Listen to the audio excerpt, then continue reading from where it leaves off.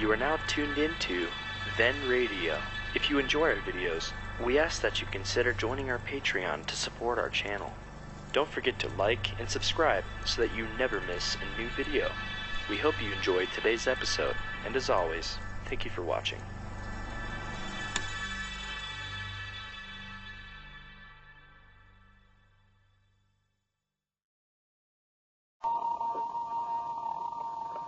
To us, time is a leisurely thing.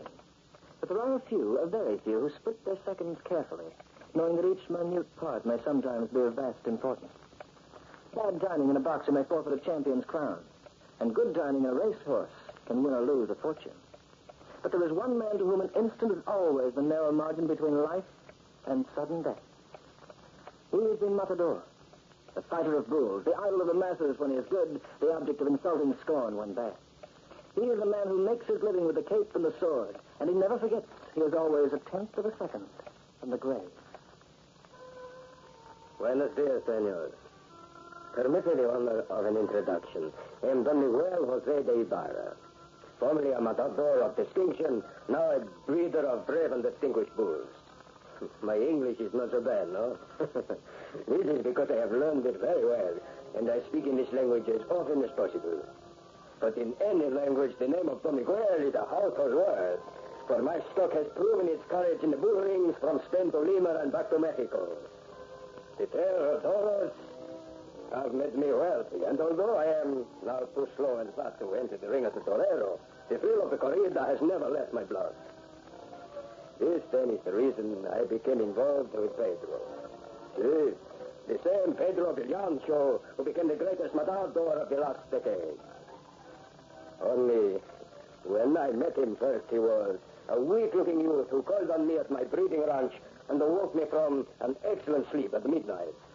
Senor Ibarra? Si? I'm Pedro Villancho, senor. Well? I have come from the city, a long way, senor, to see you. I have never heard of Pedro Villancho, and I'm too tired to talk to him. Senor, please don't close the door. It is very important. Why do you speak to me in English? Because I have been told it would please you. And where did you learn your English? From my mother, senor. Her father was an American. And why do you come here at this hour in the night in your rags to disturb me? Because you are the greatest breeder of fighting bulls in the world, senor. And because you have been a master with the sword. Your tongue has oil on it. Come inside. Gracias, senor. Now, explain yourself. My time is short. Senor Ibarra, I want to learn to be a matador. A matador! A matador, you. Do not laugh, senor. Even the bulls are laughing, mi amigo. You want to be a matador, eh? See, so do thousands of boys in Spain and thousands more in Mexico. But I have something to offer. Have you now? And what is that? Your skinny legs, your dirty fingers. To be a matador, one must be a man. I have practiced with the cape and sword for many years, senor, since I was a child. All I need now is the hand and the knowledge of a master. And perhaps I will show you another Joselito. See, and perhaps I will show you the door. Senor, if you will spare me 5 minutes and come out to the corral. My corral? See, I have been practicing there. Practicing with my bulls? You fool, do you want to ruin them? Don't you know that they are never shown the cape until they enter the ring? I only made a few passes with one, senor. The big black one with the eyes that flash like the devil. You mean Vibora? The viper? If that was his name, senor. What do you mean, was? Come with me, senor, and I will show you. He took me out to my corral, where Vibora was quartered. Vibora, the bull that was built like a steam engine. The moon was bright and the corral was quiet. Vibora was lying just outside the pen. There he is, senor. See, there he is, and I wish now I were asleep as he is. You do not wish that, senor, for he is not asleep. The bull is safe. What? Look for yourself, senor. He is dead. How did you assassinate him? I did not assassinate him, Senor Ibarra. I killed him honorably. I placed the banderillas myself. I found them in the barn with the sword. I played him with the kid for 12 minutes. After I placed the dart, I killed him with an estocada. It is impossible. The sword is well placed, senor. No horses. No picadores. One of my best bulls have you killed. You will forgive me, senor, for taking the liberty. But I will repay you for the bull when I make my first appearance in the ring. I want you to manage me, Senor Ibarra. I want you to make me the greatest matador who ever lived. Would you do it? Very well, Pedro. I will get you.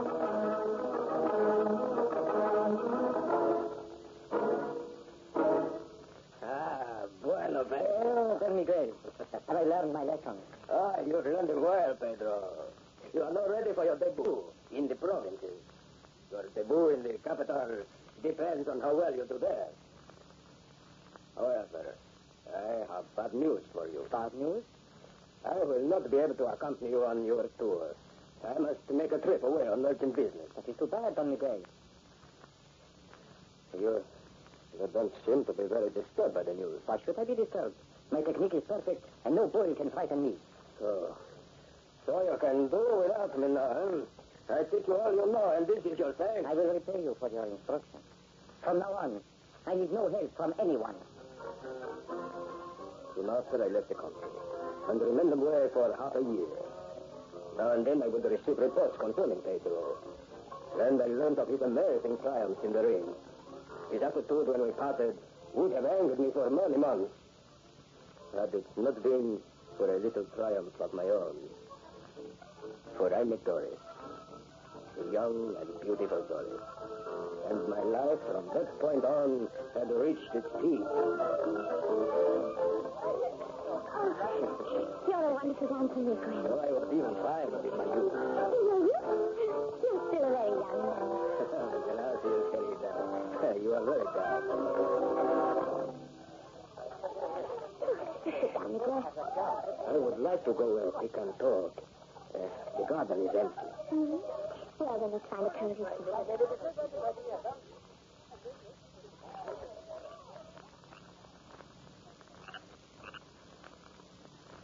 You are very lovely, Doris. Lovelier than any woman I have ever met. Do you know that? Miguel. You are a woman, Doris, who deserves a perfect setting. Like some fantastic emerald. In my country, I am a man of some importance, and I'm rich. Perhaps you might find a younger man more handsome, but you will never meet one who is so willing to make you happy and give you everything you ever wanted. Are you asking me to marry you, Miguel? Yes? Does it shock you? Shock me? I love you, Doris. Madly. There is nothing in the world I wouldn't do to have you and to keep you. If you would just give your consent. What makes you think that I'm in love with you? That is unimportant. Are you sure? I know I could make you happy. And just having you with me for the rest of my life is enough. I am not young. I have my faults. But what I offer you outweighs them all. There is one thing I demand in return. And what is that? Honor in my country is more important than life itself. The pride we feel in our names and in our families. If you accept me, you must promise never to break that honor in any way. Will you give me your answer tomorrow, Doris? You can have my answer now, Miguel. And the answer is yes.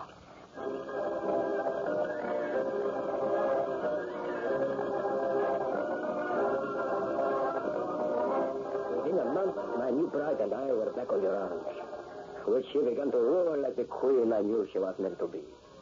Oh, I was happy. Happier than I have ever been in my life. But sometimes happiness can be a prelude to despair. Miguel. You beloved? Who's Pedro Viviancho? Why do you ask? Oh, I heard the servants talking about it a little while ago. They seem to idolize him. Viviancho is a matador. A good one? As good as I could make him. Then you know him. You see, What's he like? he is handsome, skillful, and courageous. He is also vain, egotistical, vulgar, conceited, loud, and stupid. He sounds interesting. I should like to see him fight. But you said you do not like it, do I? I like it when it's done well. The Pedro should not be disappointing. Will you take me? Si, caritissima. I will take you this Sunday.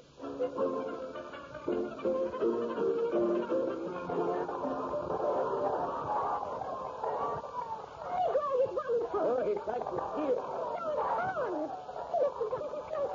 No, see, he would eat the bull alive for an extra round of applause. It's getting into the car. See, and no one kills the way Pedro does.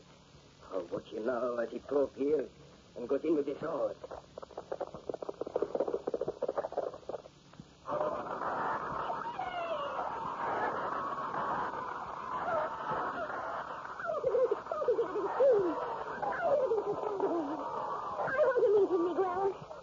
Sure. He will bore you, Dory. When he's out of the ring, he's a conceited fool. Oh, please have him up. I've never met a matador in my life. It might be fun. Oh, will you do that for me, darling? Will you invite him over? When you ask for something, Doris, I can't deny you. Pedro will appear at our home tomorrow night.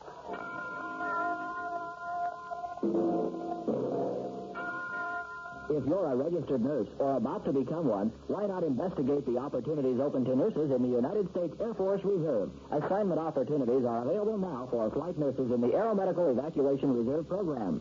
Visit or write the 945th Military Airlift Group, Hill Air Force Base, Utah, or phone 777-3330.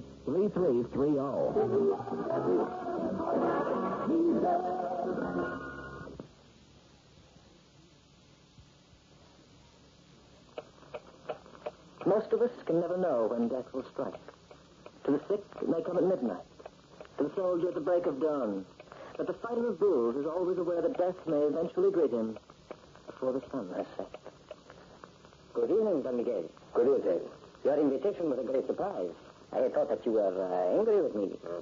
One can never be angry with an artist, Pedro, when one has a great respect for the art. I have gone far since last we met. I am aware of that. Good evening. Pedro, Senora Ibarra. This is Pedro Villancho, Doris. How do you do? An honor, Senora. You have no idea how thrilled I am to meet you. I thought you were wonderful in the room yesterday afternoon. If I had known you were there, Senora, I would have dedicated my second bull to you. Oh. Promise me you'll do that the next time I come. You have my word for it. Would you like some sugar before dinner, darling? That sounds very good. Thank you for the service. Excuse me. She is a beautiful woman. Young. What was her age to do it? Nothing, Miguel. I was merely thinking. That's all. He was thinking. And so was I. When a fighting bull is bad, he is bad for one of three reasons. He's either lame, or cowardly, or blind. Perhaps this may also apply to a man in love. But I am not lame, senor. Nor cowardly, nor am I blind. I could see that Pedro was stealing my wife. And to me, that meant my end. And I am not quite so stupid as a bull. You are Pedro Villancho's confidential servant, Juan de Palma. Si, Don Miguel. And you are present before the fight when the bulls are paired and chosen by lot. See, when the papers are marked and placed in the hat, I picked on Pedro's bulls for the afternoon. Why not? I have contracted to supply 6 bulls for the corrida on the 27th. Oh, Pedro is fighting then. See, one of these bulls is El Cuchillo, a prize I have bred myself.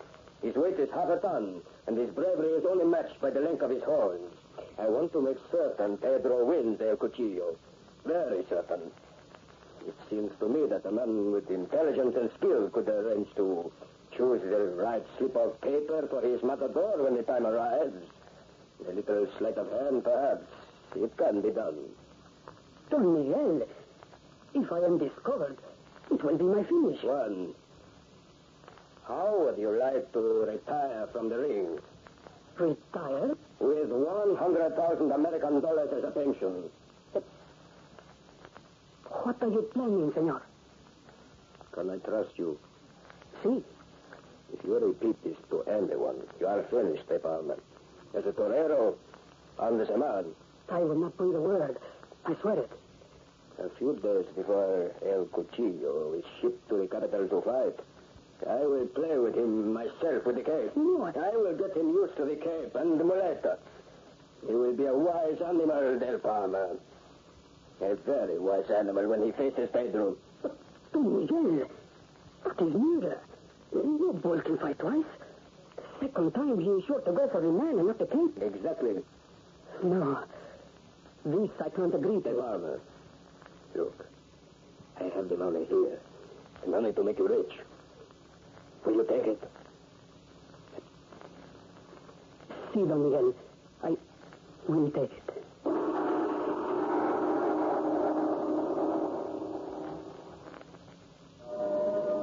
I waited until 1 week before Pedro's corrida, and then I dismissed my ranch hands.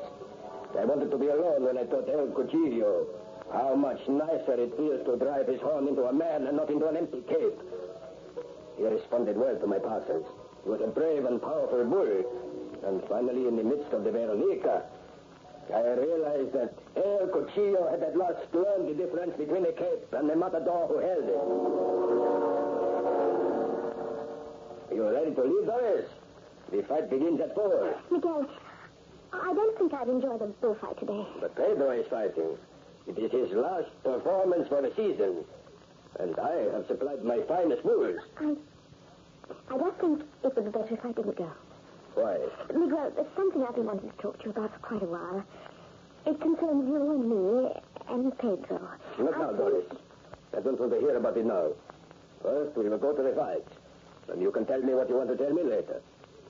The corrida today may change your mind. Change my mind about what? Many things. I love you, Doris. More than life itself. I can forgive you for anything, and I would do anything to keep you. Miguel, I insist, Doris, that we leave for the plaza now. Very well, Miguel.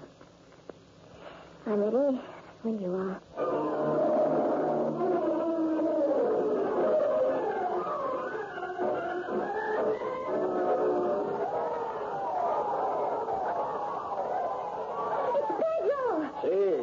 This bull is for him, El Cuchillo, an excellent specimen.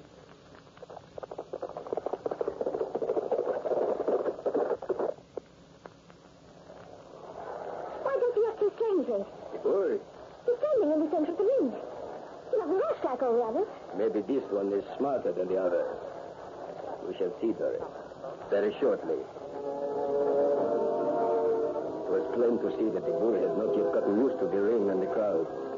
And when he charged in the usual manner. But to the eyes of an expert, his hooking was dangerous. Now came Pedro. He managed to perform an excellent series of passes with the cape.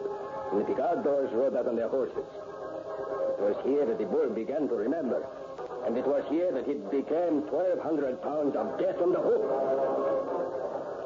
They are ready to place the bandilla. The bull seems so fresh still. This one is a dangerous animal. Pedro will have to take care. You almost sound as if you'd like to see him that. Perhaps I would. Miguel. Why shouldn't I? He tried to steal you, didn't he? For all I know, he's already succeeded. Oh, please, that was what I was trying to tell you before, Miguel. Before we left the house. That he's already won you, Doris. He never tried to win me, and he never could. Pedro is your friend, Miguel. No matter how conceited you think he is. When he knew that he'd fallen in love with me, he said he was going away. He told you that? He knows how happy I am with you, darling. He would rather die than come between us. This is his farewell performance, Miguel. He will never come to this country again. He was going away. He was not... Poor Juan de Palma. How could he be such a fool? Why did he go into the ring? One knew. You what, Miguel? Easy, Doris. Where are you going? Here you are. I'm going to ask the authorities to stop the fight.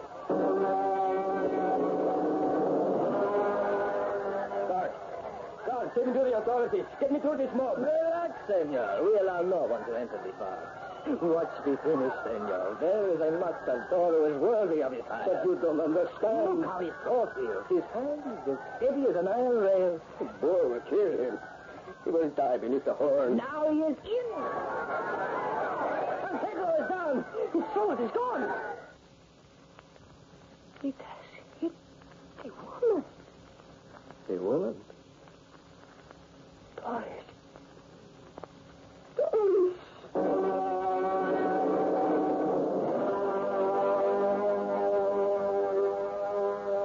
See, Pedro had been gored. Gored so he would never recover. But as he went in to kill the bull, the point of his sword struck solid bone. Like a shaft of rubber, I saw it burn. Then it flew from his hand into the stands, pinning my beautiful Doris against her chair.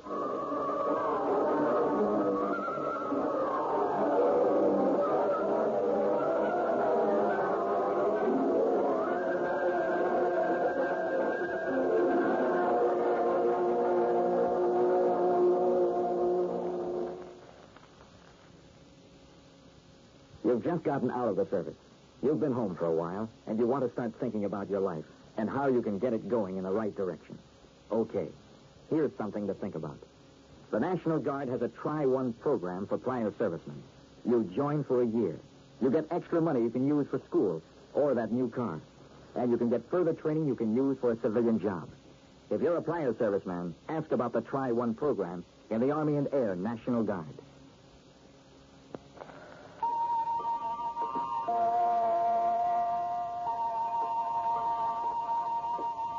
Retribution reaps its own reward. And if I may be permitted to paraphrase once more, I would say this. Though the mills of death grind slowly, yet they grind exceedingly small. Though with patience, death stands waiting with exactness, grinds he all. The Clock will be heard next week, same time. Written by Lawrence Clee, Hart McGuire narrates as The Clock. As Miguel, Doris, and Pedro, we heard Owen Weingott, Moira Redmond, and Leon Pierce, together with Al Garcia as Juan. The Clock, directed by John Saul, is a Grace Gibson radio production.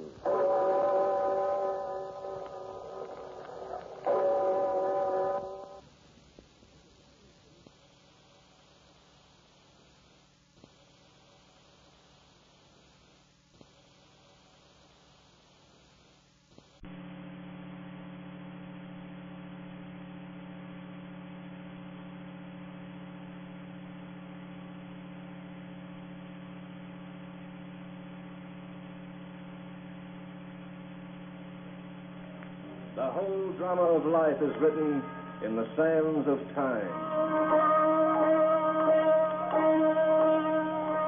We present a new series of radio programs, The Clock.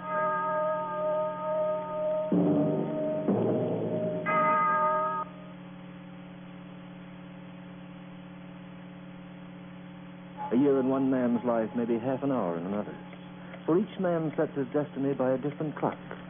And on the walls that mark the limits of our existence, no two clocks are alike.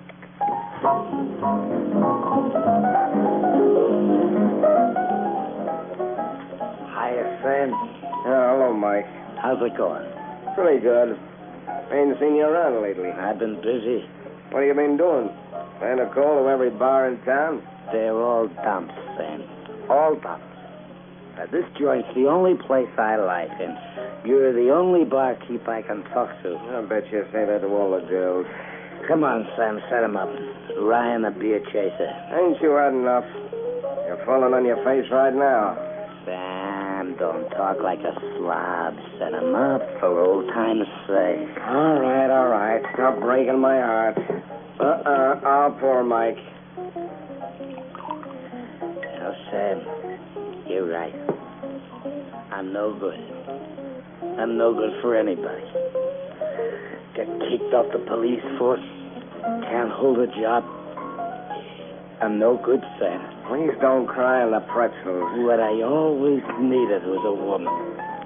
A good woman. A decent girl to straighten me out. I got no ambition, Sam. No ambition at all. You got a hollow leg. That's your trouble. There ain't enough booze in the world to satisfy you. Dame, that's what I needed all my life. Someone I could trust. Someone like that woman over there. Who's she, Sam? Who? That blonde in the corner. The one with the fancy hat. Hey, Sam. She's terrific. I don't know who she is. She walked in here half an hour ago. She hasn't moved from that booth since. Cream de mint she's drinking. Can you imagine that? Cream de mint, and it's gotta be green. That's a sign of class, Sam. That girl is upper crust. Ah, baloney. What do you mean, baloney? Trouble with you is you don't know a tramp from a princess. I tell you, she's terrific. How do you know? She's too good for either of us. I can see it just by looking at her. The way she dresses. The way she holds her hand. Look at that chin, that profile. You gotta have royal blood to be born with a face like that. Go on. Listen, Sam, I'll make you a bet. $5 says she's a lady, and you're a dope. All right, you're on. Check. Now, how you gonna prove it? I'll talk to her, that's what. I'll bring her right up here to your crummy bar, and you can meet her. Only mind your manners. Remember, you're talking to a lady. Hey, where is she? Where'd she go? I'll make a phone call, maybe. Well, I'll talk to her, see? I'll prove to you that she's a lady. I wonder if you'd be good enough to change a dime for me. I find I have an important call to make, and Sure. I got 2 nickels right here. Hey. You've been crying. I'm quite all right. Really, there's nothing wrong. Hey, wait a minute. Take it easy here. Let me help you over to the booth. I feel so silly behaving this way. I'm terribly embarrassed. Forget it. Sit down. Take it easy. What you need is a drink. What do you have? No, really, I don't take Sam. Yeah? 1 rye, 1 cream de mint. Green. Again? Just take it easy, lady. You'll be all right in a couple of minutes. Must be from lack of sleep. I've been wandering around by myself all night. It's all been like a very bad dream. Why don't you go home? Home? I don't think I have a home. You mean you got no place to live? Well, yes, I have. I have a very nice place on the... I don't think I ever want to go back to it. Lady. Oh, my name is Francesca. Okay. Mind it, Mike. Francesca, this is none of my business, but just a few minutes ago I was watching you and wondering what a swell number like you was doing in a place like this. You just don't look like the type. Does it matter where you end up when your life's finished? You're married, aren't you? The ring on your finger. Married? Yes. I'm going to take it off and get rid of it. So that's the angle. What? You had a fight with the hubby? No, it wasn't a fight. It was just a repetition of what's been going on for a month. You want to talk about it? I'm a good listener. There's nothing much to say. It's all familiar and sordid. See, my husband's found another woman. Oh, it isn't the first time it's happened before. He sees them for a while and he finds someone else. And he knows you know. Yes, but he doesn't care. You see, that's the way he is. Why don't you give him a hunk of your mind? I have, but he always has an answer. You see, his answer is his fist. You mean he slugs you? Look, the mark on my arm was acquired last night. Before I decided to leave for good. Why, the lousy rat. I could... Excuse me. I mean, when I get sore, my language... I think I'd better go outboard, Jennifer. But he's just bringing our Oh, drinks. please, I prefer to go. Well, where you going now? Home. You mean you're going back to him? Where else can I go? Why don't you divorce that jerk? I'm afraid to. You see, that's my trouble. I'm a coward. I've been spoiled. I'm used to money, security. I've never worked in my life, but now I know how helpless I am. But if you get a divorce, if you can prove the guy is running around with other women, he'll have to pay you alimony. He'll have to give you a settlement.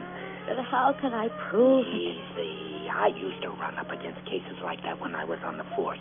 You hire a private eye to tail him, and he gets caught with one of his tomatoes. You mean spy on me? Oh, no, I couldn't do that. You don't have to do it. I'll do it for you. I got experience. You just leave everything to No. me. Oh, I'm sorry I couldn't do that. It's revolting. Thank you for your interest anyway. You've been very kind. Francesca, wait. What a woman. And I never even got her address.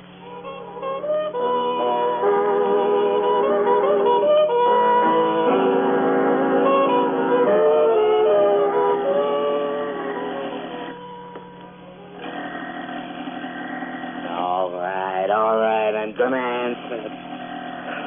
Where do I find a light? All right, shut up. Well... Mike? Yes? This is Sam, the barkeep. Did I wake you up? No, I never sleep. I ain't human. I'm a bat.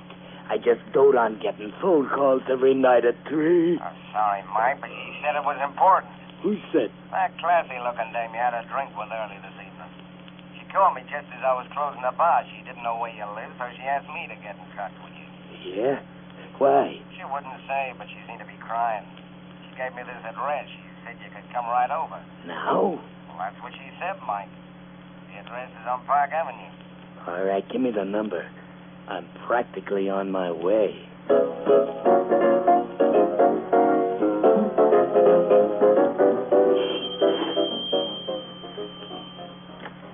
Hello.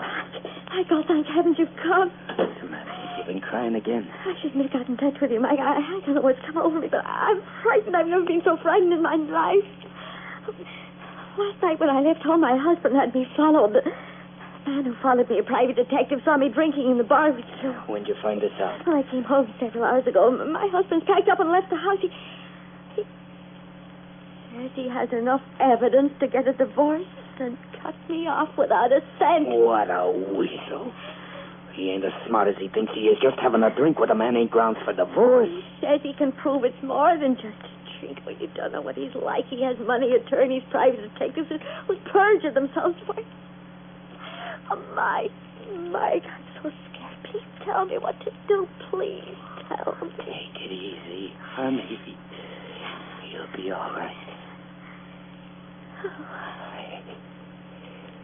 I never dreamed I'd have my arms around a woman like you. Oh, don't go away. Stay here. Cry it out on my shoulder. Yeah, it's true, Francesca. I'm no good.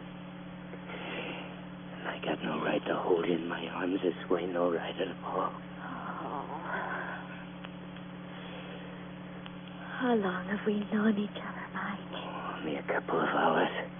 Couple of hours. I feel I've known you for years. I know what you're really like. Why don't you throw me out? Oh, no, you're wrong about yourself. You're good and kind and wonderful. Because you've been so good. John! Well, this is rather interesting. John, please. Who is this man, Francesca? Relax, honey. Let me do the talking. Yes, I'd like to hear just what you have to say. This guy's your husband? Yes. I just wanted to make sure before I throw him out on his ear. You're not very particular about your choice of lovers, are you, Francesca? Please, I'm not. Apparently any gutter snipe will Which do. teeth don't you like, mister? I'm an expert at knocking them out. This is what I get for all I've done. Coming back to my own home to find my wife in the arms of a filthy foul. Why, John?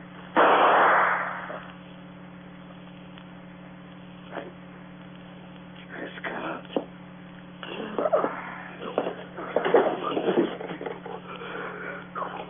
Why'd you use that gun on him? Where'd you get that rod? It was in the drawer. I didn't mean to shoot him. I saw him reaching into his pocket. It was just that I wanted to stop him from hurting you. I didn't mean to shoot. I swear I didn't. All right, take it easy. For Pete's sake, be quiet. Is it badly hurt? Well, answer me. Tell me. Yeah, honey. He's dead.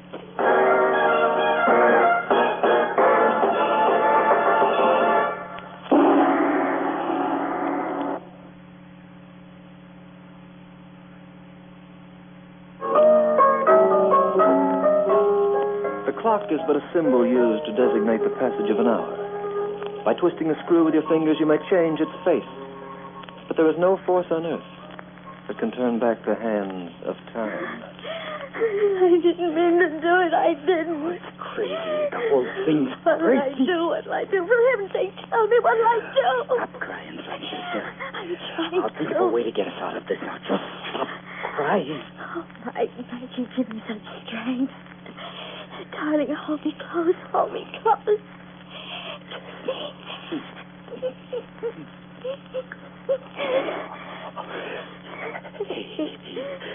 Wait a minute. This ain't getting us anywhere. We got a stiff on the floor and we gotta get rid of him. How? First, let's get everything straight. I don't want any slip-ups. Do you think anyone saw him come back into the building? Oh, this hour I doubt it. Anyway, the elevator's so certain. That's a break for us. What I need now is a car. Wait a minute. Let me look out the window. Here's John's car. It's parked in front of the house. The gray sedan? Yes, that's it. Has it got a big boot? A very big one. Where's the keys? John. Get him out of his pocket. No, I couldn't touch him. All right. I'll do it. Here they are. What are you going to do? Put him in the car and drive him out of town. What'll you do with his body? Leave it somewhere along the road. Where's the gun you used? Here. I'll hang on to it. I'll leave the car when I dump him. It might look like he was held up on the highway and bumped off. How far out will you drive him? About 20 miles. I'll go straight up the parkway. It's bound to be empty at this hour. There's got me money to get back. Hey, I'm glad you thought of that. I'm broke. I left my flat so fast I forgot to take my wallet. Give me some cash. Can't. I haven't got a cent. No? Wait a minute. John carries a lot of money. There's a wallet in his coat. Okay, I'll take a loan. Now, look. If anyone asks, you haven't seen your husband since yesterday. You don't have to answer too many questions when you hear he's dead. You can pull a feint or something like that and they'll leave you alone for a while. Oh, what about you? You don't know me. You never heard of me. Oh, wait, I forgot. There's Sam. Who's Sam? The barkeep. He knows I came here tonight. He knows we're friends. What do we do about him? I'll think of something in the next few hours. I'll handle Sam one way or the other. Mike, I'm so frightened. Oh, come on, baby. You can do better than that. We're in this together, and we'll pull out of it together. Just leave it to me. Now, go on out and make sure the hall's clear. I'm going to carry him down. Mike. Yeah? Kiss me before you go.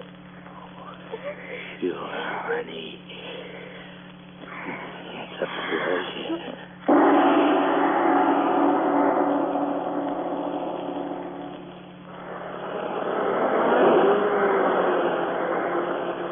3 miles to Sun Haven.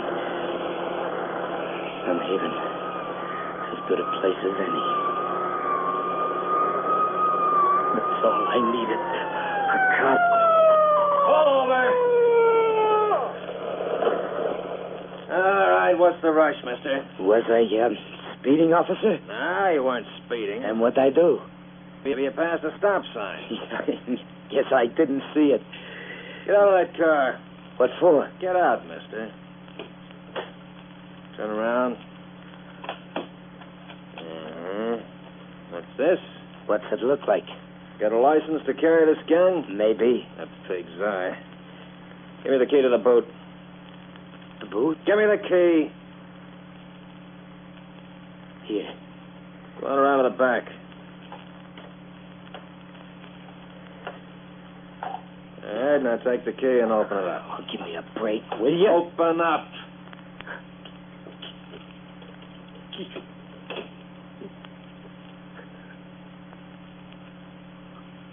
Okay. Close it.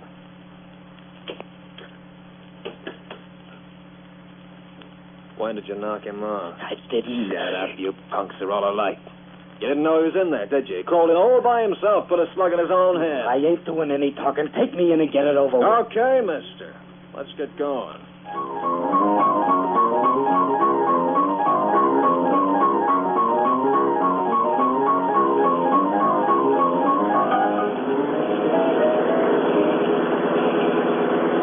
Just keep driving straight down the highway. We turn left when you see a bridge. You're not doing much talking, I notice. I'm thinking. Well, don't strain yourself. I'm thinking, how come you picked me up, copper? I never passed no stop sign. They don't have stop signs on a parkway like this, and I wasn't speeding. Keep driving. And right away you knew I was hauling her stiff. And that don't make sense either. You ain't got X-ray eyes, and you're no mind reader. We're coming to the bridge. Turn and cross over. There's only one way you could have done what you did, copper. There's only one way you could have nabbed we without making no mistakes, and that leaves me with a little unfinished business on my Now, watch this hands. bridge. It's narrow. I know it's narrow. It's too narrow for me. Look out, you fool. You're going over!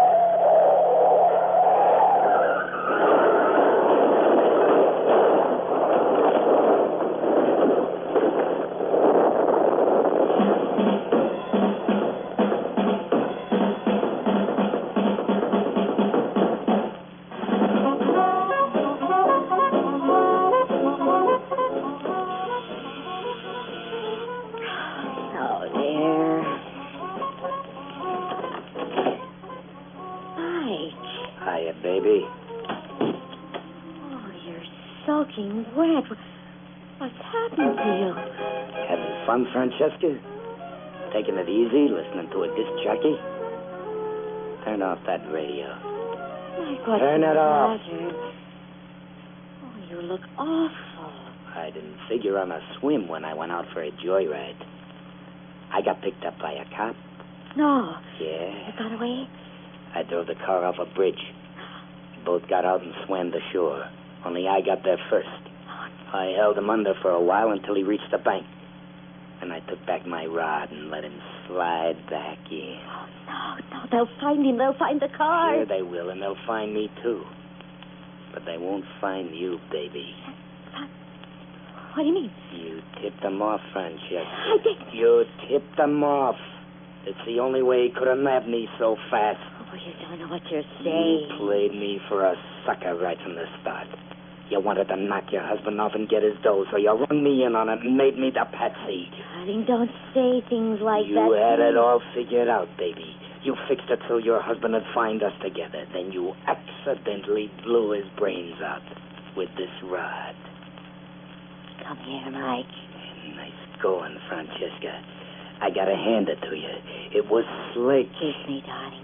Kiss me and forget all this. Take your rotten hands off me. Makes me sick to my stomach to even look at you. My high-class dame. My blue-blooded angel. The woman whose shoes I wasn't fit to wipe.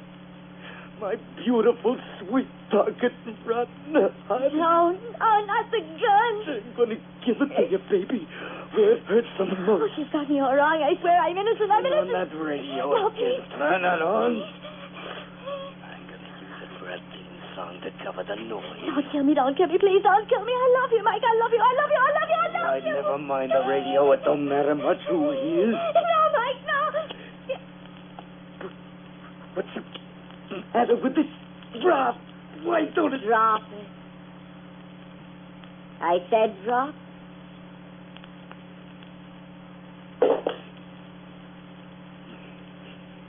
What is this?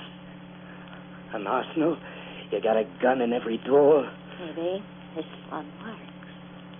Looks like you're riding high again, baby. Yes. Doesn't it? Okay. It's your deal. But at least you might admit it. You crossed me, didn't you? Admit it. You came in very handy. I appreciate your help. Don't mention it. Would you like some music, Mike? Not especially. I would. Turn on the radio.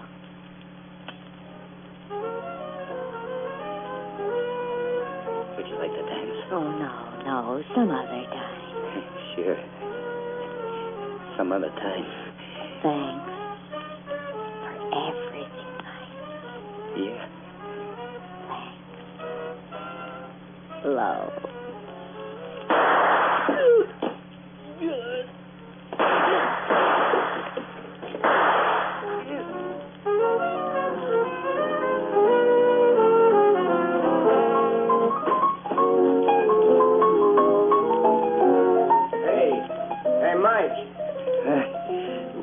What? Oh, for the love of Harry, you're pausing out on me. You tanked up, you jerk. Oh, Sam, away.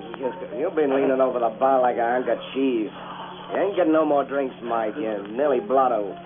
Yeah, maybe I had too much, Sam. I've been seeing things. What kind of things?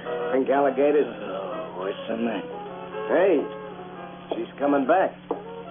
Who? That dame who was sitting all alone. Look, she's going back to her table. All right, smart guy. Let's see you collect that bet. Bet? You bet me 5 she was a lady. I say no lady would come into a joint like this alone. Go on, bring her over. When she talks to the side of a joint, you can hand me a 5. No, I ain't bringing her over here. Reneging? Let her stay where she is. I'm going home to get some sleep, and then I'm going back to work. Here, Sam. Huh?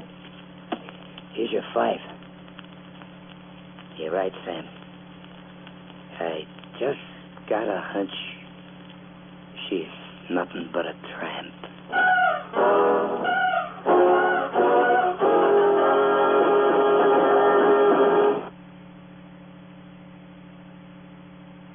Yes, time is all things to all men, and a year in one man's life may be half an hour in another's. So you might do well to heed this advice, written by a stonemason in the reign of King James I of England. In time, take time while time doth last, for time is no time when time is past. The Clock will be heard next week, same time. Lawrence Clee writes and Hart McGuire narrates. You heard Tom Hughes as Mike and Georgie Sterling as Francesca, together with Brian James as Sam and Leon Piers as John. The Clock, directed by John Saul, is a Grace Gibson radio production.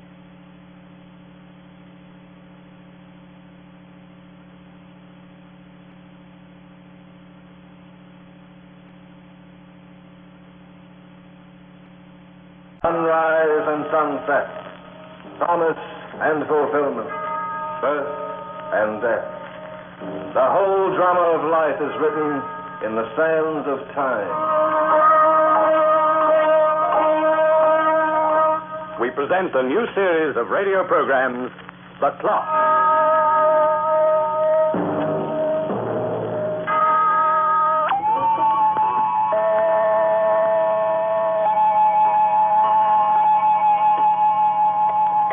Time is reckoned differently on land and on the sea. A landlubber speaks of the mounting minutes as hours. A sailor refers to them as bells. But terminology is not the only difference. For time on land is a precise and carefully measured thing. While on the sea it is a languid series of restful moments that stretch between your ship and the wide horizon.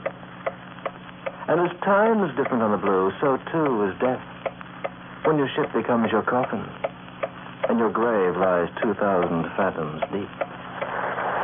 Just call me Stace. I handle Stacy Sutter, but Stace is good enough. You ever been to Florida Keys? That's my hangout. I run a boat between Key West and the Cuban coast. For $50 a day, I'll supply the tackle, the boat, and when you hook a winner, I'll even string him up and take your picture with him. Just so you can show the gents in the Pullman car smoker, the big one that didn't get away. How can you get in touch with me? Oh, that's easy. When I'm not out on a job, I pass my time in a bar and grill named Charlie's. It's near the waterfront of Key West. That's where Bullock found me. Well, I wish to Harry I'd never found him. I beg your pardon. Yeah. Is your name Stacy Sutter? That's me. I'm Mitchell Bullock. I'm staying at the Tropical Pier. They told me I'd find you at the bar here. Glad to know you, Mr. Bullock. What's on your mind? Oh, fishing. Good fishing? That's why I came to the Keys. They tell me you're the best fisherman on the coast. I manage to hook one every now and then. I'd like you to take me out tomorrow. Add myself to my companion. You supply all the necessities, I imagine. Yeah, sure. Bait, tackle, fast boat, couple of sandwiches, and a bottle of beer. You got to dig up the fish yourself. Well, that's fair enough. Providing you show me where to find them. $50 a day, Mr. Bullock, from 7 a.m. to 5 in the afternoon. Show me some real good fishing station. I'll raise that to 100. Yeah, I'll see what I can do for you. Bullock, I've been looking all over for you. Diana, my dear, I want you to meet Mr. Sutter. He's taking us fishing in the morning. Oh, this is Diana Lee. Fishing? You mean deep sea fishing? Yes, we'll have a little excitement for a change. I'm getting tired of lying around in the beach chair. Oh, but isn't that a strenuous sport, Mr. Sutter, and dangerous? Yes, strenuous, sure. Dangerous? Well, that all depends. Nothing can happen as long as you don't fall into the drink, and, well, so far I have lots of customers. Diana's my nurse and my closest companion. She's always worrying about me. Nurse? Oh, there's nothing wrong with me. I just like to pamper myself, that's all. And Diana is excellent company. Well, I don't approve of this trip, Mr. Bullock. It'll tire you. Nonsense, child. I was quite a hand at fishing when I was younger. But when a man passes 50, he does most of his fishing on Wall Street, you know. You don't have to yank him in once you've hooked him. I include that as part of the deal. Well, that's one part I don't want to bargain for. I'll bring them in myself. Oh, where shall we meet you, Stace? Boat's moored off the pier, the Lucky Dolphin. I'll be there at 6:30. Just you have your bait and tackle ready and watch me nail a whopper. His nurse and companion. Yeah, that's what he called her. She was over 30 years younger than he was. And while she treated him like a baby, he doted on her like she was his only kid. She was quite a number, too. Her hair was long, color of copper in the sun. Her legs looked the kind you see in stocking heads with a shape to match. It was only her nails I didn't like. It made me think she'd dipped her pretty fingers in a bucket of blood. Mr. Sutter? Back again. I wanted to talk to you alone. I'm listening. Look, I'm worried about Mr. Bullock. Why? Well, he's not too young. I'm afraid the fishing may be too much for him. Forget it. I'll make sure he's okay. Well, as long as you're sure, you'll be all right. No, I guarantee it. Well, then I feel much better. What are you drinking? Why? Mind if I join you? No, that's all. What's your pleasure? John Martini. Martini, Charlie. Prosecco? Martini muy secco. Tell me something. What are you? Hmm? I mean, to Mr. Bullock.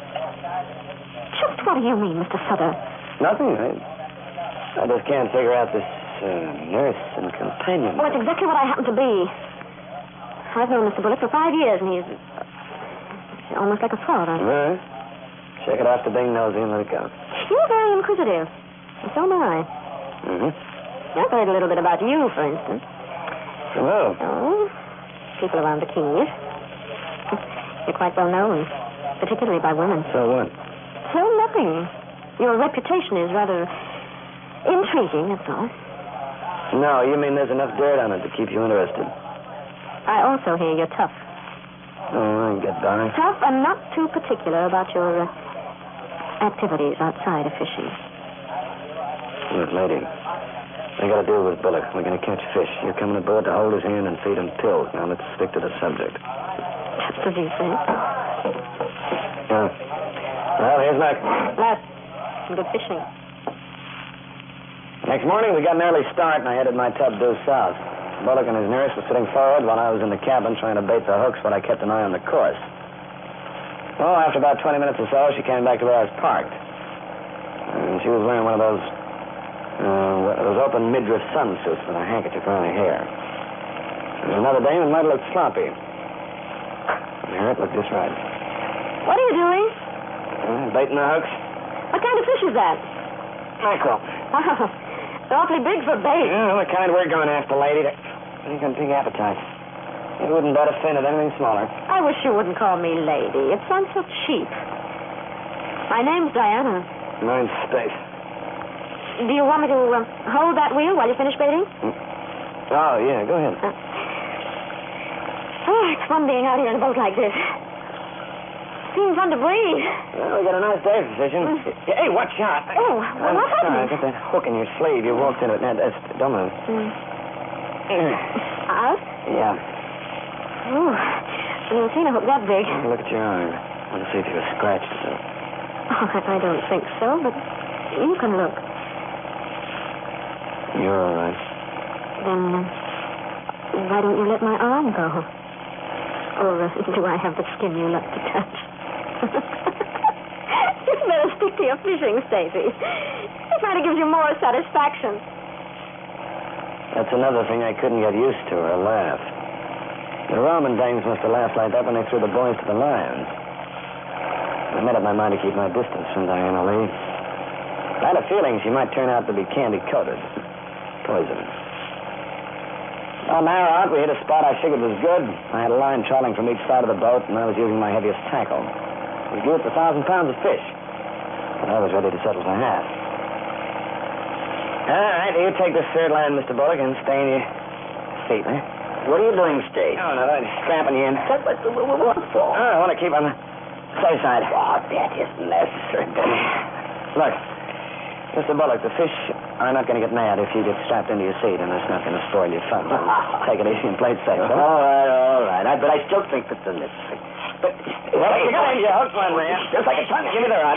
Now, let me set that hook. Don't lose him, Don't lose him. Oh, yes. Brother, this guy's got a... Oh, can I have the rod back? Here, keep it. Take it. Now, play it easy. That's now, take your time. Bring him up. Slow it. That's right. Like this. That's good. Now, wheel him fast. Oh, he feels tremendous. Yeah, Blue Marlin. He's a whopper. Can you tell what he weighs from here? Yeah, 400, maybe more. Keep that hand taut. Now, when he moves in on the boat, reel in. Wait till the boy gets the cup. You hear about this? Oh, attaboy, you're doing fine. I'll be right back in a minute. Hey, where are you going? I got my gas. Stop the boat. It took me 5 seconds to get back to the cabin, another 10 to yank the gaff out of its hook. No, maybe 20. It was stuck. I'd say maybe half a minute was as much as I took before I heard a... What happened? What's going on? Mr. Bullock, the strap broke. He's fallen off the boat. Which side? I don't see him. Over here. Do something here. I'll go and after him. Hey, look.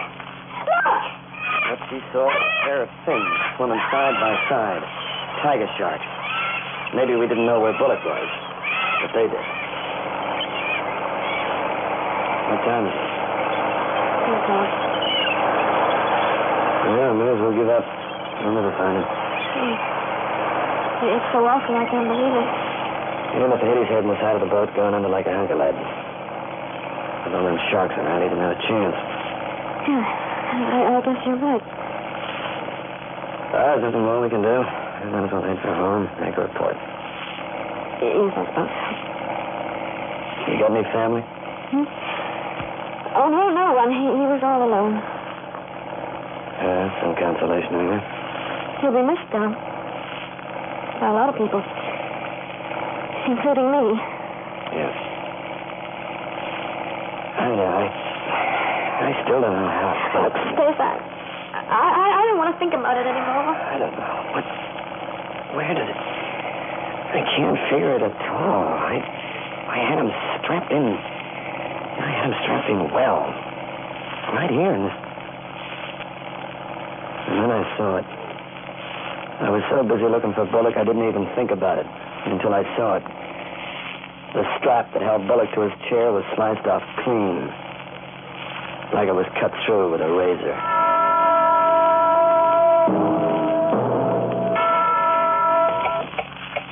It takes most of us years to acquire an education, and months to make a good friend.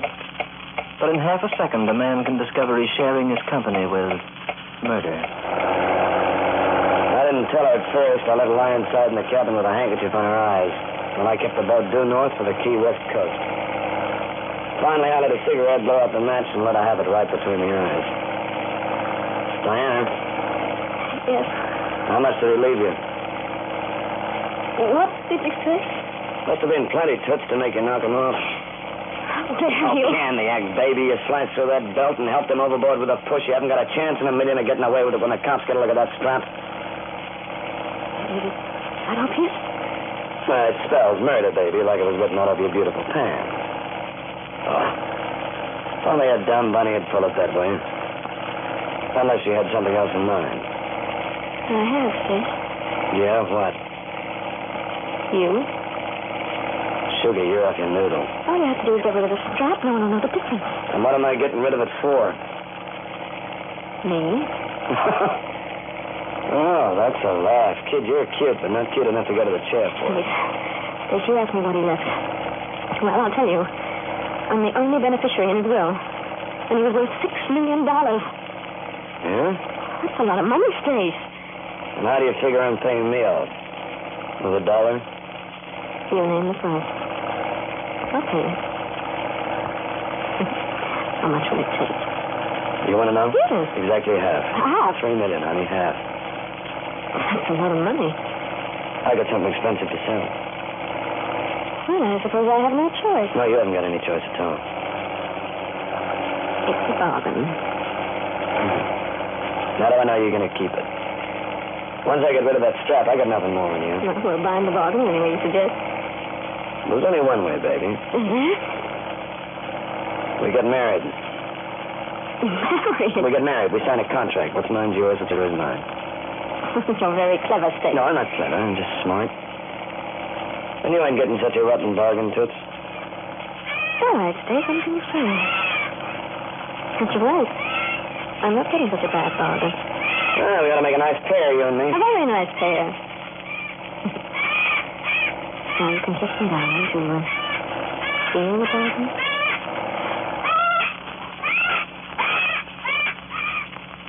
I made a report. They didn't ask too many questions. Well, it's happened before. A guy falling into the sea. A couple of days later, they found the corpse. Oh, what the sharks had left over for the coroner. Diana and I went up to Miami when we were married. We took a train to New York so she could get her hot little hands on the old boy's estate. Well, that was easy. Thanks to you. Case is finished, baby. You got a clean bill of health.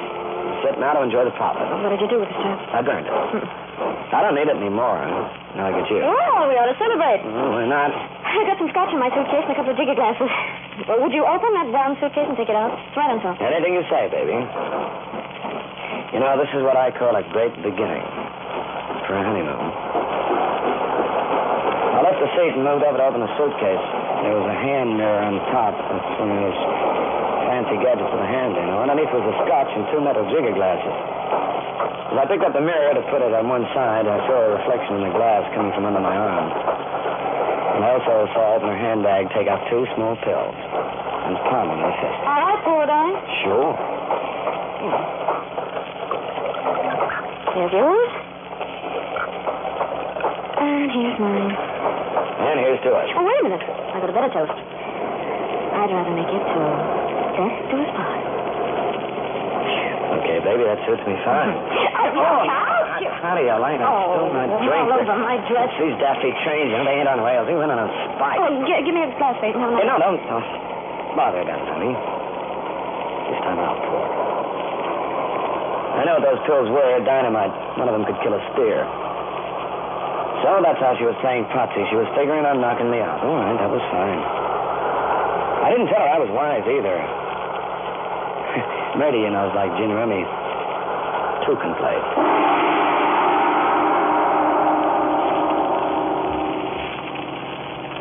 Well, she didn't try anything again until a week after we hit New York. She talked to Burke's bankers, and the dough was practically in her hands. So was his house. And we took a run out to Long Island to have a look at it. How do you like it, Stace? Do you want to go back inside and see the rest of the place? No, I've had enough of sightseeing. Let's get back to town. Oh, all right. Hey, he must have gone in for flowers a lot. Yes, he loves flowers. He's even got pots up there on the ledge up near the roof. Oh, those urns are... Yeah, they're very expensive. They're imported. The only thing I like that imported is caviar. Come on, let's get back to the car. Oh, wait a minute, Stace. I want to go up and tell the housekeeper we're leaving. Don't take too long. Now, just be a minute. You wait right here. I stood where I was near the building. Maybe it was what they call a premonition. Maybe I just stretched my neck, but for no reason at all, I suddenly looked up at the roof and saw a 300-pound urn coming down on my head like Flying Mountain. Stace, you're all right?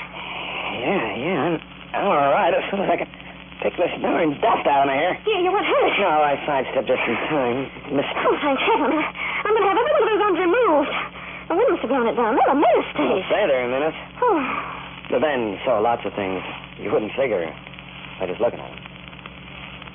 We took a plane to Florida. She behaved herself until we hit Key West. First thing I did was go down and look at my boat. I was glad to see the guy I left it with kept it in pretty good shape. She's a sweetheart, you think? You talk about this like you talk about a woman. Oh, maybe that's how I feel about her. How'd you like to take a ride in her, Diana? No? Sure. Oh, don't be ridiculous. Oh, all right, so we're not dressed for it, but... Oh, man, I'd sure like to sink a hook. You know, shark hunting is... that's a kind of fish in all of its own. First of all, you go after them at night. Really? Yeah, you don't trawl for them like the others. You cut the motor and you drift. Then you drop a line over the side. They like the bait to be quiet. Then they hit. You ain't got a house fell on you. I'm unimpressed. How about it, Diana? You want to take the boat out tonight and look for sharks? No, thanks. But, Stace, go out alone if you want to. It's not fun. Okay. You suit yourself, but Papa's baiting a line this evening, and when Papa goes fishing, he always hooks his fish. I figured she'd refuse, but I had that worked out, too. She She said she'd stay home, read a book. I know just where I'd find her. We were living at the Tropical Imperial, a fancy joint we rented a cabana on the beach. When the nights got warm, we'd use it, taking it easy until it was time to go to sleep. She was in the cabana when I got there, about 9 p.m. I'd bought a bottle of bonded rye and half a dozen pills. I thought you went out fishing. No, I'm going. I got a little time. Gotta go out late for shark. Oh, what's the bottle for? Drink? You know, Diana, we've been sort of drifting apart in the last few weeks. I think we ought to bury the hatchet. I'm not angry with you, darling, if that's what you're thinking. No, I just want to make sure. Anyway, here's a toast to a newborn friendship. Bottoms up. Bottoms up. Think that to a spot. 4 knockout pills were enough for a hippo, and inside of 5 minutes she was flat on the floor unconscious. She didn't wake up as I lifted her in my arms, carried across the beach to where my boat was moored. A little later, we lost sight of the shore. Well, I could have tossed her overboard and let her go at that, but I had a better plan. I wanted her to know when she was going. I wanted her to crawl for the way she gave me a double cross. So I started bringing her to. I slapped her a little, used a little water. Then I forced an antidote down her gullet and finally brought her around. Stay? Where are we? You're on board the boat, honey, 15 miles from shore. The boat? Yeah. This is what they call no man's land. No man's land for the sharks. Look, baby. You look out there over the water as I flash my light. Sharks. Sharks are plenty. They're all hungry, too. And you're what's called the speciality of the house. So, you want to kill me? Why not? Why'd you want to do to me? You slipped me poison. You dropped a piece of cement on my head. You're a gorgeous double-crossing hunk of poison, sugar. You know, I'm not even sure that the sharks won't turn you down. Dave, you're a fool. Am I? All right. We'll see who laughs the loudest. You know, I understood for you if you played it square, but your kind never does. And after I dump you over the side, I'm going to enjoy that $6 million. And you get a taste of what bullet. Did you say you'll enjoy that $6 million? You can bet your last pair of nylons I will. And you won't be around to help me along. No, you, honey, you're going in for a dip. And I'm not leaving any broken straps around. You want to hop over yourself? I'll let that pick you up and punch. Oh, yeah, you have your last. It's your last. You fool. You stupid fool. Don't touch me. Save yourself the trouble. What? So you had it all planned. Well, so did I. Take a look at the waterline, Stacy. Go on, look. You're a sailor. Suppose you think we're floating just a little bit too low? Yeah, a little. What? We're sinking. Yeah, now look inside your cabin. I bored 2 holes in the bottom of your filthy tub half an hour before you came to the cabana. 2 holes, Stace, big ones. Then I stuck them with salt blocks. But the salt dissolved. And it's 15 miles to shore. The sharks may get me, darling, but I'll have company. I'll have my loving husband by my side.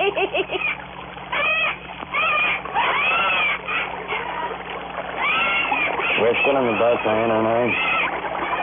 She's sitting up near the prow, her eyes glued to mine, and grinning. We haven't said another word during the last 5 minutes. We looked at each other and waited. She'd taken everything out of the boat so I couldn't block the holes. So all I can do is look at her. And watch the gunwale slowly settle to the water's edge. I could still take it, I guess, if I didn't know. If I wasn't sure I'd hear that laugh again. She's saving up for one last dig. She's saving it until the boat goes under.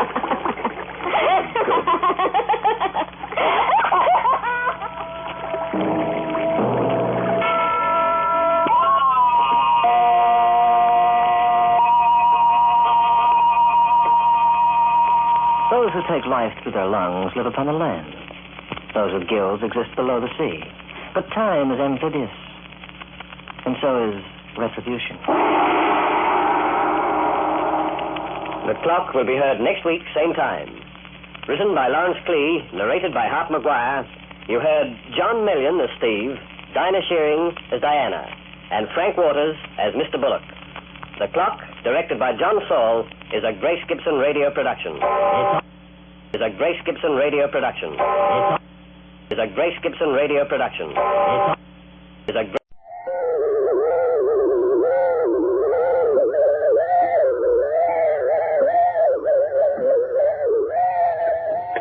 From the point of view of time, there are 3 critical events in the life of a human being, and all 3 are represented by the proper documents. The first event is birth. and a certificate is duly attested to by the attending authorities. In from 20 to 30 years, the second will usually occur, marriage. A document is provided for this purpose, too. Then, finally, there is death, and it would seem that this closes the final chapter. There is an epilogue, however, a post-mortem occurrence which has its rightful place in the history of the deceased, and which is always faithfully recorded on the forms provided. This is the reading of the last will and testament, and this potent message has given many a corpse the opportunity to strike back from the grave.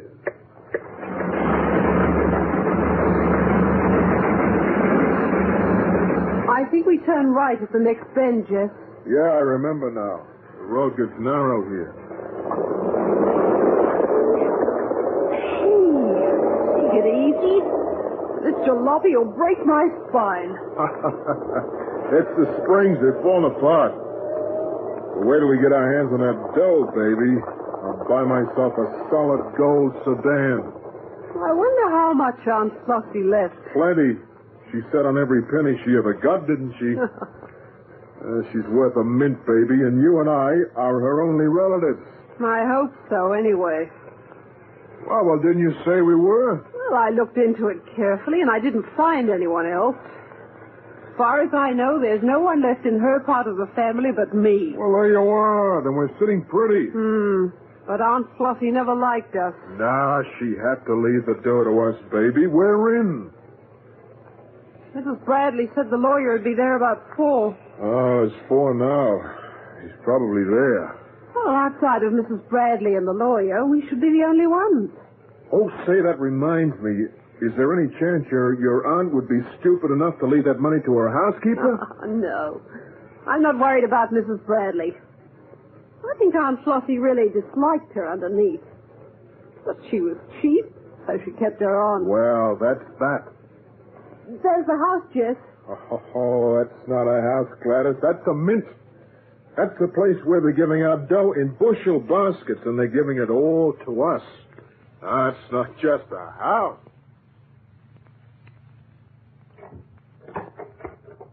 Hello, Mrs. Bradley. Nice to see you. Come in. It was a terrible shock to hear about Aunt Flossie's death. Yeah, it sure was. We were all broken up about it. I can imagine. What do you mean? Well, you didn't come to see her when she was sick. You didn't even come to the funeral. You were certainly broken up. Yeah, well, look, sister, we didn't come here to talk to you. Where's the lawyer? Let's get it over with. He's inside. Quiet, Ophelia. Ophelia? Huh. Hey, what kind of a name is that for a cat? You will find Mr. Gawley, the lawyer, in the study. Come with me.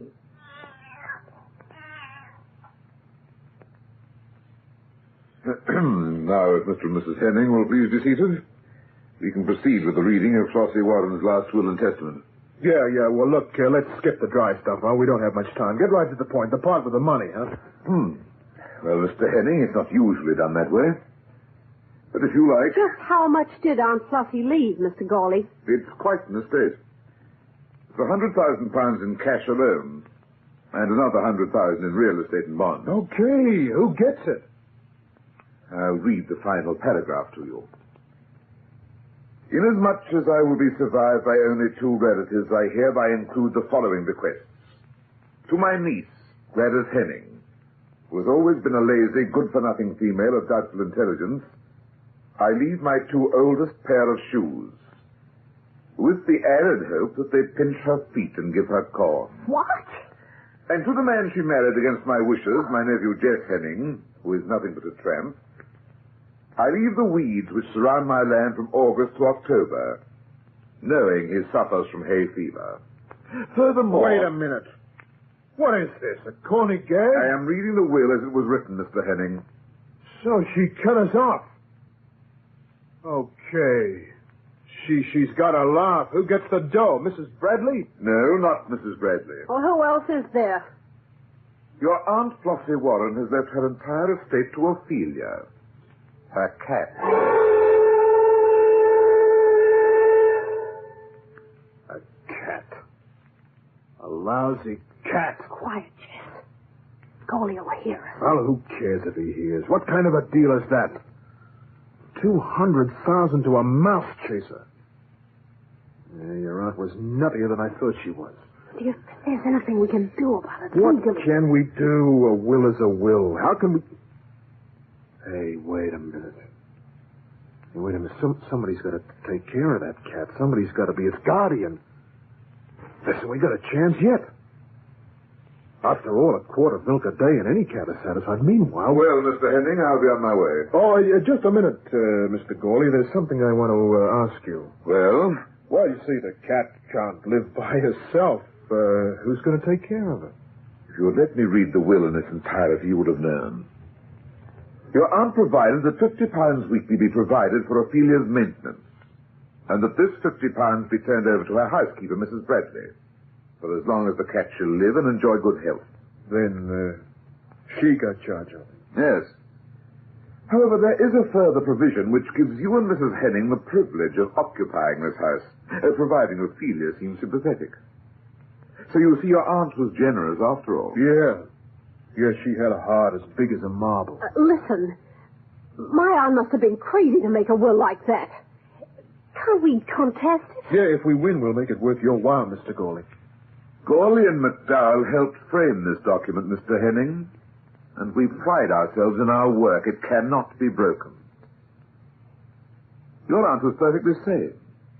Other people have left money to pets. This isn't the first time. Well, I'm glad she's dead. I only wish Gladys, that's not nice. What? Well, that's no way to talk in front of Mr. Gawley. Aunt Flossie was okay. She was just erratic, that's all. Erratic? And what would you call a raving maniac? Temperamental? Well, now, Gladys, Mr. Gawley's got some business to do, so let's thank him for his help. Yes, we appreciate it, Mr. Gawley. Forget it. I was well paid for my trouble. Good day to both of you. Look, have you gone nuts too? What's the idea of the phony act? I just thought of a way to get hold of that dough, Gladys, and it couldn't be easier. All we have to do is get rid of the cat. You mean kill her? Sure. When the cat goes, the situation changes. Then the dough automatically goes to Flossie's nearest relatives. Us. Suppose we're found out. Well, I guess Mrs. Bradley could squawk. And if she could prove we did it, maybe she could keep the dough. But if Ophelia dies, accidentally? Oh, hello, Mrs. Bradley. I suppose you know you have the privilege of staying here if you like. Yes, Mr. Gawley just told us. Well, if you do stay, don't think I'm going to wait on you. And you'll have to provide your own food. My housekeeping days are finished, and don't forget it. Oh, no, look, you've got us all wrong, Mrs. Bradley. I have, eh? Well, sure. All we want to do is be friends, after all. If we're going to stay here for a while. If you are, just keep out of my way, please. And don't annoy the cat. Come along, Ophelia.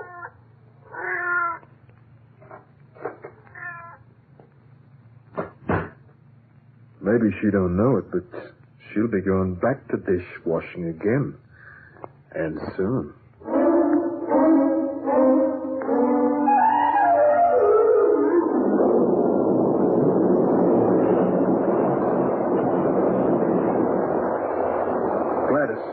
Gladys, wake up. What? Take that cat away from me. I just got her out of Bradley's room. Oh, she didn't wake up. Those 2 pills I slipped her, she'll dream up a morning. Come on. What are you going to do? I noticed your aunt got a deep freezer in the cellar. I've been scouting around. I'm dropping Ophelia in with the frozen pickles. It's as easy as that. Don't think anyone will get suspicious. Well, it won't do them any good. The freezer was open. Ophelia jumped in. She hit a spring and the door slammed shut. Just an accident. It's Ophelia's word against ours. Right, Ophelia? Yeah, only Ophelia's gonna be too cold to talk.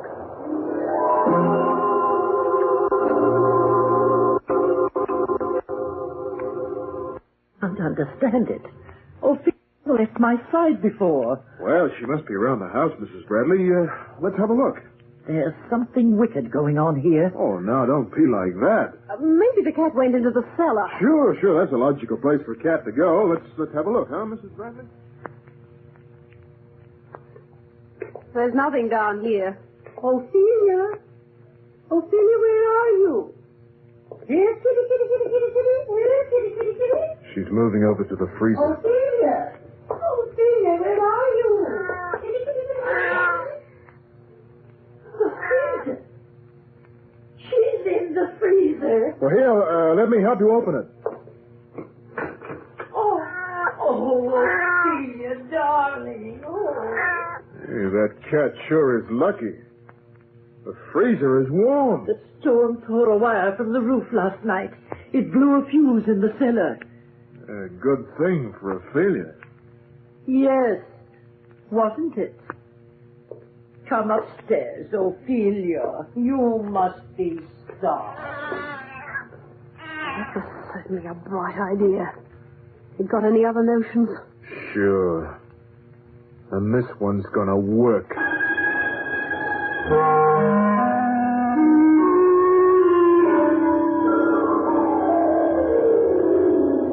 You got the cat? She's in this bag. Where's Bradley? In her room. We better work fast, Jess. She doesn't let Ophelia out of her sight now for more than 5 minutes at a time. I'll start the car. When I give you the signal, open the bag and let the cat run out across the road. And I can't miss it. All right. Make it snappy, Jess. This job's beginning to get me.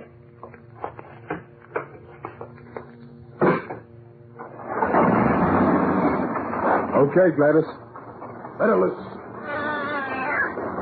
Look out, Jess.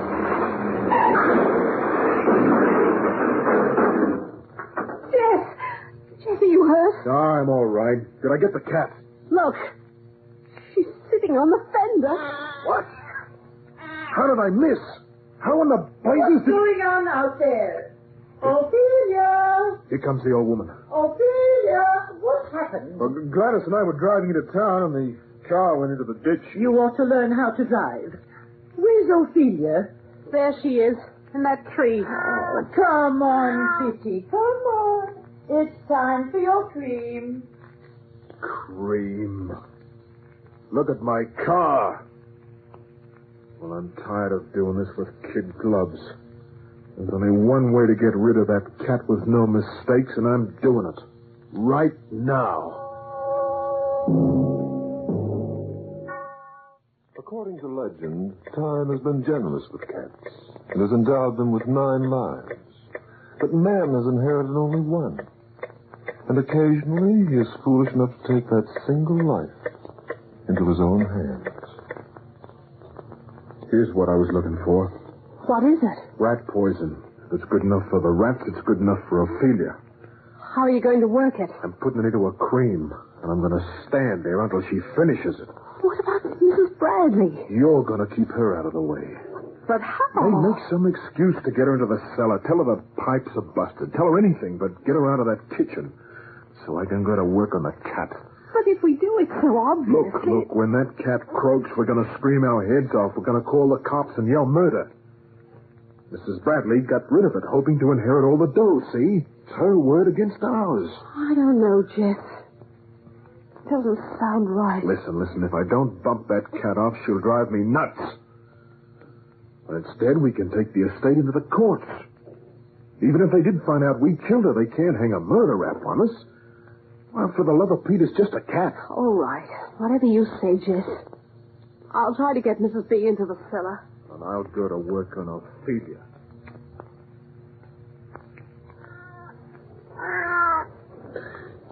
Here, kitty. Come on. Nice cream. Come on over and eat some cream. Come on. Here, kitty. Come on, Ophelia. Come on, don't be like that. It's sweet cream. Come on, it's real sweet, kitty. Come on, kitty. It's reinforced with something special. Come on, here. Look, are you gonna come over here and stick your nose in that cream, or do I have to shove it down your throat? That's it. That's a nice kitty. Come on, just a little closer now. Just a little Let go of me. Mrs. Bradley, What kind of a trick is this? What kind of a... Ophelia! What are you giving her? What's in that cream? Get out of here. Give me that saucer. Give it to Let me. go.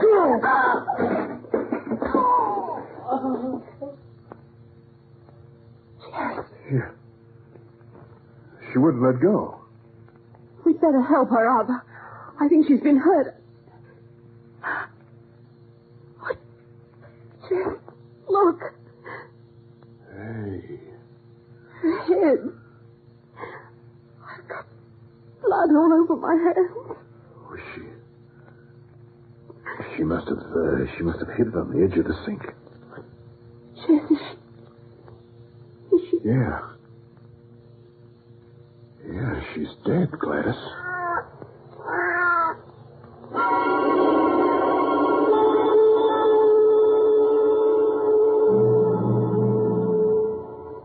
What are we going to do, Jess? Take it easy. Let me think. Murder. They'll hang us. This is no time to get hysterical. They're not going to hang anybody.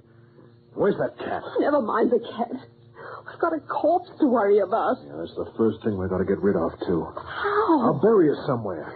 Then I'll work out a plan. I can figure out some excuse for a disappearance. There must be a way. You can bury her behind the house, Jess. In the garden. Yeah, it's a good idea. Are we sure she won't be found? Not if we keep our nerve. I only hope I can. Jess, my legs feel like butter. Gladys.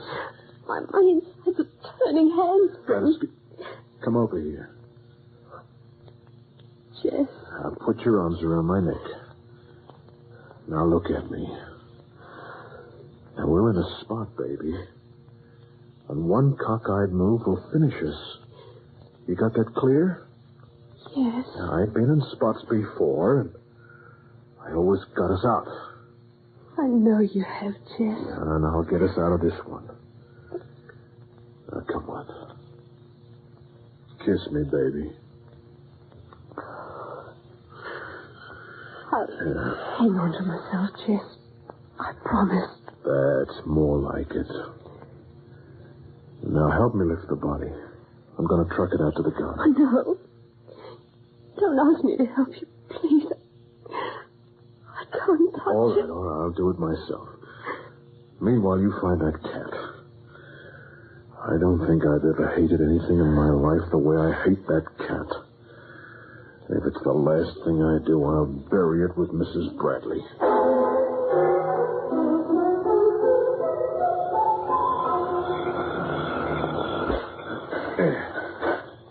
Jess? Yeah, she's all covered.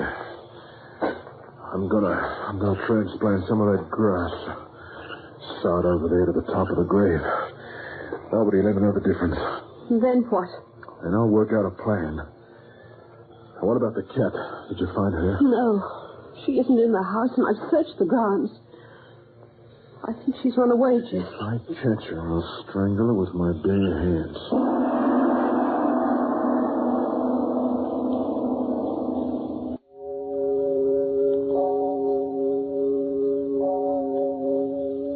Jess? Yeah? It's 3 a.m. Go to sleep, Gladys. I'm thinking. I'm too scared to sleep. I'm beginning to get an idea. I think I know how we can crawl out of this. One thing we've got to make certain of, the body is never found. Can you manage that? Sure. This house has 16 acres of land on it. They couldn't find the exact spot where you... Jess, did you hear that? It's the cat. It's coming from outside, in the yard. Wait till I take a look. Jess, can you see her? Yeah. Yeah. You know where she is? Where? Sitting right on top of Mrs. Bradley's grave.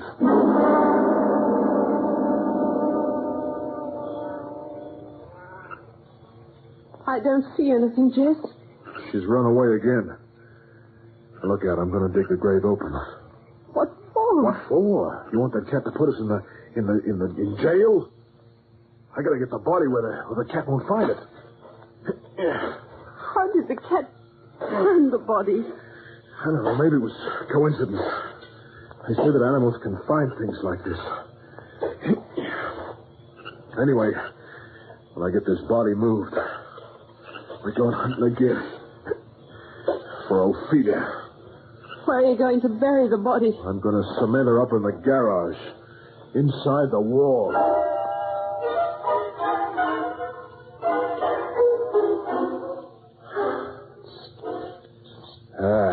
Okay, that's that.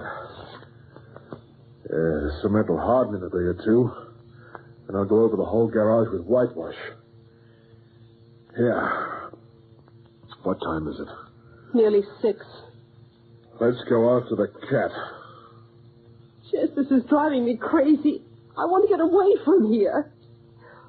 I'm afraid. Now, look, Gladys. Gladys, you're in this as much as me. You know that, don't you? Did you hear that? Yeah. Where's it coming from? From the garage, Jess. She's found the corpse again.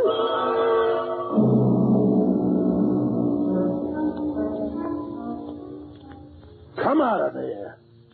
Come out, you whiskered devil, and let me cut you open. She's not in here, Jess. Listen. Gladys, you go around on the right. I'll go around on the left. Now, when you see her, shoo 'em my way. Understand? All right. Yeah, just let me see your head, Mouser. That's all I ask. One look. One look and I'll blow it clear into the next state. There you are.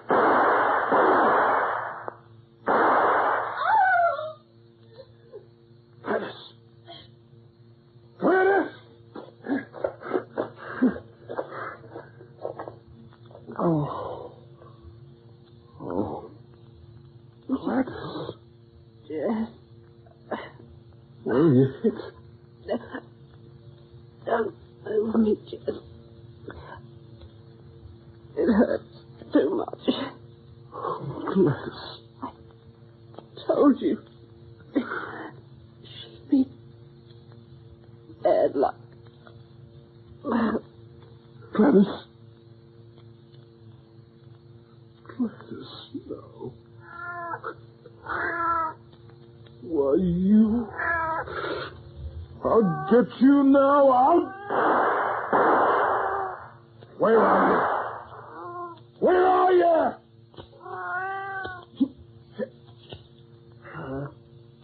Gun's empty. Okay, I don't need bullets. My hands are bitter. And I can see you, too. I can see your eyes, Mouser, sitting up there on the wall. That's right. Don't move. Let old Uncle just get his hands around your neck. Come here, nice kitty. You want some cream, kitty? Want some sugar? Here we are. Easy does it. Easy. Gotcha! Huh? Ah! Ah! Ah! We found a third body, Mr. Gawley. Oh, no. 3 of them. Oh, how horrible. This guy seems to have fallen down an empty well in the dark. I just can't figure it out. Good thing you phoned us. I called Mrs. Bradley a couple of hours ago to make some arrangements regarding Miss Flossie Warren's will. I knew the Hennings were here. When I got no answer, I decided to get in touch with the police. We found Mrs. Bradley's body inside the garage wall. The cement wasn't dry yet. Why, we figured he killed Mrs. Bradley, then he killed his wife. How he ever fell into that well is something we'll never understand. Now, you mind going outside for a minute, Mr. Gawley? I want you to identify the body. Very well, officer. Oh. Look who's here. Poor, dumb little cat. Must have been too much excitement going on out here for you, eh? Well, don't you let it worry you, Tabby. We know you had nothing to do with it.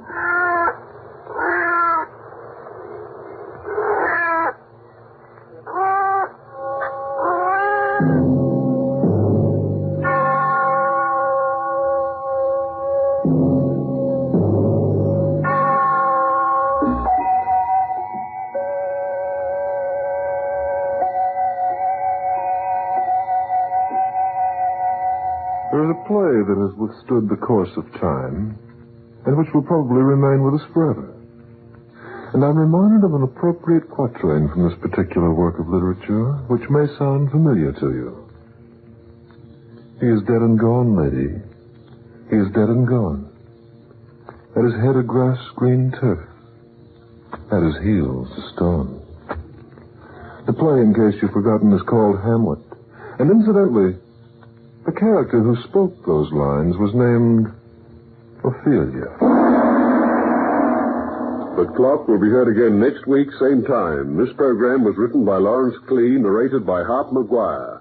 You heard Ken Wayne as Jess and Myrna Dodd as Gladys, together with Fifi Banvard and Kevin Brennan. The Clock, directed by John Saul, is a Grace Gibson radio production. All is a Grace Gibson radio production. All is a Grace Gibson radio production.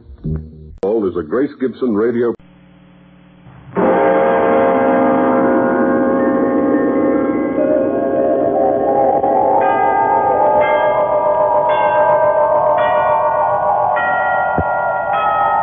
Sunrise and sunset, promise and fulfillment, birth and death. The whole drama of life is written in the sands of time.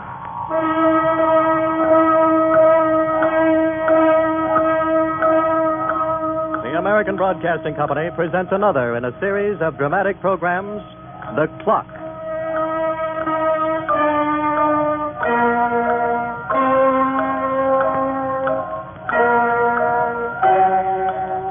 Time and history are closely linked, for history is a series of recorded events which time has endowed with eternal importance. And throughout the course of time and history, the female of the tribe has always been regarded as the weaker sex. I question this theory and submit that there have been great exceptions. Catherine the Great, for example, was hardly the fine, clinging type, and I have yet to see a painting of Lucretia Borgia in a Mother Hubbard. Then there was Cleopatra, a woman who knew what she wanted and took what she wanted when she wanted it. And although this willful lady was unaware of it, her namesake and counterpart was produced 2,000 years later. And this second Cleo was to be the final proof that the female of the species is deadlier than the male. I'm a guy who likes to make a fast buck, and I don't care how I make it. I'm tough, see? And I've been around. From Seattle to New Orleans and back to Chi, I got a rep. And I earned it. I earned it with my knuckles. When my knuckles wasn't good enough, I used my knees. I'm big and I'm wide and I'm built like an ox. And there's nothing that walks, runs, or jumps that can make me crawl. Ricky Morgan's the hardest guy you ever met. That's why I just can't understand it. I first ran into Cleo on the road from San Diego to Tijuana. I had $40 in my pocket and a couple of gallons of gas in my jalopy, just enough to take me across the border and maybe try my luck. She was standing there on the side of the road when my headlights caught her. She didn't move or even wave a thumb. She just waited until I stopped. And the first thing she said to me was, Hello, baby. Waiting for a streetcar? Got room in the front for me? Sure. Hop in. What's a kid like you doing on the road at this time of night? Walking. Walking? Walking where? Anywhere. What's your name? Cleo. Mine's Ricky. Ricky Morgan. Maybe you heard of me. Can't say I have. Next time you're in the post office, take a look at the wanted sign. What do you want it for? Loud talk? I'm only kidding. I'm not running from a rap. I've done my time twice. Where are you bound for, Ricky? Tijuana? I'm going to roll me a couple of cubes to see if I can put some fat on the bankroll. Tijuana's as good a place as any. I'll ride along. Where you from, Cleo? No place in particular. And that's where you're going. That's how it looks. Okay, sister. You can ride along with Ricky. Thanks, baby. She was small, maybe 5'1", and she had hands like a china doll. I'd have given you a sawbuck for every pound she weighed that was over 100. And if I put my arm around her waist and squeezed her hard, I could have busted her in two like a pencil. But it was her hair that got me. She wore it up in a great big fluffy wave, and my fingers were itching to touch it. What's the matter? Something wrong with the car. Why don't you get out and look at the motor? What's my hurry? I got time. Cigarette? I don't smoke. I got a bottle in the back. I don't drink. The gal don't drink and the gal don't smoke. What else could I offer by way of making her happy? Start the car, mister. You're wasting your time. Look, sugar, don't hand me that. When I pick up a dame on an empty road at 1 a.m. Don't touch me, mister. I figure she's looking for company. Don't touch me. What's that you're holding against my ear? It's a hat pin. 9 inches long. You figure you got more than 9 inches between your eardrums, baby? Hey, put that gimmick away. Start your motor. And pay attention to your driving, mister. Keep both hands on the wheel. Well, I wasn't really scared. I mean, she never would have driven that hat pin right through my head, but it was getting late, see? And I wanted to make a crap game before the joints closed up in Tijuana. So I kept both hands on the wheel.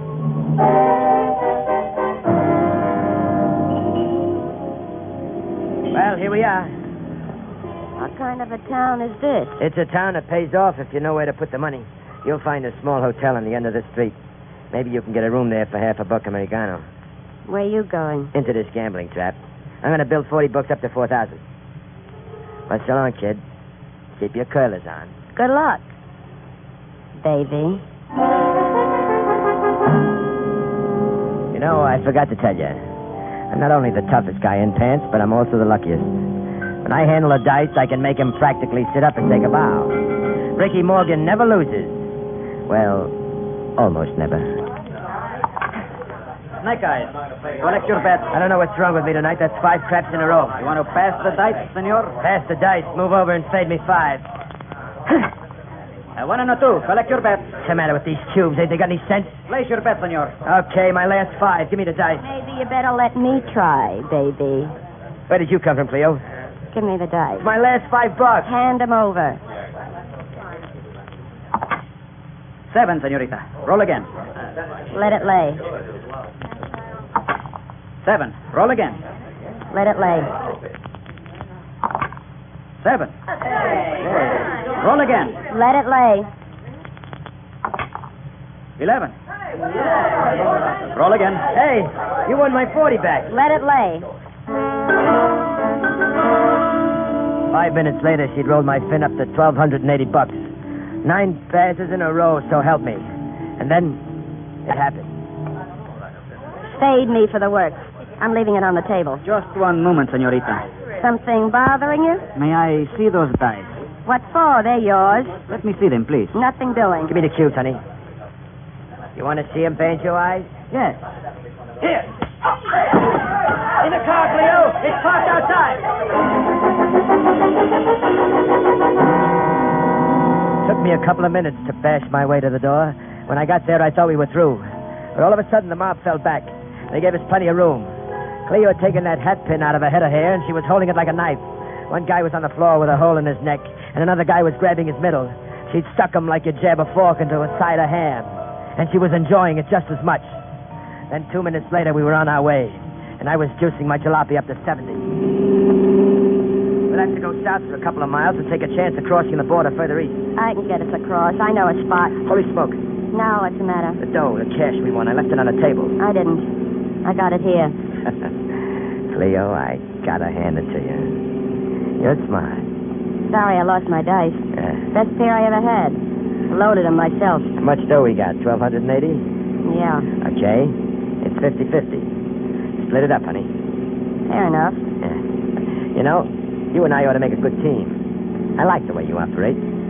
I usually work alone. Look, sister, you got the brains and I got the muscle. Why not make it a combination? Because I don't trust anyone outside of myself. Ah, look, if you're thinking about that pass I made, forget it. This is strictly a business proposition. I'm not worrying about passes. Then why not make it a partnership? Maybe you haven't got nerve enough to work with me, Ricky. What? Are you kidding? I'm the toughest guy you ever met, sweetheart. Don't forget it. We make a deal. There's one thing I want you to know. Let's hear it. I don't stand for a cross.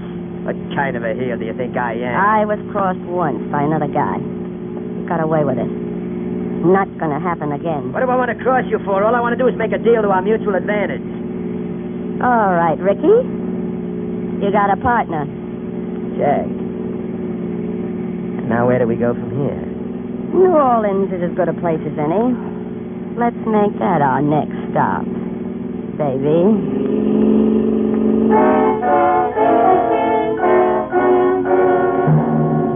By the time we got to the Delta, Cleo and me were on better terms. If I say so myself, I ain't hard to look at. Next time I tried putting my arm around her, I used a little more finesse. But the first time I kissed her, I got myself another surprise. You'd think a little baby-faced doll like that would taste like melted butter. But I felt like I was putting my lips against a hunk of dry ice. Well, here we are, honey. Little old New Orleans. Way down yonder in New Orleans, in the land of dreamy scenes.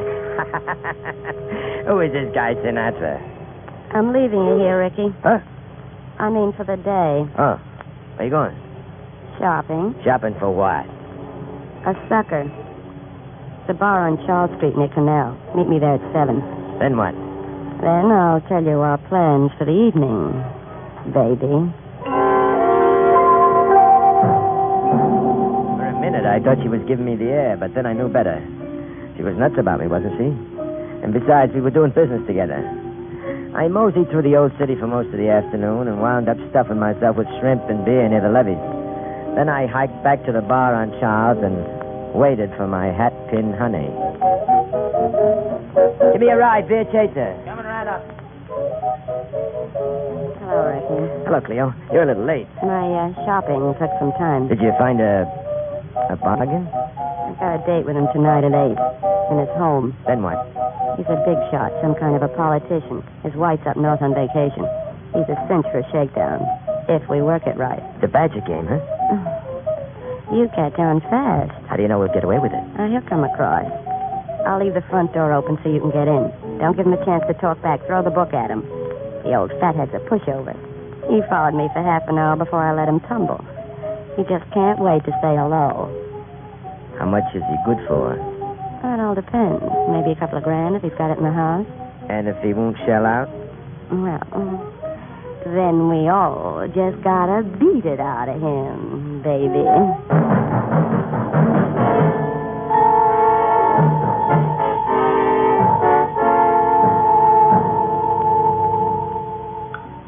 If you give a watchmaker a good movement and a sturdy case, he will produce something handsome for your wrist. If you give a cook a good recipe and the proper ingredients, he will reward you with something tasty for your palate. And if you give a man a predatory woman and a taste for violence, he is in line for a one-way passage to the grave. The house was all alone on the outskirts of the city. I guess that's why the old boy took a chance on asking Cleo up, and Cleo was right. Judging by the layout, the guy had plenty. The door was open when I walked in, and the house was quiet. There was a light on in the back room that turned out to be the library. And as I walked down the hall, I could hear Cleo giving him a line. You must think I'm just awful, Mr. Dingle, coming up here alone like this. Oh, nonsense, Cleo, nonsense. Just treat me like you treat one of your own family. And call me Uncle Ned. Huh? You must be an awfully important man in New Orleans, Uncle Ned. Well, I'll get by. And I can do a lot for a good-looking gal like you, honey. Why, Uncle Ned? Oh, no. Don't be afraid of me. I'm harmless. Listen, I wouldn't hurt a single hair of your lovely head. You're so big and strong, and I'm so weak. Oh, I do wish I'd met you years ago, when you were free. Now, you just forget about my wife, honey. I told you she just don't understand me. Oh. Here, now, sit closer, Cleo. There's no reason why we can't get to be a little more friendly, is there? You're such an innocent child, honey. You need someone to look after you. Oh, I feel so safe with you, Uncle Ned. Well, of course. You're the distinguished type, like the men in those ads. And you're the clinging type, honey. So you just go right ahead and cling to me. Now, this is where you're hanging out. Oh, Ricky. Well, who's that? It's my husband, Mr. Dingle. Your husband? You pot-bellied wolf. You'll come between my wife and me, will you? Oh, don't hurt him, Ricky. Hurt him? I got half a mind to kill him. No, wait a minute, old boy. Now, let you and I talk this thing over. I had no idea the girl was married. No? No, and it's all been perfectly innocent, too. Hasn't it, Cleo? Well, hasn't it? And I thought you loved me, Uncle Ned. Loved you? Uncle Ned, huh? Okay, Uncle Ned. Instead of bashing your ears in, I'm going to take you and this tramp to court. No, you can't do that. No? No, you'll ruin me. I got a reputation to uphold. I got a family. This is a fine time to think Now, of it. look, we can work this out some way. Yeah, how? Well, perhaps a consideration? You think you can steal my wife and then pay me off like you bought yourself a cow? No, please. Be reasonable. How much have you got to offer? Well, so that's it. You're in on this from the beginning. Stop wasting our time. How much? Well, I got $200 in my wallet. Now take it and leave. $200? Where do you think you are? In a bargain basement? What have you got in that wall safe over there? Oh, just some personal things. Open it up. Well, okay. What is this? A robbery? It ain't robbery, mister. If you think it is, why don't you call a cop? Let's get that safe open. Oh, there. There's nothing in here, as you can see. What's in that tin box? Well, nothing. Take it out. Give it to me. Well, here you are. He's right, Cleo. There's nothing in here. Nothing but a couple of $1,000. Give me back that box. Give me, I'll tell you. Don't let go of me. Let go. Okay, he's cold. Come on, Cleo, let's get him out of here. Wait a minute. He wakes up, he can identify us. Let's make sure he won't. What are you doing? No! Cleo! I couldn't stop. I swear I couldn't. Before I could move, she'd taken that hat pin out of her hair and stuck it in his chest like he was a cushion.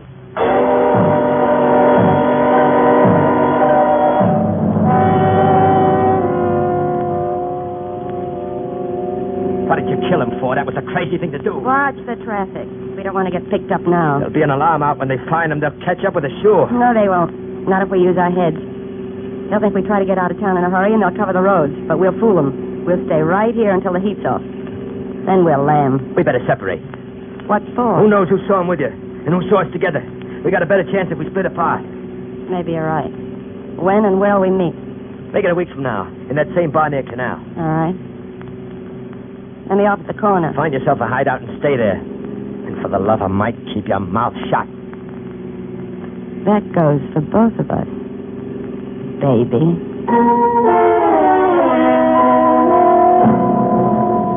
I got myself a 2x4 near the levee and started to sweat it out. The heat was on, but plenty. They already had a lead. Like a dope, Cleo left her gloves in the old guy's apartment, and it was just enough to give the cops a start. The guy was important, too. Even more important than we thought. In 2 days, they had every dick from New Orleans to Charleston on the lookout. I was living like an animal, jumping every time somebody opened the downstairs door. And I didn't want to take no rap for murder. I didn't want to go to the chair for a punchy Jane. Then one morning, I saw the notice in the paper. The wife was offering $10,000 reward, it said, with no questions asked.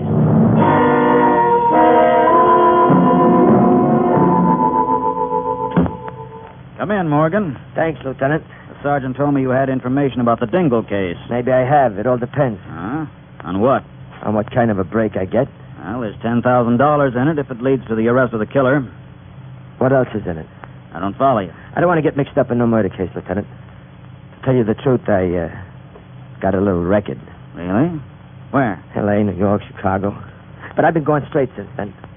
And I don't want no part of this if it means setting myself up for a rap. You'll be protected. How? As soon as we pick up the suspect, you can collect your $10,000 and leave. There's something else, too. What's that? I know the dame that pulled the job, only I didn't see her on the night she knocked him off. Maybe she'll try to drag me into it to get square. That's happened before. We can deal with it. And then, if I tip you off, I get the dough and I'm free? That's the deal.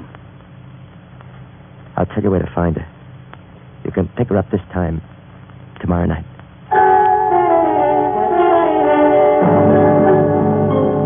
Okay, so I squealed. So what?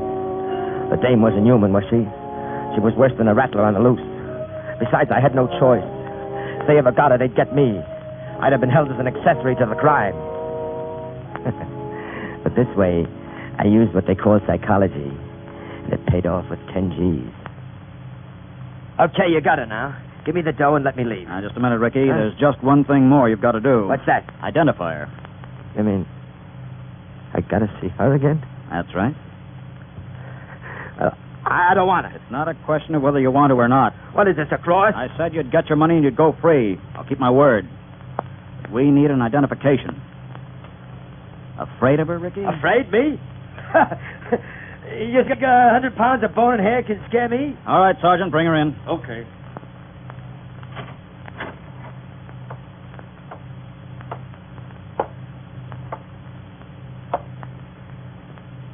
Hello, baby. Is that the girl? Yeah. That's her. She's the one who knocked off Dingle. That's all we wanted to know. Thanks. Thanks a lot. Maybe one of these days, I'll return the favor. Baby.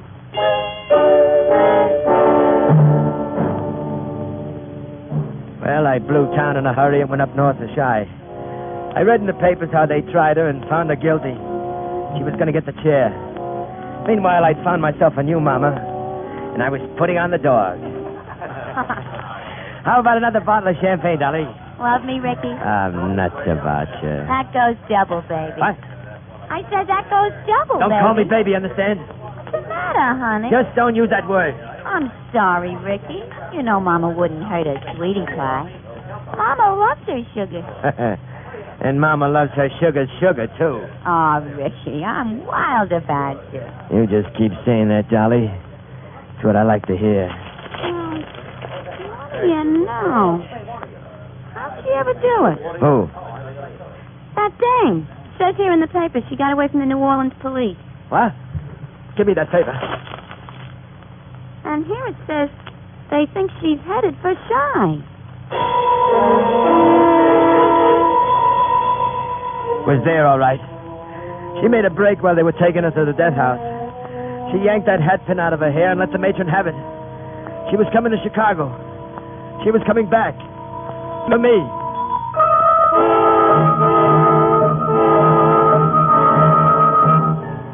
That was 3 weeks ago. Since then, I've been running like a rabbit, trying to get out of her way. I spotted her twice. Once in Philly and once in New York. I don't know how she keeps up with me. Maybe there are guys who know me who don't mind if they rat on a squealer.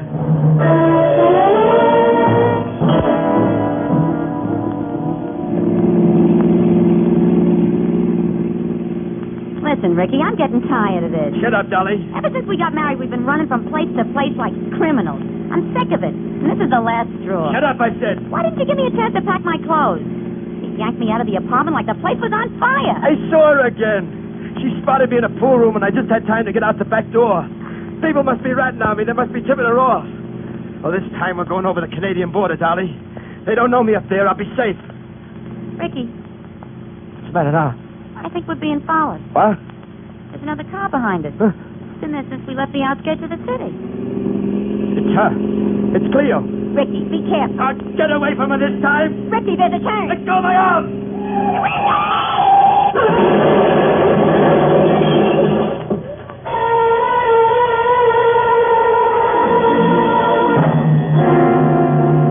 I didn't wait to see what happened to Dolly.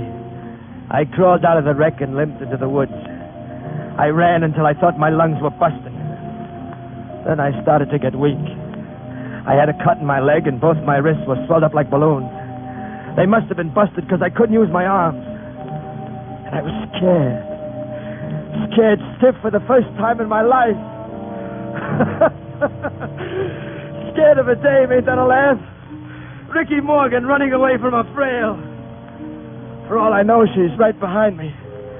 And I ain't got no chance of getting away. So I'm doing the one thing I can think of. To get out of her reach. I crawled into a town 5 minutes ago, one of those small burgs with a jail as big as a closet. But it's still a jail. And right now it's the only place in the world I could be safe. Sheriff Hawley speaking. I want to put a car through to Chicago. Police headquarters.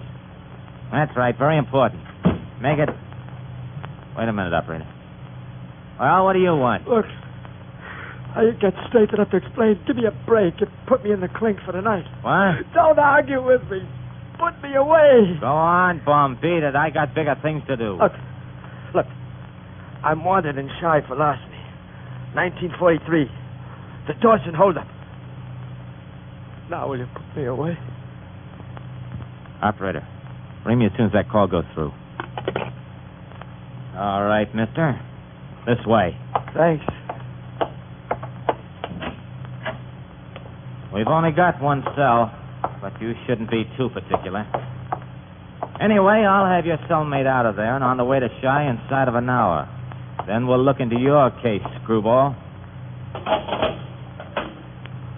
Now, inside. And behave yourself. The two of you.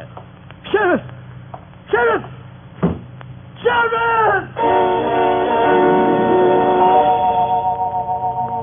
Cleo. He must have picked her up before I came in. Cleo. Standing there looking at me with them poker eyes. I'm too weak to move. My arms are busted, and the hole in my leg feels like a tunnel. She's moving over to me now, and her hand's going up to her hair.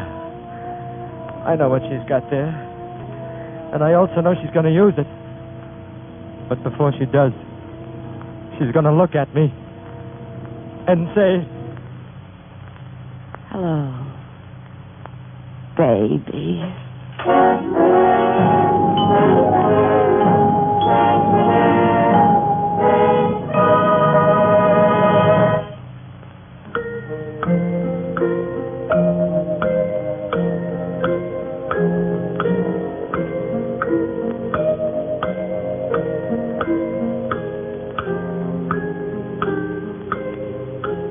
Cervantes has said, "There is no remembrance which time does not obliterate, nor pain which death does not put an end to."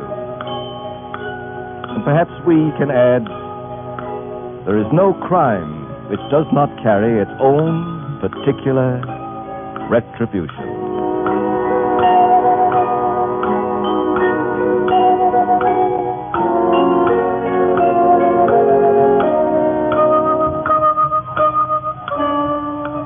The Clock will be heard again next week, same time, same ABC stations.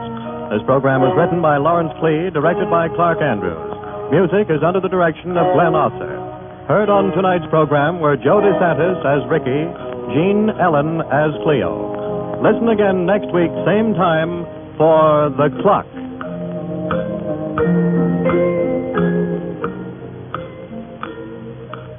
Now here is a special program note. Mrs. Crosby's son, Bing, begins his brand new fall series of delightful broadcasts over this ABC station next Wednesday night.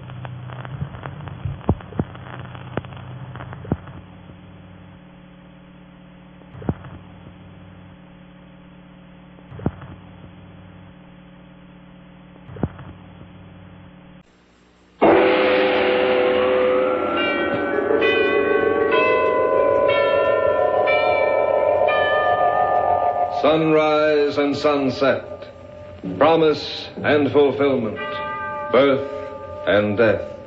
The whole drama of life is written in the sands of time. We present a new series of radio programs, The Clock.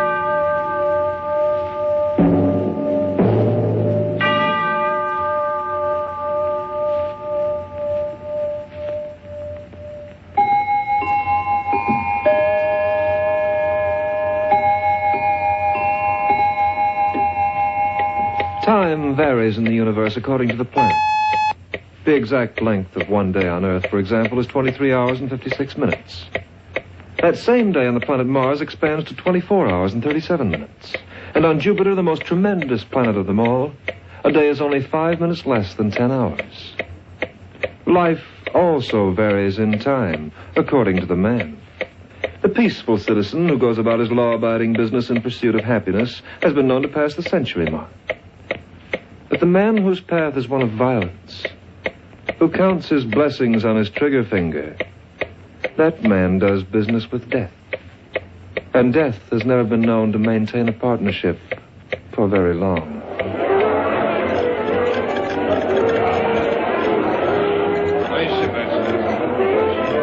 Here's the tape so far tonight, boss. Bring it into my office. And put it on the desk. I counted it, Barney. Yeah? Who told you could count it? Well, How much? In the box, 85,000 even. Well, not bad. I knew the location was perfect, and the setup's just right. We're in, Jigger. We're swimming in gravy. Here, catch yourself a drink. It's Barney Keach's new gambling joint. The classiest dump in town. And what's the matter? Ain't you drinking? Oh, sure. Sure, Barney. What's on your mind, Jigger? Nothing. And what were you thinking about just now? Well, I was just thinking, Barney, that, well, we might have been smarter if we'd opened this joint in Chicago. Shy? That town ain't got the dough New York's got. I wasn't thinking about the customers exactly, boss. No? Then what? Leo Tarrin might not like what we're doing. Who cares what Leo Tarrin likes? That two-bit hood's been running this racket long enough. It's time somebody else moved in. He ain't exactly a two-bit hood, Barney. The guy's poison. Leo Tarrin, that's all I hear. Leo's tough. Leo's dangerous. Well, he's human, ain't he? He can stop a bullet just like the rest of us. Leo ain't human, Barney. He don't kill because he has to. He likes it, Barney. It gives him a laugh. He'll leave Leo Tarrin to me. He'll settle my way and like it.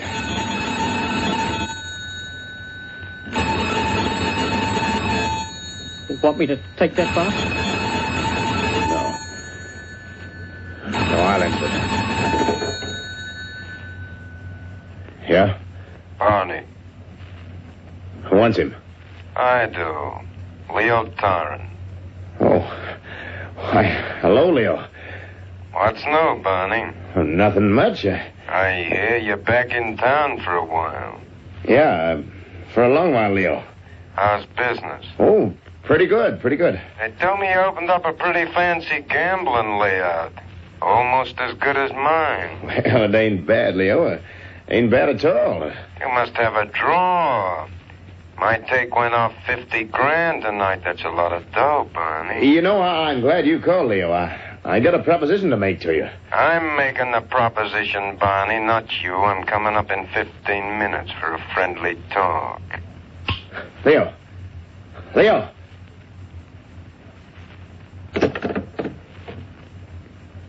Said he'd be here in 15 minutes for friendly talk. Leo don't talk. He gives orders. We better start folding and move to Shy. In a pig's eye we will. I ain't giving up this gold mine for Leo Tarrin or anyone else. Tell Bobo to clear the crowd out. Then round up the boys. I want all 6 of them in here with me. Where's that bottle? Here, boss. Well, what are you looking at me like that for? Get started. If Tarrin wants trouble, we'll give it to him. In spades. Now, look, boys. Don't show no rods unless you have to. I don't know how many guys he's bringing. But maybe if he sees us, we mean business, well, he'll make a deal. Jigger. Yeah, you boss. stand over there by the window. Louie and Hank near the door. Rest you stay in them chairs. Want to be sure you're in position to draw. That's Bobo out front, Barney. Leo should just come in. Only one ring. That means he'd come alone. Alone? Why, the guy must be nuts. We'll see he don't get a chance to make the same mistake twice. Come in.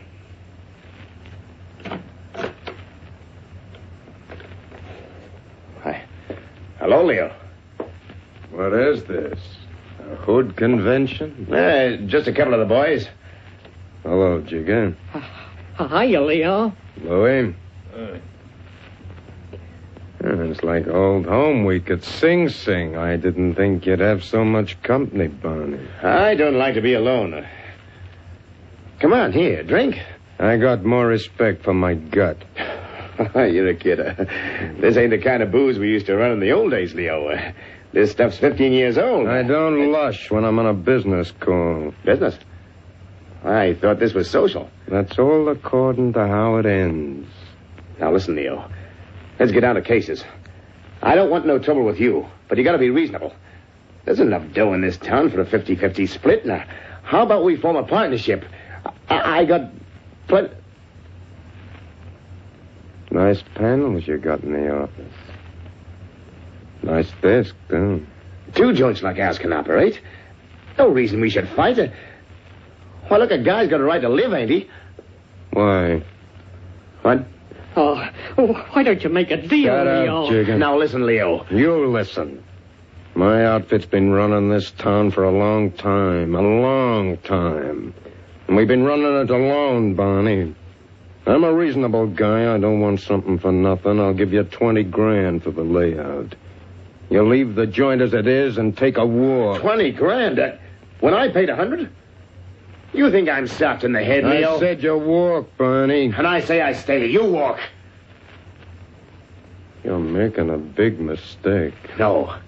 You're the one who makes the mistake. All right, go on. Give the mug what he asked for. What's the matter with you, punks? You paralyzed? They're smart, Barney. They know the guy who reaches first is the guy who gets it. Go on, Barney, draw. Draw or crawl out. Why, you lousy... Okay, Barney. Barney.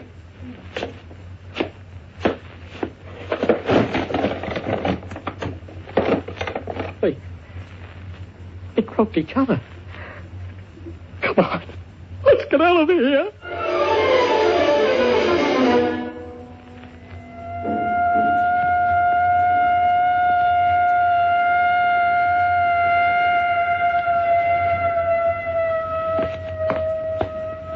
Lady, Who's there? give me a hand, will you? Where are you? Over here, behind the steps. You've been hurt. I can't go no further. Help me up. Your head's bleeding. Wait, I'll get a policeman. No. Don't call a cop. Give me a break. All I need is a little help. You live around here? Yes, in this house. Take me upstairs. Well, I don't... Please, don't leave me here. They'll kill me if they find me. Take me upstairs. Put your arm around my shoulder. I live on the second floor. Take it easy. Oh, my head. Hold that compress on your head. Now lie back. Your scalp's been cut. I ought to call a doctor. Forget it. I only been creased. I'm just wondering why I don't call the police. Why don't you? I don't know. Maybe it's because I feel sorry for you. What's your name? Leo. Mine's Edna. You're a good kid, Edna. I guess when you give me a break like this, I ought to open up. You don't have to talk if you don't want to. I got into a gunfight with another guy. His bullet creased my head and knocked me out. When I came to, I managed to crawl out of the joint to where you found me on that corner. What happened to the other man? I don't know. Funny part of it is something happened to me when I came to. What do you mean? I've never been scared in my life, that's what I mean. But I'm scared now. I'm so scared my stomach feels raw. I don't want to die. Don't let him get me.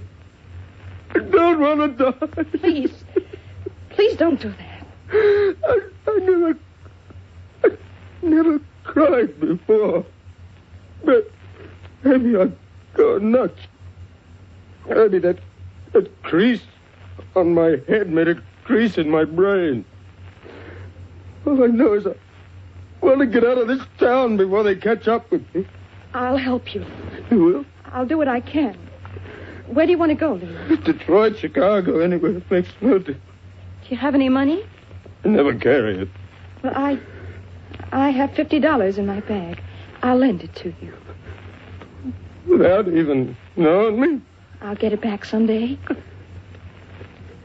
Oh, wonderful, Eddie. You're a saint. You're the only friend No, I don't like to see a man act that way. All right. Just give me the dough and let me go. I'll get a train to Shy tonight. How are you going to get to the station? Station? Well, you said they might be looking for you. Yeah, that's fine. Say, you got some shoes and a dress that'll fit me? You want to disguise yourself as a woman? Oh, why not? Give me a hat, too, with a veil. I'll fool them. They'll never get wise. I may have lost my nerve, but I didn't lose my savvy. All right, Leo. I'll help you any way I can. Just take care of yourself. Maybe we'll meet again someday. Good luck.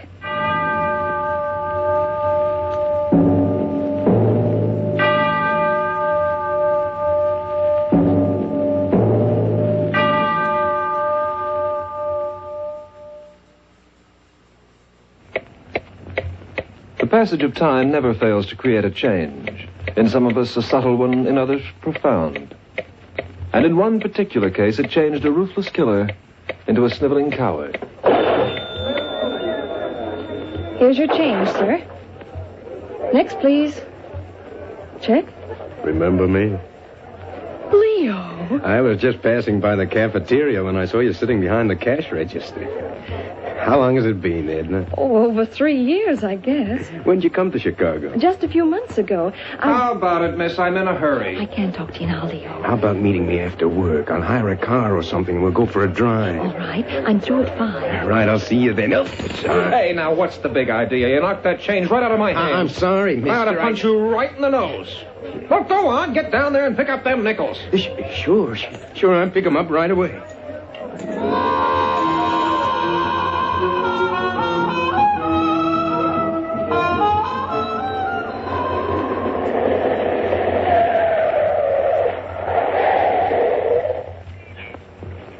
Here's a nice place to park. Oh, Leo, this air is marvelous. Oh, it's grand to get out in the open for a while. Tell me about yourself, Edna. What have you been doing? Oh, going from job to job as usual.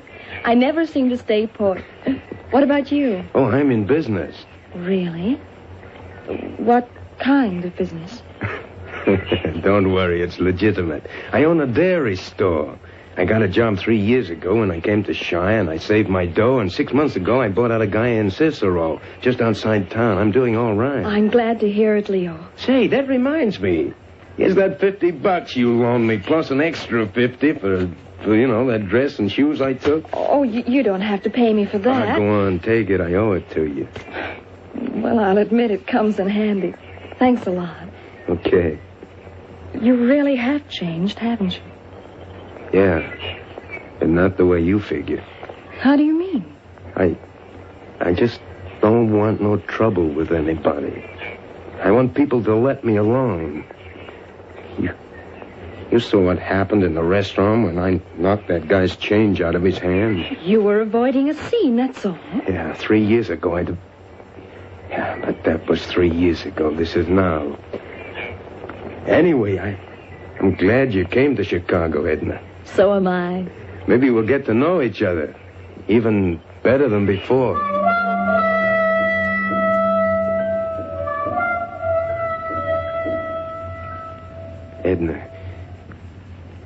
Edna, I want you to marry me. Leo. I got a good business and we get along. And, I'd like to raise a family and have a few kids. Well, will you think it over? I have already. I had a feeling you might ask me. Leo, I'm not so sure it'd work out. Why not? Because I don't really understand you. I don't know what you're like. You're a strange man, and you've led a strange life. Forget the past. I'm all through with that. I need you, Ed. I need somebody. I I'm like to live alone. Oh, Edna, give me a break. I need you so bad. Please, don't say no. I won't, Leo. I won't.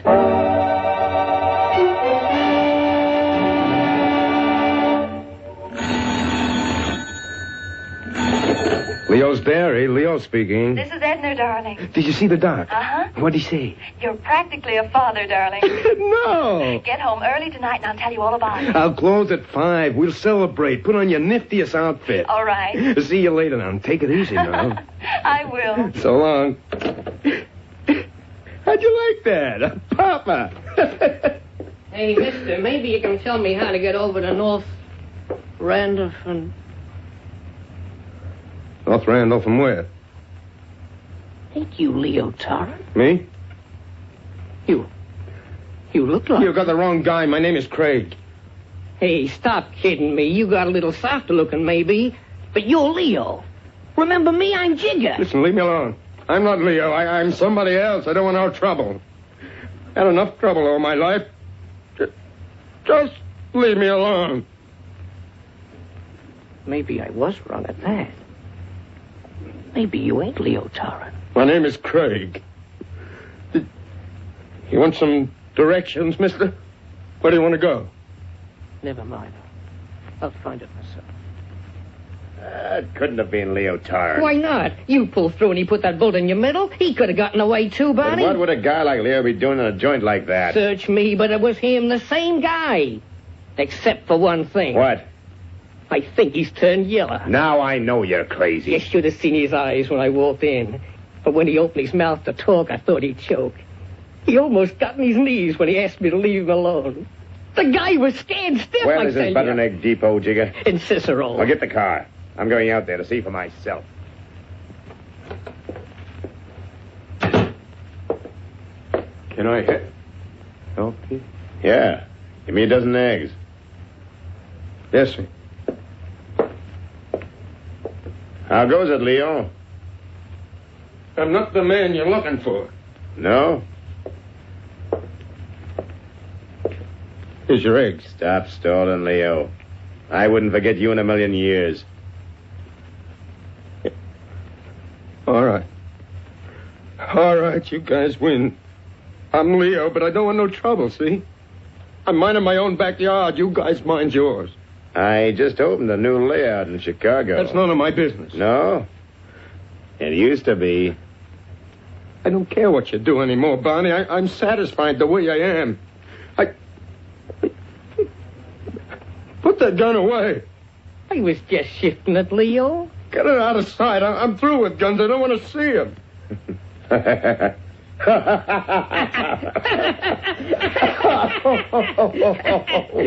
You get this guy. Yeah. Yeah. I know, it's funny. All right. All right, you got your last laugh. Now leave me alone. I got a wife, and we're gonna have a kid. Oh, you hear that, Jigger? Tough boy Tom's gonna be a papa. If the kid ain't got no more guts than his old man, he ain't my type. Give me a break, fellas, please. Leo wants a break. Oh, come now, on, ain't Barney. that sweet? Come on, Barney. This guy's beginning to make me feel sick. So long, Papa. We'll be back again. When we want a couple of laughs.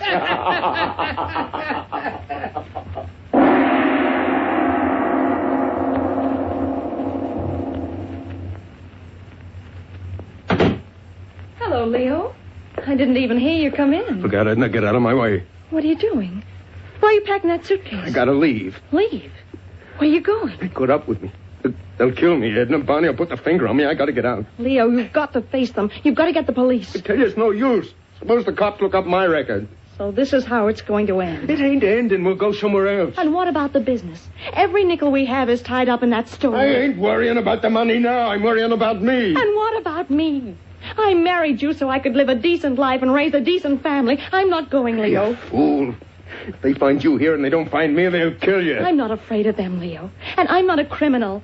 I'm not going to run like a frightened rabbit from town to town. I want to be free. And I want my child to be free. All right, suit yourself. Let them fill you full of slugs. I'm moving out. Oh, don't go, Leo. Don't leave me now. Let go of my arm, Edna. I'm scared. Leo. Let go of my arm!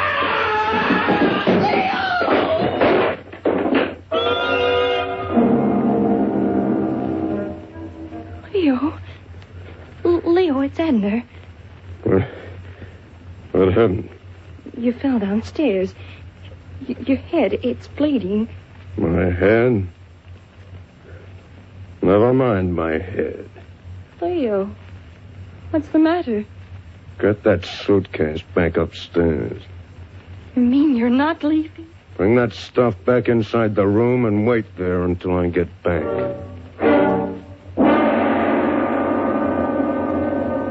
Everything straight, Jigger? Yeah, Barney. Now remember, we gotta plug Leo and his wife, too. I don't want no witnesses. Hi, Leo.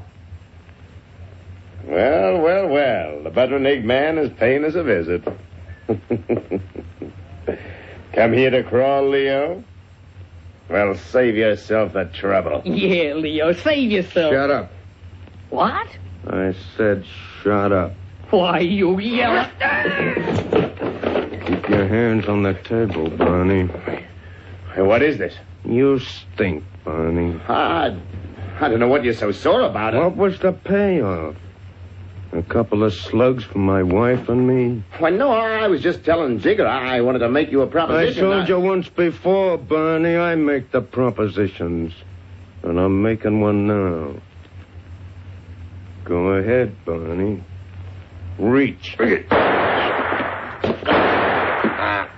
Okay, Barney, these are yours.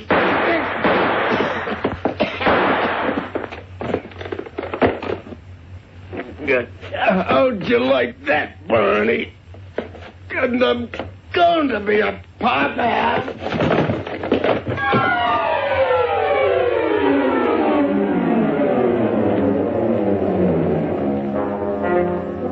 Over here, Jigger. Think these handcuffs enough? Stop pushing me. You recognize this body? That's Barney Keach, Lieutenant. Uh-huh. How about this one? That's Leo Torrent. They knocked each other off. What are you staring at? The cuts on Leo's head. What about him? When he got the first one, he turned yellow. But when he got the second one... What are you trying to hand me, Jigger? Nothing. I was just wondering, Lute, if Leo ever heard of a couple of guys named Jekyll and Hyde.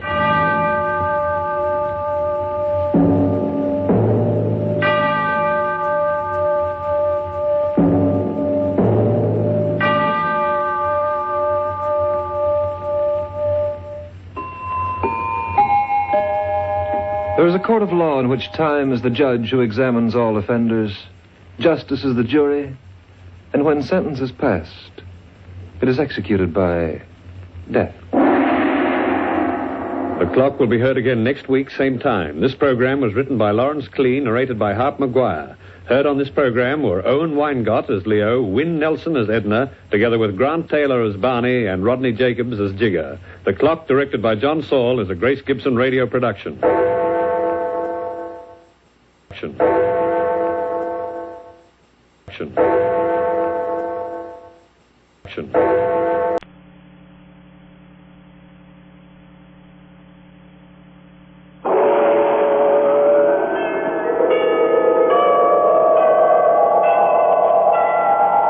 Sunrise and sunset, promise and fulfillment, birth and death. The whole drama of life is written in the sands of time. We present a new series of radio programs, The Clock.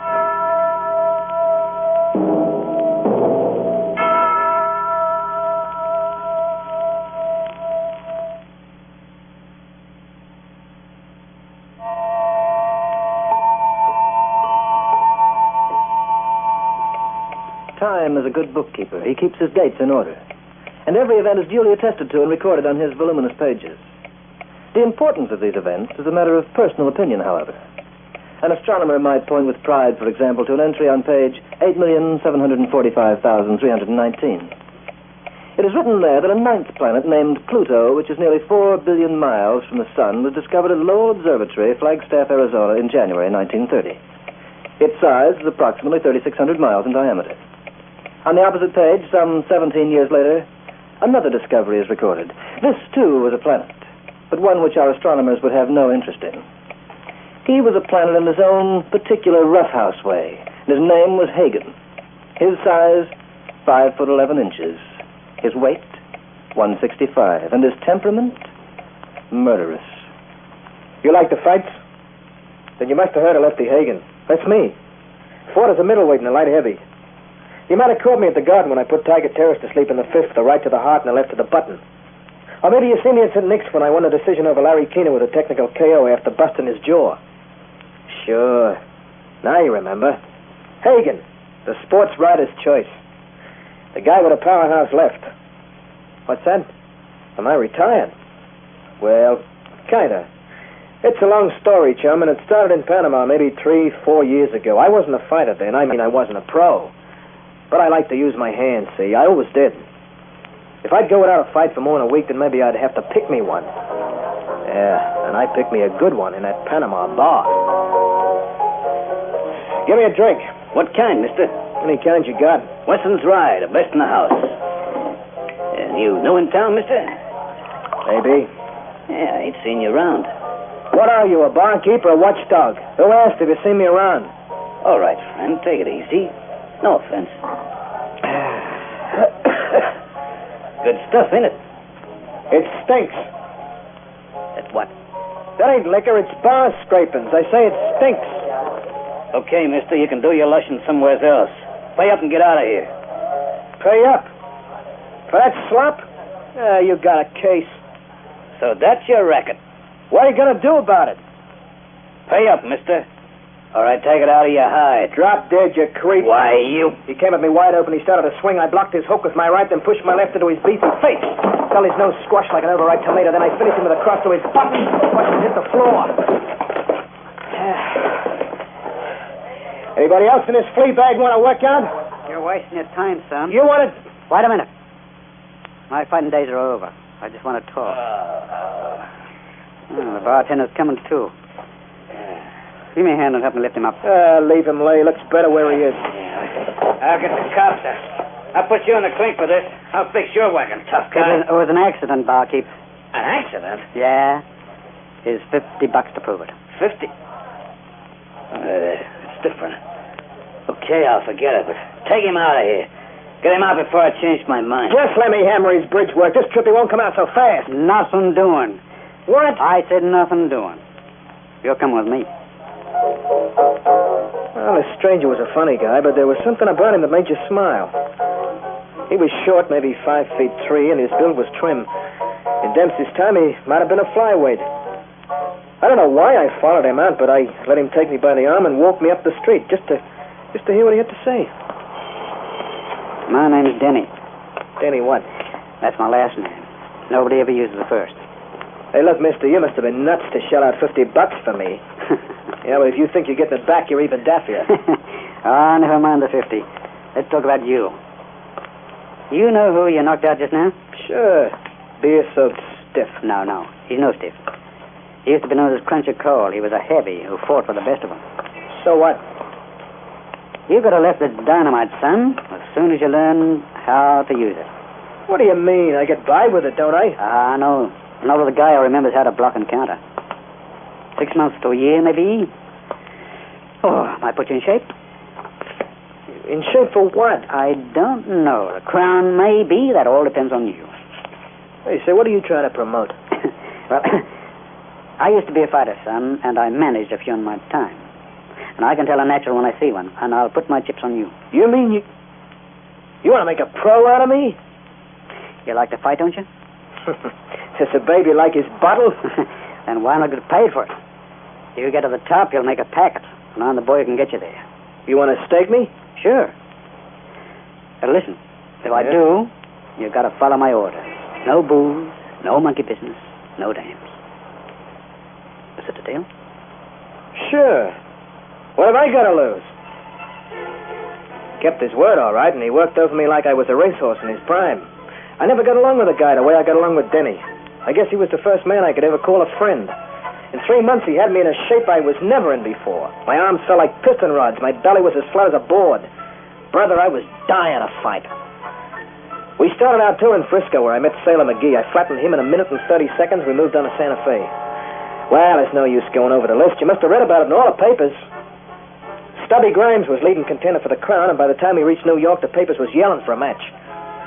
Then he got one with the winner to meet the champ. And there was no question about who that winner was going to be.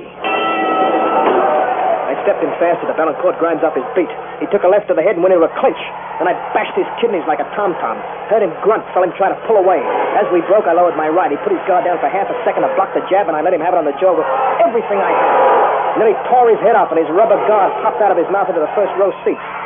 Went down to his knees and rolled over and took the count, and the crowd went wild. 8, 9, out! The winner, Lefty Hagen! 10 minutes later, I was back in a dressing room sitting on a rubbing table. My gloves were still on, and Denny was trying to keep the mob out until I got dressed. Then, for the first time, I saw her. She was tall and blonde and lovely.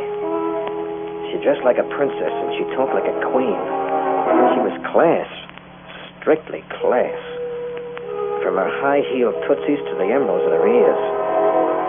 She was just about what I've been looking for all of my life. How she got into the dressing room, I don't know. She and her half-tank boyfriend, but she was there. That's all I cared about. And for my money, she was there to stay. I just had to come down and congratulate you, Mr. Hagen. I've never been so thrilled in all my life. Oh, you liked the fight? Liked it? Oh, you were wonderful. Well, come on, Delilah. You've seen your gladiator. Let's get out of here. Be quiet, Kenneth. Hey, look, mister, don't you like it here? I never enjoyed the smell of perspiration and liniment. Then take a powder. Denny showed his goat the way out. I'm afraid the lady'll have to leave, too. We don't usually allow any women down here, miss. You still have your gloves on, Mr. Hagen. Yeah. May I touch your hand? Well, the gloves, they got blood on them. Grimes' blood. I don't care. Just let me touch them. She ran her beautiful hands along the side of my glove, and they came up smeared with blood. She looked at them for a second, and then wiped them with a lace handkerchief that smelled from perfume. Then, without a word, she walked out the door.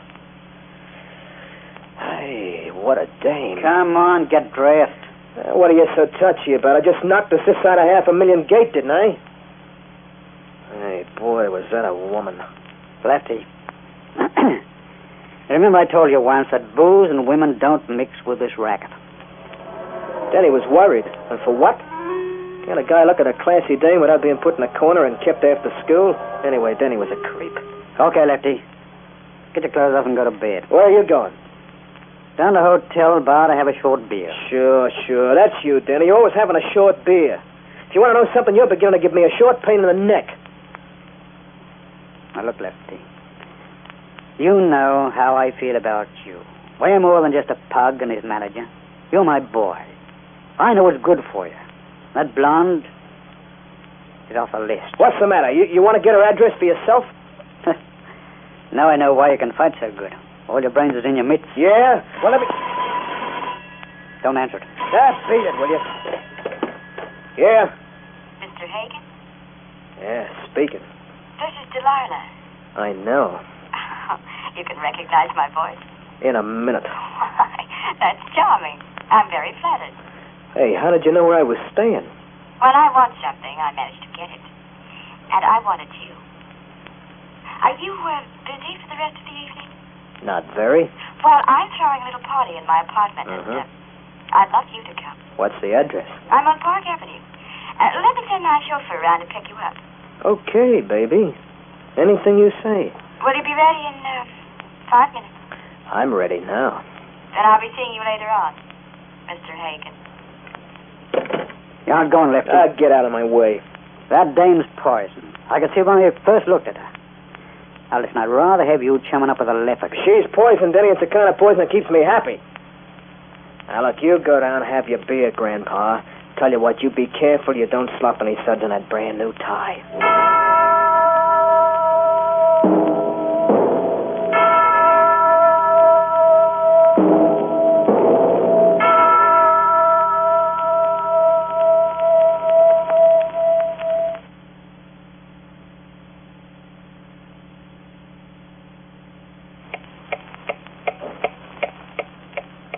fighter reckons his career from the point of view of time.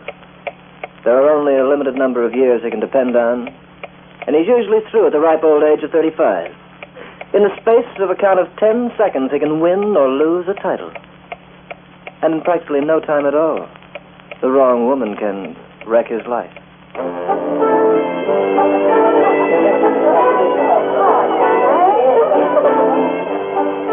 For the next 4 weeks, I did my training in the nightclubs with Delilah as my sparring partner.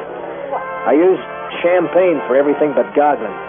If I got back home before 5 a.m., I figured the evening was a dud. Delilah was just what I guessed she was. Pure class. She was used to the best. The best in food, the best in clothes, and the best in men. And she was getting the best of all three. Fill my glass again, darling. Anything your little heart desires. But kiss me first. You haven't kissed me in 15 minutes. I must be getting forgetful. I'm drinking too much champagne. Come here.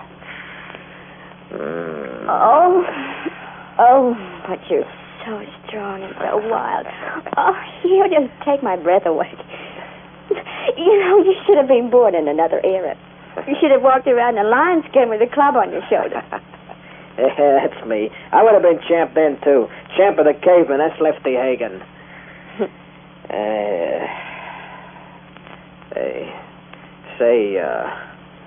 Delilah. Yeah. Whatever happened to that guy who was with you when you first came into my dressing room that night? Kenneth. Yeah, that's the creep, Kenneth. A slob in fancy clothes. Well, he's in London now on business. He a good friend of yours? No, not really. Oh. He's my husband.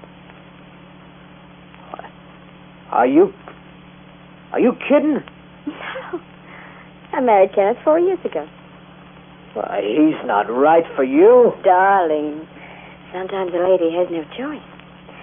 Sometimes she's forced to make a compromise. What do you mean, compromise? When Father died, he left me nothing. And I'm not used to having nothing, so I married Kenneth. He has more money than he knows what to do with. Yeah, but suppose he finds out about you and me. Why should he find out? Oh, you're not afraid, are you? Afraid?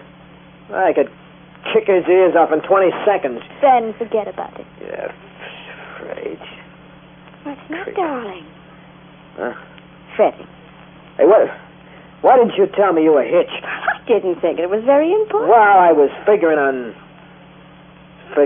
making a little proposal myself. Oh, no.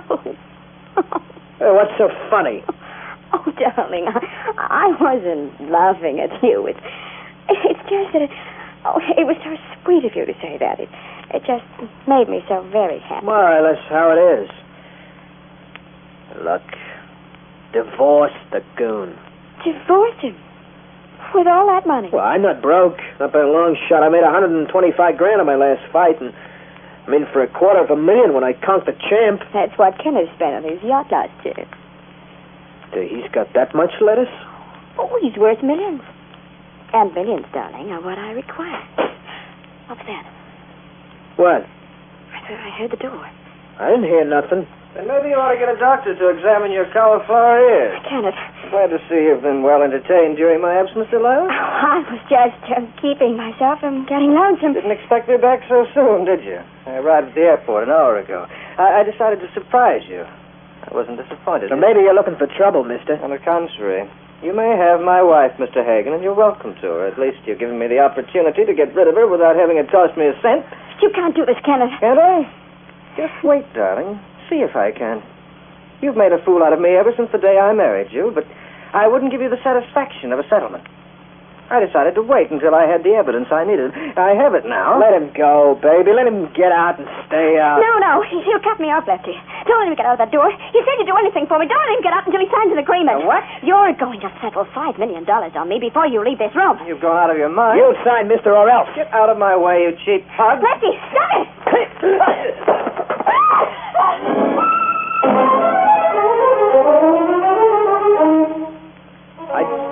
I didn't hit him hard. I swear I didn't. I just set him off balance, and Delilah did the rest. You see, she'd stuck her foot out and tripped him, and as he went down, he turned over the coffee table and broke a vase. But something happened we didn't expect. piece of that busted vase went right through his neck. Punctured his spinal cord like a spike in a rubber tire. It was an accident, Lefty. Why did you trip him? Don't blame it on me. You hit him, didn't you? Not hard. He wouldn't have keeled over if you hadn't stuck out your... Lefty, tell you what difference does it make? We're both in prison. And he's dead. What happens now? We get out of it. How? I don't know yet. Don't answer that. Sit down and be quiet. Hello? Is Lefty there? Who is this? Denny, the manager. Yes. Yes, he's here. Put him on if you don't mind. He's in no condition to talk to you right now. What, you mean he's drunk? You'd better come up and take him home. Well, look here, I ought to... All right, I'm coming right up. What did you do that for? Have you gone nuts? No. I've merely found a way. And a very good way for us to get out of this.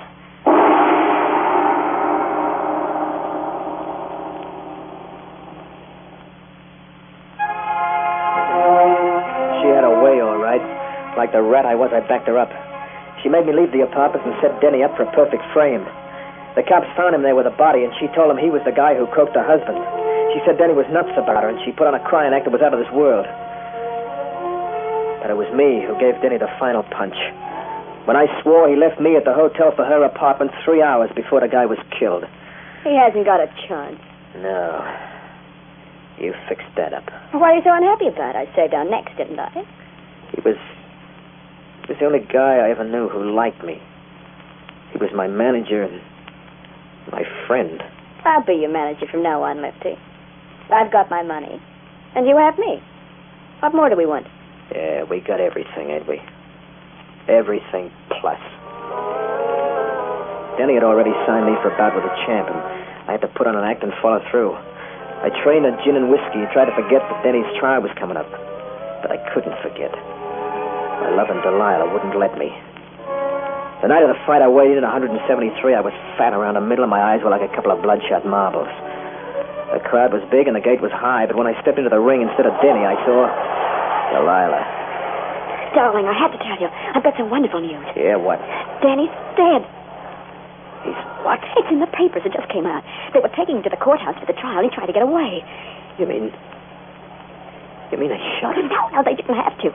He was hit by a truck as he ran out of the car and crossed the street. Now you can fight, darling. You can fight to win. It's all over as far as we're concerned. Get out of my sight, you tramp. What? Get out. That was the first time in my life I ever wanted to cry. I was sick inside of me, and I didn't have the strength to raise my arms. You heard what happened. The champ almost tore the top off my skull with a bunch of hooks and crosses. And then, so like the way I used to do it, he started to chop me up. After a while, I felt like I was in a glass case with nobody able to reach me. Then the case cracked open and it started to rain. And I woke up flat on my back inside my dressing room. Lefty. What's the matter? Wake up, you lemon. Delilah. Where's everybody? Where's my handlers? I sent them away. You what? I paid them off and sent them away. I wanted to talk to you alone. Let me sit up. I don't like the way you acted before that fight. No? What's got into you? You looking for trouble? I found all I needed when I found you. Get this straight, Lefty. You're in this as deep as I am. Yeah? And don't you ever forget it. You're in it, and you're staying in it. Side by side with Mama. Yeah, you're right. I'm in it. I can't get out. We'll spend the rest of our lives together, you and me. So you may as well get used to it. I don't trust you, and you don't trust me. But a pair of cast-iron handcuffs couldn't keep us any closer. We're gonna be just a loving couple, huh? Two lovebirds sitting on a nest of bones. You wanted me once. What changed your mind? Why don't you ask me to marry you again? Why don't you propose to the girl of your dreams? Why not? Why not? So we got married. And it was a perfect match. We spent our days watching each other, wondering who'd crack first. I'm living now on sleeping pills just to get a little rest. I keep thinking of Denny all the time. She keeps reminding me that he's dead. Every time I see her, she reminds me of it, even though she don't open her mouth. Justice? This is justice. What I'm going through now is worse than the chair. She's got our lousy money, and I got her, and the two of us would be better off inside a grave. That's why you don't see Lefty Hagen around no more. That's why he's retired. It wasn't only my conscience that made me turn us into the cops. It was something else. Something that blonde wildcat could never understand. Yeah, but she was right about one thing. We were in this together to the finish. She'll be parked right on top of her loving husband's lap when they turn the juice on as I'm sitting in the electric chair.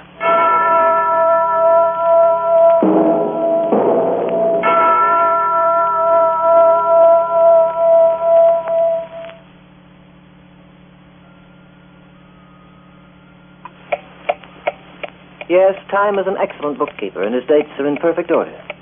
There's an entry on the debit side, for instance, that records an event which takes place tonight in the Sing Sing Death House at 9:30 p.m. A double execution. 9:30. I've just marked it paid in full. The Clock will be heard next week, same time. Written by Lawrence Clean, narrated by Harp Maguire. You heard Ken Wayne as Lefty, Margot Lee as Delilah, together with Ozzie Wenban and Gordon Glenwright. The Clock, directed by John Saul, is a Grace Gibson radio production.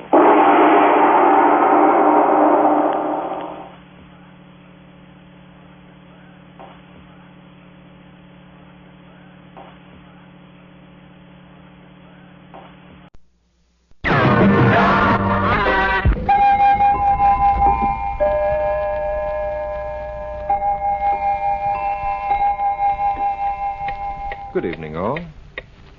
Do you realize that at this very moment the world is teeming with important events? A man in Hong Kong, for instance, is preparing to force his way into a bank at the point of a gun, unaware of the fact that the police are waiting for him, that he will die very shortly with 3 bullets in his back. A woman in Hollywood, California, is about to take a screen test that will eventually make her the most envied woman in America. A gentleman in Peoria, Illinois, has invented a new kind of mousetrap, but is destined for a heartbreaking disappointment when he discovers that the world will not beat a path to his door for it, as advertised. And at this very moment, a man named Charlie Gifford is stepping into his modest home after a hard day's work to face his destiny. I'm home, Hazel. Said I'm home. I heard you.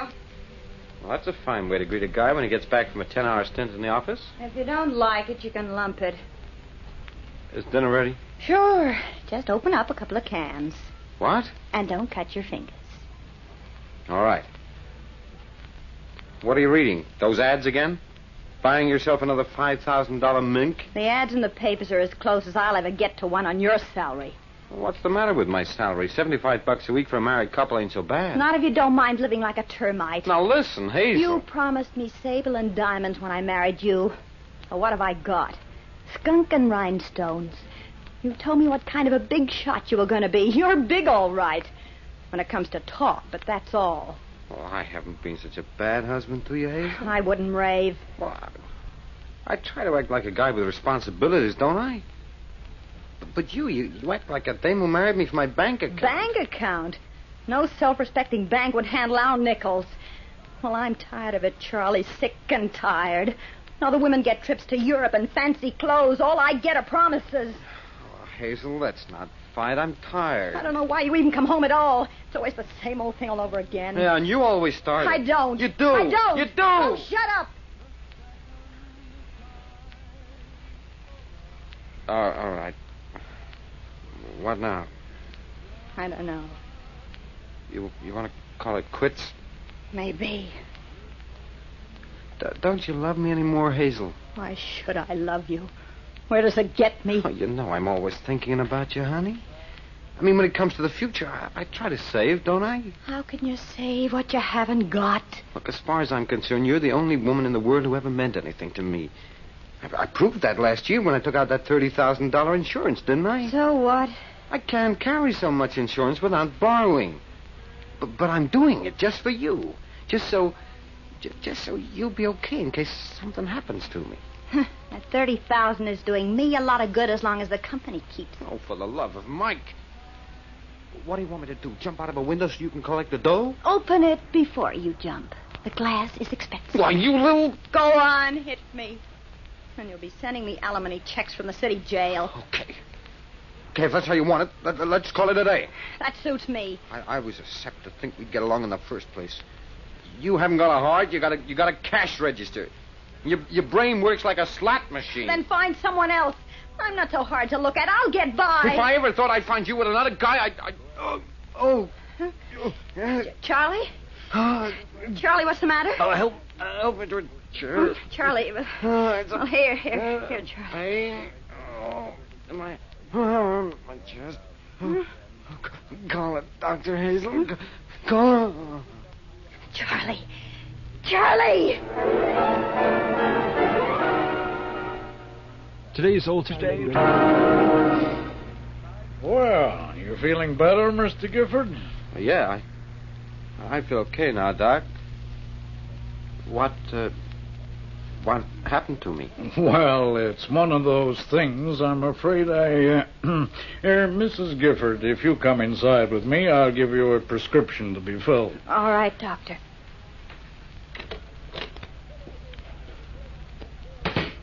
Mrs. Gifford, he is to remain in bed for the next 4 weeks. Under no circumstances is he to be allowed to leave. Doctor, what's the matter with him? I didn't want to tell him myself. I thought you could manage it better, being his wife. He has a very rare heart condition that is extremely dangerous. It was only a miracle that saved him this time. But he's always been healthy. Perhaps. He seems to be the excitable type, however. What is his home life like, if I may ask? Why, Doctor, Charlie and I are like a couple of turtle doves. You never saw two people who got along the way we do. Has he been worrying about his work? Oh, no. No financial troubles? Financial troubles? Oh, my goodness, we never talk about money. Charlie does all right at his job, and I'm a simple girl with simple tastes. I stand behind him and encourage him as much as I can, of course. Oh, but I'd be satisfied if he only made half of what he does now. Well, in any case, the important thing is to keep him happy and quiet. Don't let him get a chance to upset himself in any way. And give him all the affection he wants, Mrs. Gifford. He needs affection now. Poor Charlie. Remember, the next attack may be his last. He may go on for years, though, if he's careful and he takes it easy. I'll have this prescription filled. He's to have one if he shows any symptoms of another attack. Yes, Doctor. And take good care of him now. I needn't repeat how serious his condition is. Oh, incidentally, no overeating and no alcoholic liquors of any kind. That is important, too. I'll watch him, Doctor. Yes, lots of rest, relaxation, no worries. Oh, I'll make sure he's all right. I'll read to him and everything. And I promise I won't let him out of that bed for 4 weeks. Good girl. Thanks for coming, Doctor. Not at all. Good night. Good night. Hazel! Hazel! I'm coming. Where's the doctor? Did he leave? Just now. Well, what's the matter with me? Why didn't he tell me? There was nothing to tell you, Charlie. Charlie, you're perfectly all right. I am? Really? Sure. The doctor said you could get out of bed and do whatever you like. Yes, just have a good time, he told me. Forget your troubles. And the sky's the limit.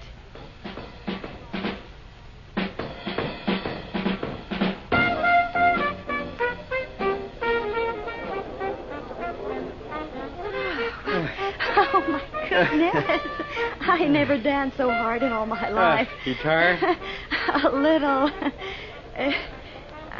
How do you feel? Well, I never felt better. Really? Sure. Why? Oh, I was just thinking that after all, we're not as young as we used to be. Oh, I am, baby. All right. Then let's make a night of it, Charlie. We'll do the town until morning. Well, that might be kind of expensive. Oh, don't be like that, sweetness. Just this once. Well, okay, just this once. We'll check out of this place right after this dance.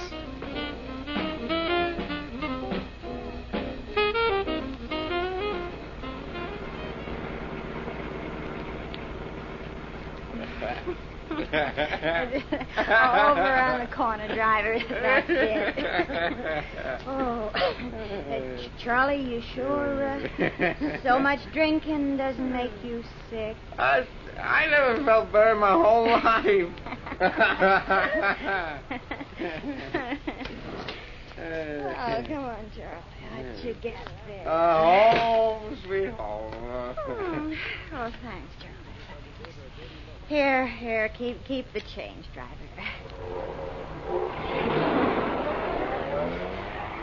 Hey, what are you looking at, darling? You sure you're all right? Sure, absolutely. Oh, well, let's go upstairs. I was drunk last night, drunk the night before. I'm gonna get drunk again. Charlie. What's the matter? The elevator isn't working. Well, who says it isn't? The super told me it was going to be closed tonight for repairs. Come on. We'll have to walk. What, 6 flights? Well, I'll race you up, Charlie. Come on, catch me, Charlie. Come on. Okay. Charlie. Come on, here I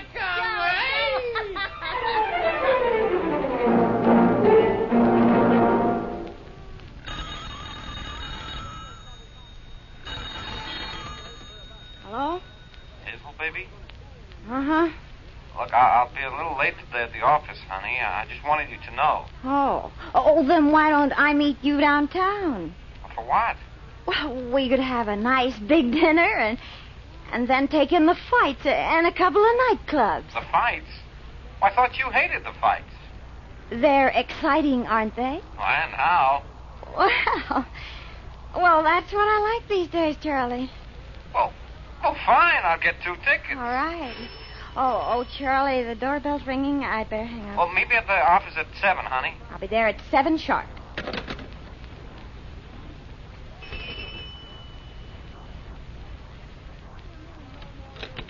Good evening, Mrs. Gifford. Oh. Good evening, Doctor. Come in. You haven't called me about another visit, but I thought I'd make one on my own, just to see how my patient was getting on. He's not here, Doctor. Oh, he's not? Well, I know you said he shouldn't leave his bed, but I thought that Florida would be so much better for him, and I got a private ambulance to take him to the station and everything. Oh, he's down there now? Yes, with his grandmother, Doctor. Oh, she's a loving old soul who understands Charlie, and she'll take wonderful care of him, and I'm going to join him later. She'll put him under the care of another doctor down there. Oh, I see. Well, then, I'll let his present physician take over from here on. You told him about Charlie's condition, of course. Oh, of course, yes. And the doctor is a specialist in that sort of thing. Good. Of course, I wouldn't have advised you to move him if you had consulted me, but as long as you've gotten him down there safely, he's all right. I've been so very careful about poor Charlie. I've kept him on his diet, and I haven't let him move a single finger since his attack. You know, he complains that I'm being too sacrificing in the things I do for him. Oh, but I don't listen to him. I'm glad he's in such excellent hands, Mrs. Gifford. Oh, why shouldn't he be, Doctor? After all, I only have one husband. Well, thank you for coming, Doctor. No trouble at all. Good night, Mrs. Gifford. Good night.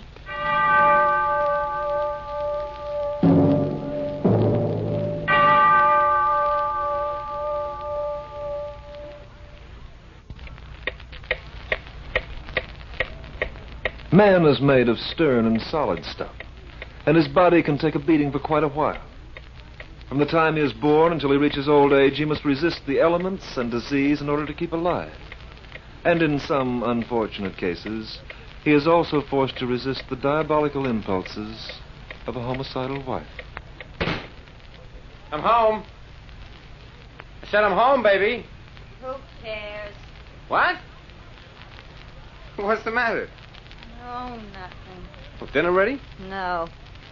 Well, when will it be ready? You wouldn't want to hang that long. Say, what's got into you, honey? All you ever think about is food. You should have married a cafeteria, not a woman. But all I want is dinner, Hazel.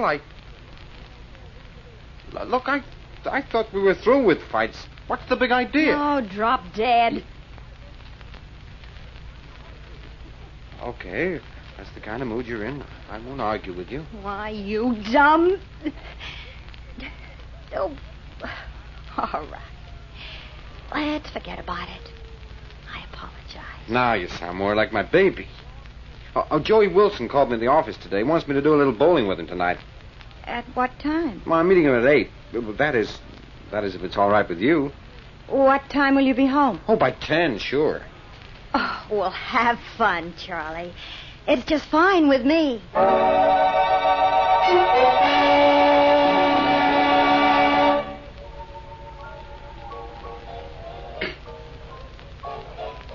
Give me a beer, bartender. I'm sorry, no ladies allowed in the bar without gents. Well, you're a gent, aren't you? I'm walking here. That's all right. You be my escort.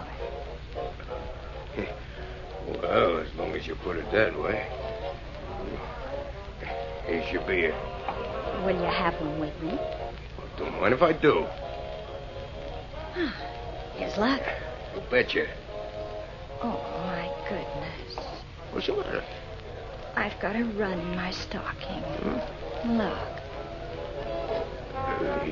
Wait, don't spoil the shape of your gams none. Oh, you're cute. Yeah? What's your name? Axel. My real name's Axelrod, but everybody calls me Axel. That's a nice name. Mine's Hazel. Axel. Hazel. They rhyme, you know. Yeah. Say, Hazel, you live around here? Not far away. Alone? Uh-huh. And I get relieved early tonight. How's about a date? Well, that all depends. On what? What time you're off? 10 o'clock. 10? Couldn't you make it 9:30? What's a half hour between friends? Well, I'd hate to sit there in my little house all by myself. And if you could get there by 9:30, I'd have some sandwiches ready and some beer. You mean you're inviting me up? Well, that's... Oh, boy, I'd get hold of the other barkeep, baby, and have him get here earlier. I'll give you my address and see you later. Okay. How much do I owe you for the beer, Axel? Never mind, sugar. This one's on me.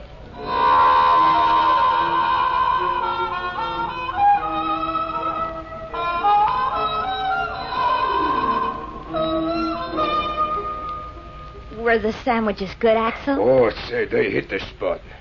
Well, what time is it? 5 after 10. I just can't understand it. You can't understand what? That... the time flies so fast when I'm with you. Sit over here next to me. Oh, you don't have to ask me twice. You're so strong. I'll bet you've got a terrific punch. Oh, I do my own bouncing at that gin mill. Suppose a man walked in here and interrupted us. Man? What kind of man? Some pest. He's been bothering me for weeks, and I can't get rid of him. A masher? Oh, he's worse than that. His name is Charlie, and I'm terribly afraid of him. You expecting him over tonight? Uh-huh. Just wait till he gets here, honey. I'll kick his teeth out. You do that. I'll get rid of him, baby, once and for all. That's just what I'm hoping for. Oh. Hello? Hazel? Yes. Where are you? I'm still at the bowling alley. I won't be home till morning, honey. You what? Well, Joey got hit with a ball. We're taking him to the hospital.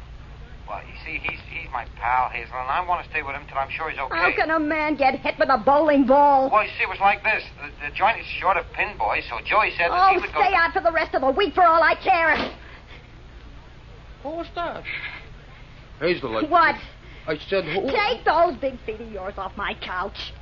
Put your coat on and get out of here. I'm sick of looking at you. But, honey... Don't honey me, you overfed skin full of beer. Get out. Get out.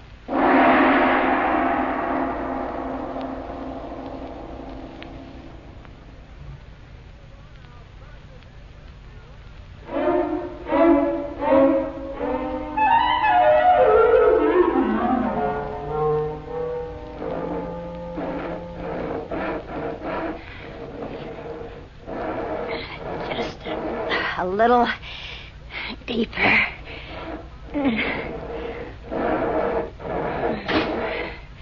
I'm home. Oh, just a second, Charlie. I'll be right up.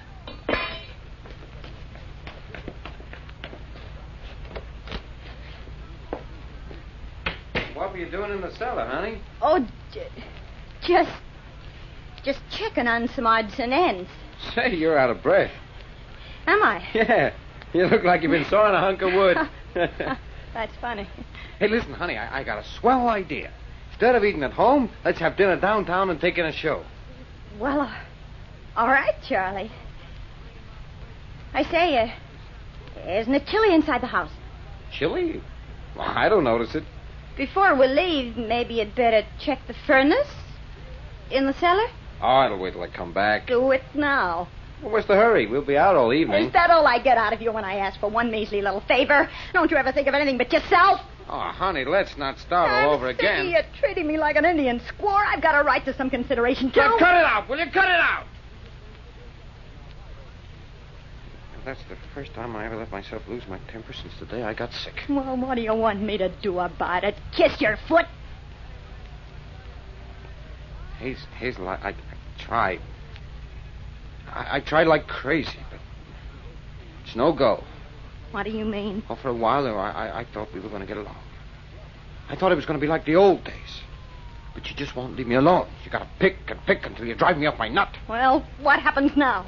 I think we ought to call it quits. Really? I'm going to get out, Hazel. That's all there is to it. You just try it, Charlie. It'll cost you plenty. Yeah? I'll squeeze you so hard the aluminum will come right out of your ears. That's what you think, but I got different plans. For instance? A man's got a right to live, hasn't he?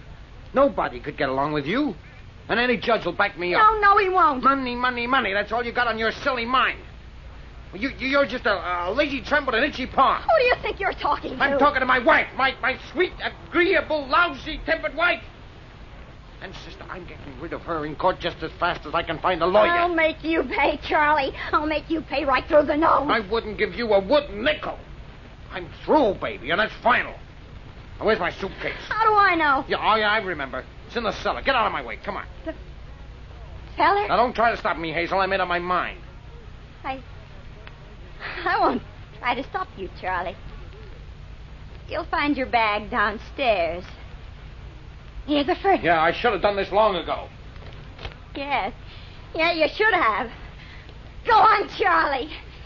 Go into the cellar and get your suitcase. Go on!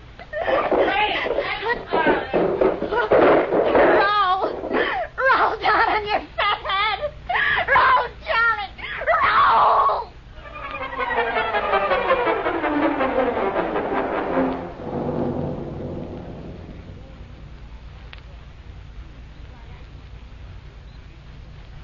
Does that feel better, Mr. Gifford?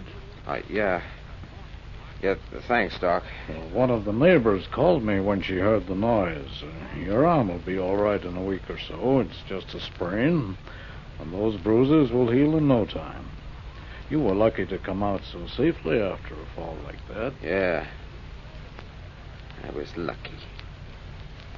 I also called over and took a look at those busted stairs before I passed out. Seems to me I got a little account to settle with my loving wife. Come on, Doc. Help me out of the cellar to the living room. Just a minute, Charlie. I suppose there's no point in hiding it from you any longer, although I wish I could in your condition.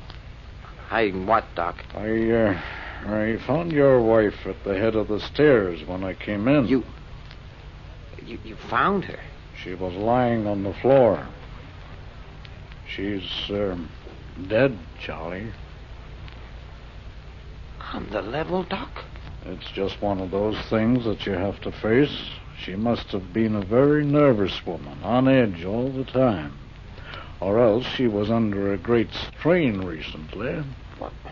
What do you mean? Unfortunately, my first diagnosis seems to indicate that she died of a heart attack.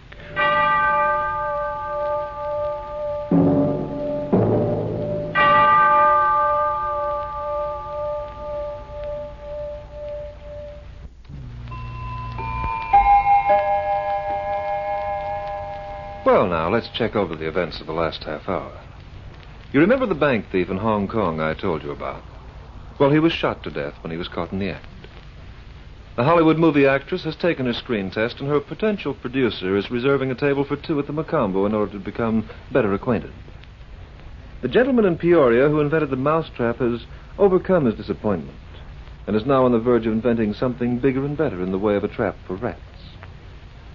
And at this very moment, a man named Charlie Gifford is making plans to spend a winter of rest and relaxation on the shores of Miami Beach, with the aid of a $10,000 life insurance policy left to him by his lately lamented and loving wife, Hazel.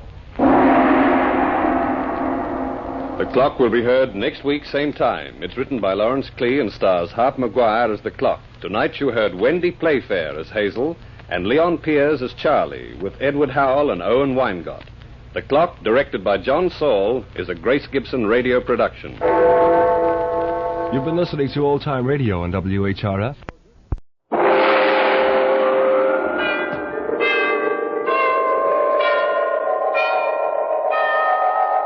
Sunrise and sunset, promise and fulfillment, birth and death. The whole drama of life is written in the sands of time. We present a new series of radio programs, The Clock.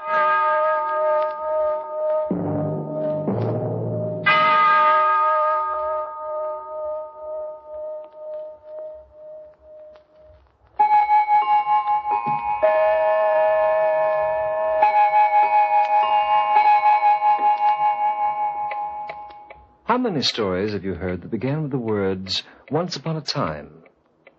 Hundreds of them, perhaps, when you were younger, and when the hours of your life passed by in a more leisurely pace. You'd huddle in the big easy chair by the fire, while the old grandfather clock ticked the minutes away in a reassuring, monotonous, and soothing fashion. Your narrator would tell you a frightening tale of Beauty and the Beast.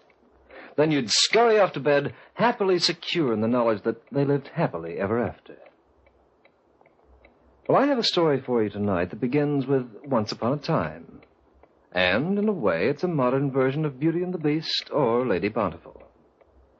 But I'm afraid that I am unable to guarantee that they lived happily ever after. The idea's ridiculous, Natalie. But why? It's too dangerous, that's why. Oh, how can it be dangerous to want to help someone? But you can't just go into the street and pick up any old tramp. It's fantastic. Eve, do you know how unhappy I've been since Ralph died? But what's your husband got to do with it? A great deal. He needed me while he was alive. He needed me badly. I don't say I was responsible for his success, but I do know I gave him inspiration. And that was what I lived for, Eve, when Ralph was with me. I suppose you consider yourself one of those women who has to mother every male in sight. Not really. What are you going to do? Just wander along somewhere until you find some filthy drunk to reclaim? Why not? Weakness isn't a crime. When a man's down and out, there must be a reason for it. And it may only take a few pounds and a little kind advice to straighten him out. Where on earth did you get this idea, Natalie? I saw in the papers today about some poor soul picked up in the street, an unidentified man who died of malnutrition. And chronic alcoholism? No, that isn't true. He hadn't been drinking. Anyway, I don't intend to look for an alcoholic. There are doctors and hospitals for those. All I want to do is find one man who needs my help and do what I can for him. And what will that get you? I want to feel the way I felt when Ralph would come to me for advice, when he'd depend on me. And when do you intend to go on this hunt for the lost soul? This evening. You're mad, Natalie. You're just looking for someone to clout you over the head and take your purse. You needn't come with me. Natalie, for heaven's sake, forget it. I'll tell you what we'll do. We'll dine at Louis', then go to a show. There's a musical I'm dying to see. I've made up my mind, Eve.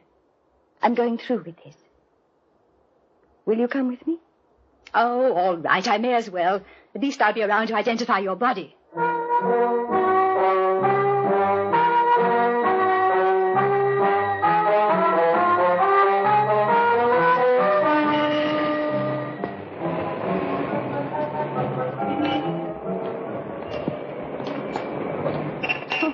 What a neighborhood. Couldn't you pick a street with lights? There's a little park over there, Eve, with some benches. Let's sit down for a while. I'd give anything for a cocktail. Eve. What? Look. Lying on that bench. Yes, dear. It's a man. His face covered with newspaper. I'm going over to talk to him. Now, wait. Let me get a policeman. No. Do you want to frighten him? Look at the way he's lying there. How can you be afraid of a human being who's so pitiful? So close to being completely broken. Oh, all right. Give him some money and let's get out of here. You stay here, Eve. Natalie!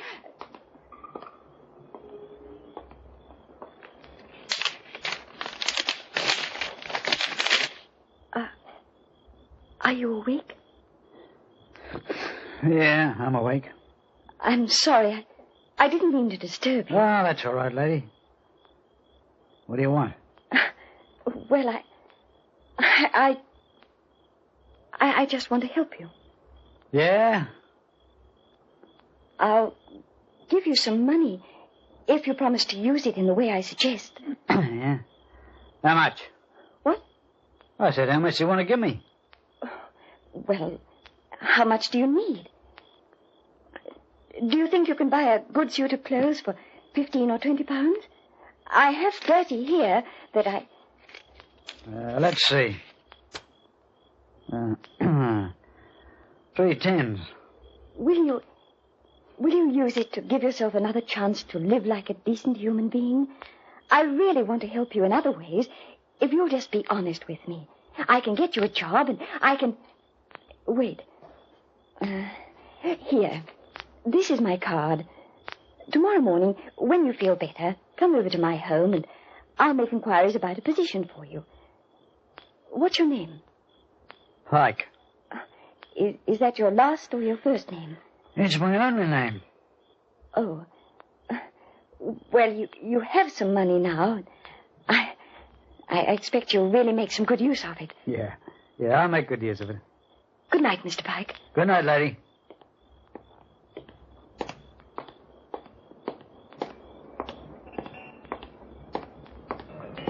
Natalie, you had me frightened to death. What did he say? Nothing. I saw you give him some money. Didn't he even thank you? No. Why, young quick. Well, there you have it, Joan of Arc. Now you see how far kindness will get you. Maybe you were right, Eve. He really didn't seem very impressed. I probably won't ever see him again. Now will you forget this idiotic notion of yours? All right. I feel better about it anyway. At least I tried. Where is he? Is he gone? No. He's just standing there staring at us. Come on, Natalie. Let's get out of here.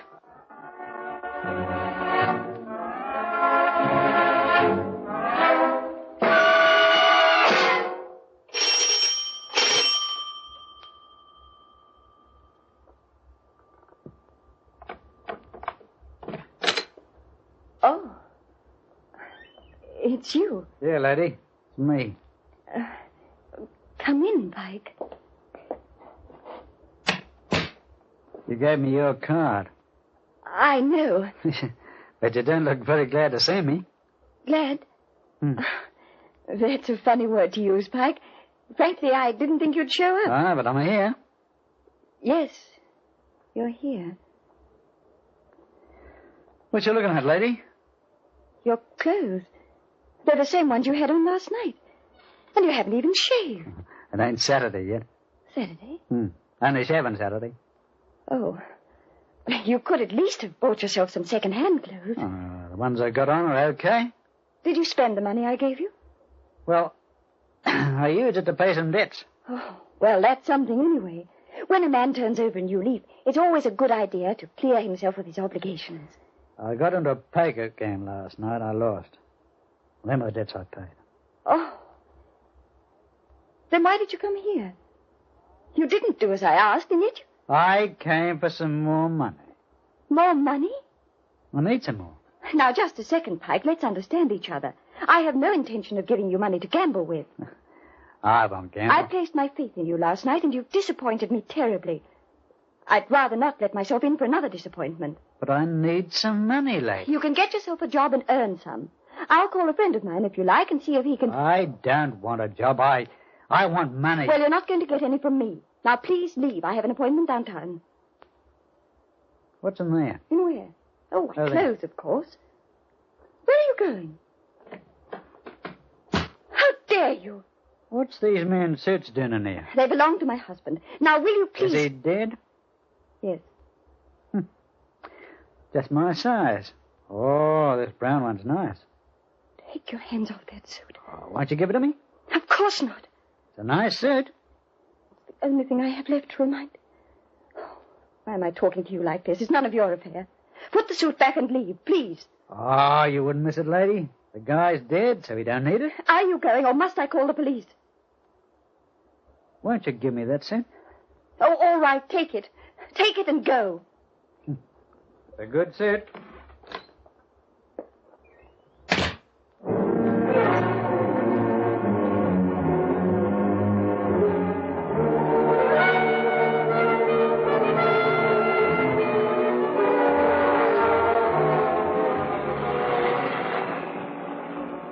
Where can I drop you, Eve? I'll drop you. This cab's on me for a change. It's been a lovely afternoon. I haven't been to the museum in ages. I'm afraid we're becoming a couple of lowbrows, Natalie. Really, we ought to be intellectual a little more often. I guess you're right. Oh, by the way, I meant to ask you, you never heard of that raggedy tramp you helped last week? What made you ask that? Oh, I just wondered if he ever tried to follow you up for another touch. As a matter of fact, I saw him the next day, but it was only for a moment. I gave the poor fellow a suit of Ralph's clothes. But what about that money? Oh, it doesn't matter, Eve. He's gone now. I haven't seen him since then, and it's been almost a week. I'm sure I'll never hear from him again. Driver, stop on this corner, please. But you're several blocks from home. Oh, I had some shopping to do. I'm dining in tonight for a change, all by myself. I haven't cooked a meal since Ralph was with me. I'm going to spend a nice, quiet evening at home.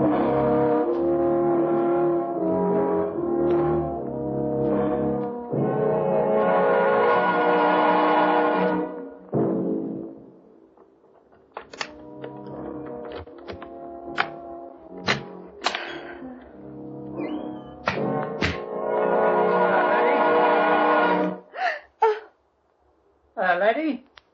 What are you doing here? I just came to say hello. How did you get in? The door was open. It wasn't open. I just unlocked it myself. What you got in those packages? Food. Let's see.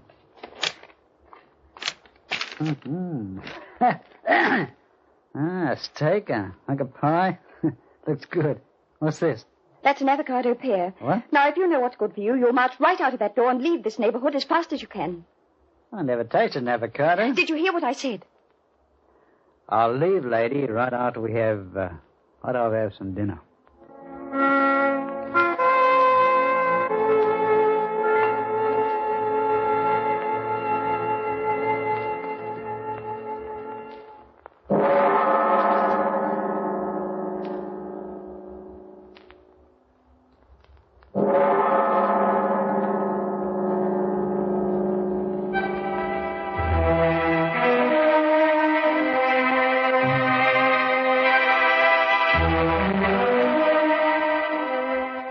Every species has its own particular life cycle, and they greatly vary in length of time.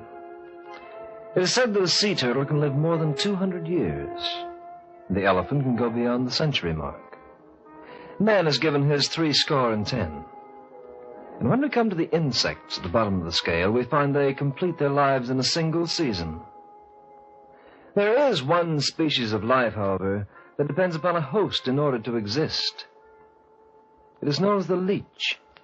And it seems to me it might be logical to assume that the length of life this creature can look forward to depends in part upon how much blood he can squeeze from his victim.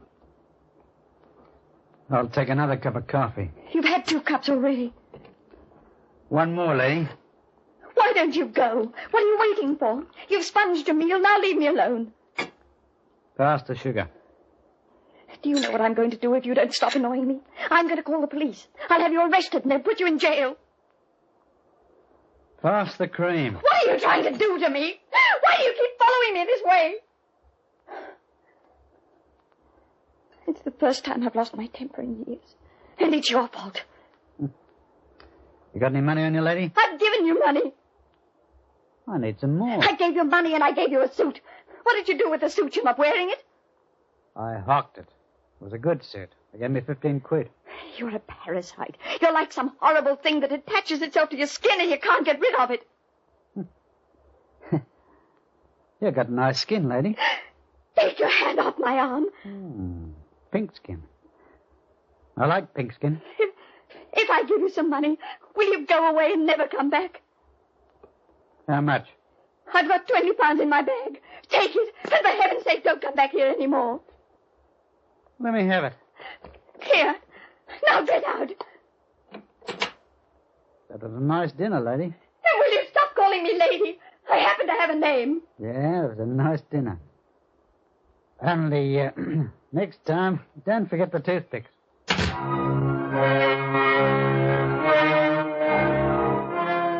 Hello. Hello, Eve. Yes, Natalie. What is it? Didn't you tell me you were going away for a few weeks? Why, yes. I'm going to visit my sister. When are you leaving? Tomorrow. Eve, would you do me a great favor? Of course. I'll never forget you for this, Eve. If only you'll say yes, please. Don't refuse me. Natalie, darling, you sound just awful. I'd never refuse you anything. You know that. I want to move into your flat until you get back. Is that all? Oh, you don't know what this means to me, Eve. Darling, calm yourself. What on earth is the trouble? It doesn't matter. I'll explain some other time. I've got to get out of this house, that's all. And I've got to get out immediately. You can move in the morning, Natalie. Oh, thank you, Eve. Thank you. You're sure you'll be all right now? Yes, I'll be fine, Eve. And you still don't want to tell me what the trouble is? Well, the whole thing's so ridiculous. I'm ashamed of myself. I'm just acting like a frightened child. By the time you come back, I'll have sold my home and bought another. And... Oh, you're going to sell that pretty house and buy a new one. Yes, But the way the prices are these days, you'll never get anything. Oh, Eve, let me handle this, please. Look, you'd better hurry or you'll miss your plane. You'll be comfortable here, and I'll write to you. All right, Eve. Bye now. Goodbye, and have a nice trip. Thanks.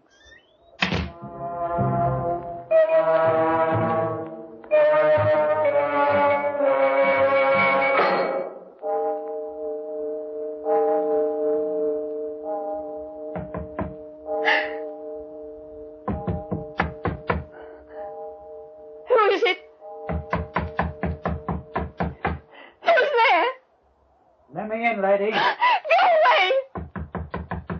Go away, I said! You ought to be more careful. You would lock the door. You can never tell about burglars. How did you find out where I was? I followed you. What do you want? I've given you money and clothes. What are you after me for? Oh, please, please don't do this to me. What have I done to you? Why do you torture me this way? Please, I beg of you, leave me alone.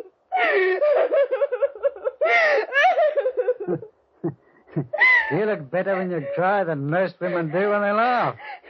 If you try to stop me leaving, I'll...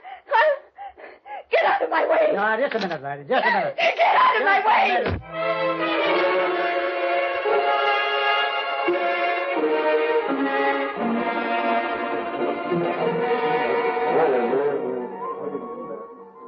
Yes, ma'am? Sergeant, my name is Williams. Mrs. Natalie Williams. I live on Parker Drive. Yes, ma'am. And there's a man. I can't get rid of him. He's been following me for weeks. You've got to do something. You've got to help me. He's been molesting you? Well, he keeps coming to my house and asking for things. I'm terribly afraid of him. Just a second, lady. Take it easy. Do you know this fellow? His name is Pike. How did you meet him in the first place? Well, I gave him money. What? I gave him some money. He was on a park bench, and I wanted to help him. You mean you picked him up? Oh, no, I only wanted to help him. I wanted to do something for someone, and So you started a conversation with a stranger and gave him money. Oh, you don't understand. What else did you give him? What? Why, a suit of clothes. It belonged to my husband. Okay, lady. You better be on your way. What's the matter with you? Why won't you give me protection? Protection from what? Pike! Has he threatened you? Oh, no, he hasn't made any threats. Is it a case of assault and battery, maybe? Did he hit you? No, he never... Did he steal anything from you? No, but it's worse than that. Is it? It's what? You don't believe me, do you? Yes, I believe you, lady. You picked up a tramp and gave him clothes and money. He doesn't touch you and he doesn't steal from you. So now I'm supposed to slap him in jail. On what charge, may I ask? You'll kill me if you don't help me. My advice to you, lady, is to meet your boyfriends at bridge parties and not on park benches. Wait a minute. I want you to talk to somebody. Who? There's a doctor inside. You don't look so good. Maybe you need a little stimulant. Now you think I'm crazy. Look, let's just take it easy. Oh, no. Hey, come back. Come back here.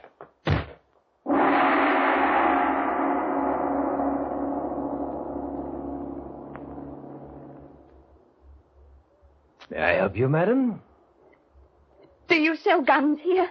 Hunting guns, yes, madam. Give me one. What kind, please? What kind have you got? Well, we have rifles for duck shooting and larger models for bigger game. Let me see a larger model. Very well. This is the Mannlicher .256, used for big game, mostly leopards and lions. And this one? Well, this is the most powerful model we have. It's a .450 high-velocity job. Got to kick like a mule and stop a mad elephant at 100 yards. I'll take it. You must be going after dangerous game. Yes. I'm going after the most dangerous game of all.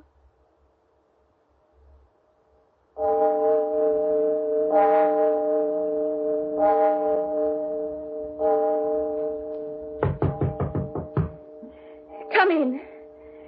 Come in, Pike. I want to see you.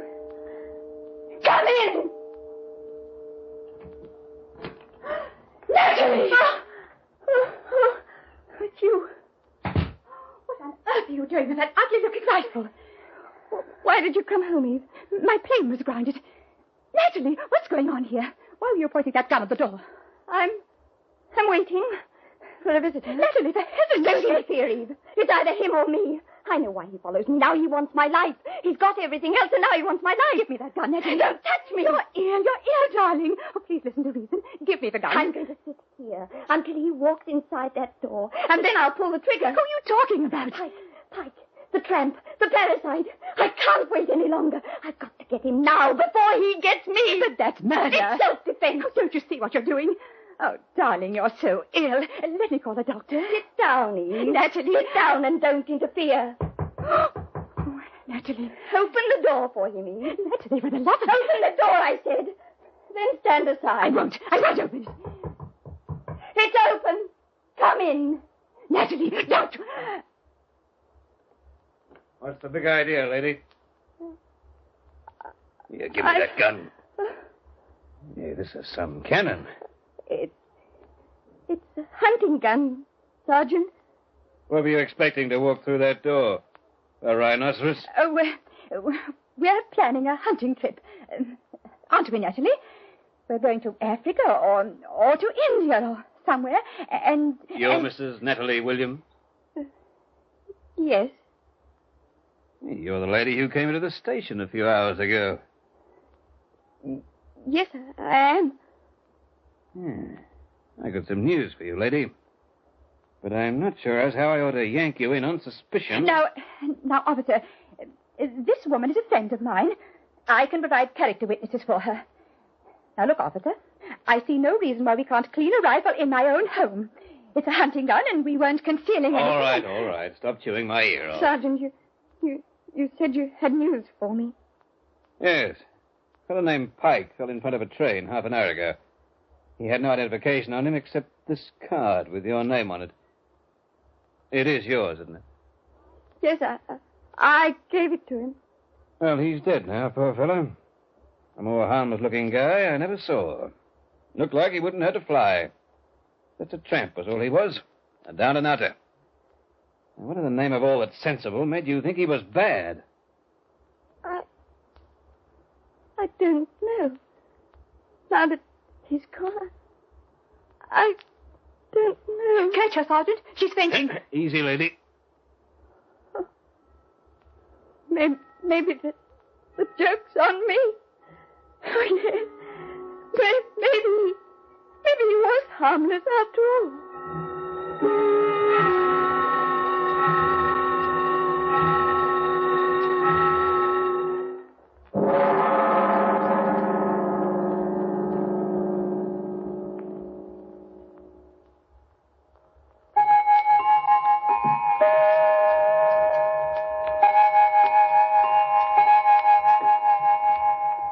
Cowper, the poet, might have ended the story with a couplet such as this. Fancy, like the finger of a clock, runs the great circuit and is still at home. The Clock will be heard again next week, same time. This program was written by Lawrence Clee with Harp Maguire as the Clock. You heard Mary Clark as Natalie and Ozzie Wenban as Pike with Muriel Steinbeck and Gordon Glenwright. The Clock, directed by John Saul, is a Grace Gibson radio production.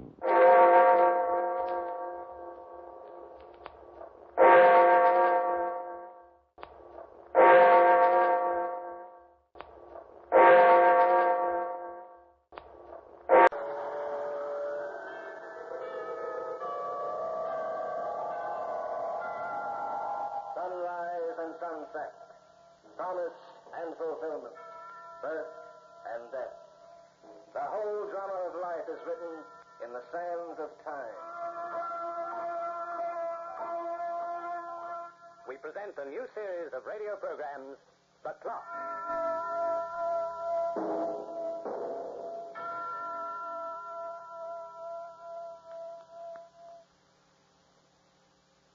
Nobody, but nobody, will sell you a car for less than Don Richards Lincoln Mercury. And especially during grand opening sale time. We've done it again just in time for our grand opening, purchasing another 10 1969 Mercury's Coupe four-door hardtops, loaded with power steering, power brakes, automatic transmissions. All have factory air conditioning. They carry the balance of the 50,000-mile or 5-year warranty. Property taxes are paid, too, and priced at a low $25.95.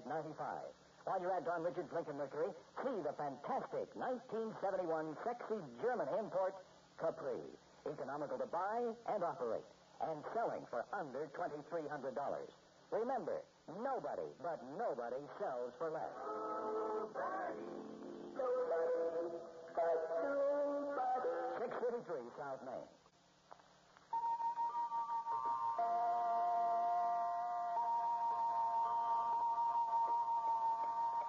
According to some, there are two worlds of existence.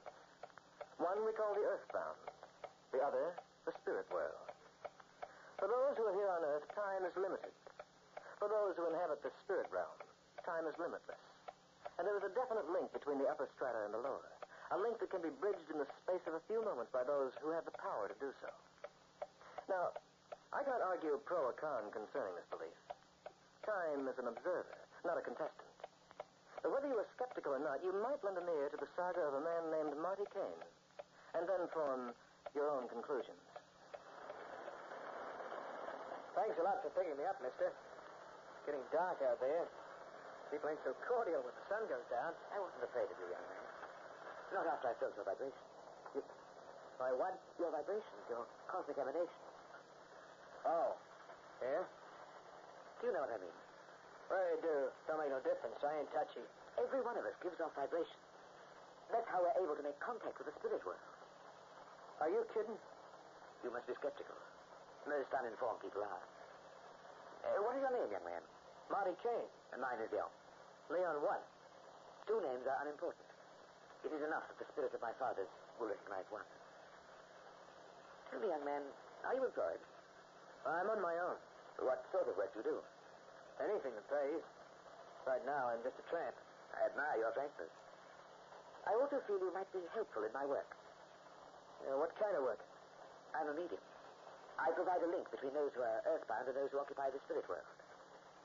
You don't say. I communicate with what you skeptics call the dead. Although, of course, there are no dead. Well, Louis would be tickled to hear that. Who is Louis? Pal of mine. He fell into a cement mixer and they had to pour him through a net to find him. If Louis wasn't dead, then I'll eat this jalopy and I'll start right now with the mud guards. It is odd how a man with your vibrations can lack such understanding. If my vibrations don't like it, they can hang on to someone else. But I feel I can change you. After a while. At any rate, I'm in need of an assistant. Would you like the job? What do I do? Oh, see that my guests are properly seated during the song. Take care of my car. Run errands occasionally.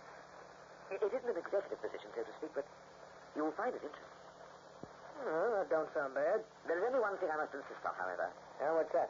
Sooner or later you'll be converted. However, until that time, you are to keep your opinions concerning my work to yourself. I cannot afford any ridicule from an employee. Oh, don't worry about it, Leon. I'll keep my shirt on.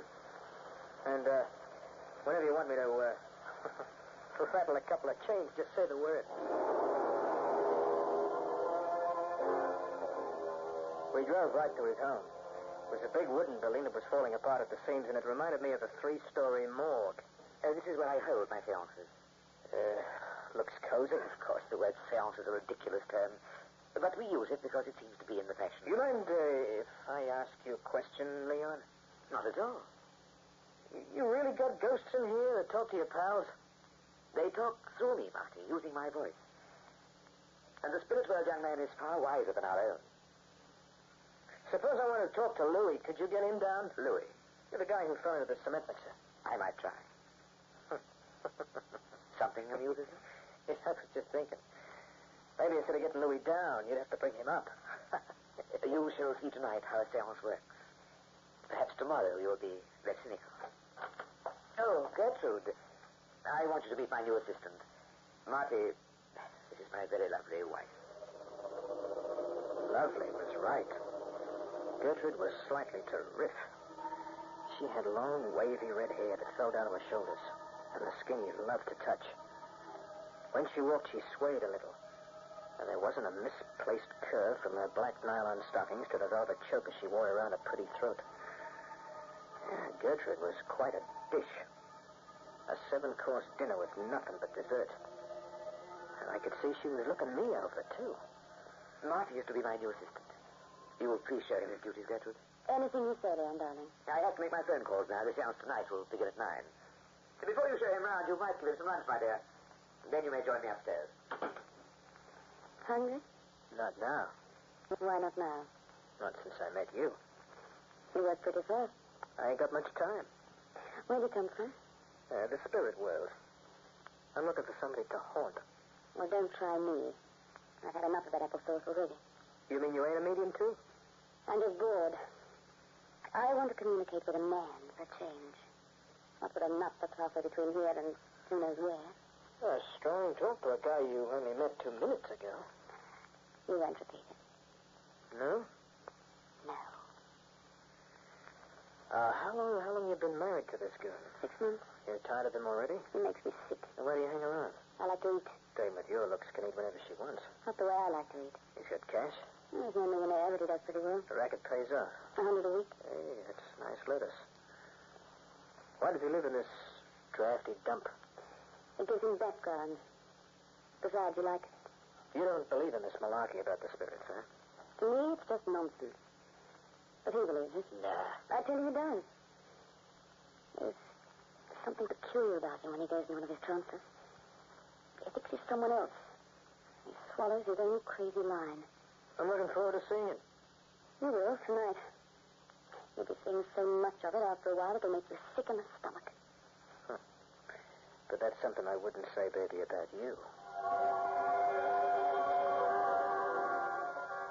At 9 bells, the suckers trailed in. There were half a dozen dames, rest were gents. They fed in a circle with Leon at one end, and they watched him like a bunch of hungry cats would watch a bowl of cream. But it was Gertie who surprised me. She played it straight. So straight that I had to think back to remember what she was really like. I believe we're ready. Are you prepared, Leon? Yes. I'll do my best to establish communication tonight. Although one never knows, of course, when one is able to contact the spirit world at any given moment. Mr. Kane? Huh? Will you put out the light? Oh, sure. Just leave the little one burning over the door. There's no need to be in total darkness. Are you ready, Leon? Yes, my dear. I'm ready. The room was almost dark because the light we left on was covered with colored paper. But I could see him anyway, rubbing his hands over his fat little face. Then suddenly he straightened out and started to sway back and forth. And the jerk was in his trance. We of the spirit world are continually by your side.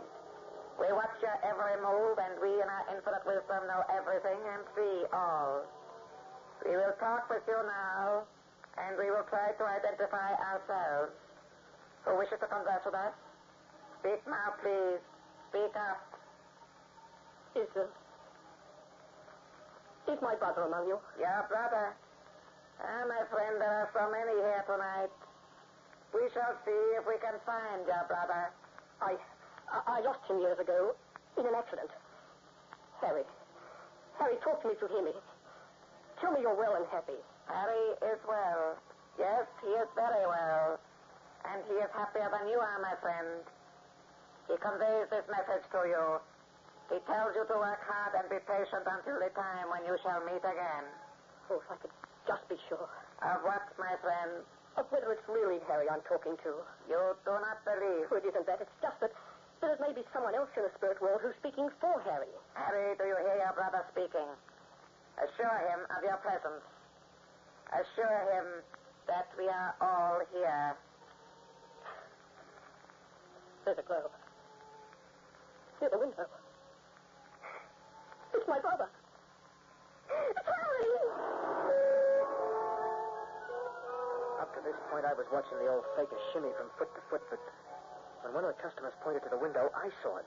A soft glow near the ceiling that passed across the window and disappeared. Later, when the suckers left, I was alone with Leon for a minute. He looked at me with a peculiar smile as I emptied out the ashtrays, and he seemed to read my mind. Well, young man, what did you think of the show?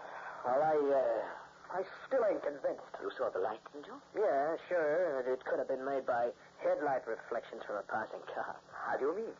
Well, go to bed some night and keep watching the window when there's traffic outside in the street. You'll see them headlights passing like... Look, there goes one now. Yes, there's our car lights. But that isn't what you saw this evening. No? What you saw was the partial materialization of a psychic phenomenon. You saw a member of the world that is not of the flesh. Yeah, that's your story. You are hard to convince. But one day I will prove myself to you and everyone else. Yeah? How? When I die. Yes, when I die, Marty, I will return. Nothing will stop me. I will return, young man, from the grave.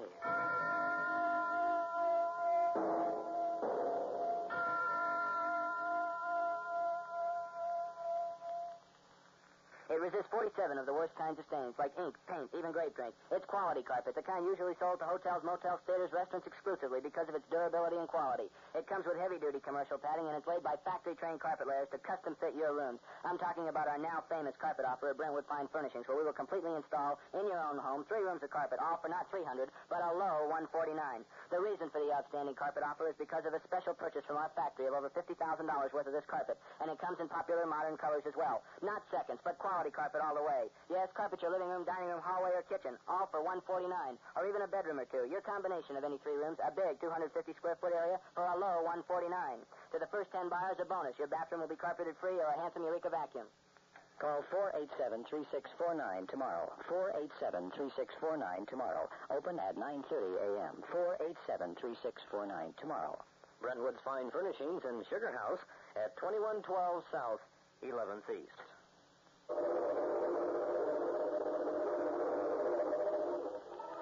One One's time on Earth may be spent according to one's beliefs and inclinations. And the length of this time is a matter beyond our control. But how we use this time is something else again. For sooner or later we must pay the piper for the dance. I'm tired of it. That's all. Sick and tired of it. Now take it easy, baby. You don't know what it's like living with that fraud. Look, I'll take as much as I can stand, Marty. If I have to go through this any longer, I'll go crazy. Then why don't you divorce him? And starve to death? Well, you got me, sugar. Sure. And what have you got? Nothing but the suit of clothes on your back and a few measly banknotes on your mattress. Well, if you don't want to leave him, then stop complaining. Nobody's forcing you to stay. And you said you loved me. What's one thing got to do with another? What kind of a man are you, anyway? Do you want to go on for the rest of your life seeing me behind his back? Crawl out a cockroach every time he orders you around? Who's crawling? Nobody ever saw me crawl, and nobody will. Oh, Marty, darling, do something to make me free. What can I do? There are ways that a man can think of. What are you getting at? But if Leon were to die, we'd have the business. I know that by heart. And I know how to pick up the customers.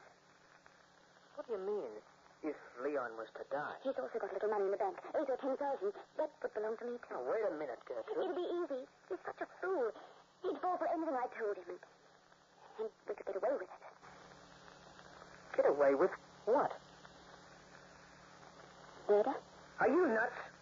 What are you saying? Look, it was only a signal speech. What I meant was we could get away with murder by leaving him flat and helping ourselves to a little of his cash on the sly. Not a chance. We'd be picked up in no time. Oh, you make me sick. You've got no backbone. I don't know what I see in you anyway. Oh, now, baby, don't be like that. Get your hands off me. I'm through with you, understand? I want a man, not a cream puff. I never want to see you again. Marty? Yeah, Gertrude. Marty, let's make up. Oh, gee, baby, that's all I've been wanting to do. I'm sorry I was so mean to you. Will you forgive me? Sure. We'll go back to where we left off 2 weeks ago. Mm-hmm. Oh, I meant to tell you we're going to town tonight. Yeah? What for? I have a cousin living there, and Leon promised to take me over to see her. We'll use the car and you'll drive. I wish he was going by himself instead. So as you and I could be alone. We'll be alone, Marty. Yes. Very much alone. Sooner than you think. The way she said it bothered me for a while. But by the time we were in the car that night, I'd forgotten all about it. The quickest way to drive to Oaktown is across a long, high bridge. We reached it at 6:15. I was taking it easy and there wasn't much traffic, but when we hit the middle of the bridge, she suddenly asked me to stop. Well, what's the big idea? Gertrude wants to show me something, Marty. Here? In the middle of the bridge? Well, just a moment. Come on, Leon. Let's get out of the car. Hey, now, wait a minute. What are you going to say? Gertrude tells me she's observed a manifestation from this bridge. At this hour of the evening. Don't you remember, Marty, when we drove across 2 weeks ago? Why? It was in the sunset, Leon. I saw my father's face. You've got to see it with me. I've got to try to look for it again. This makes me very happy, Gertrude. Up to now, in spite of all your help, I have considered you a skeptic. I'm not anymore, Leon. Come on, darling, help me out of the car. I sat there while they both got out. I didn't say a word. He had that look on his pan that he always had when he figured he'd made a convert. And he was following her to the edge of the bridge like a Scotty after a bone. I froze to my seat, watched him. I could have yelled, but the words wouldn't come. I just sat there. Saw her turn and look up and down the bridge for a passing car. Then when she saw it was empty, as the dope kept watching the sunset, she put her arm behind his back and shoved. Come on, let's get out of here. You pussy. Come on, get out of here, you idiot.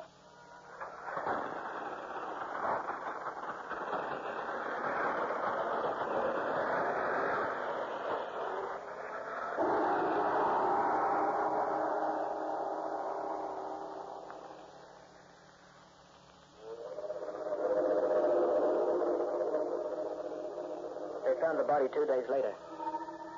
And Gertie put on an act that was something to see. She said he used to walk on the bridge by himself in the moonlight, communing with his great-grandfather, and he must have fallen off.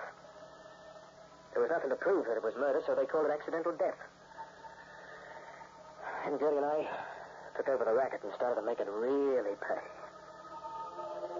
Are you ready, Gertrude? I'm ready, Martin. We of the spirit world are continually by your side. We watch your every move, and we, in our infinite wisdom, know every like to identify ourselves. Who wishes to converse with us? Speak now, please. Speak. I'd like to hear from my brother again. Harry. Harry, talk to me if you hear me. Are you still very happy? Harry is well, but he is not very happy. He conveys this message to you. These people through whom I speak are my only means of reaching you, Charles, my loving brother. Be good to them. Help them in any way you can, so we shall never be parted. Oh, yes. Yes, of course, Harry. I'll do everything in my power to keep us close, but what can I do? You have money, Charles. Use it wisely. Oh, let me be certain again. Let me be sure once more that it's really Harry I'm talking to. There is no need for reassurance, Charles. You must only believe. Wait. It's there. The glow in the window. It's Harry.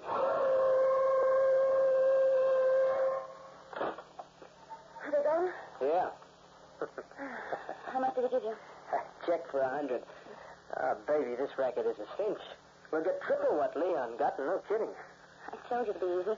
Hey, you're a smart kid, Gertrude. I gotta hand it to you. Oh, you're not so dumb yourself. That torch gag was wonderful. For a minute I thought I was stuck. What torch gag? No, when you saw that light. You used the torch, didn't you? Oh, I didn't use nothing if there was a headlight reflection from a passing car. Passing car? Oh, no, it couldn't have been. They were playing in the street outside. It's been closed to traffic for 3 days. I looked at her for a second, then ran to the window. She was right. The street was closed. But that was only the beginning. The next time we held a seance, I kept my eyes open. Someone was pulling a fast one, and it wasn't us. But you must have. I tell you, I didn't do it. Oh, you did. Well, it might have been someone in the street. That sound was in the room. You heard it as well as I did. What are you doing? You're falling for that stuff yourself? He always said he'd try to come back. And if he had... Stop that! Cut it out! You trying to drive me screwy? He can't come back. He's dead. He's 6 feet deep. That's where he'll stay forever. We tried to fight him, but it was no use. Gertie was rattled, and I was taking it pretty hard myself. But we stuck to the racket. There was too much dough in it to give in so quick. Besides, I didn't believe it. I didn't care what kind of noises they made. They made plenty, I'm telling you now. I'm through. Pull yourself together, Gertrude. Look, I'm through. I tell you, I can't stand any longer. I'm finished, Marty. Stop talking like a fool. I saw your face tonight we heard that laugh. You turned as white as a sheet. Well, I knew better, though, when I thought it over. It was one of the customs. It must have been. That's all it was, Gertie. Well, I wish I could believe it. Then who do you think it was, for the love of my... What's going on in your mind? That laugh, Marty. I've heard that laugh before. It belonged to Leon. I guess we should never have held that last seance. We should have left well enough alone. But I got a tip that a plainclothes copper was coming down to make another investigation. We had to go through with it then and put on an act. So I got Gertie 2 stiff whiskeys and finished a couple myself. And then when the crowd came over and got themselves comfortable, put out the lights and Gertie got started. We are now in communication with the spirit world. Are there any questions? Yes, there are. Who are you, sir? Detective Fielding. And what is the question which you wish to convey to those who have passed? I'd like to hear from your husband, Mrs. Leon. My husband? Yes.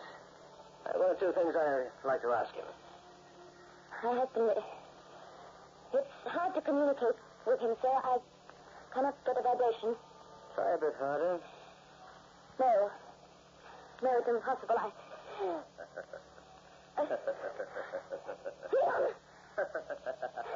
No. Take him away from me. Take him away. I killed him. I killed him. Don't let him come to me. Don't let him come to me. Get away.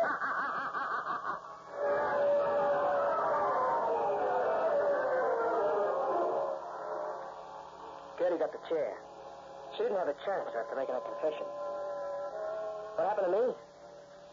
Well, that's the payoff. They figured I was off my nut. How do you like that? They said I wasn't responsible and I was crazy in the head. They got no right to keep me here, I tell you. I don't belong in no asylum. I'm the same as you are. They said the laugh we heard came from the detective himself, and the lights could be explained. But I tell you, he still comes back even here in his cell. Why don't they believe me? Why don't they come here and listen? But you believe me, don't you? Yeah, sure you do. I'm going to prove it, too. Listen. The laugh has gone back again. Listen, and you'll hear. You hear him laughing? See? Who's crazy now?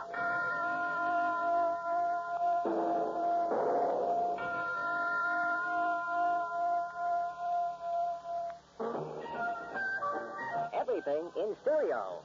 Yes, definitely. Everything in stereo. Always.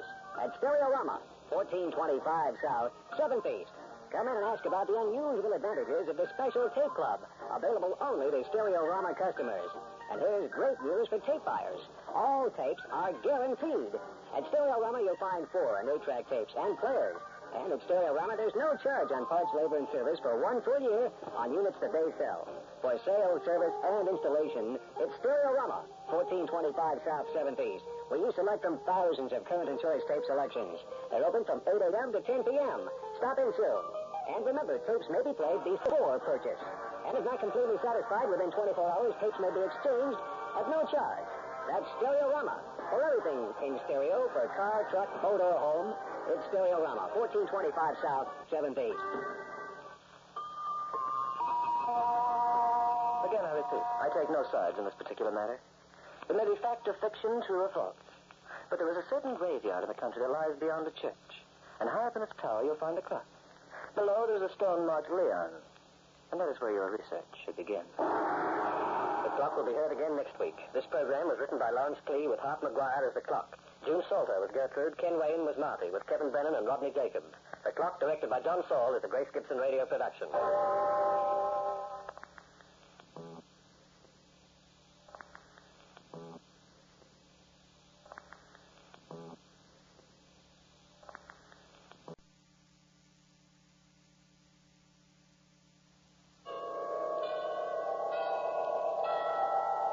Sunrise and sunset, promise and fulfillment, birth and death.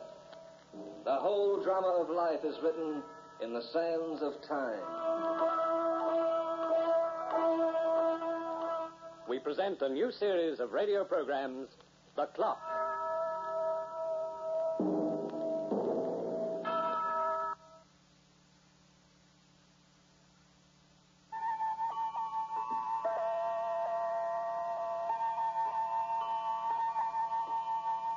Ever since the invention of the wheel, man has been doing his utmost to outstrip time.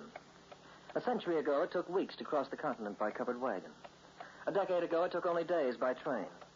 Now, in a modern airplane, you can span the distance in hours. And if our civilization has its way with the supersonic aircraft, you can leave New York at 2 in the afternoon and arrive in Los Angeles at 1. That's fast. But I know of something even faster. The route that a murderess takes to the grave. They called me Consuelo when I was born. That's Spanish or something. Not that I'm Spanish. My father saw the name on a shampoo advertisement and thought it was cute. Oh, but it fits me fine. You see, I'm sort of Latin looking with black hair, brown eyes, and lashes down here. And I'll match my complexion against the babies. I like to dance and have fun, and I've got no bad habits. The boys call me the perfect babe. But there's one thing I like better than good times, and even looking at myself in the mirror all day long. I love to take things. Oh, it's not stealing. I mean, I don't take things to get money out of it. I just get a kick out of picking up something when nobody's looking, that's all. A doctor once called it kleptomania, whatever that is. Well, he was adorable, too. He was the only thing I missed when I ran away. But that was months ago, when I first met Charlie. It was in a department store, the kind I like to visit when I get the urge. May I help you, miss? Oh, yes, please. Those gloves are very pretty. May I see them, please? Size 6. Of course. Here you are. They're genuine lizard, the latest thing. Oh, let me see the other pair in the showcase over there. Yes, miss. These? Yeah, that's right. Oh, bring out the other 2 pairs right next to it, if it's not too much trouble. Oh, not at all. These are pigskin. The others are suede. Oh, my size? Yes, ma'am. They're awful pretty. What's that in the showcase behind your back? Here? Oh, they're not your size, miss. Oh, and they're just what I wanted. Don't you have another pair? Not in size 6. Oh, well, then let it go. Oh, thank you so much. You're very welcome. Just a second, baby. I beg your pardon? Shopping? Who are you? Just a guy with good eyes. Let me see the bag, huh? Oh, hold the nerve. Why did you take the lizard gloves? The suede isn't half as expensive. All right. All right. What? Take me up to the master and turn me in. Oh, baby, I'm not a store detective. No? And your fingers aren't half as quick as you think they are. Have you had your lunch yet? No. And I'm starved. But Well, look at a car outside, and I get a feeling it's...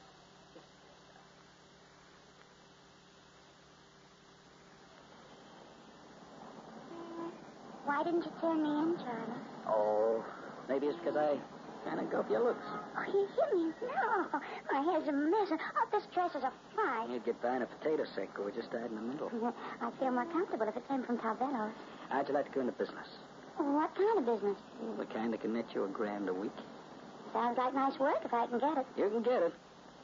You know anything about poker? It's a card game, isn't it? Look, you being cute or you just as dumb as you sound. Sure, it's a card game. What else would it be? I don't know how to play it. You don't have to know it. All you got to remember is how to read the cards. I'll do the rest. Oh, is that what you are? A gambler? I'm an investor. I invest in other guys' mistakes. Oh. Now, what are you looking for? A match to light my cigarette. Oh, here's a light. Oh. Thanks. Now, here's a gimmick. I run a poker game in my apartment once a week. Big stuff. Only the top money boys are invited. Anybody comes in with less than 30 G's, just a kibitzer. What do I do? You? Oh, you serve sandwiches and drinks. For $1,000? For $1,000. You also get a little job on the side. When a big pot comes up, you read the other guy's hand, and you flash me a sign. Oh. Oh, what? Oh, that's nice. It'll be easy. You hand a guy a drink or sandwich or cigar from behind. When you lean over, you see his cards, and you give me a sign, and I know just how to play. Oh, it sounds like fun. It's not fun, baby. It's business. The fun comes later. How about it? You want in? I don't mind. When do we begin? Tomorrow night. I'll rehearse the signals with you after dinner. Oh, and Consuelo. Yes? Take my cigarette lighter out of your bag and put it back where it belongs.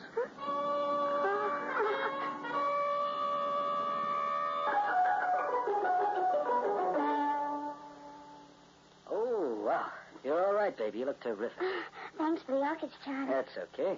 Oh, where's other company? I'll be here in a couple of minutes. Now, you got everything straight? I think so. Don't make any mistakes. Oh, I never make mistakes, Charlie.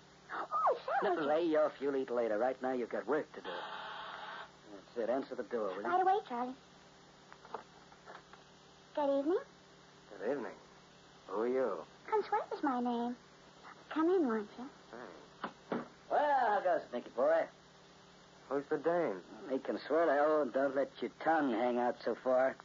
This is Nicky Morgan, Connie. They call him the Blunt. I'm awfully glad to know you. You got a nice shape. Oh, thank you. Too bad I saw her first, eh, Nicky? Would you like a sandwich? Connie says she wants to help out tonight. She'll get you anything you want.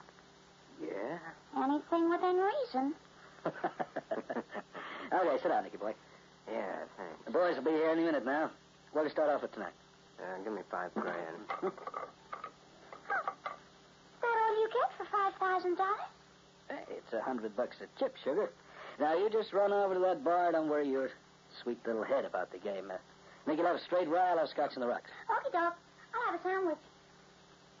Where'd you find her, Charlie? Well, now, Nicky boy, my grandma introduced us.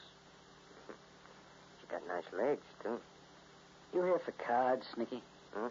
Oh, sure, but I can look, can't I? Yeah, sure, you can look, but no touch. I feel lucky tonight. Yeah? I think I'll take you and the boys for $100,000. And Nicky boy, how about a little side bet? Sure, why not? 20 grand says I top you in the take.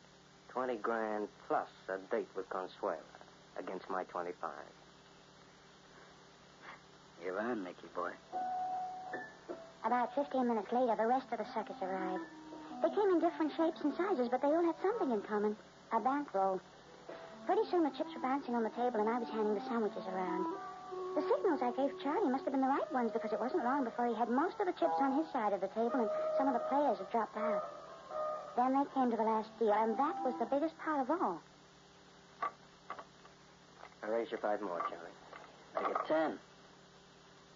You must have a nice hand. It cost you 5,000 more to find out. Nicky, you want a sandwich? I just had one. Oh. In fact, you've been handing me sandwiches all night. Nicky, boy, that's what she's here for. So you told me. Come on, Nicky, put up or scram. I like my hand, Charlie. How much do you like your hand, Nicky? I like it so much, I'll put another 20 grand on it if you call and show. Just you don't have that many chips in front of you. My checks are still good, aren't they? As good as cash. Are you sure you won't have a pickle or something, Nicky? I don't like pickles. Leave him alone, baby. He's getting kind of nervous. You never saw the day when Nicky Morgan got nervous. There's my 20 G's. Now, what have you got, Nicky, boy? Full house. Queen's Hyde. Oh, that's tough. Yeah? Yeah. I got 4 10s. Oh, too bad, Nicky. Yeah. Yeah, sweetheart. Too bad. Nicky looked at me for a second, and he smiled. But it was the kind of a smile that gives you goose pimples. He was the last to leave the apartment, and he didn't shake hands with Charlie before he went. Yeah, looks like you got clean, Nicky. Fortunes of war, you know. There's more where that came from. Yeah, better luck next week. You, gonna have this babe here next time we play? Why, any objection? Maybe. What kind? The sandwiches come high. Don't like to eat them, stay home, Nicky boy. Maybe I will, Charlie, after I even the score. I'll sit in once more next week and see how it goes. Oh, come up any time. And maybe we can have a little private stud game one night. Just you and me? Just you and me. I'll let you know. Good night, Nicky. So long, Brown Eye. Keep your hems straight. Hey, what'd I do in my pocket watch? Your watch? Did you have one when you came in? It was in my vest, hanging on the chair. Consuelo. Yes, Charlie? Give him back his watch. His watch? Give it back to him. Dig it out. Oh, well, if the gentleman insists. He's got itchy fingers, Nicky. Just the kind of gag. Yeah, well, next time I come up here, I'll sit on my clothes. No hard feelings, Nicky. No hard feelings. I'm just as sure I can go along with a gag. We'll shake on it.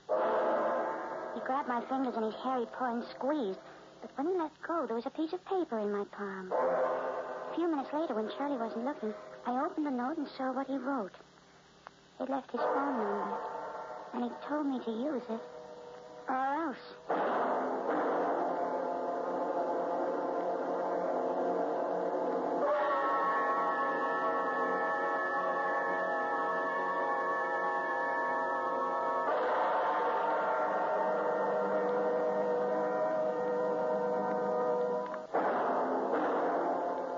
In many ways, some women are like handsome clocks. Their lines are sleek. Their thinking is methodical and cold. Their minds, like the works of a timepiece, are made of steel. And they complete the ensemble with a chromium-plated heart. I called the phone number Nicky gave me, and he told me to come up. He owned as nice a place as Charlie did, only his was a penthouse that opened up the park. He was wearing a tiny silk dressing gown over his shirt and pants with one of those big dragons on the back of it. But he was even richer than Charlie was. The toothpick he stuck in his mouth was made of solid gold. Sit down, baby. Have a drink. A lady shouldn't have come here, Nicky. Why not? Charlie might get mad. Charlie can drop dead. He's nothing but a chiseling grafter. Anyway, you're here, so just forget about him. I guess you're sore about that watch. Nah, I'm not sore. I didn't really steal it. No, you were just holding it for me so it wouldn't break. You see, I like to take things. Oh, so I noticed. Sometimes it's just little things like jars of cold cream or a bottle of perfume. But you've got even worse habits, honey. Have I? Yeah. You called the shots last night, doll. And you fooled everybody but me.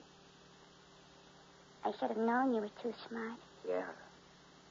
And so should Charlie. What are you going to do? Well, there's lots of things I could do. For instance, I could go back to Charlie's joint with a .45 and blow his crooked head off. Oh. Then I could take you out onto that balcony there and push you over the side. I wouldn't like that. Sure you wouldn't like that. You wouldn't be half as nice to look at after you landed on the street. Why didn't you tell Charlie you knew? Because I got bigger ideas, doll, and you're included. How much does that stinker pay you? I get $1,000 for every game. $1 grand. When he takes in 50 grand. Well, after all, I'm not experienced. And I got a feeling you're not as dumb as you sound. How would you like to work for me? But I've already got a job, Nicky. Now, you'll have 2 of them. You'll keep on with Charlie, but you'll double-cross him for me. You'll give him cockeyed signals so he bets his ears off on every hand. And after we take him to the cleaners, you get a 50-50 split. Oh, well, I'll have to think it over. You can do your thinking here. Suppose he catches me. Why should he? You did. This is different. He'll never figure you for a double cross. How about it? I guess I can't refuse. Not if you want to stay healthy. Anyway, why should you refuse? Charlie's got a face that could spoil your appetite. And I can match him cards and spades for dough. But what excuse can I give him when I cross his signals? Just tell him you forgot. All you gotta do is work this once. Just once. When I get through with him, he won't have enough left to pay his laundry bill. Then, later, maybe we could work the boats. What boats? The big ones that go over from here to Europe. We travel first class, only the best. And the big-time suckers will fall in our laps. I always wanted to go to Paris. You're practically in Paris right now, if you play ball.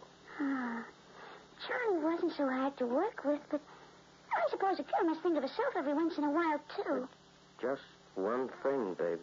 Yeah? Don't run this double cross into a triple play. Or them orchids you're wearing might turn out to be lilies. Don't you trust me? Oh, sure.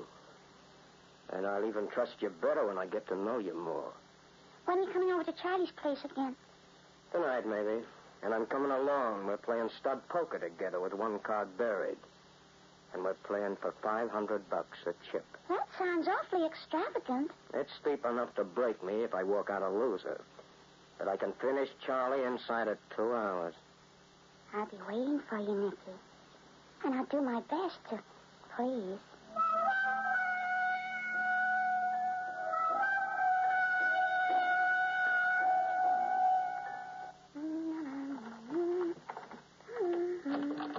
Hello, baby.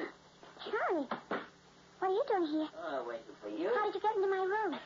The only one who can use the fingers, baby. Grabbed the key at the desk when the clerk turned round. Oh. Well, take off your coat and make yourself at home. Yeah, I will. What did you come over here for anyway? I thought I wasn't supposed to see you till tomorrow. Oh, Nicky called me. Oh, did? He's coming over to my place for a 2-handed game of stud tonight. What stud? Oh, it's a 5-card poker with 4 cards open on the table. 1 card's buried, and each guy only sees his own. Oh. It'll be even easier to take Nicky Morgan that stud than it was before. Do we use the same signals? No. This time all I have to know is that 1 card. So I'm changing things around. Besides, I had a feeling Nicky boy was getting wise the last trip. Take it easy when you use those winks. Adelaide's got eyes in the back of his head. Yeah, be careful, Charlie. Yeah, tonight's the night, baby. Both putting up the works in cash. How much? $250,000 apiece. And the winner will come out with $500,000? And the loser gets a free pass to the poorhouse. Sounds exciting. After we clean them out, we'll take a little trip. And play the boats? Where'd you learn about playing the boats? Well, I don't know. You saw the movie once, I guess. Why? Because that's what Nicky used to do. Really? For a dame who don't know the difference between closed poker and stud, that's pretty smart stuff. Guess I learned quickly.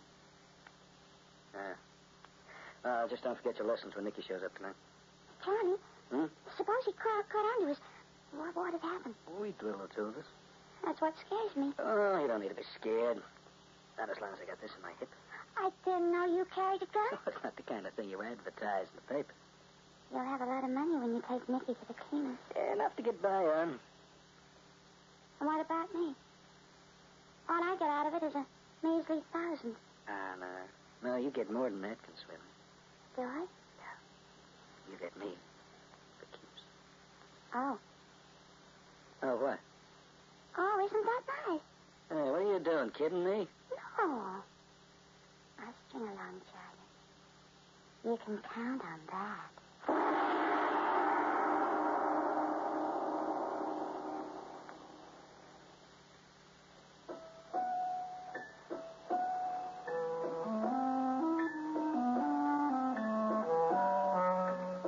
An hour later, I was on my way to Charlie's apartment. I wore my low-cut evening gown with the ankle-strap gold sandals. I had a girl from the beauty parlor come up to do my nails and hair. And I took a scissors and a bottle of polish just to keep from getting bored. By the time I got to Charlie's, I had a plan all worked out.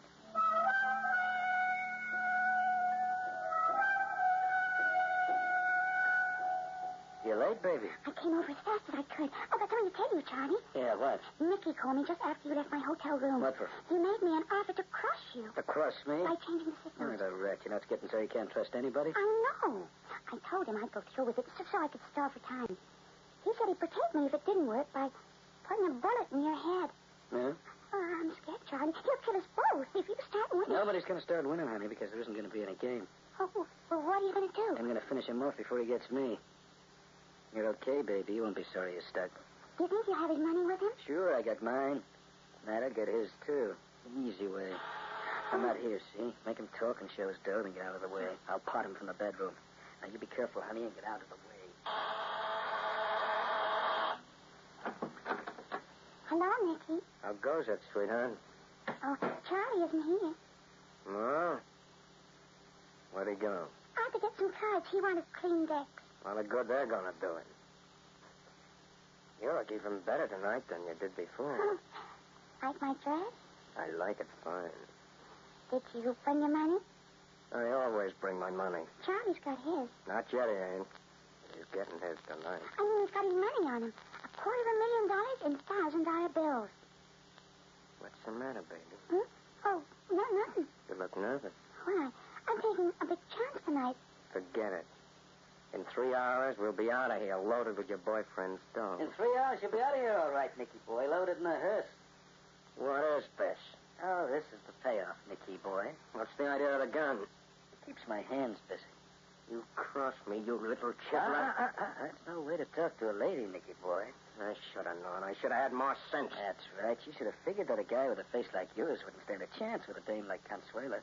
And what's more, Nicky boy, she's too expensive for you. I can match you nickel for nickel, Buster. Not after tonight, you can't. Shell out, Nicky. Holding me up, big shot? Take the dough out of his overcoat pocket, baby. He keeps it on the inside. Sure, take it. And when the boys hear about this, you won't be able to step into the street in the daylight from here to China. Oh, but nobody is going to hear about it, Nicky boy. Do you want to know why? No. Charlie, no.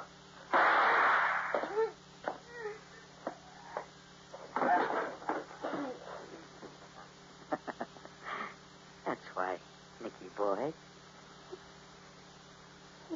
Dead, Charlie. Give me the dough. You killed him. Come on, let's get out of here. Oh, my God. What's the matter with you? Hold me, Charlie. I think I'm gonna... Consuelo. I fell into his arms while he was still holding the gun, and I caught the hand that held it between us. As he tried to lift me up, I slid my arm between his body and mine, and before he knew what I was doing, I twisted the gun around until it pointed at his jaw and pressed his fingers.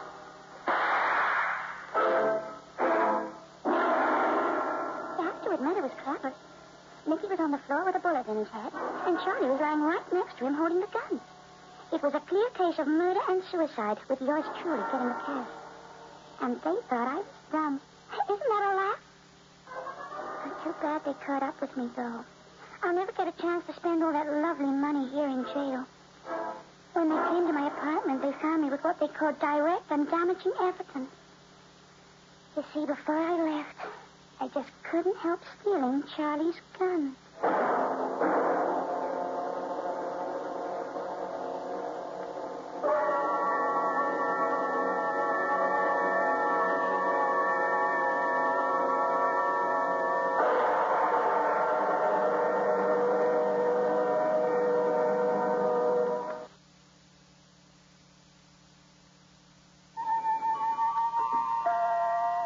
If you were a journalist by profession right now, you'd be sitting in the death house with your colleagues, watching a beautiful young woman named Consuelo being strapped into the electric chair to pay for her crime against the state.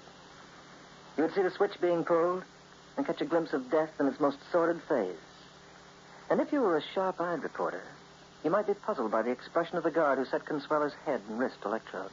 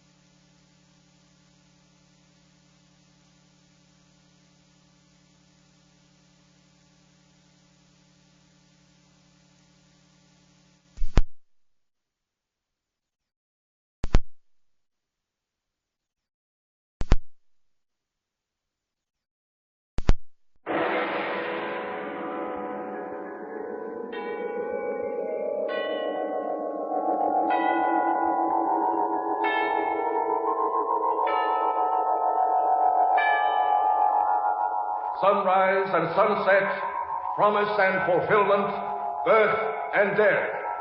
The whole drama of life is written in the sands of time.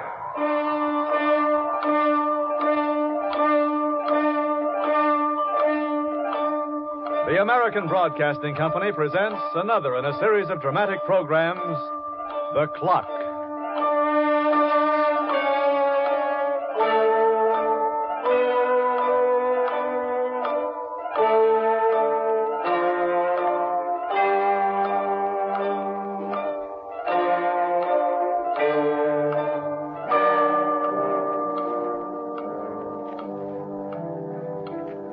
From the point of view of time, the world is filled with objects that are aged. The giant redwood trees in California, for example, were full grown when Marco Polo found his way to China. There are pyramids in Mexico that were already relics when King Tut was a schoolboy. And the deep canyons and breathtaking crevices which hold the tourists spellbound in Yellowstone Park count their birthdays in the millions. These venerable landmarks may have even preceded Father Time himself. But there is still nothing in this world that is quite so old as yesterday's newspaper.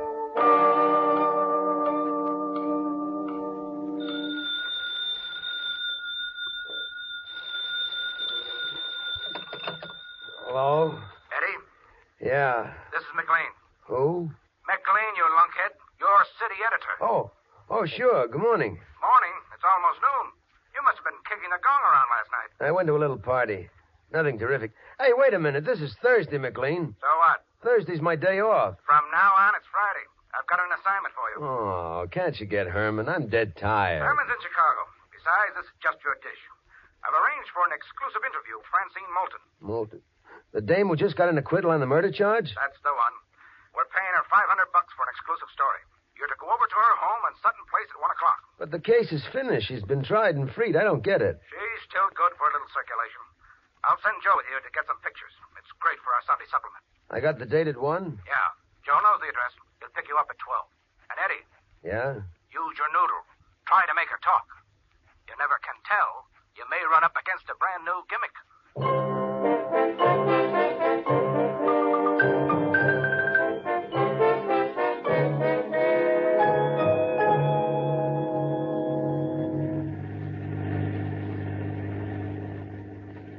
I hope this Moulton gal will pose, Eddie. Some of these dames get touchy when you flash a camera. For $500, she'll pose. Turn left over here. Did you cover the trial? No, I was on vacation. It was quite a shindig. When she got up on the stand and told her story, half the jury pulled out handkerchiefs. They were only out 4 hours. Her husband fell out of a window, didn't he? Yeah, from his office. 20 floors above the ground. She was with him when it happened. She claimed she was asking for a divorce, and he tried to scare her by telling her he'd jump. He got too frisky, and he lost his footing. What kind of woman is she, Joe? Wait till you see. Good looking? A dreamboat. Big blue eyes, ash blonde hair, a face like an angel. No wonder the jury fell. You talk like she vamped her way out of it. I'm not saying. The evidence wasn't strong enough, so she was acquitted. But I can think, can't I? Still want to be a big detective, huh? Joey Lester, the private eye. There's the house, Hawkshaw. Pull up at the curb.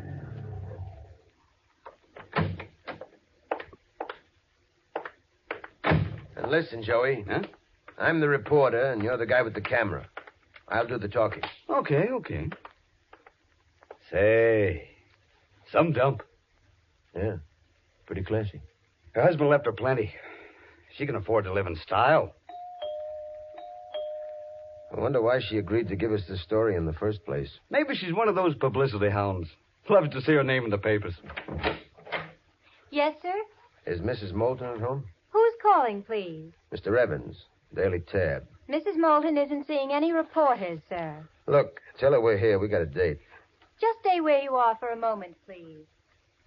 Nice chassis. Keep your mind on your camera. Just look at this place, Eddie. Now I know how the other half lives. Yeah. Lady has taste. Yeah.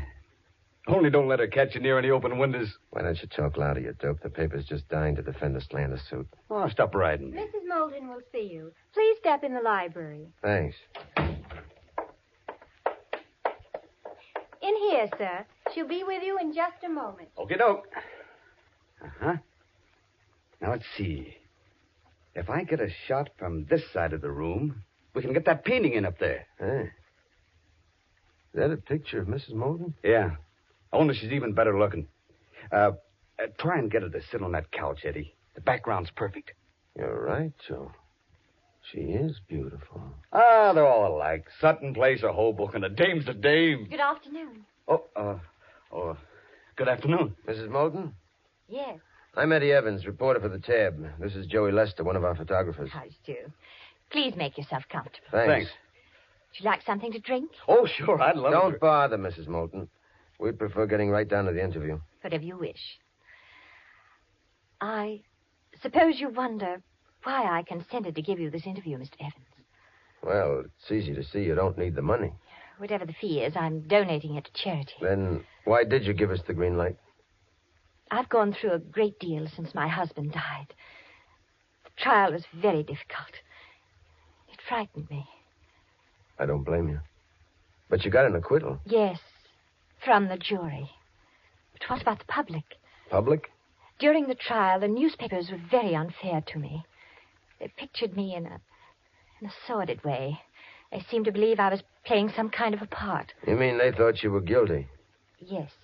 Well, from what I understand, my own paper was one of the worst offenders. That's why I've given you the exclusive interview. Perhaps, Mr. Evans, it will present my case in a little better light to the public and help clear my reputation completely. Mrs. Moulton, how about a picture first before we begin? Picture? You don't mind, do you? Just sit where you are. That's it. Now, cross your legs and let's have a little cheesecake, huh? Well, just lift your dress a little. Can it? Huh? Put that camera away and take off your hat. You're talking to a lady. So what's the matter with you? Just ignore this guy, Mrs. Moulton. No one ever taught him any manners. What? I promise you will only print what you tell us. Of course, if you want your attorneys to look the story over... That won't be necessary. I think when you hear what I have to say, Mr. Evans, you'll only print the truth.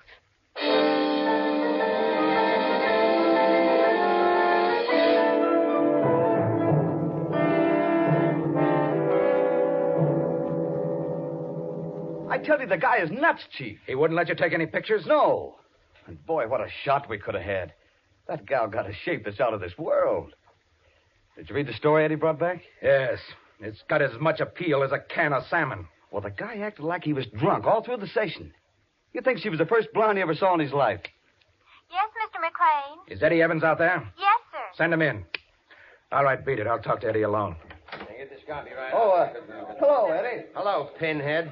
Going back to your blocks? Oh, cut it out. Eddie, we can't use this interview of yours. Why not? Because it's too dull, that's why.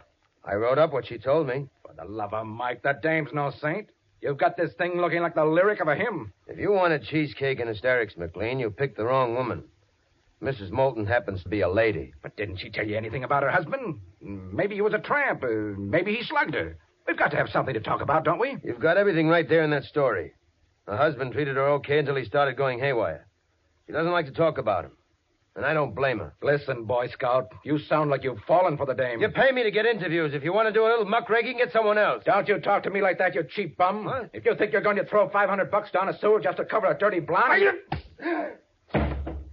Next time, maybe you'll have a little more respect. There won't be any next time, Evans. You're fired. Get out.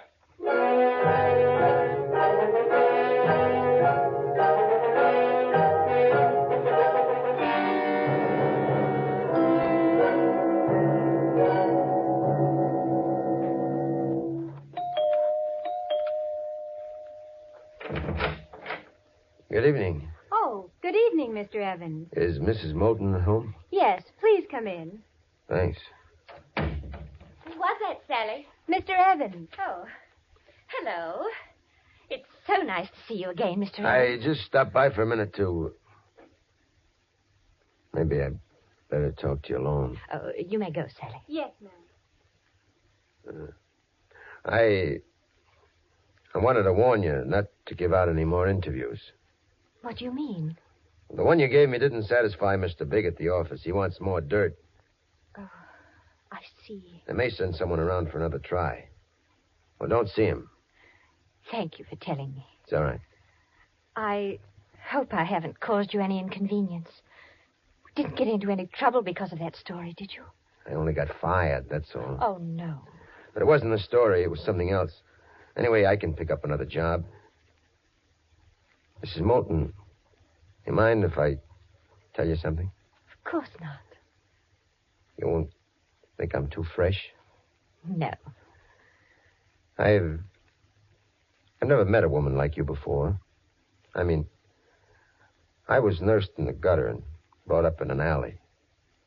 I've been covering criminals for that cheap tabloid so long, I think I've forgotten what a lady looks like. But after meeting you, I remembered again. You're very sweet, Mr. Evans. I'm terribly sorry about what happened. Forget it. Well, I'll mosey along now. Will I see you again? You mean you want to? Why not come here for dinner tomorrow night? Come early and we'll have cocktails together. Can you manage it? Can I manage it? Oh, boy, you just try and keep me away.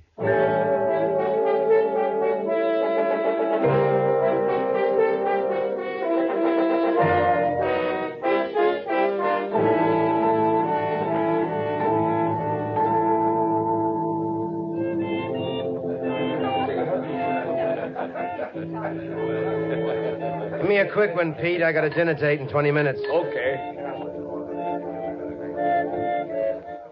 Hello, Eddie. Well, look who's here, the flashbulb kid himself. Been peeking through any keyholes lately, Joe? I'm sorry I got fired, Eddie. No kidding. Don't feel so sorry and have yourself a drink. You mean you're not sore? I feel too good to stay sore at anyone. Oh, there was a letter brought to the office today for you. Huh? That's why I came over here. You didn't leave a forwarding address. Probably a bill. Throw it in the ash can. It's not a bill, Eddie. Looks like a woman's handwriting to me. Here. See. Oh, return address. You know, I'd have never said anything to the old man if I thought he'd... Hey, what's the matter, Eddie? That a lot of bad news? I don't know. Who's it from? Wasn't signed. Must be some kind of a crank. It doesn't make any sense. What does it say, Eddie? It just says, even a lady can wash her hands in blood.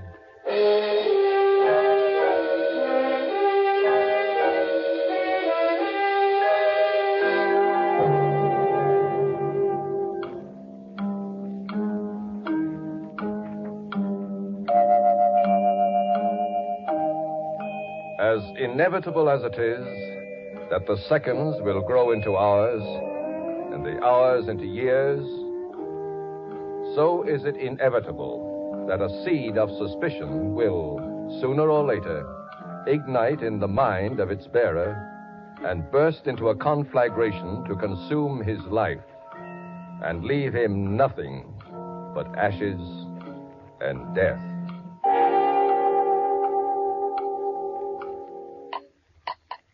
Another cocktail, Mr. Evans? No, thanks. I've had enough.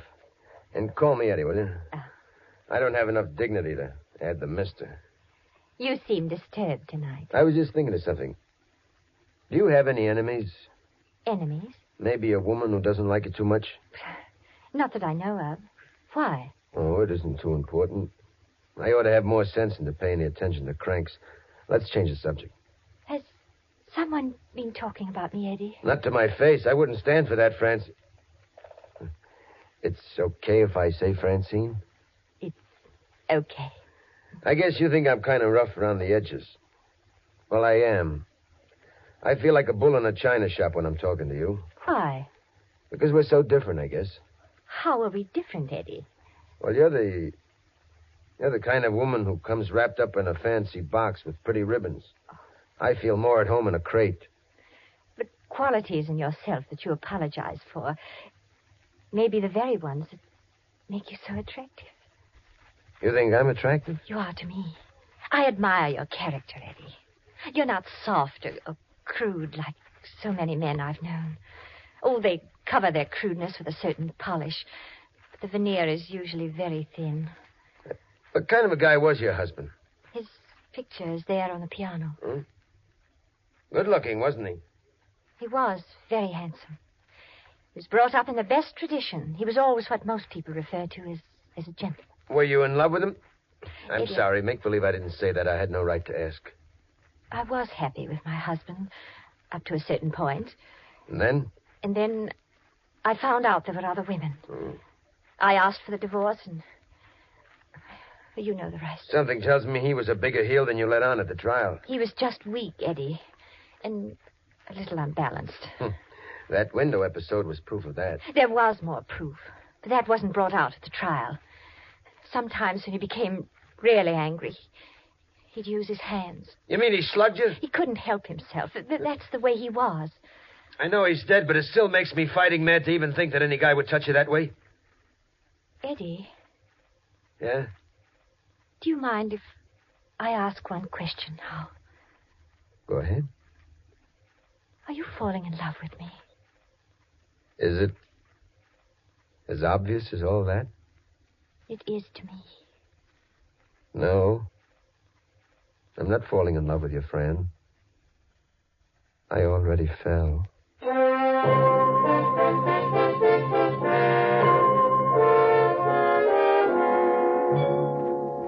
Flowers were lovely, Eddie. Thank you so much. Did you read the card? Yes.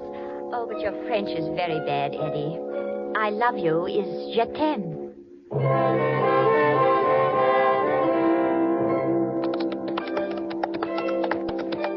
Are you all right, Eddie? I guess so. This is the first time in my life I ever rode a horse. Keep up with me now. I don't want you to lose me. The horse wasn't born yet who could make me do that.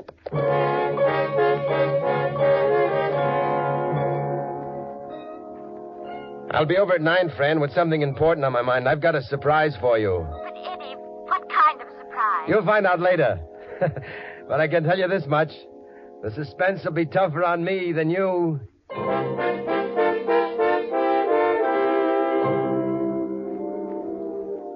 I'll be down to get you in a taxi, honey. Better be ready by 8:30. Come in, it's open. Hello, Eddie. What do you want, McLean? Oh, just came over to chew the fat. Well, chew it somewhere else. I'm busy. You getting all dialed up for a party? Yeah, and you're not invited. How is Mrs. Moulton? None of your business.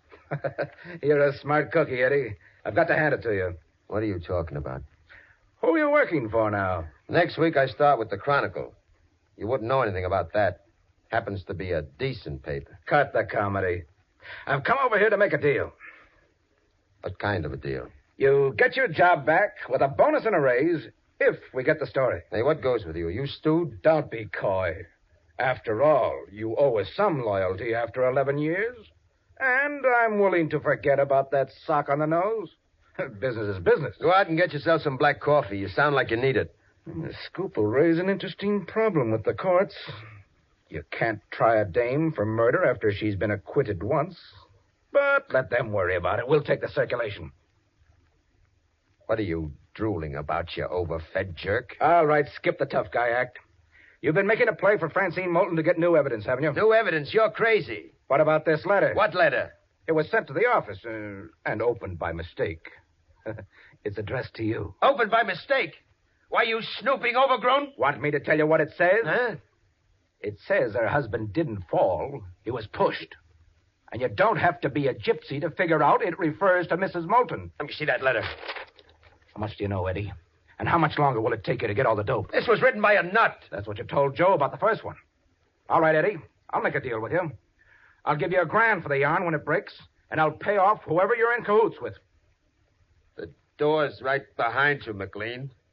Use it. Don't talk like a kid. Get out before I wrap this chair around your neck. Oh, okay, sonny boy. Have it your way. But if you happen to change your mind, you can give me a ring. I'll set aside that $1,000 just for you.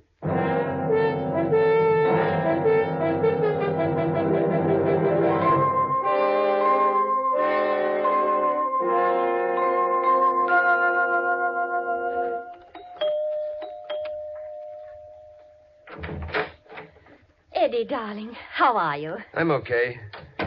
Here, let me take your coat. Oh, thanks. It's Sally's night off, so I'll have to do the chores for the evening. Hey, you look terrific in that dress. I thought you'd like it. It's rather daring for me. I don't usually like my evening gowns cut quite so low. But if it pleases you, Eddie, that's all that matters. Now, what's the surprise you have for me? Oh, talk about that later. Oh, don't tease me, darling. Please, what is it? I bought this ring today. Eddie. I figured that maybe you liked me well enough to take a chance on getting married. You love me that much. Yeah. I'm very touched. Fran, look at me. Have you always been on the level? What do you mean? With me? You know I have. I almost feel like a louse when I say this, but got to get it off my chest. Tell me, Eddie. You know you can say whatever you like, and I'll understand. No. You tell me. Tell you what? How your husband died. Eddie, Tell me the whole story and don't leave anything out. I don't understand why you want to hear it. I've got my reasons. All right. I went up to his office, told him my bags were packed. I said I knew about his other women. I couldn't stand it any longer. Go on. He'd been drinking. He often did in the middle of the day. Suddenly he became furious.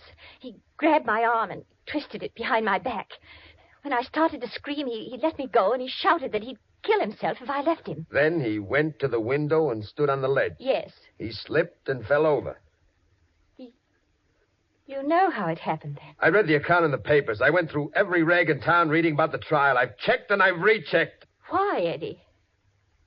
Did you think I murdered him? Look at these notes. If you could find out who wrote them. I know who wrote them. You do? It was Sally, my maid. I know her handwriting. She's been trying to blackmail me. Oh, is that the truth? She said she had evidence against me, and I called her bluff. When I told you that she was off tonight, I wanted to avoid unpleasantness for you. I made her leave my house this afternoon. Why didn't you call the cops? Oh, Eddie, I've had enough trouble and too much publicity already.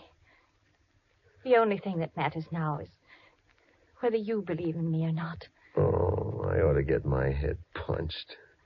It'd serve me right if you were through with me. I'm glad we've had this out, darling.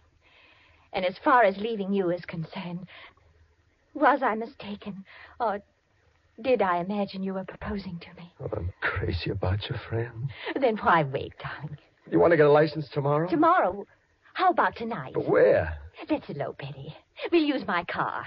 We'll drive out to one of those little places out of town where we can find a justice of the peace who'll marry us immediately. Oh, baby, get your hat. We're on our way.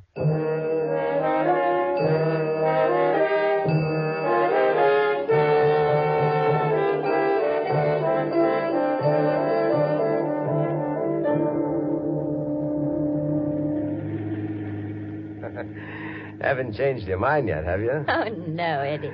We'll be across the state line in half an hour. Then it's Mr. and Mrs. Eddie Evans, and I'll brain the guy who looks at you twice. Oh, I'm so happy, Eddie. How do you think I feel? I never thought I'd be lucky enough to grab a fancy prize like you. What happened? It sounded like a flat and a rotten brake. Yeah, it's a flat, all right. Left front wheel. Forget about it, Eddie. Maybe... It'll only take 10 minutes to change. We don't have time to stall around waiting for a lift. Yeah. This your trunkie, honey? I want to get the tools. Yes. I'll be fast. Eddie. Yeah? Oh, nothing. Go ahead and get the tools.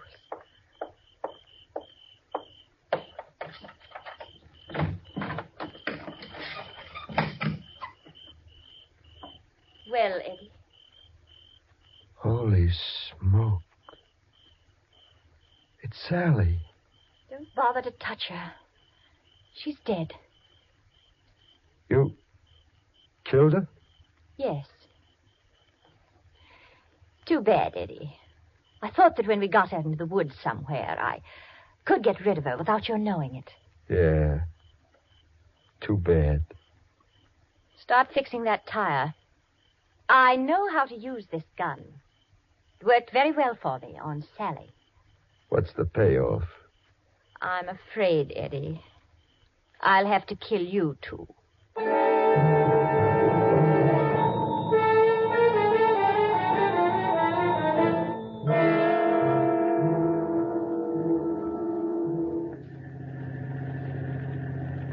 Slow down at the end of this stretch.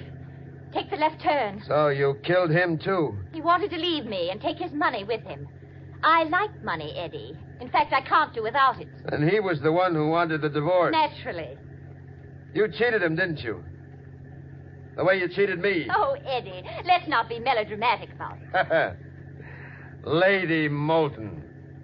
The gal I couldn't touch. Pure as the driven snow.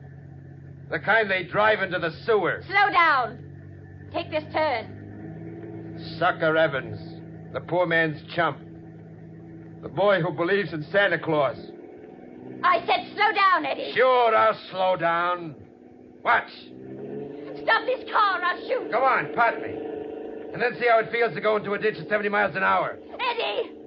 You'll kill us both. Slow down. That's the idea, Lady Moulton. You catch on fast. I gotta go anyway. Now I'll have some company. Eddie! I'll give you what you asked for, you double-crossing little tramp.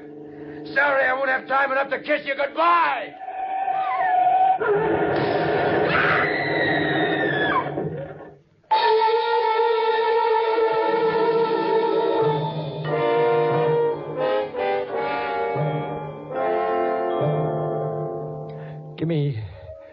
Give me the city desk, honey. Eddie Evans talking. McLean, I'm in a gas station on Route 1. Yeah, I'm hurt. I'm hurt bad, baby. But not so bad that I won't be up to collect that $1,000. And you know how I'm going to use it, Mac? You know how? I'm going to donate it to royalty.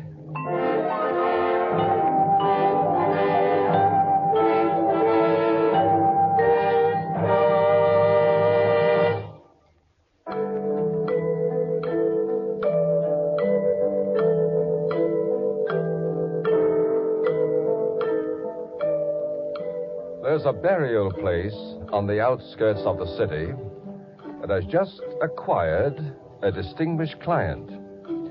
If you go past there sometime at twilight, you'll notice a handsome monument inscribed with the name of Lady Moulton. Nobility? Not exactly. It's just Eddie Evans's way of spending $1,000.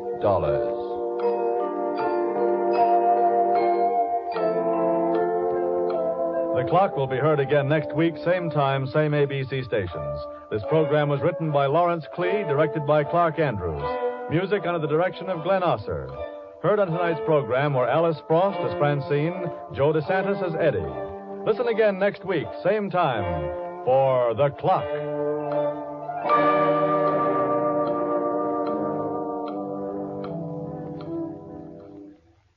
Now, here is a special program note. Once again, Willie Piper takes his father-in-law's advice, and once again it results in laughable confusion. Don't miss tonight's story on The Willie Piper Show. This is ABC, the American Broadcasting Company.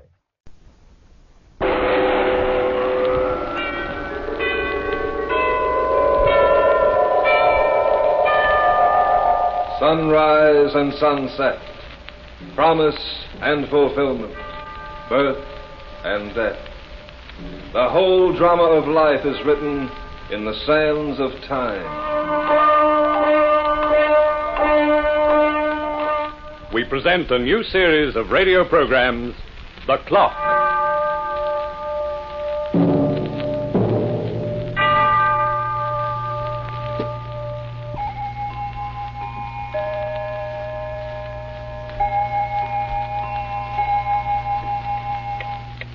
The passage of time and the forward trend of civilization have both had a profound influence in changing man from a polygamous animal to one who practices monogamy.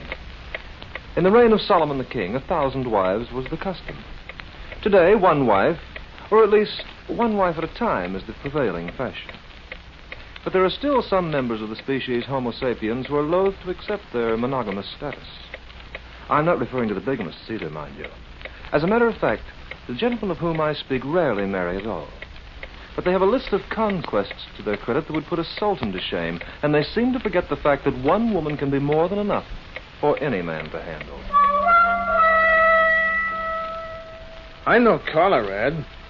And you'll never see my puss in a subway poster when you're hanging from a strap. That's why I can't figure the reason they go for me in such a great big way. I'm talking about women. Fat women, thin women, blondes and brunettes. They all make a grab for Alex. It can't be the way I talk. My education don't amount to much, and I'm a little rough around the edges. And my bill wouldn't win no prizes in a model's magazine. So maybe it's my face. Yeah, maybe it's the way I smile and look them in the eye that makes them gulp like flounders and ooze right into my arms. Anyway, I ain't complaining because I like them just as much as they like me. Oh, boy, how I love them. I take them all shapes and sizes from 18 to 85. And when I say I take them, mister, I mean I take them for everything they got. For instance, there was Lola. When I met her, she was wearing a black satin evening gown with lace all over the middle. The skin was as white as a hunk of ermine, and her teeth were straighter than the keys on a baby grand. We did the town together from 52nd Street to the village, and by the time I took her home in a taxi cab, we were getting to be old friends. Oh, Alex, kiss me. Kiss me hard. Oh, I'm afraid I've been smearing your lipstick. I've never met a man like you before. What is about you that makes you so attractive? Listen, stop taking me apart. Just relax, honey, and I'll do the talking. Where's he going? What? The cab driver. Where's he taking us? To your apartment, the address you gave. Oh, no. No, he can't do that. What? I must be crazy. You must be driving me out of my mind. Well, what's the matter? Ain't you paid your rent up?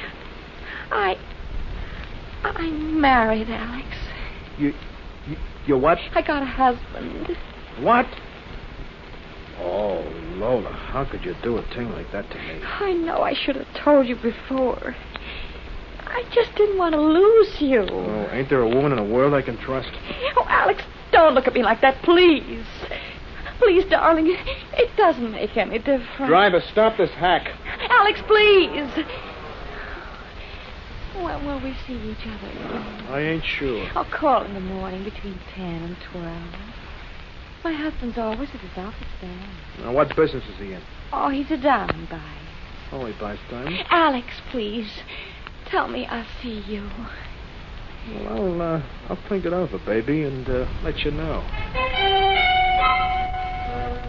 I let her stew for a couple of days, then I gave her a ring. Inside a week, I had her eaten out of my hand. Then came an evening when I figured it was time to blow. Who is it? It's Lola, darling. Let me in. Oh, Alex, something terrible's happened. What's that suitcase doing on your bed? I'm packing. Packing for what? I'm getting out of here for a while. But you can't leave me now. Well, who says I can't? Well, what about those diamonds you borrowed? I'll mail them to you tomorrow. Alex, my husband's coming home sooner than I expected. He'll arrive tonight. So what? He'll open his safe and find the diamonds missing. But what does he do? Count every hunk of glass he's got? You only gave me 3. You told me that you were using those stones for security on a loan. You said you'd give them back to me whenever I wanted them. Yeah, well, you'll get them. Stop howling. Alex, I gotta have them tonight. Listen, I'm busy. I gotta make a train. You stole them, Alex. Why, you're nothing but a thief. Look, will you go home? Go home? I'll call the police. That's what I'll do. I'll put you in jail for this. There's the phone. Use it. And then you can call your husband down to identify the loot. You're despicable. Yeah. You're rotten through and through. Get out of my way, baby. You're blocking the door. Alex! Get out of my way before I kick your pretty teeth in. So long, Lola. It's been lovely knowing you. And just to show you how I feel, I'm going to mark you AAA on my suckers list. See what I mean? They just can't keep away from me. I'm the ladies' home companion, the dame's delight. And the smarter they come, the harder they fall. That's why I had to bite my lip to keep from laughing when I first met Ethel. Yeah, she was a waitress at the drive-in near L.A., cute as a pretzel with big blue eyes and a dumb expression. I don't usually mix business with pleasure, but I only go for the dollars who pay off. But I figured this time I didn't have to go in and make for a profit. I was just going to keep her happy for laughs. Yes, sir. Oh, what do you got that's tasty, baby, outside of yourself?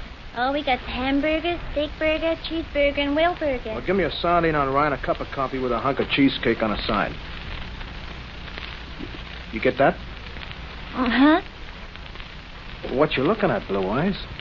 You sort of remind me of someone. Yeah? A friend of mine. He looks just like you. Your build and everything. He's even got a scar on his hand like yours. It's very uncanny. Oh, now, you don't have to go into a routine like that if you want to get to know me, Blondie. I'm the kind who picks up easy. Gee, he's your spitting image. Hey, when do you knock off today? Why? Maybe I'll run around and take you for a ride. I don't go for rides with men I wasn't introduced to. My name is Alex. What's yours? Ethel. Okay, we're introduced. Now hustle your frame inside that restaurant and get them victuals, and when you come back, we'll make a date. Oh, you should have seen her eyes when I told her I was taking her out. That poor dumb bunny acted like I just gave her 1,000 shares of American TNT. Yeah, sometimes I think I should have been born quintuplet just so I could spread myself around a little more. Well, about 2 hours later, I'm back at the drive-in waiting for Ethel to finish her stint. She waltzed out at 8 sharp, wearing a dress that fit like the skin on a weenie. When she crossed her gams, I nearly stripped my gears. Where to, Sugar Plum? Oh, I don't care. Just so I get some air. Hey, how come a doll like you gotta serve up garbage to every jerk who comes along? You know, you ought to be in pictures. You think so? Sure, yeah. You ever had a screen test? No. Well, I got pulled at Superman. The president and me, just like that. Maybe I'll talk to him tomorrow. See what I can do.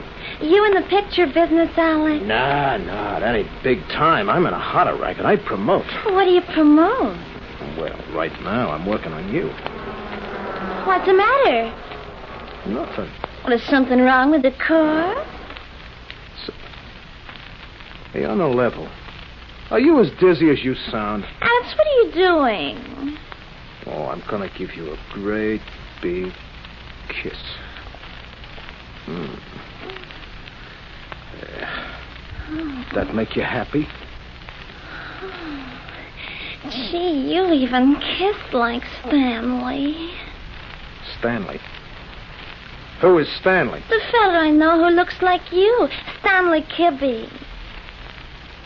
Say, listen, how about you can the chatter? You're out with me now, not with Stanley. Ethel. Yeah? Oh, maybe I better take you home. All right. I'm used to gals who pay a little attention to me. Maybe I won't even see you again. All right. What? Whatever you say, Alex.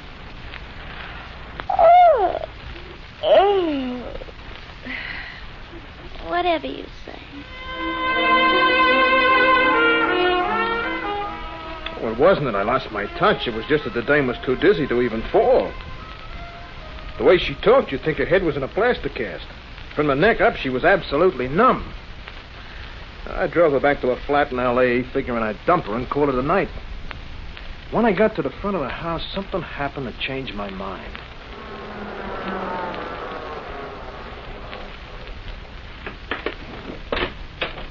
Well, thanks for the ride, Alex.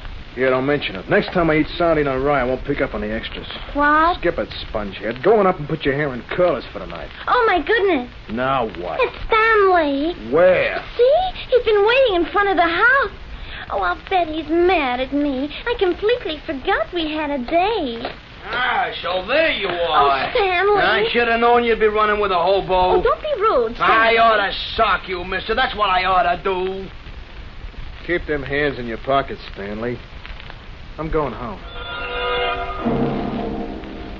I could have climbed out of the car and spilled Stanley all over the sidewalk in 60 seconds. I could have laid him out like a rubber mat. Why didn't I? Well, because they had different ideas. Yeah, you see, she was right about Stanley. It wasn't just a gag. In build and color, the guy was a ringer for me. He even had the same scar on his left hand. Our faces were a little different, maybe, but that could be fixed. For what? I'll tell you for what. And it came to me just like a flash. Up to then, it was small-time stuff. $1,000 here, $3,000 there. Nothing really big to sink my claws in. I had blackmail and larceny wraps over my skull from Albany to Albuquerque, so if I branched out a little, what did I have to lose? The idea was right, and I had a feeling Ethel was dumb enough to go for it. The only one who might kick was Stanley, and you couldn't blame him. After all, he was going to get elected to be a corpse.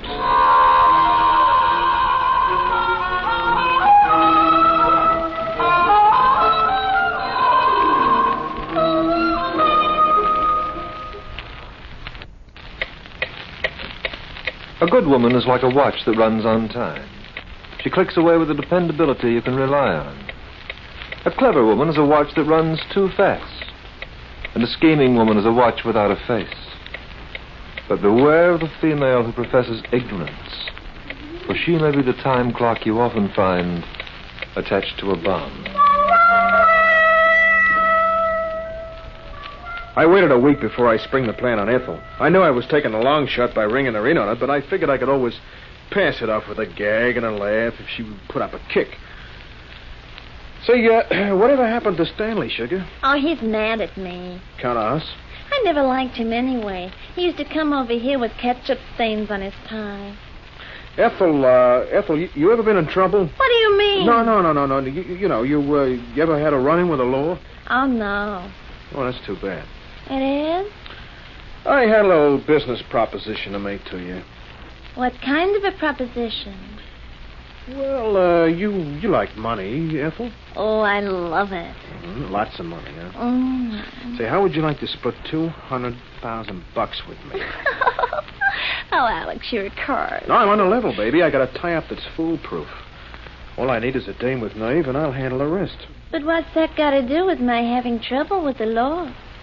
Well, I just wanted to know if you'd had any practice. You see, my plan isn't exactly, legitimate. No? No, in order to get what we're after, we gotta kill a guy. Alex! All right. Forget it. It's only a mink coat and a trip around the world. You're the simple type, I know. You don't like diamonds or furs or perfume that cost $100 an ounce. No, Alex, I just couldn't do it. Not for a 50% split on $200,000?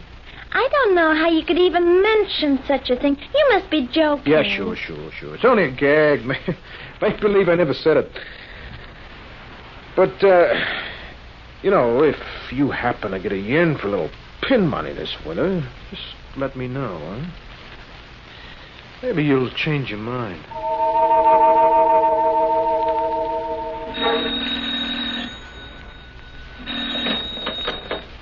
Yeah? Alex? Yeah, Ethel. I've been thinking it over. Yeah?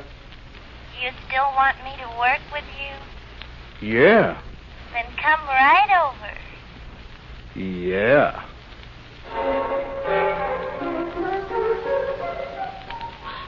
Now listen closely, baby. I'm listening. First off, we get married. Married? What for? Now, look, I don't like a ball and chain no more than you do, but it's the way we gotta work. We get hitched, and then I take out an insurance policy for $100,000 with double indemnity. What's that? What's what? Oh, double whatever you said. Well, it's double the take, sweetheart. If I get killed in an accident, I collect twice. You getting killed in an accident? No, I'm not getting... Stanley is. What? Yeah, and when they find his body, he'll be in my car with my identification on it. They'll call you down to the morgue to see the body, and you'll recognize his clothes, see? The insurance company will check the scar on his hand, and that makes it final. Oh. Yeah, you got everything straight now? I think so. Okay, now right after the wedding, you get Stanley on the phone. What'll I say to him? Well, tell him you want to see him. Say you've been crying your eyes out since he left. pick him up in my car and drive him up to the Heights. You know that spot overlooking the cliff? Yeah. That's where you park and wait for me. Now, you think you can handle it? Oh, I guess so. But what happens after we park? You leave that to me. She did like I said, and Stanley fell. I was waiting at the bend of the road near the cliff at 9 p.m. when I drove up. When she stole the car, Stanley grinned like a hungry hyena. But his dopey smile only stayed on his pan until I walked up and laid him cold before he could open his mouth. Okay, he's cold. Now we'll just pull him in front of the steering wheel. Get his hands around. That's it. Now, where's my wallet? Oh. Here, slip this into his inside pocket and take his wallet out. And now we'll twist the wheel so she points for the cliff. Put her in place. Ethel, push that starter button, baby. And then get out quick. So long, Stanley. Hold on to your hat.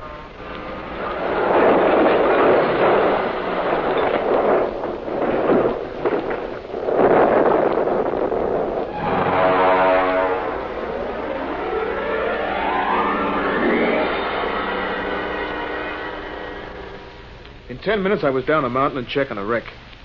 Yeah, he was pretty badly banged up. You couldn't recognize his face. That was the important thing. I checked her once more without touching her body and then lammed out of there with Ethel. 3 hours later, she was at the morgue, identifying a stiff.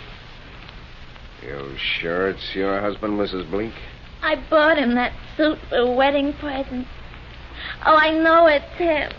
All right, boys, put him back.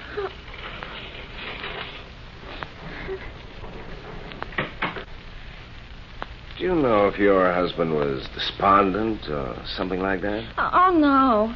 Alex was always as chipper as could be. The fact that he took out an expensive policy and then got himself killed a couple of days later seems to have the insurance adjuster worried. You mean they think he killed himself? Yeah. They don't pay off on suicide, you know. But they can't prove it, Mrs. Bleak, so you're okay. For my part, I'm listing it as an accidental death. What could be sweeter? It worked so good, you'd think Stanley trying to help us along. I stayed undercover for 2 weeks while Ethel collected the dough, and then I showed up at her apartment. Who is it? Alex, baby. Who? Alex. Everything all set, sugar?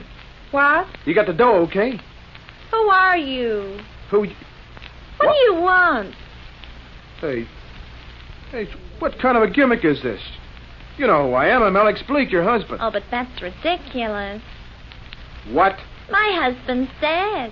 Wait a minute. He was killed in an accident. I never saw you before in my life. And if you know what's good for you, you'd better not let me see you again.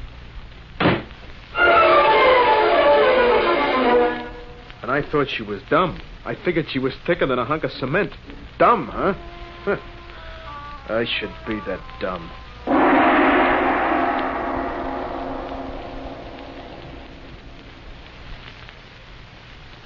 The party wasn't over yet, and I wasn't finished with that peroxide blonde. First, I wrote a letter and signed it Stanley Kibbe. Yeah, Stanley Kibbe, the guy we'd killed in my car. I told Ethel we were through, and I asked her not to do anything foolish. I said she'd find someone else as nice as me. She mustn't think that life's no good just because I ain't around. Then I began to keep an eye on her. I trailed her from morning till night, and I knew she was nervous by the way she kept looking behind her every time she hit the street. Finally, she made the move I was waiting for. She drew every nickel she had from the bank in cash. And it didn't take any fortune teller to figure she was packing to leave. When I beat her home from the bank and jimmied my way to her apartment. By the time she came back, the reception committee was all set. Hello, baby. Alex? Keep your voice down, honey. This rod I got ain't as phony as you are. What do you want? That dough you just drew from the bank. What do you... Shell out. And make it snappy. Gee, Alex, you're not being very nice. Oh, my name ain't Alex. It's Stanley, remember? Come on, hand it over. Don't I get to keep any of it? After the crush you handed me, put the roll on the table. Oh, well, if that's the way you feel about Hey, it. wait a minute. You know, as big a chiseler as you are, I can't help feeling sorry for you. Really? Besides, you're just dumb enough to turn me in, even though you'd be taking the rap as well as me. So I'll tell you what I'll do. I'll let you keep your half. Oh, Alex, you're so good to me. Mm-hmm. Now, we part friends, okay? Uh-huh. Well, let's drink on it, baby. Then we can kiss each other off. Hey, what do you got on that sideboard? Scotch? Yeah. Hey, never mind. I'll do it. Take half the dough from that roll on the table. Yeah, make sure it's only half. Oh, I'd never cheat you, Alex. You ought to know that by now. Yeah, sure, I know. Well, here's to us, huh? Happy days, Alex. Here's mud in your eye. Yeah. Bottoms up. Well, it was bottoms up. There was enough cyanide in that glass I gave her to conquer Rhino.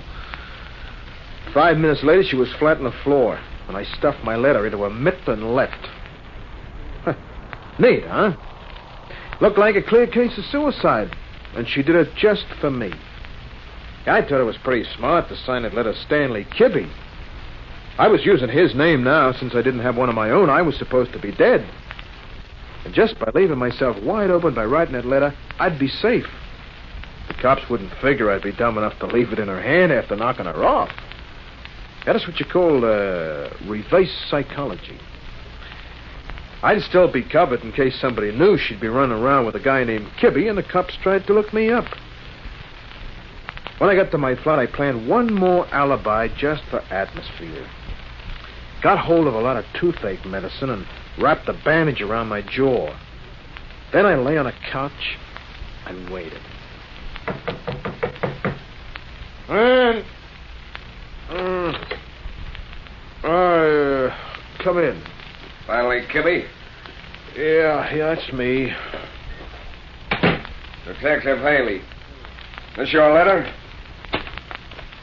Where'd you find that? In the hand of a woman named Ethel Kane. Ethel? She just killed herself. What? Ethel? Oh, she shouldn't have done it. That's why I wrote the letter. I had a feeling this might happen. I was going to call her up tonight and talk some sense into her. But his toothache was driving me crazy. Toothache, huh? But... Yeah, you wouldn't know what to do about a toothache, would you? Oh, sure. Sure, we'll fix you up, mister. At headquarters. Well, before I got a chance to make a move, he had the handcuffs on. And an hour later, they put me on the grill. They had me with my garters down, and I knew it, and I was finished when I finally found the dough. The trial was quick, as you might have read. And half an hour ago, they told me the governor wasn't giving out with any reprieve. But if I hadn't pulled that toothache gag, I'd have been sitting pretty with a roll of money big enough to stuff a chair. Yeah, if that dumb blonde lunkhead only had enough sense to tell me. Well, how should I know? How should I know her boyfriend, Stanley, was a dentist? Yeah, a dentist.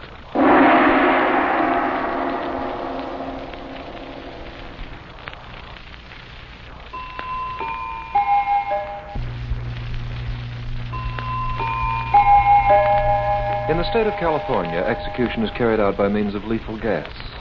And so tonight we trust that Alex Bleek, alias Stanley Kibbe, will discover a satisfying and permanent cure for an aching tooth. The Clock will be heard again next week. It's written by Lawrence Clee, and Hart McGuire is the voice of the Clock. Alex was played by Ken Wayne. Wynn Nelson was Ethel. Others were Moira Redmond, John Hewitt, and Brian James. The Clock, directed by John Saul, is a Grace Gibson radio production.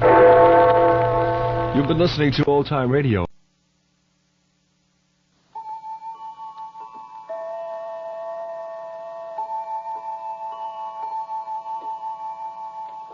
It's recorded that in the beginning of time, Cain slew his brother Abel, and thenceforth wandered across the face of the earth with the mark of the murderer upon his head.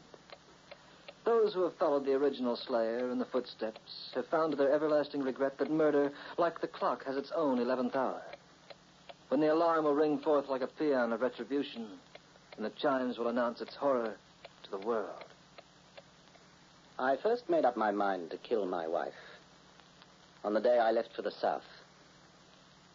I wasn't angry with her. I was even a little sorry she had to go. But go she must, because the situation had become unbearable. As I drove steadily south, I turned the problem over in my mind. It had to be done with calm deliberation. As I pondered my destiny, I narrowly avoided striking a young woman who suddenly appeared in the glare of my headlights as she stood on the side of the road. Are you all right? I think so. But you splashed some mud on my stockings. I'm terribly sorry. I'll pay you for them. Oh, that's all right. They're washable. Going south? Why, yes. So am I. I said, so am I. May I give you a lift? Thank you. How far are you going? As far as you. I'm going to Palm Tree Beach. And so am I.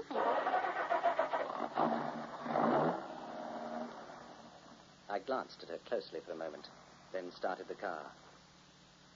If she thought she was riding all the way as my companion, she was very much mistaken. She was dressed in cheap clothes, and her shoes were misshapen and in need of repair. Altogether, she looked rather disreputable. Although I had to admit that in the dim glow of my dashboard light, her face was pretty, in a pathetic sort of way. Perhaps I would have gone so far as to say the girl had a sort of animal charm. But not for me. What are you doing on a lonely road at this time of the night? My car broke down. Your car? Oh, I really got two of them, but I used the Cadillac tonight. My chauffeur is back there trying to fix it. Oh. May I ask who you are? My name is Gertrude. Gertrude Slade. My father is Johnson Slade, the millionaire. I'm afraid I've never heard of him. I'm on my way to our estate in Palm Tree Beach. We have a wonderful place. 3,000 acres all covered with palm trees. Oh, it's so nice to be rich. Yes. I presume you're one of those wealthy eccentrics. Huh? Well, you're the first debutante I've ever met with holes in her shoes. I like to dress this way. I'm democratic, that's why. I've got money enough to buy up half the shoes in this country. You ought to see my wardrobe at home, full of evening gowns and silk underwear. And shoes, why, goodness, I've got 5 dozen. Don't you believe me? Yes, of course, Gertrude. I believe every word you say. My friend of the night was obviously a pathological liar. I'd seen her type before, but she was an advanced case, perhaps bordering on dementia precox. She lived only for the dreams she concocted in her childish mind. Her life was a succession of unfulfilled wishes, and she compensated for them by imagining herself to be what she was never born to be. It made her rather an amusing person. But I suddenly realized that her value to me might assume a greater importance than I had at first imagined. As the miles ticked off, she grew drowsy, and soon she was fast asleep with her head on my shoulder.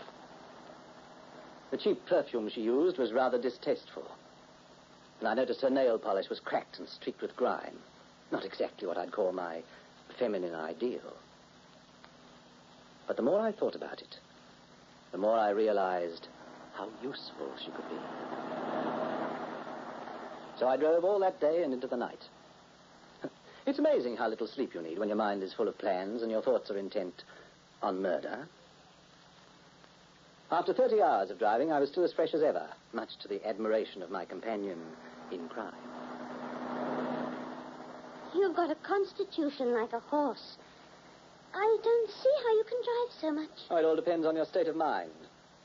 Besides, I wired my wife that I'd arrive by tomorrow morning at the latest. I wouldn't want poor Hilda to worry. You're married? Very much so. Oh. You sound disappointed, Gertrude. I just thought that you were a single man. Well, as a matter of fact, I haven't been married very long, just 2 years, that's all. And my wife is an invalid. You mean she's sick? She's unable to use her legs. She gets about mostly in a wheelchair. She took a train down while I drove the car. I suppose she's got to have somebody help her around a lot. Well, I've been doing that for her since we married, but I'm getting tired of it. I'm looking for someone to take over. A nurse? Well, more of a companion than anything else. The salary would be rather good. You wouldn't consider the job, would you, Gertrude? Me? Work? For, say, £10 a week? £10 a week. Oh, I spend more than that on perfume. No, come, Gertrude. Let's face reality for a moment. What? You're no millionaire's daughter, and you know it. What are you talking about? You're a poor, drab female who doesn't have the price of a cup of tea. Stop lying about yourself. Who's lying? I'm giving you a chance to earn some money in an easy way. My two brothers would horsewhip you for saying that. Where I come from, a man treats a lady with respect. Have you ever been to a mental hospital, Gertrude? No. You're lying again. I'm not lying. There's nothing wrong with me. The doctor said... What did the doctor say? Nothing. That you could have your freedom as long as you behaved yourself? Stop putting words into my mouth. Did he say you mustn't excite yourself? Did he tell you you'd have to go back for another treatment if you stepped out of line? Oh, you needn't be afraid of me, Gertrude. You can trust me. Even if you ran away from the hospital, you can still trust me. I didn't run away. Don't say such things. I'm all right. There's nothing wrong with me. I'm all right. Stop crying, Gertrude. I said stop crying. Perhaps I made a mistake. I suppose I'd better look for someone else to care for Hilda. Yes, I suppose you'd better. You wouldn't want a job. You wouldn't need one. No. I beg your pardon again, Gertrude. The mistake was mine. But I have £20 in my wallet here that I'll give you in advance if you happen to change your mind. She looked at the £20 in my hand and licked her lips. It was probably more money than she'd ever seen at once in all her life. But her lies were precious to her, too. She had to find a way to take the job and still be true to her other self, the part of her that lived in a world of make-believe.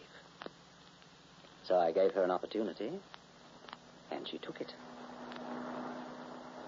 Don't be foolish, Gertrude. I made a mistake. The least you can do is to forget it. I've never been so insulted in my life. If you want the truth, I was only testing you. Testing me? I wanted to see if you were honest, and I find you are.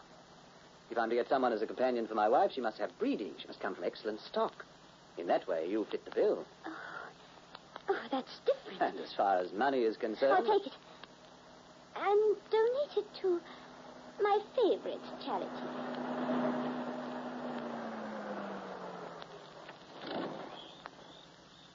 I arrived at my wife's estate a little after midnight and parked the car near the beach just outside the garage.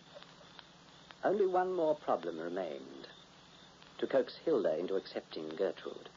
And from that point on, the drama would unfold itself. Who's there? Oh, it's Charles, Hilda. May I put on the lights? Oh, I suppose so. Did I awaken you? Naturally. Why didn't you come down by train as I asked you to? Why did you insist on driving down? I had some thinking to do. Well, if you're trying to work out how to get hold of a larger allowance, you're wasting your time.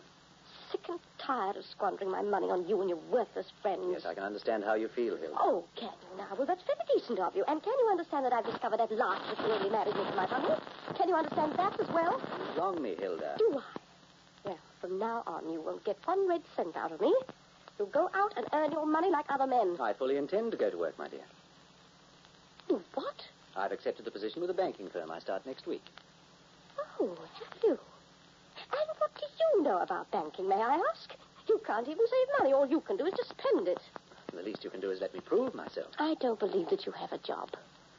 What are you doing down here if you're telling the truth? Why didn't you stay up north? Well, I wanted to make certain you'd be taken care of.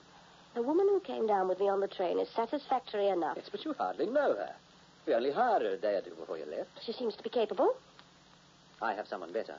Someone better? I've never told you about my cousin, Gertrude. She and I were very close years ago. What about her? Well, she's had an extensive experience as a practical nurse. She's an excellent companion, and I'm sure you'll get along. What makes you so concerned about my welfare, Charles? Perhaps I'm turning over a new leaf. Perhaps I found out how much you mean to me. No, I don't believe you can keep your money, Hilda. I'm going to show you once and for all that I married you for love. My job will prove that, and my behavior from now on will be perfect. I ask you to give me a chance, darling. You haven't called me darling since our wedding day. Give me a few months, and if by that time I don't prove to you, I mean every word I say, I'll give you a divorce with no strings attached. Oh, Charles. If only you meant it. You'll see, darling. But in the meantime, tomorrow we'll dismiss the woman you brought down with you, and Gertrude will take her place. But I don't As need... a personal favor to me, my darling, take her on. She needs the money, and I've always been so fond of her. Very well, Charles. May I kiss you good night? Yes, Charles. You may. I leaned over and kissed her lips. I consoled myself with the thought that this kiss would undoubtedly be the final one. The kiss of death.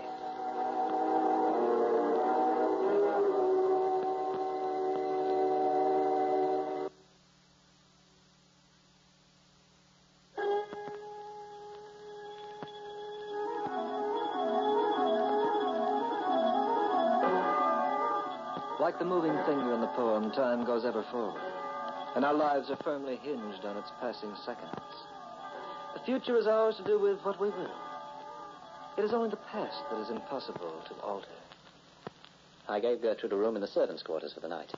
The first thing in the morning, I dismissed the woman my wife had brought with her. Then, just before Hilda wheeled herself down to breakfast, I gave Gertrude a few pointers on how to behave. Now, remember, Gertrude, she must be humored. What's the matter? Is she crazy? No, not really, just eccentric. I've told her you're my cousin. Don't say anything about your social background for the time being. You can tell her about your family later on.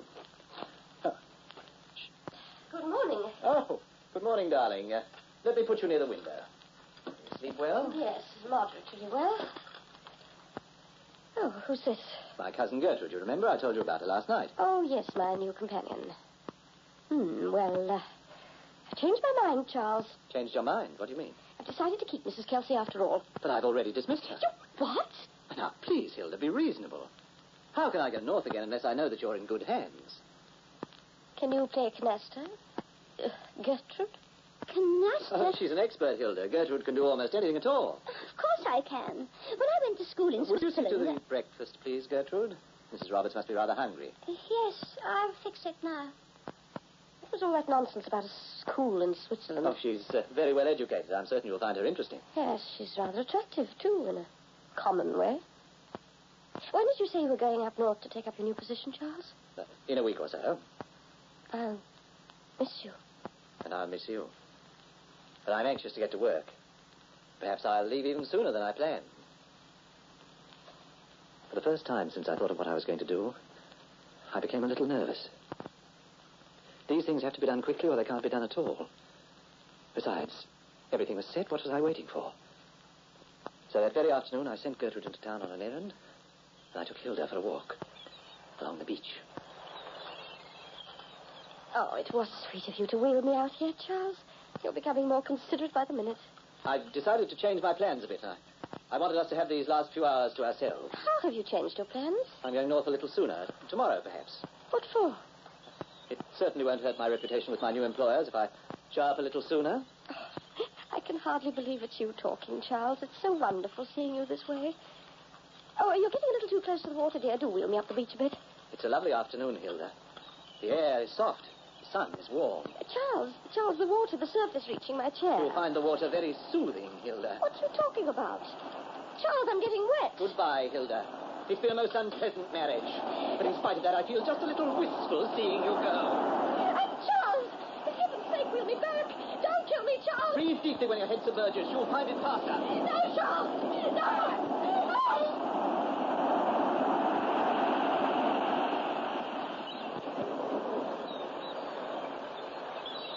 I pushed the wheelchair into the pounding surf. Watched the undertow carry her away. Now all that had to be done was to make the phone call and summon the police. Gertrude's background and pathological addiction to lies would be enough to convince them. The girl had taken Hilda for a stroll and had gone berserk. It was as simple as that. Gertrude. What are you doing here in the house? Waiting. When did you get back from town? I didn't go. I was watching you and Mrs. Roberts through the window.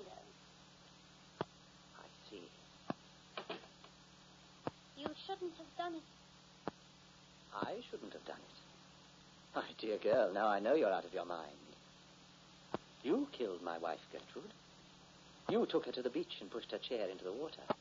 Don't be silly. I feel sorry for you, Gertrude. I'll have to call the police. But they won't hurt you. They'll take you back to that hospital where you came from. And I'll send you some flowers.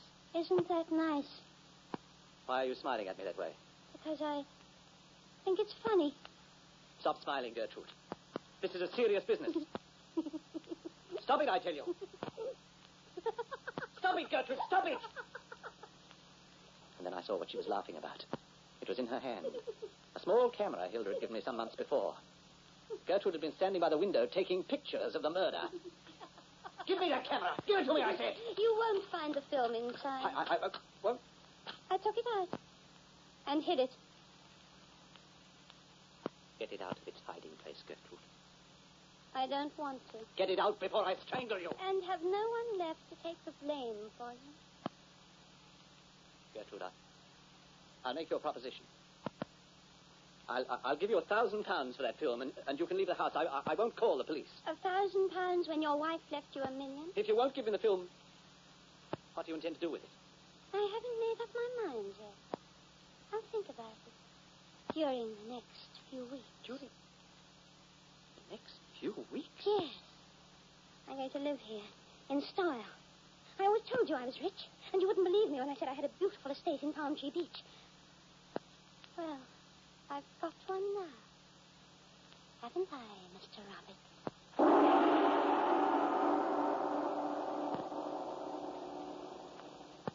I searched the house like a madman for that film. Gertrude was master. She sat on the divan all day and ate chocolate. She ordered me around as if I were a lackey, and she was the empress of the world. This house is mine, isn't it, Mr. Roberts? Yes, this house is yours. It was left to me by my dear departed grandpa. Gertrude, won't you give me that film? I think I'll invite my aunt and uncle to spend a few months here.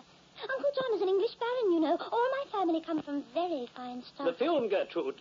Where is the film? Where you'll never find it, Mr. Roberts.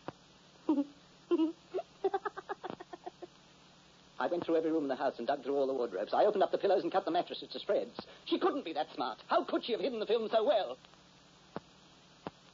My wife's absence hadn't been noticed yet. But I knew I didn't have much more time.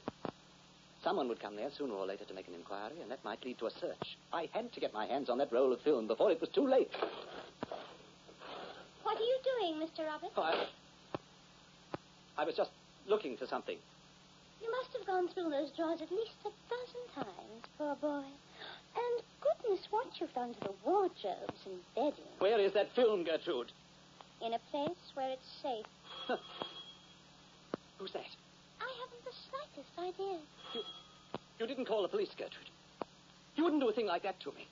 I haven't made up my mind yet. Exactly what I'm going to do with you.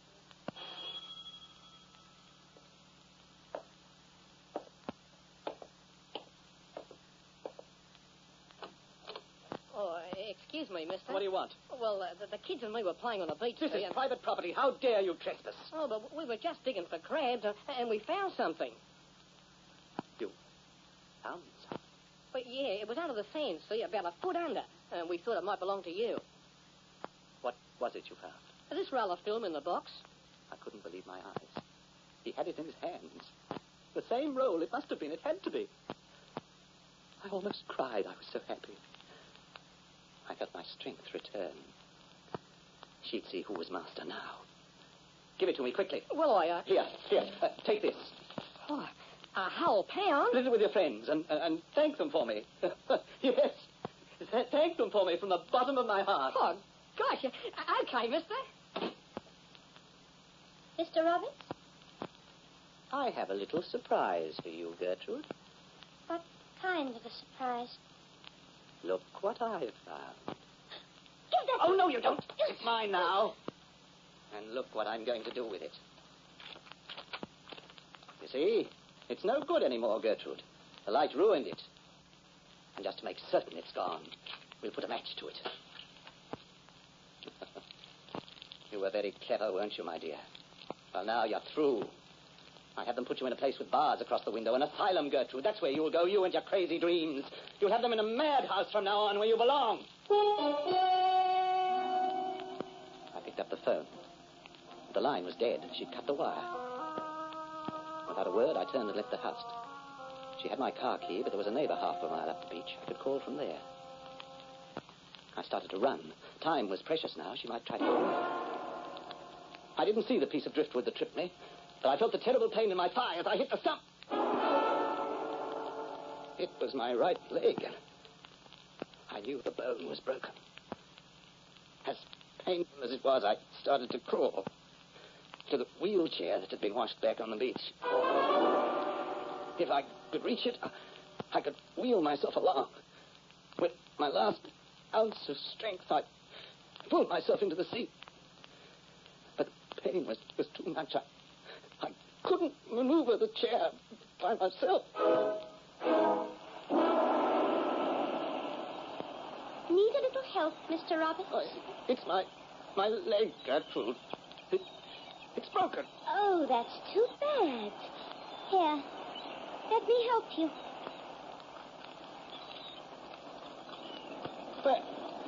Where are you pushing this chair? You know where, Mr. Roberts. I'm sure you know where. No, Gertrude! Gertrude, no!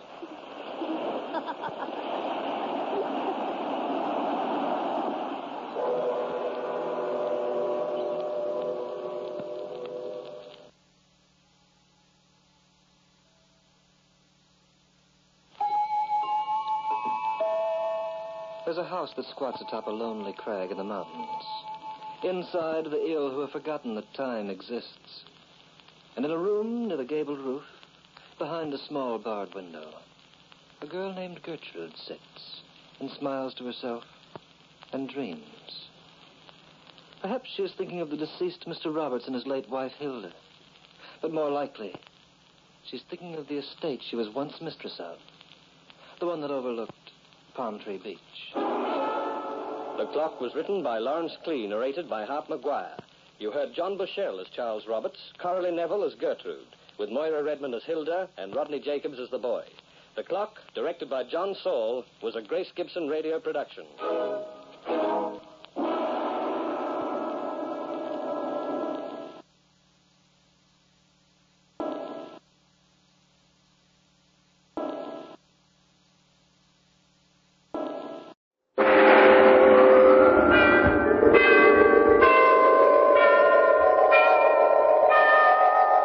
Sunrise and sunset, promise and fulfillment, birth and death. The whole drama of life is written in the sands of time. We present a new series of radio programs, The Clock.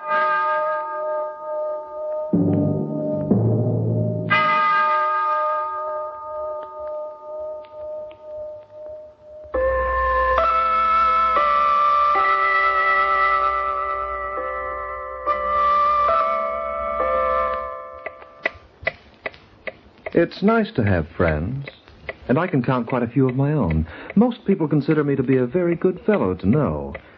Well, if you'll pardon a bit of boasting on my part, they find that their time is enjoyable, and the minutes and hours of their lives are valuable things indeed. To these people, working towards an end for themselves and their families, time provides them with the opportunity to relax, to do a job, and to build for the future.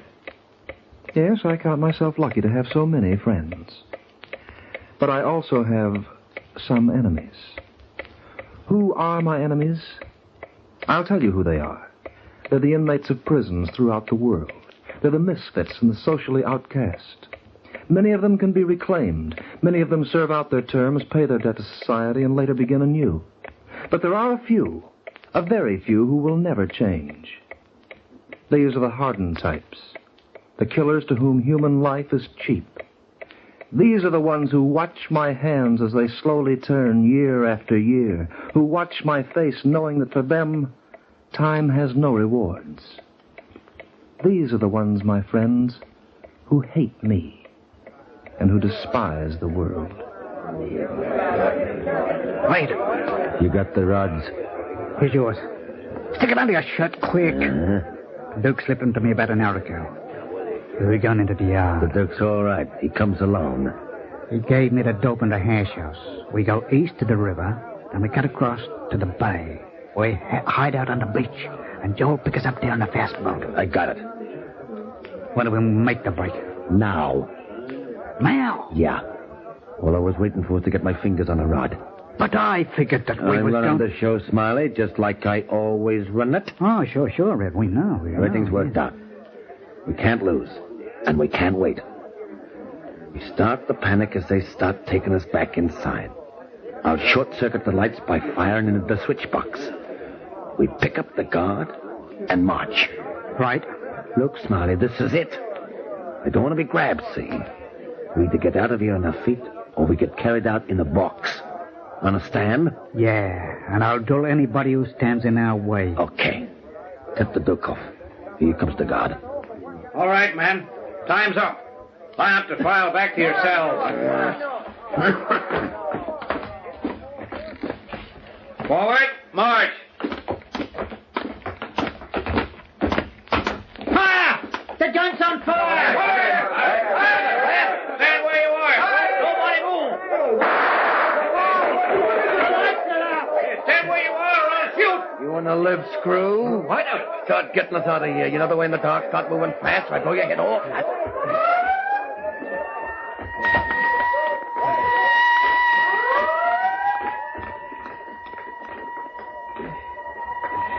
Smiley. I'm here, Red. Duke. Right behind you, old man. You did a nice job, Screw. You let me go now, won't you? You're free. There's the car, Red. Joe left it like he said. Yeah, come on. Wait a minute. Where you going, Screw? I thought you were taking me with you. We ain't got no room. We can't take you, and we can't leave you behind. Huh? No. Over the line. Now, let's get out of here fast.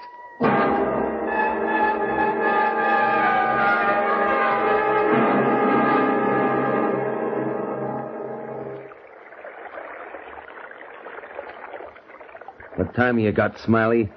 10:05. Yeah, he's late. I tell you, ain't coming, Red. Look at that plug out there in the water. He couldn't find his beach if he tried. Do we come this far, then lose out? Don't irritate yourself, my boy. Joe's a man to be trusted. He'll be here. Yeah, when? When the fog lifts. Tomorrow night, perhaps. Remember what he told us. We're to keep the same rendezvous every night at this time until he shows up with the boat. And while we're waiting, what do we do? Stand here on the beach until we're spotted? I must admit we didn't allow for that contingency. Hey, Red, look. At what? On the other side of the beach, in that cove. That's a house. You anyone that can see? There you are. We can help ourselves to shelter, so to speak. How do we know who's in there? What difference does it make? We take over, that's all. Yeah, take over. Okay, come on. Let's go.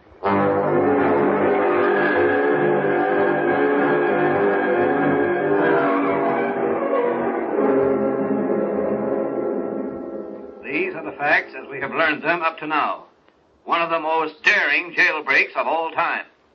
The prisoners escaped through sheer nerve, brutally killing a guard as they left. It is uncertain as to what direction they took, but all state police have been alerted. Hello, Anne. Finished work, Dad? Oh, yes. I was just getting some more news about the amazing jailbreak that happened this afternoon. Now, what did I do with my glasses? On the table, Dad. Oh, yes. It was simply fantastic. They forced a guard to lead them right out of the prison. And then they killed him.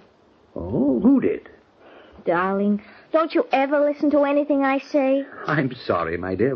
What were you saying about a prison? Never mind. Can never get you to listen unless I talk about bugs and test tubes. Well, I had quite a day today in the lab. Really? I've developed a new medium for my cultures. It ought to prove extremely satisfactory. You know, darling, I'm glad we bought this old house here on the beach. Are you? Oh, it's so pleasant for you. And you're so happy here. Yes, I'm very happy, Anne. It's nice to have a laboratory right inside the house and to be free of all outside disturbances. But what about you? Are you happy here? Of course I am. You know, perhaps it was selfish of me to bring you all the way out here to this deserted spot. You're young and you want excitement and company. Oh, I get plenty of company when I go into town twice a week. And as for excitement, I'd much rather help you win the next Nobel Prize. Nobel Prizes aren't just given away. I've got a lot of work ahead of me. One day, Dad, you're going to be a famous man. Am I? One day, when people mention the name of Dr. William Carter, they'll... Now, who on earth can that be? I don't know. Who might be someone looking for directions? I'll see who it is. Yes? Inside. Dad! Inside, I said. Dad! Well, what's going on here? Smiley, take a look through that door. Okay. Is this a hold-up? Not exactly, young lady. If you'd like an explanation... Shut up, Duke. Who else is in this dump outside of you two? No one. You sure? Of course I'm sure. The joint's empty, Red. That's good. Take care of the phone. Dad, he's tearing the phone from the wall. Well, that's the smartest thing to do under the circumstances. Wait! I know who they are. They're the three escaped convicts. I remember their description on the radio. Pipe down, baby. Everything's all right, honey. Now, just keep your head. Permit me to introduce myself and my colleagues. My name is Bowen, Charles Bowen, but I'm more widely known as the Duke. This gentleman on my left is Red Fulton. You may have heard of him. He's been serving a life term for murder. You talk too much, Duke. Smiley, the gentleman on his right, is another genius at homicide. How many do you have to your credit, Smiley? 4. Red's got me beat. He got 8. Can't he gab? Are you? Me? You got anything to eat in this dump? There's a little cold meat in the icebox. Get it out. What? I said get it out. Hey, what goes with you? Can't you hear? Go on, Anne. Prepare some sandwiches for our guests. Duke, go with her. The pleasure is all mine. After you, ladies. What's your name, mister? Carter. Dr. Carter. Doctor of medicine, retired. The dame your daughter? Yes. All right. Sit down. Thank you. Look, Doc. Let me get something straight in your head before we go any further. My pals and I want it, and want it bad. This is only a stopover as far as we know. And we'll be getting out of here tomorrow night. I see. Now, just so you remember, we got a rap over our skulls. That means the chair if we're caught. So we ain't going to be bashful about adding a couple more to the list we already have. You mean you'll kill us in cold blood if it becomes necessary? You catch on fast, Doc. If you take it easy, don't try any gags. Maybe we'll walk out of here like we came in. Quiet. If not, you and your daughter better figure to get yourselves measured for a couple of kimonos. Yeah, wooden ones. I think I understand. Make sure you do, Doc. How many rooms you got in this shack? 5. Well, I only counted 4, Red. Where's the last one, Doc? Downstairs, in the cellar. I use it as a laboratory. Let's go down and look. I assure you there's nothing down there, but we'll look anyway. Go on, move.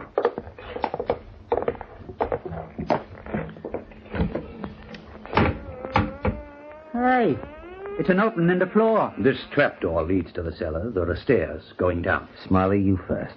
The Doc next. I'm last. I assure you there's nothing down here that would interest you. Then you got nothing to worry about by showing it to us. Please be careful. I have several valuable specimens in the test tubes that are important to me. What are you reaching for? The light switch, of course. Hey, wait. Get a load of this place. Yeah. What's all the glassware for, Doc? Those are flasks and test tubes. I'm a bacteriologist. What? I work with infectious diseases. I try to find vaccines that will prevent or cure them. Yeah. Does it pay off? In satisfaction, yes. Nuts. Hey, Red, look at this. You got a rabbit in here. That's not a rabbit. It's a guinea pig. What's the idea? I use them for experiments. Well, he looks like he eats good. Look how fat he is, Red. Yeah. He certainly is fat. Hey, what are you doing? Don't pick him up, please. I want to try a little experiment of my own. I want to see if he can breathe when I squeeze his neck. You're strangling him. Red's always good for a laugh. Why, you've killed him. You've strangled him to death. Sure. Just so you remember, Doc, there ain't no difference between his neck and yours.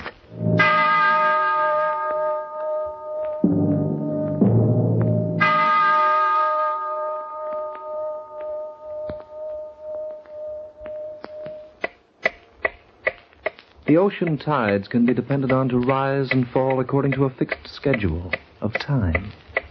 But mist and fog, the soupy fog that billows in from the high seas and hovers over the beaches like a curtain of oil, that can never be relied upon to leave, and even the threats of 3 armed killers have no effect upon its arrival or departure. What's the matter with that fog? How many nights we got to hang out in this hole? Joe won't be around tonight, Brad. I just took a look at the beach. Worse than yesterday. As Mark Twain once said, everyone talks about the weather, but no one seems to be able to do anything about it. Shut up, Duke. The Doc's downstairs, playing with his bugs. And the dame? In the kitchen. Red, what happens when we leave? What do you mean, what happens? Joe's going to pull us off that beach in a motorboat. He takes us to a tanker 12 miles out, and we head for South America. So what? What Smiley is trying to tell you is that the plan is perfect, provided no one else is aware of it. That's what I mean. If we happen to leave anyone behind who can notify the Coast Guard, that tanker won't get very far. We ain't leaving nobody behind who can talk. Wait. Look. What are you doing in here? I wanted to go into the laboratory. My father hasn't had his dinner yet. I'm bringing it down to him. You're sure nice to your old man, baby. You ever like to be nice to anybody else? Take your hands off me. Take it easy going down them steps, baby. Them pins of yours are too cute to be busted. Do you think the girl heard what we said about getting rid of them? And if she did there, so what? It ain't gonna do either of them any good.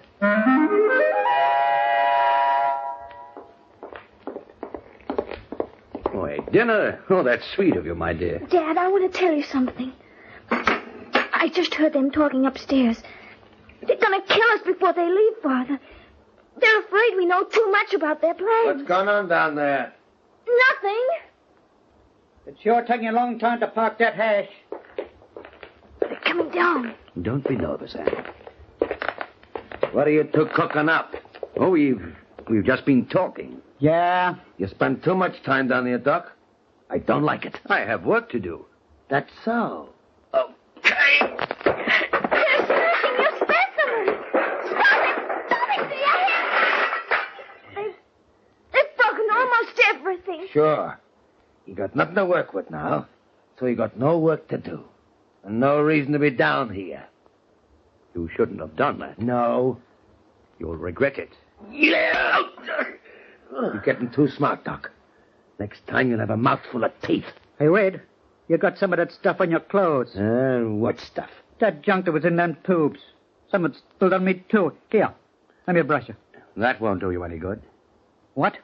The bacilli in those tubes were among the most dangerous known to man, and they strike very quickly. Well, what's he talking about? I don't know. Have you ever heard of bubonic plague? Stop dishing out them fancy words. Speak English. I've been working on bubonic plague for years. It's one of the most horrible diseases in creation.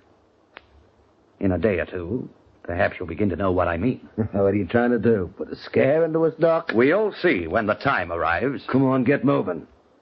From now on, you and the dame stay inside the bedroom. And you don't come out, see? Unless you're asked.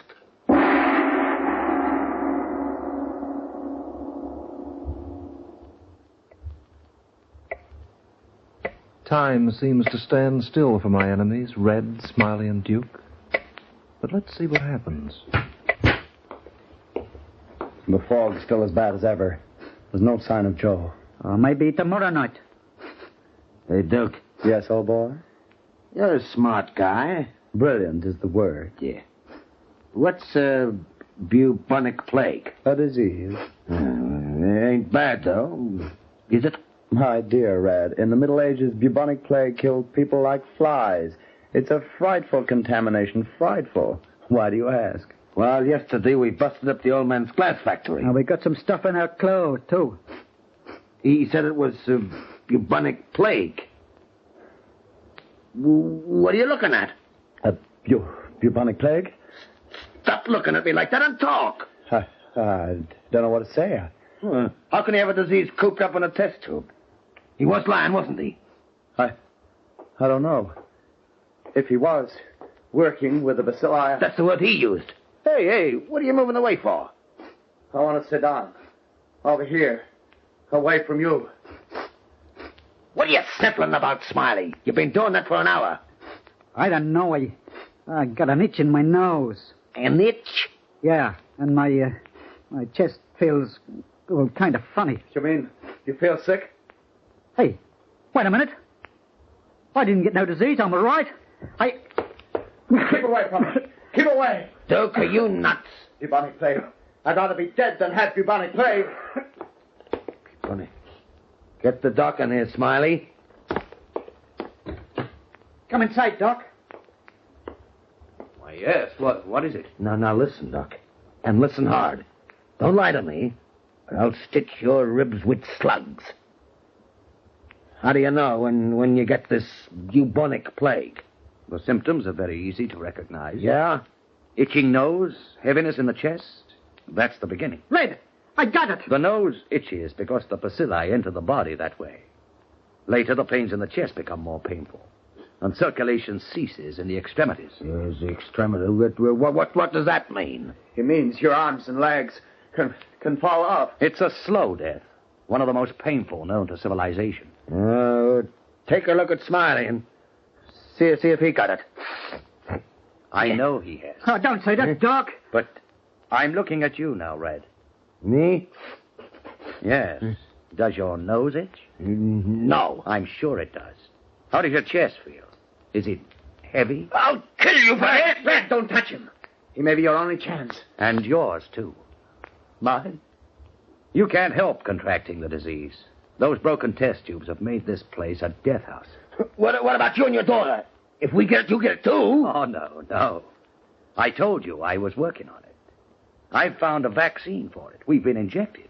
We're immune. Hey, can you give us an injection, too? Shut up. Of course I can if you want it. You ain't giving us nothing. Now get back into that room. All right. Just as you say. Look, Red, you've got to be reasonable. He's lying. He's trying to scare us. When Joe shows up, I'll knock the two of them off myself. He can't scare me, not Red Fulton. I'm tough, see? I'm as hard as nails. And I'm top man around here, understand?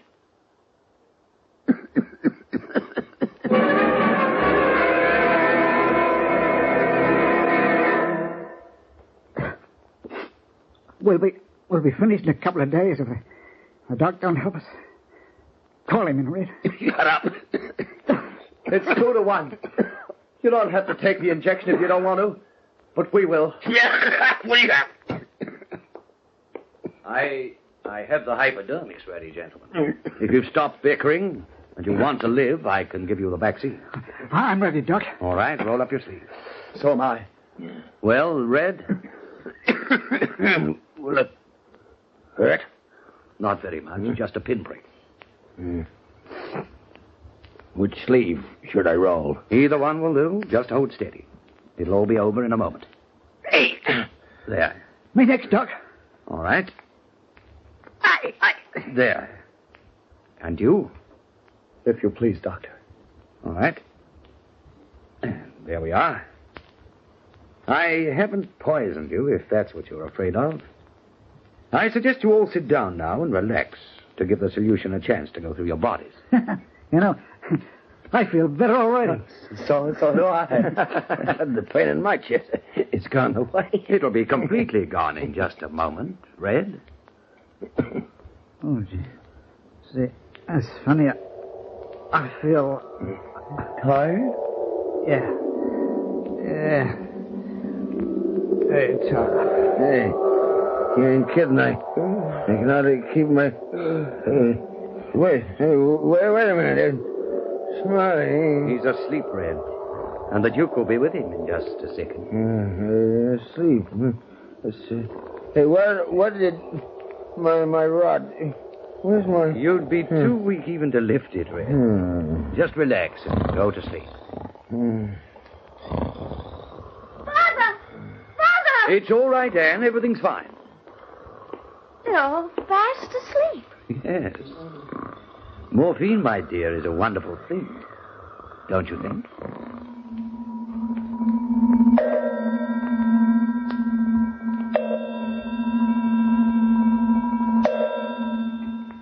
Well, Doc, I've got to hand it to you. Officer, I trust my recent guests are safely behind bars, where they belong. They're our guests now, but it's only temporary.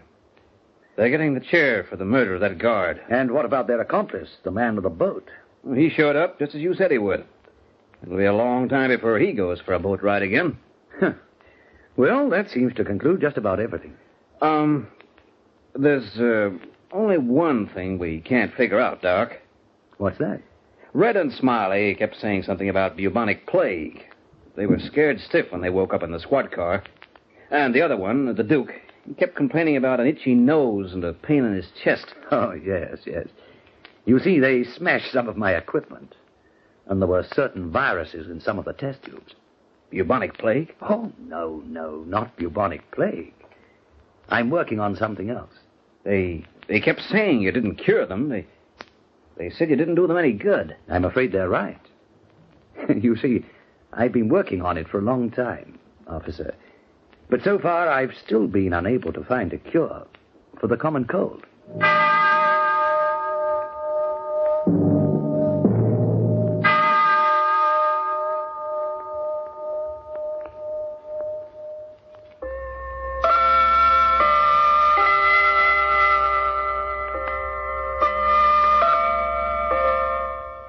Yes, I find I have many friends, like Dr. Carter, for instance. In his own quiet way, he makes good use of time. And as for my enemies, well, surprisingly enough, I know of 3 in particular who have lately become my friends. They are watching the clock now with eager concentration and hope. They're watching for a reprieve which will never come and which they don't deserve. I can bring them no reprieve, my friends, for that is beyond my power. But as my hands go round and the seconds tick slowly off, sooner or later I will be able to bring them justice. The Clock will be heard again next week, same time, same station. This program was written by Lawrence Clee and starred Harp Maguire as the Clock. Also heard were Frank Waters as Red, Beryl Marshall as Anne, Ozzie Wenburn as Smiley, Leonard Bullen as Dr. Carter, together with Gordon Chater and Gordon Glenwright. The Clock, directed by John Saul, is a Grace Gibson radio production.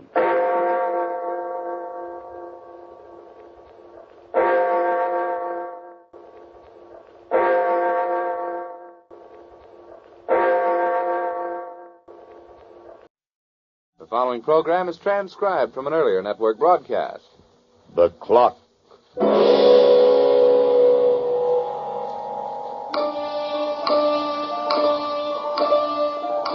Sunrise and sunset, promise and fulfillment, birth and death. The whole drama of life is written in the sands of time.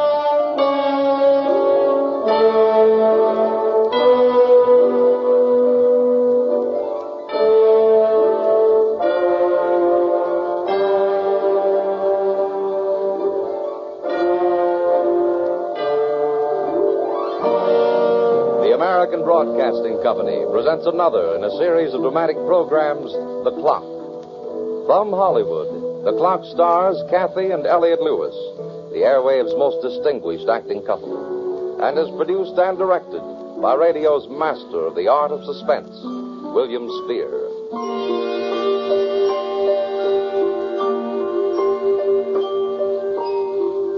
The meaning and value of time appears to vary according to age. For the infant, time is merely an unnecessary interval between feedings.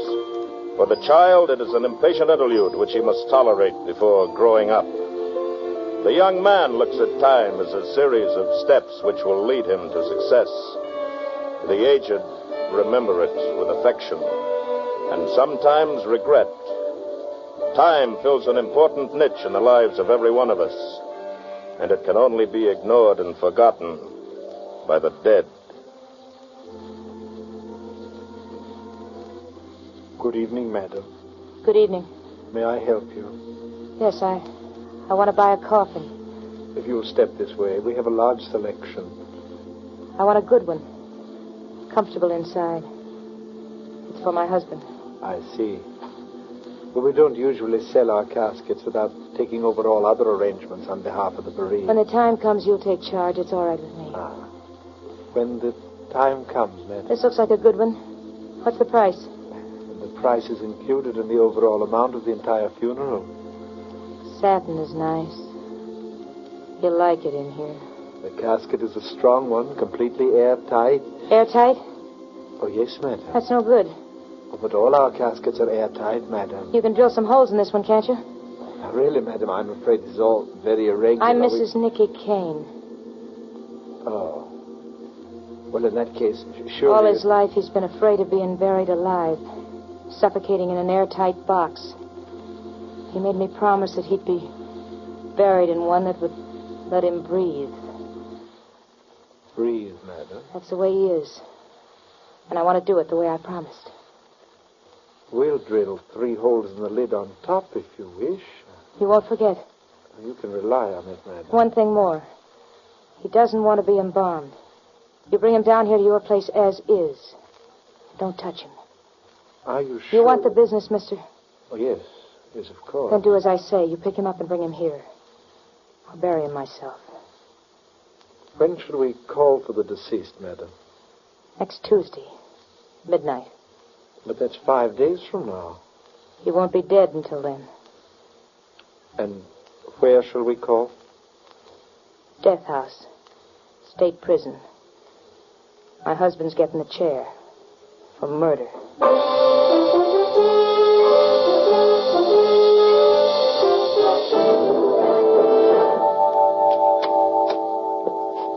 Hello, Lou. Did you arrange for the coffin? Yeah, I did everything you said. Then leave the rest to me. You're smart, Slade. I'm dependent on you.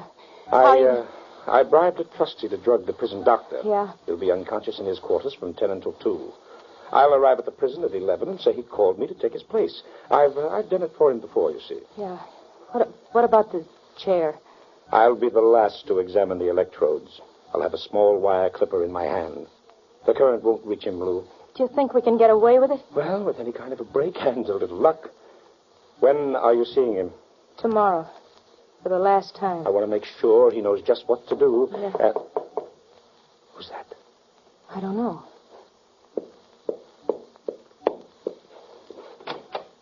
Yes? You don't remember me, do you, Mrs. Kane? Well, it's the penalty of our profession.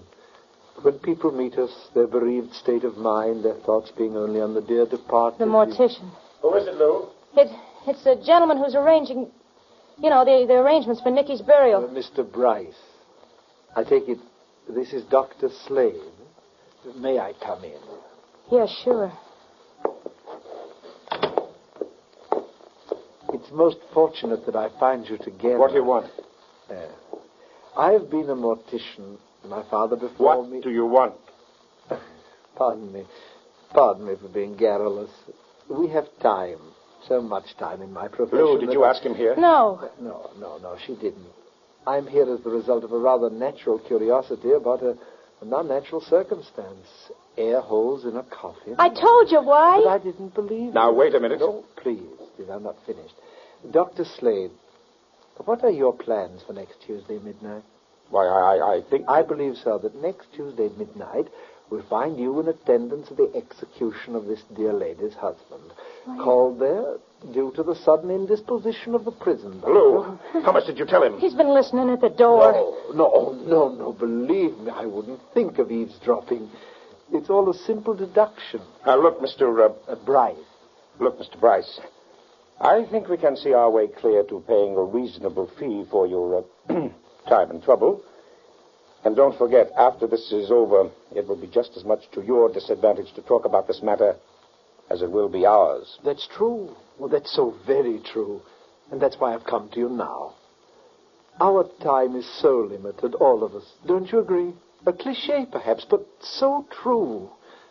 Here today and gone tomorrow.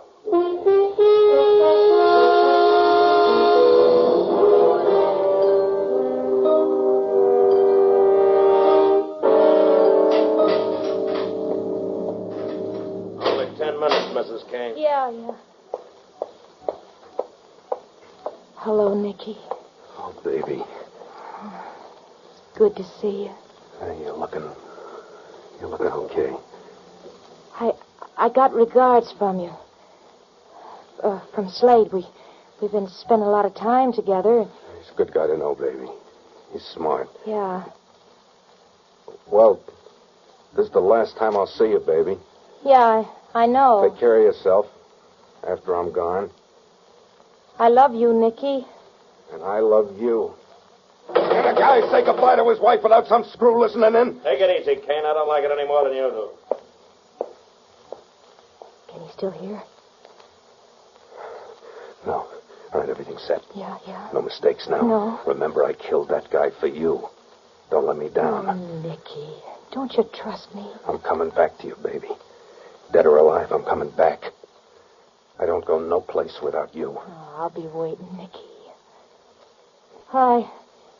I guess this is goodbye. Try not to cry too hard for me, baby. And don't bury me too deep.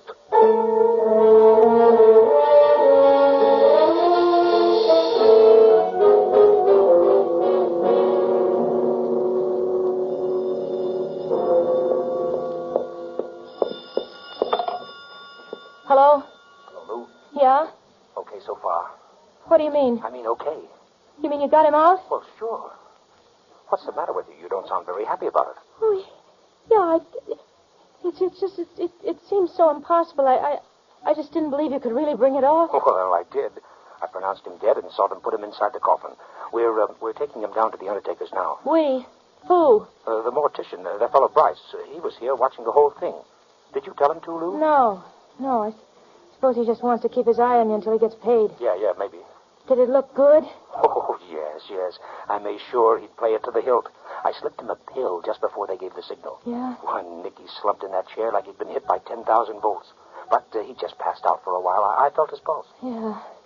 Well, what now? Well, we're going down to the funeral parlor just to make it look good. Then he can duck out. He'll be there, Lou, inside an hour.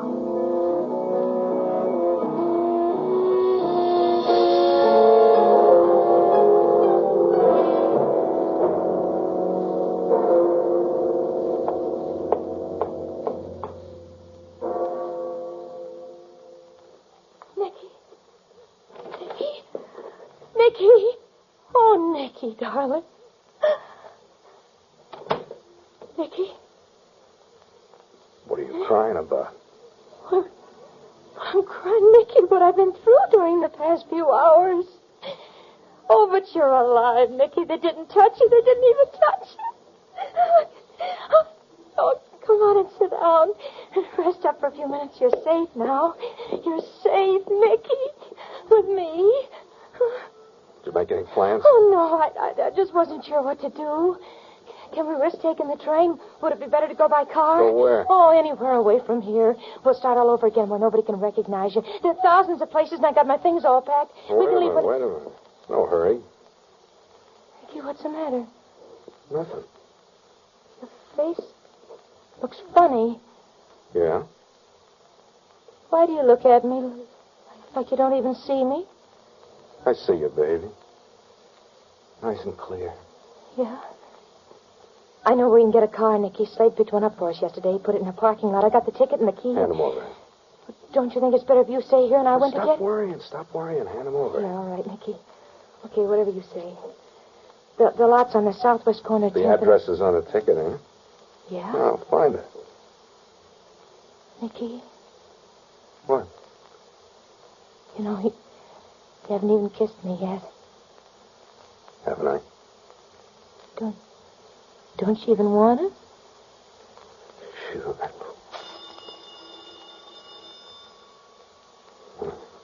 The phone. No, I'm not going to answer. You go ahead and answer it, baby. Go. Okay.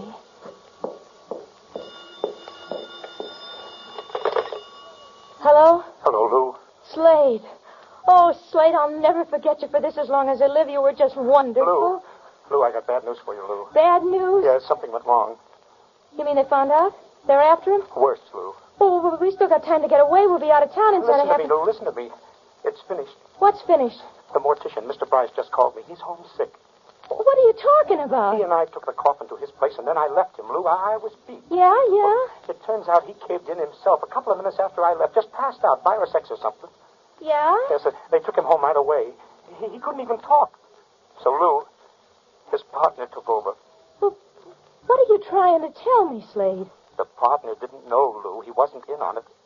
He took one look at Nicky, doped up from the pill I gave him. Well, what is it? What is it? They embalmed him.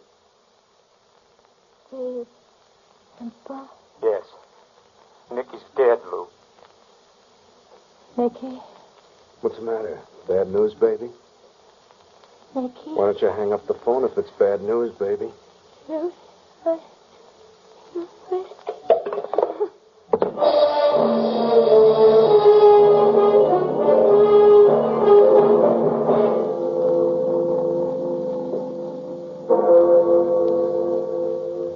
I'm sorry it was bad news, baby, on the phone. I dreamed it.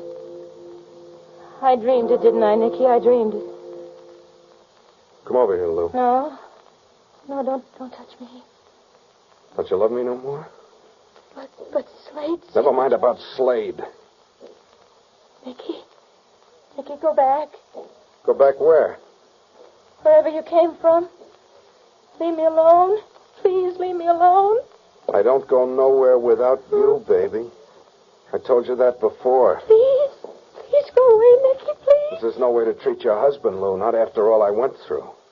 Remember the guy you were married to before you married me? Yeah, I remember. I killed him, baby. I killed him for you. And I took the rap without squawking.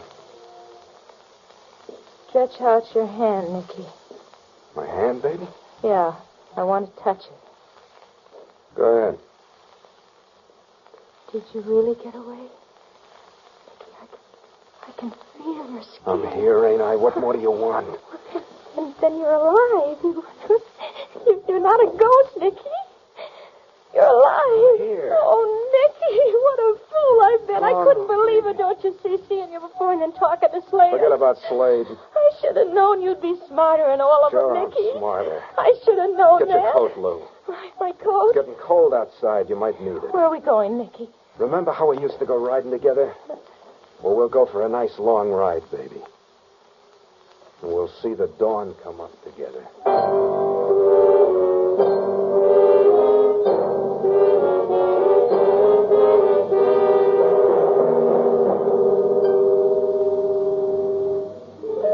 Life is a tour which all must make.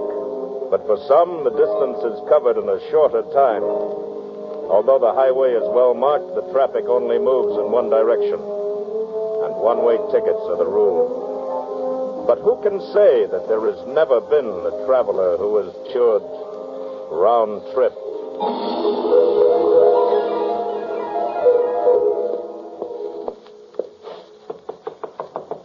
Oh, who is it? Slade? Yes? It's Lou. Gee, Lou, you shouldn't have come over here. Oh, I'm beat. This thing has knocked me for a loop. Don't close the door. Huh? Why not? I just want it open, that's all. Oh, okay. Oh, I'm full of pills.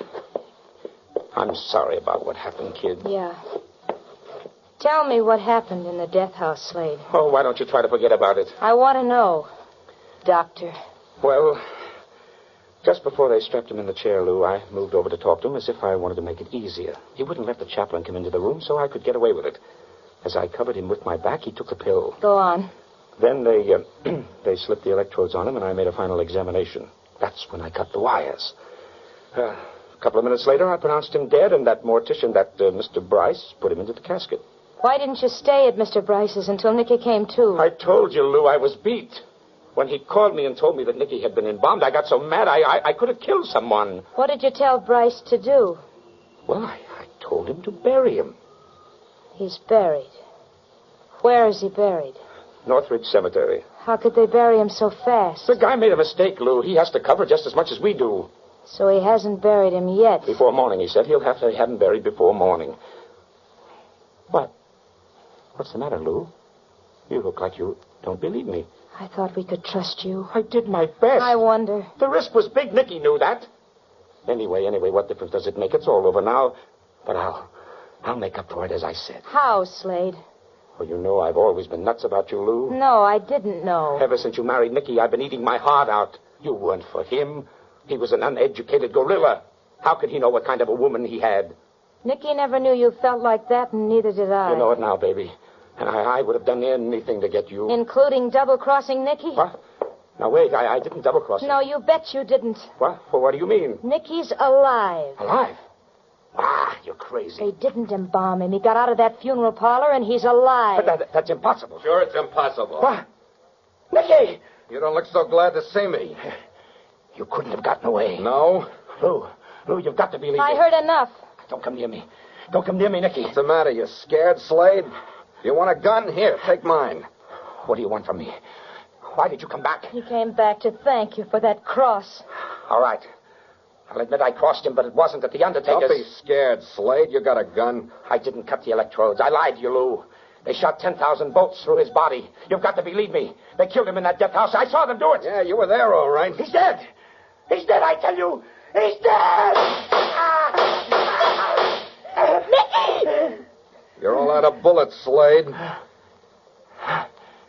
He's dead.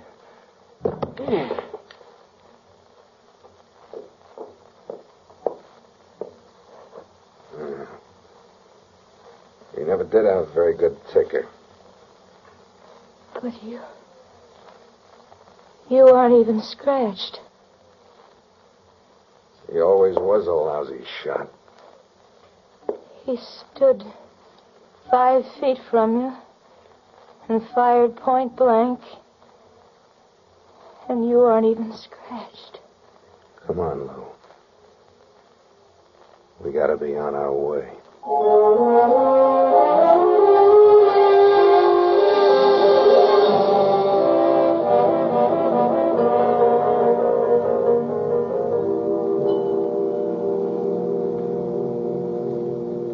Nicky, where are you taking me?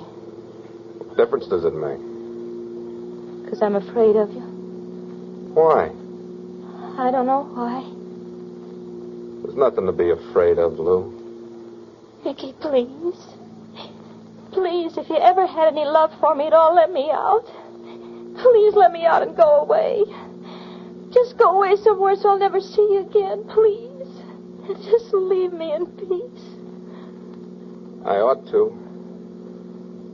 But I don't go no place without you, Lou. I told you that before. What time you got, Lou? It's nearly 6. Dawn will come up pretty soon now. Where are we going? Please, you still haven't told me where are we going. We'll be there in a little while. How are you feeling? I'm all right. Remember this road, Lou? No. You ought to remember. We drove out this way the night we got married. That was 1,000 years ago. That's how I feel, too. We stopped at a roadside bar a little ways up, remember? It was that all-night joint with the jukebox in the corner. And we danced. Yeah. Yeah, I remember that. That's when I told you first that I'd never leave you. That's when I said you couldn't get away from me. For the rest of your life. And you were right, Nicky. You were... Lou, how about a drink and another dance for old time's sake? We're coming to it. There's the bar at the end of the road. Let's stop there just once more. All right, Nicky. Whatever you say. We'll have a last nightcap. Together.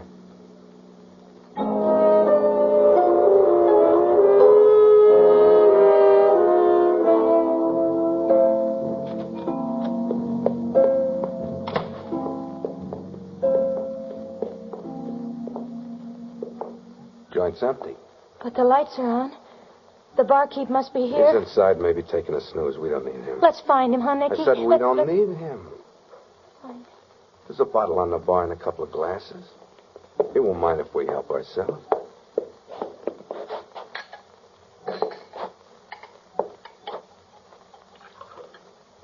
Here. Drink up, Lou. There's no hurry, is there? We can't waste time. I only got till sunup. Well, how about that dance? You got a nickel? Yeah, sure, I think so. Stick it in the jukebox. Get something sweet.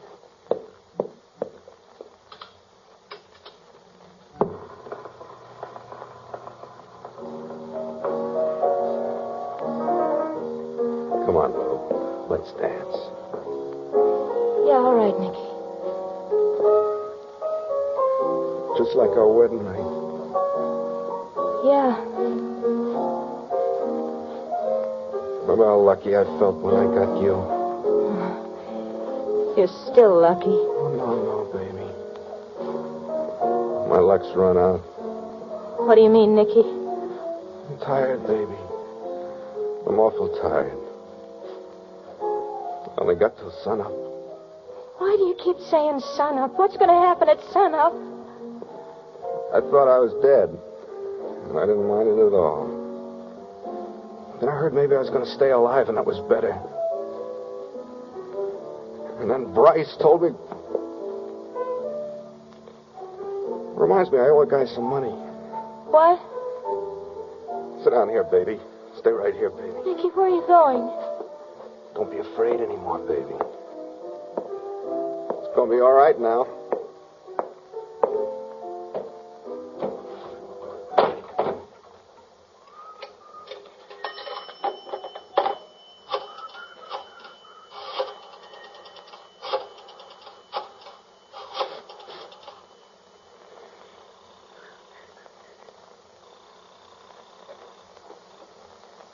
Hello? Mr. Bryce, At your service. this is Nicky Kane. Oh, yes, Mr. Kane. I'm glad to hear from I you. just remembered I owe you some money. Shall we meet someplace? Yeah. Northridge Cemetery. You're supposed to be burying me at 6 a.m., aren't you? Why, yes. I'll see you there. Everything goes satisfactorily? I guess so. You cut the electrodes so I'm alive. You told him I'd been embalmed, so Slade's dead. I guess so. I've never done anything like this before, Mr. Kane. Of course, I could use the money, but mostly my sympathies swayed me. That's so. Yes, you, of course, inevitably must pay your debt to society, but I could not resist a poetic desire to see that you and your wife spent your last hours together. I suppose I'm being romantic. Yeah, thanks.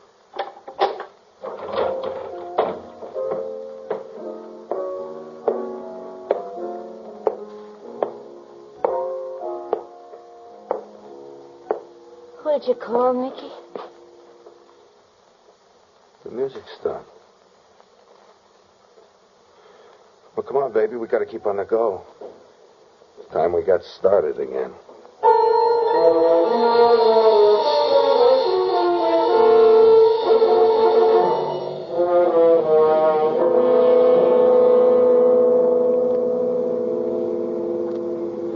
We're almost there, Lou. We stop on top of this hill. This looks like... Yeah. Ain't a bad place as these places go. It's a cemetery. Why are you taking me to the cemetery? Get out, Lou. Nick? Open the door. Get out. Right over there in the second row. Ground's frozen. It's all right, baby. It's all right. Why did you bring me here? I told you so many times before, but I'll say it again. You don't go no place without me, baby. We stick together. Always. Somebody sent flowers. That was nice. Did you send the flowers, Lou? Oh, no. Must have been Mr. Bryce. That reminds me, I got to leave this envelope for him to take care of the arrangements. They dug it nice and deep, too. What? They dug it nice and deep. Deep enough for both of us. That's good. No. Let go of my arm, Nicky. It's getting to be time. And don't be afraid, Lou. Here. Here's the gun. No. No, Nicky. Please. Take please. it, baby. No. You can't hurt me. Go ahead. You can't hurt me. Please. Nicky, please. Go on, baby. Please. There's 4 shots in it. This time they're not blanks. You got to get me with one of them.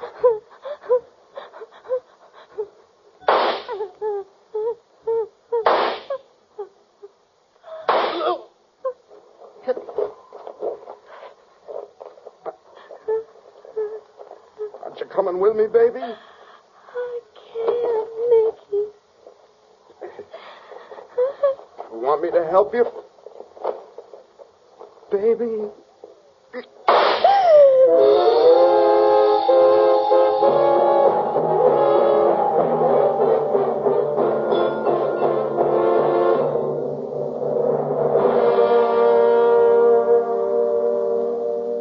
First our pleasures die, and then our hopes, and then our fears. And when these are dead, the debt is due. Dust claims dust, and we die too.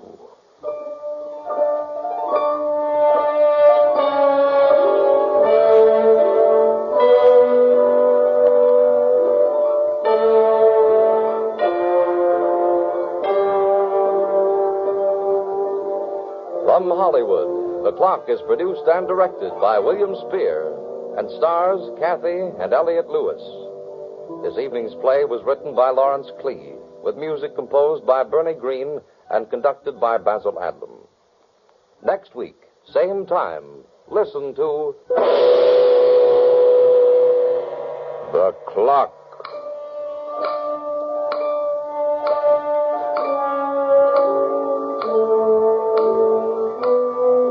Now, here's a special program note.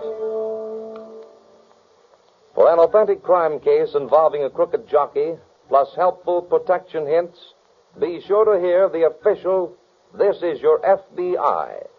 This Is Your FBI tomorrow night. The preceding program was transcribed earlier for rebroadcast at this more convenient time. This is ABC, the American Broadcasting Company. In just a moment, you will hear The Clock, presenting transcribed the premiere of a new thrill drama by Lucille Fletcher, the author of Sorry, Wrong Number, and other noted studies in suspense. Listen now to The Clock. The American Broadcasting Company presents another in a series of dramatic programs, The Clock. From Hollywood, The Clock tonight stars two distinguished players, Elliott Lewis and Jeanette Nolan, and is produced and directed by radio's master of the art of suspense, William Spear.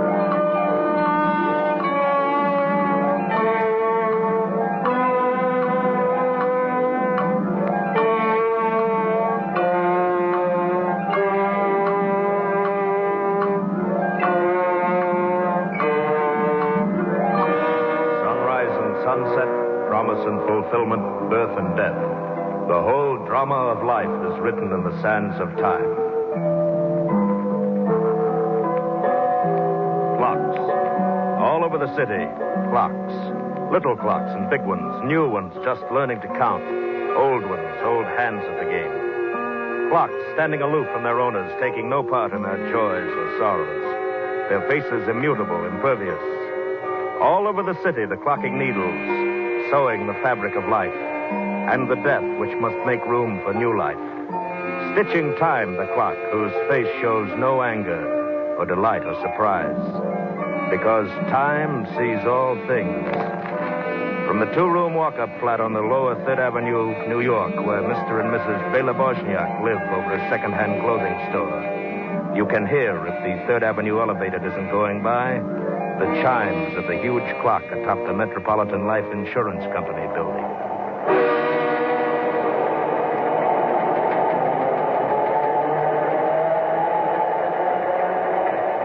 Good morning, Charlotte. I'm so sorry to be so late, but I overslept myself. I was dreaming. Breakfast is over 2 hours ago.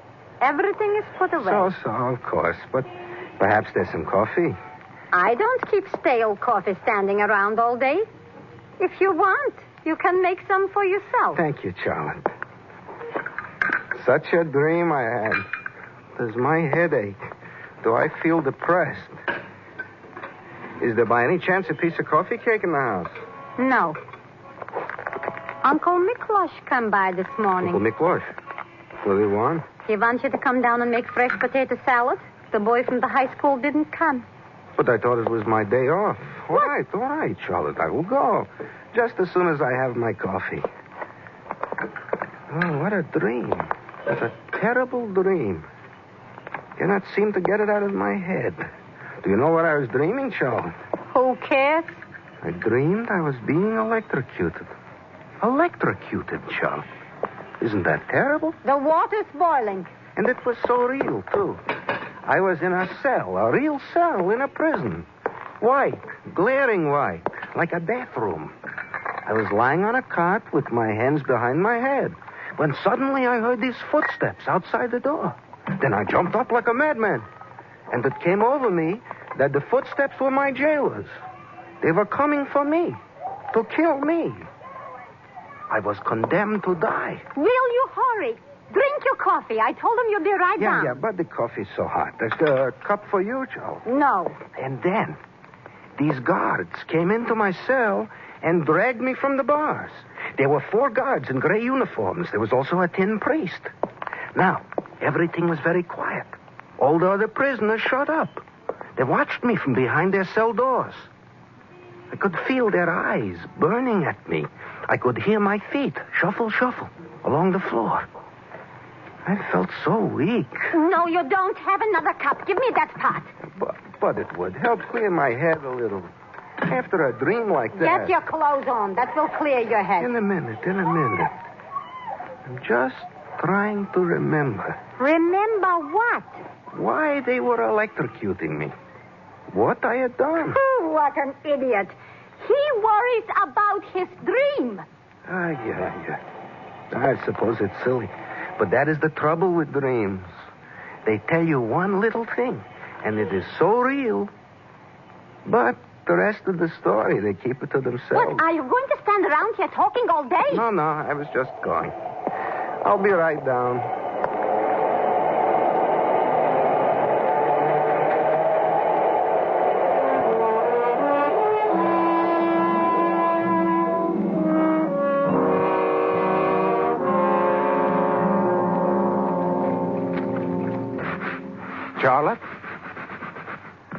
Charlotte? I don't want to disturb you, Charlotte. You can't come in. I'm scrubbing this kitchen, and I don't want you making tracks across my floor. I know, Charlotte. I wouldn't want to mark your nice, clean floor. It's only my coffee. Go down to the drugstore for your coffee. It's closed on Sundays. So? I told you when we were having breakfast. I know, but 8 o'clock. It's such an early hour for Sunday. And Uncle Miklos kept us open last night till 11. You didn't come home last night at 11. A little glass of beer at Kleinman's. Would you begrudge me that after I was on my feet till 11 o'clock at night? Please, Charlotte. I don't feel so good this morning either. Naturally. After Kleinman's. I'm not sleeping so good. Not all week. I'm having the same bad dreams. Yeah, always some excuse. But it's true. Do you remember? I told you I dreamed I was electrocuted. I was in that cell. Well, every night now, for a week, I have been dreaming about that cell. So what? And in one corner, there's a bed. 2 magazines, the Look magazine and the Hungarian Weekly. I can see them just as clear as if they were in this kitchen. Well, move those chairs out of the way. I want to scrub under the table. Don't you think that's very clear, Charlotte? What's clear? To dream all that. Every night. Who cares about dreams? They're only junk in your head. But it is very clear, just the same. To be there, night after night. Oh, yes. Last night. Uncle Miklos was there, too. Huh? What? I mean, in the dream. He came to see me in my cell. Wasn't that clear? I don't see anything so clear about that. Can you imagine Uncle Miklos giving me anything? That's a fine thing to say. Who brought you to America? Who gave you the job in the delicatessen? I didn't mean that way, Charlotte. I meant... What did you mean? I meant... Well, Uncle Miklos is always so careful with food in the delicatessen. But in the dream, it was a very nice roast chicken in the dream with plenty of breast and stuffing. And Uncle Miklos even had a bottle opener in his basket to open up the schnapps. He kept telling me to eat. Eat, Bella. He kept saying, stuff yourself. I can hear how he said it. You only got another month to live.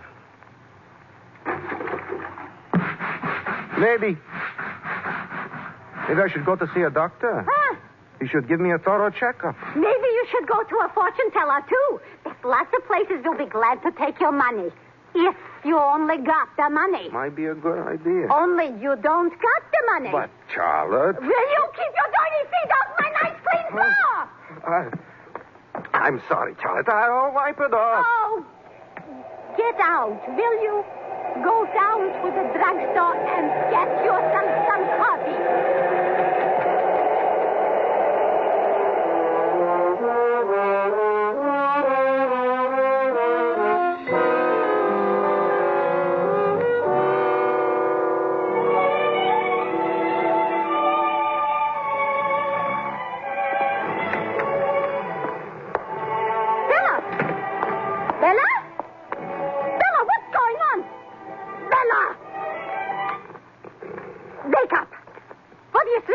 By the radio in the middle of the afternoon yet. Well, what time is it? 4 o'clock.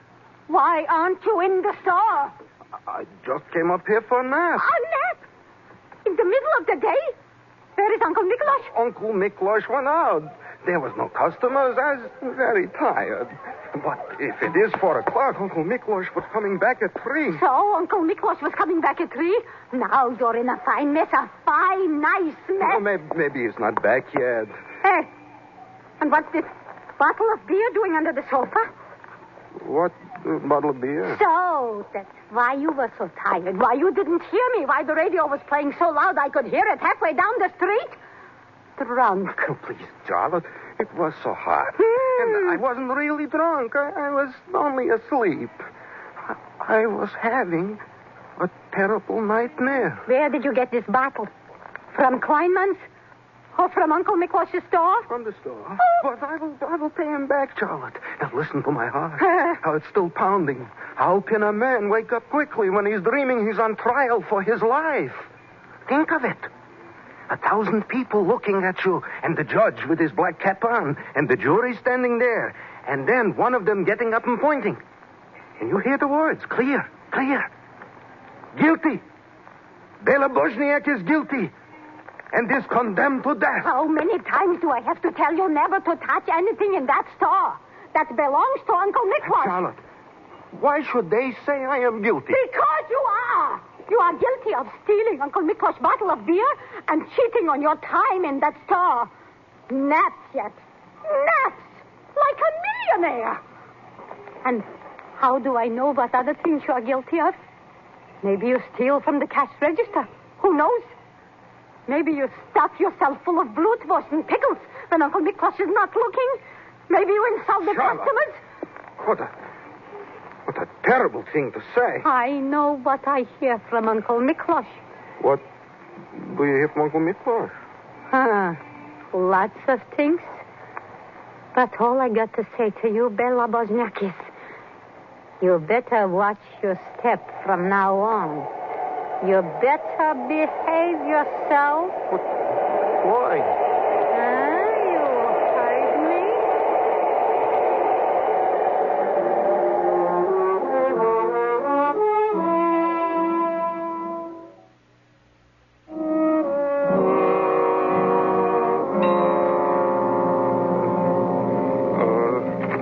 heard me? No. It's no use, Charlotte. It's no use. I got to see a doctor or something. Oh, get out of that bed, lazy, good for Charlotte, nothing. I'm really sick. I must have a growth in my brain. Yeah, there's always something the matter with you when it comes time to Nobody voice. keeps on dreaming the same dream night after night. Nobody. With a normal mind in his head. Keep quiet. I don't want to hear about your dreams. Always, I got this terrible guilt in me. Like a pain. All night long. I'm running away. I'm hiding from people who are trying to catch me. So why do you run? Why don't you get caught? I am on the streetcar, riding under the L down Third Avenue. There are lots of people. I'm squeezing myself tight up against the window, turning my face out so no one will recognize me. I am pulling my coat collar up around my face and my cap down over my eyes. I am wearing dark glasses. I am running along the Whitestone Bridge. It's summer, a bright, glaring day. I am like a little black speck on the big steel bridge. And Over my head, they are looking at me from airplanes. And under the bridge, they are watching me from boats. The automobiles are racing after me, honking their horns. Far, far ahead, at the end of the bridge, I see the man at the toll gate, waiting to stop me. He's a tall man with glasses, a brown overcoat, bald. His name is Mr. Toyner. Please, Charlotte, don't do that. Maybe if the covers are off you, you will shut your mouth and get out of that bed. I can't. I'm too weak. Lazy, good for nothing. Get up!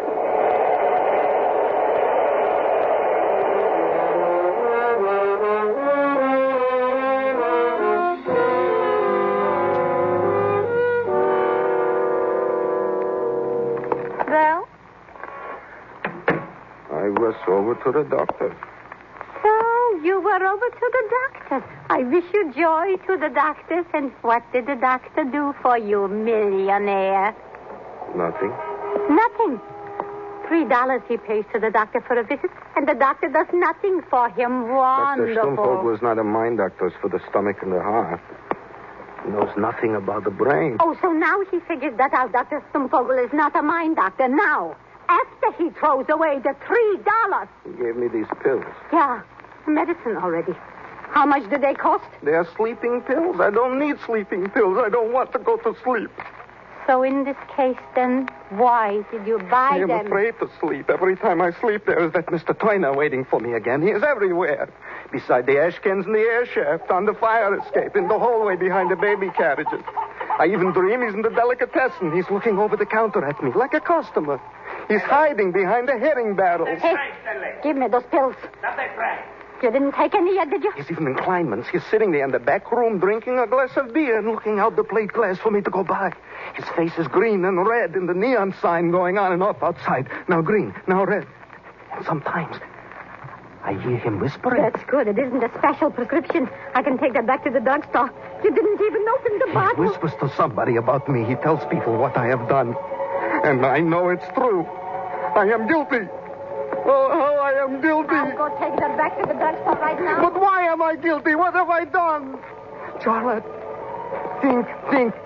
How could I be guilty? Is it because of Mama that I left her there hungry and never brought her over like I promised? But you yourself, Charlotte, said there was no room. And the money Uncle Miklos paid me. How could I have brought Mama here to starve? How could I have paid a boat trip when there was nothing for us half the time to pay the rent? But maybe it is Mama, cursing me from the grave. Charlotte! Charlotte! Don't leave me alone, please. Charlotte!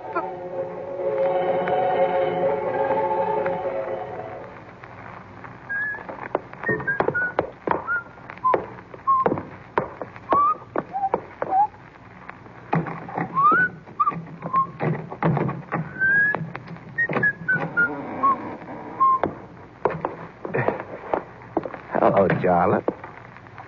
I got good news for you, Charlotte. At last, I just slept. And the dreams, the bad dreams, have gone away. 2 hours, 3 hours. I was sleeping, and there was nothing, just sleep. Isn't that wonderful, Charlotte? I guess I'm cured, eh? You went out and left me alone. I was so tired. But I was afraid to sleep. I went to the park and I lay down on a bench. But the minute I closed my eyes, there was that Mr. Turner again with his face green and red. And then I went over to Kleinman. I had only 2 little beers. The pianola was playing. It was nice and cool and dark. Charlotte! What is it?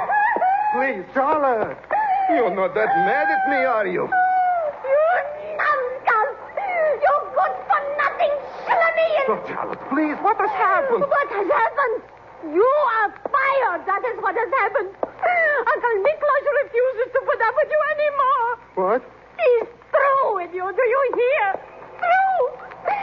There is a boy, a high school boy, working working in your place full time. No, you mean making the potato salad, too? Yes, making the potato salad, too. And waiting on the customers. Now loafing on the sidewalk and taking naps and talking like a lunatic. And getting drunk every other night. And now what are you going to do? What are you going to do? I will go down and speak to Uncle Miklos. Ah, he will go speak to Uncle Miklos. At 2 o'clock in the morning, yet he will speak to Uncle Miklos and get thrown out on his ear and go to the hospital and cause more expense. Uncle Miklos, he will get over it, Charles. Yeah, that's what you think. You haven't talked to Uncle Miklos yet. But Charlotte... 2 days. 2 days yet Uncle Miklos couldn't go to Hoboken to see about the cheesecake. You were lying home sick in bed. With what? With the fever, with the stomach trouble, with bad leg? No. With dreams. Bad dreams, yet like a baby. Oh, but Charlotte... And where are you? When the customers are telephoning for the orders, they should be sent up right away. Upstairs. Sleeping. Taking a nap. And where are you Friday night? The busiest night in the store. Seeing Dr. Stumphogen. Throwing out your good money to a crack. And where are you today? When Uncle Miklos is going to play in the Interbrox Hungarian checkers tournament. Checkers tournament today? Yes. I'm sorry, I forgot. Drunk. Sleeping. In Kleinman's back room. Never. I wouldn't stay away on purpose, Charlotte. Yeah, that's all the thanks Uncle Miklos gets. After all he's done for you. I don't blame him. He gave you plenty of rope you should hang yourself with. He closed his eyes to plenty. I'll apologize. I'll explain to him everything in the morning. He's not unreasonable. And after all, he's your uncle, Charlotte. Too bad for him. He wouldn't let us starve, Charlotte. Uncle Miklos couldn't.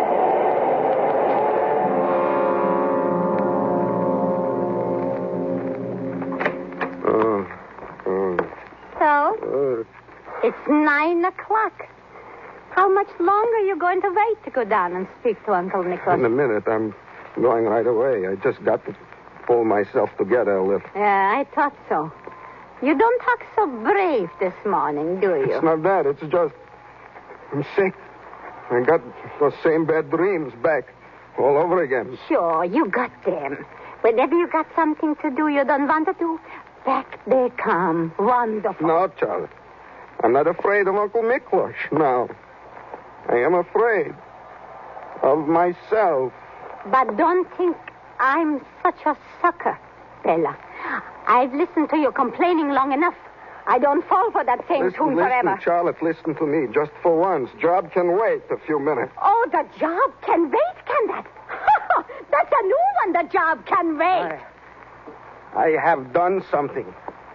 Maybe I did it in my sleep. Maybe I'm a sleepwalker. Maybe I climbed down the fire escape sometime and went into somebody's kitchen somewhere and committed a murder. I couldn't dream such things all by myself. Last night, I dreamed I'd just killed somebody. It had just made 2 o'clock. I was coming out of a window, climbing out over the sill. It was night. There was a fire escape with flower pots going down into an air shaft. I started to climb down. It was a long way to the ground. I crept down like a monkey. And as I went, I could see into all the dark windows of the flats. A man was eating his supper, and his radio was playing, and a baby was crying. And all the time, I kept holding my breath, afraid they would see me. Because upstairs, there was somebody lying in a room, white, like a kitchen, dead, that I had killed. Shut up! Lunatic! Shut up with that nonsense, or I'd clap you in the crazy house right now. Now, get downstairs to Uncle Miklos and get that job back. You hear? Do you hear me, Bella? Did you hear what I said? Look at you, shaking like a leaf. You're an old man already.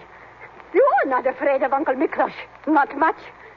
You're afraid of everything. Afraid of your own shadow. Your own crazy dreams. A fine man I throw myself away on. A fine hero. Yeah. What are you looking at me that way for? You don't think I can hit you, huh? You think I'm going to stand around here forever wasting my time on a good-for-nothing? You think I'm good only to wash your clothes and keep your house clean?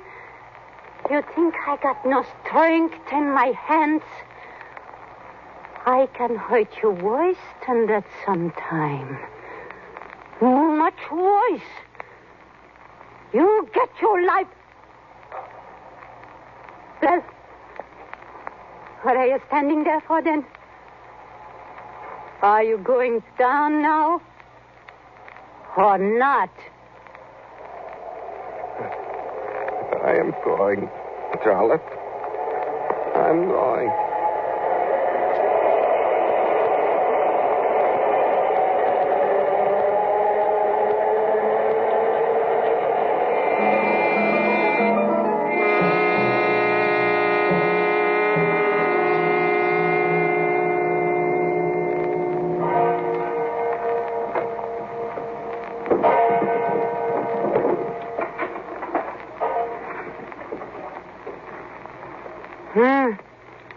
Bella?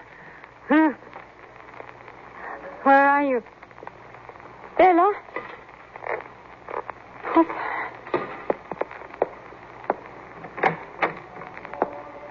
Hey, what are you doing in the kitchen at this time of night? Making sandwiches? There's no bread for sandwiches. What are you doing with that knife? I was just dreaming. I had another strange dream, Charlotte. Get into bed. Put that knife back into the drawer. I was dreaming. I was washing my hands, Charlotte. Over there. In that sink. So, what? And they were covered with blood. I was washing this knife, too. Huh? It was covered with blood, too. Yeah. And what's so... What's so strange about that? It was your blood, Charlotte. My blood? Yeah.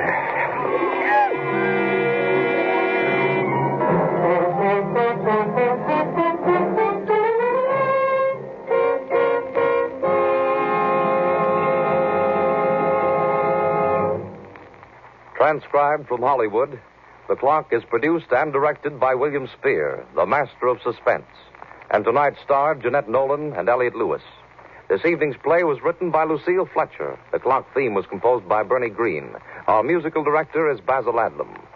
Next week, same time, you will hear Kathy and Elliot Lewis as stars of The Clock.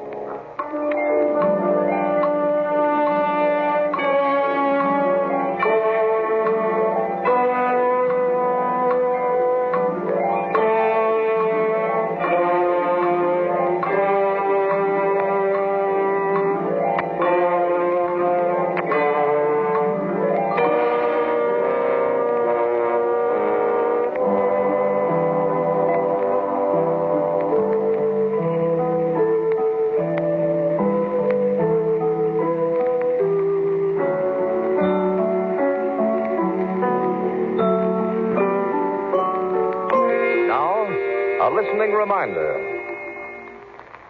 Who knows? You might be telephoned to name the new mystery melody for fabulous jackpot prizes. Be sure to hear it on Stop the Music tonight over this ABC station.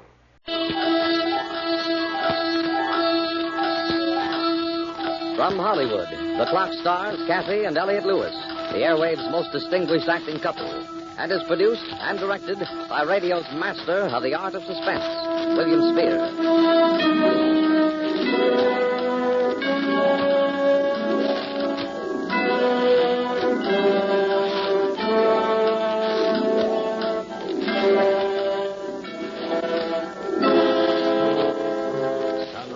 Sunset, promise and fulfillment, birth and death.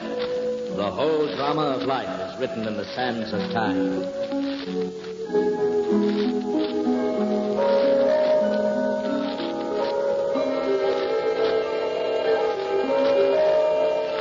From the 42nd Bank and Trust Company, where Jane Evans used to work, you can hear the clock atop Amy Semple McPherson's Angelus Temple.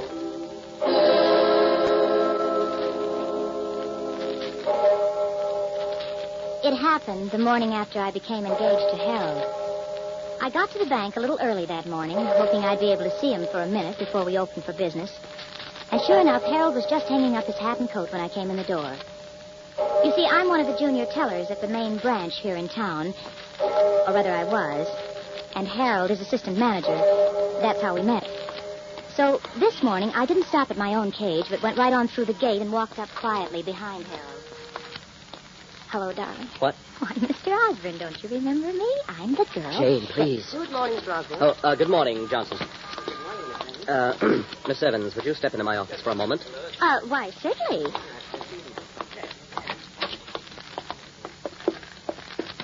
Jane, really, you mustn't. I mean, What? I didn't do anything. I just But suppose someone had overheard. Don't you see? Well, Harold, what if they had? They'll know about it in a day or two anyway. But that's just the point, my dear. They mustn't. They mustn't? But we're going to tell our friends, aren't we? Jane, I thought you understood all that. You know how the bank frowns on office romances. After we're married, it'll be different. But, Harold, this is different. We're engaged. Nevertheless, my dear, the policy of the bank to stoop Oh, this phooey on the policy of the bank. This is our business. But, Jane, the bank is my career. And I'm only thinking of the bank.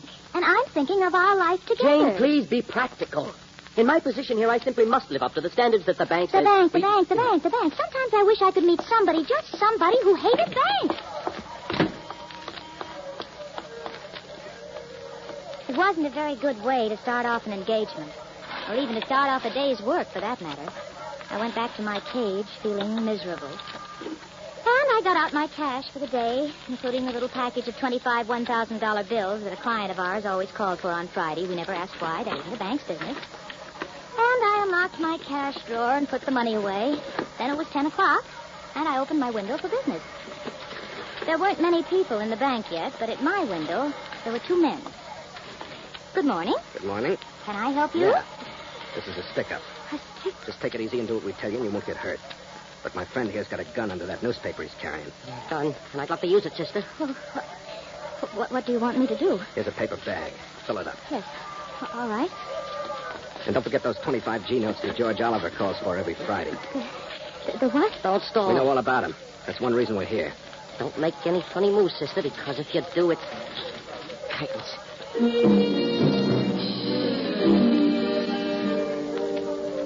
I'd often wondered what I'd do if this ever happened, but now I couldn't even think. As I fumbled with the money, I looked at the two men. One of them was about 35, dark hair, square jaw, hard blue eyes. The other, the one with the gun, was a nervous, evil-looking boy about 21. I knew that they meant everything they said.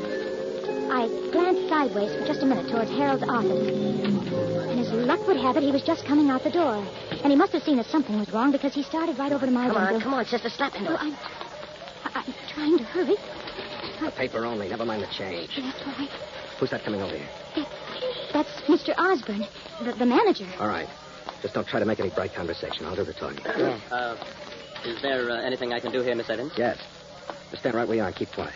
What? Harold, it's... Don't look so hurt. You've heard of banks being held up before, haven't you? Oh. Come on, miss. Hand it over. We haven't got all day. Here you are. Thanks. We ought to take her along Don't tonight. be crazy. Come on. We ought to take her. No. You can't do that. Miss Evans is one of my most trusted employees. And I'm his fiancée. Oh, you are, Jane? you? Now, I know we're going to take her along. You're a fool, Sonny. Yeah? Well, Harold here don't think I'm so dumb, do you, Harold? Because you know what happens to your girlfriend if you set the cops on us? No. Yeah. Curtains. Come on. Don't do anything, Harold. I'll be all right. I'll be all right.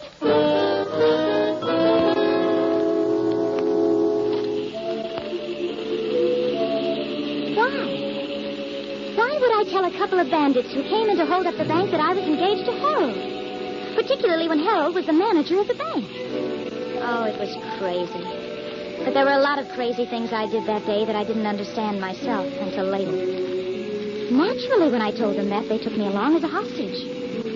Well, the next thing I knew, I was sitting in the front seat of a big blue car beside the one called Frank, and the other one called Sonny, that tied a blindfold over my eyes. Once we drove in somewhere, and for 15 or 20 minutes there was a lot of banging and clattering around the car. Then we drove on. At first, I was too frightened to even breathe. And then I began to get angry. Just what do you think you're going to do with me? Tell you the truth, I haven't quite made up my mind. Yeah? Well, I have. Shut up, Sonny. Look, I demand that at least you take this silly blindfold off. Oh, no, we couldn't do that, baby. And you might see how we'd strip this car down just now and change the hood and the fenders. Shut and up, plates. Sonny. You talk too much. What's the difference? She ain't going to be around. I said shut up. What's the matter? You getting soft? No. But a bank rap's enough without having some trigger-happy punk of a kid. You better not talk to me that way. I'll talk to you any way I want to. Watch out the back of cops. Huh? Cops? You don't think the little lady's boyfriend is going to... I didn't want to bet too much on it. Would you, Miss Evans? I'm sure I don't know what you're talking about. All I know is that at least Harold isn't a cowardly, bullying... I'm sure Harold is the perfect gentleman. I got a hunch he's also the perfect banker. I don't know what you're talking about. You just don't want to admit what I'm talking about. Which is that in spite of anything that might happen to you, Harold will turn us in. And have me? He wouldn't. No? Maybe we can check on that. I'll turn on the radio. What's that going to prove? Short wave. Yeah. You see? All the latest equipment for bank robbers, sweetheart. That's us. R17, 17. Disturbance at 8th and Pico. Disturbance at 8th and Pico. See motel proprietor. 17, Roger. Well. All units. Attention, all units. Uh-huh. 2 unidentified men wanted for hold up of main Right. branch of 42nd Bank and Trust Company and kidnapping woman How do you employee. like that? Oh, yeah. Jane Evans. That's Caucasian. 30 double... Last seen wearing light blue dress, black shoes. He Blonde done it. hair, blue eyes. He done it, Frank. See what I mean, Miss Evans? Well, it was his duty. Why shouldn't he? Nothing. No reason at all. Just a question of who rates the most for the guy, I guess. His boss or his woman? All right. All right, he asked for it. I told him what I'd do. What are you going to do? Well, Miss Evans, I think we'll drive up this little side road here and let you out. Oh? Shouldn't have any trouble hitching a ride back. If you do, just try what Claudette Colbert did in that picture. Huh? Remember? You kidding? You heard what they said. She was nothing but excess baggage anyway. Now she's just another way they can identify us. Yeah, all right, but that don't mean we let the guy get away with it. I told him what I'd do to her if he squawked, and I'm going to. You're going to do what I tell you. Yeah? If I'd known you were so yellow. And what was that you said, Sonny? All right, Frank, but I'm not going to... Cops! They're turning in here. Give me your gun, Sonny. Get down on the floor under the blanket. Here, I'll plug him, Frank. Give me that gun and get down on the floor. You're nuts. They'll get us, I know what I'm doing. You do what I tell you. That's right. And keep covered up and keep quiet. Take off the blindfold, Miss Evans. Look here, if you Now you're think going I'm... to kiss me, and you better make it good.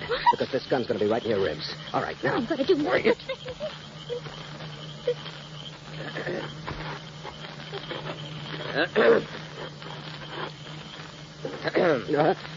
Oh. Well, you kind of startled me, officer. What are you doing here? Well, if you must know, I'm getting engaged. Is there anything wrong with that? Let me see your license. We haven't got the license yet. Your driver's license. Oh, sure. What's the matter? Just let me see your license. Yeah, here you are. You looking for somebody? Just a couple of guys who held up a bank, kidnapped a girl. Is that right? Young lady got any identification? Well, Go on, tell him, honey. You see, we left town in sort of a hurry. You might call it a sort of elopement. Sort of elopement, huh? Yes. Well, I guess you're all right. But you know you shouldn't be parking in here in the broad daylight like this. Oh, yeah, but you know how it is.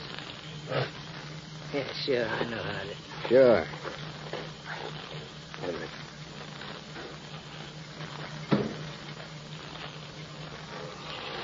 All right, you can come up for air now, Sonny. They're leaving. You sure? Yeah.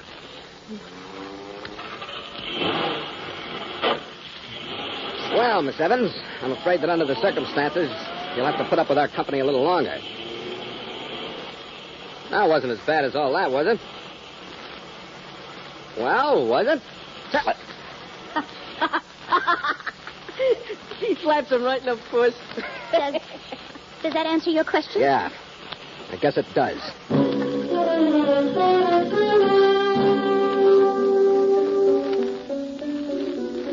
That was crazy, too. Here I was, my life completely in this big ape's hands. And I had to slap his face. I knew I'd made him angry, and what was even more dangerous, I'd hurt his pride. But there was nothing to do about it now. For a long time, we just drove along, and nobody said anything. We were crossing a stretch of desert, heading towards a mountain range. We just passed through a little town. I saw the car pull out of a side road as we flashed by, but neither of the two men did. And all of a sudden, my mind began to race, thinking that maybe now was coming my chance to escape, wondering what I could do. Then my blood ran cold again. The way they were talking. You still heading for the same place, Frank? Yeah.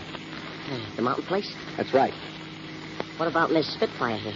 I'll take care of that when the time comes. She knows too much. That's right. See, if I thought you was getting soft, Frank, What would you do? You know what we gotta do, don't you? Yeah. Where? Well, not right out here in the open desert. That's a cinch. The mountains? Yeah. Maybe the mountains. Maybe. It better not be no... Hey, cops again. Look, right behind us. Yeah. Those others must have got the thick of things over. Cops. In the middle of the desert and no one in sight for miles. What are you talking about? I'm talking about this. Sonny! I've been waiting to do this all day. Hey, you're crazy. We get them before they get us, that's all. They're shooting back. You know they got a fight in the heads now. And so have we. Shoot at their tires, you hear? Okay.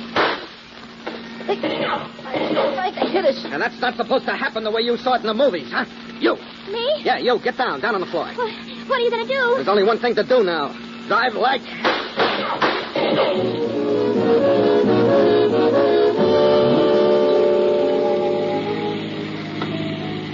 At first, I wasn't afraid at all. It was even a little exciting. I kept thinking that maybe in just a few minutes I was going to be rescued, and wondering what Harold would say. And at the same time, feeling the exhilaration of being in a race and wanting my side to win. Of course, that was crazy, too. Then suddenly the car took a sickening lurch. I scrambled up onto the seat again.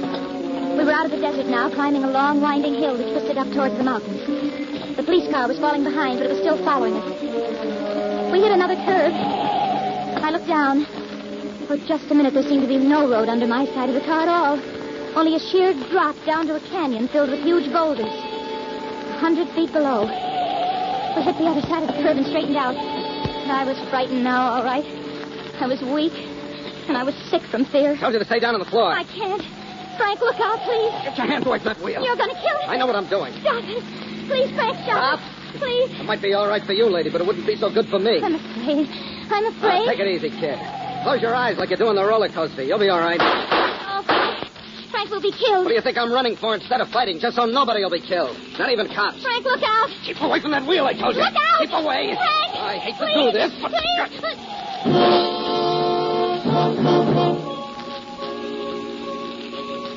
I saw his fist rush up towards the point of my jaw, and that was all.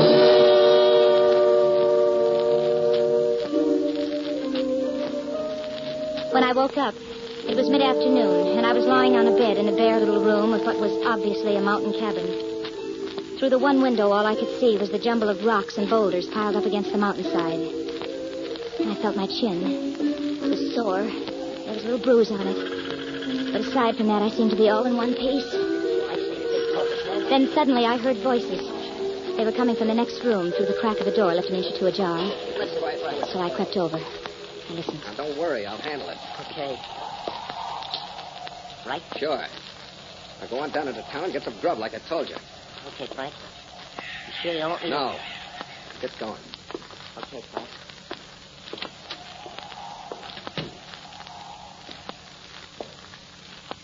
I stood there by the door, frozen with fear. I didn't need to hear any more to know what they'd been talking about. For a second, I thought of escape, and I looked wildly over towards the window. It was too late. The door was already swinging open. Oh. Been listening, huh? Yes. How do you feel? All right. Well, glad to see you're up and around. Why? Because it's against your principles to kill women who are unconscious?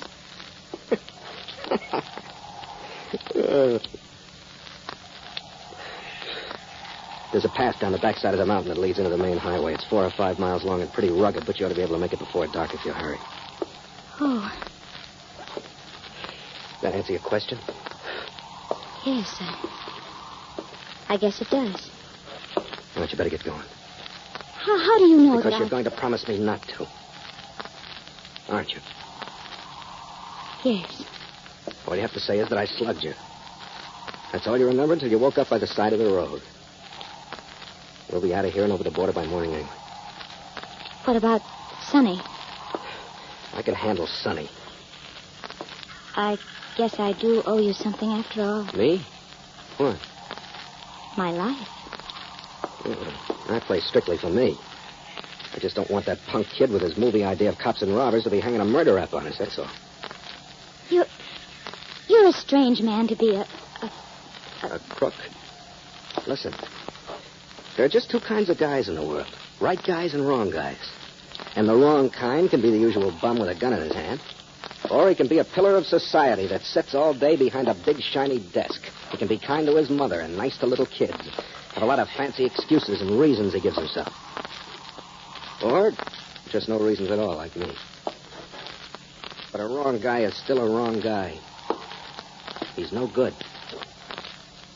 Well, thanks anyway. You better get going now. By the way, sorry I hit you. That's all right. I guess I had it coming. And I'm sorry I let you get into this mess in the first place. But what? That kiss. I meant that. Did you? Yeah. Frank. So did I. Jane. Frank? Trailed us here after all. Frank, the cops. Yeah. I saw him down ahead of me on a turn of the road. I just had time to turn around and get back. You still got the dame, huh? Yeah. I was hoping you hadn't done nothing yet. She's about the only ace we got left, Frank. Take the south window. I'll take the west one.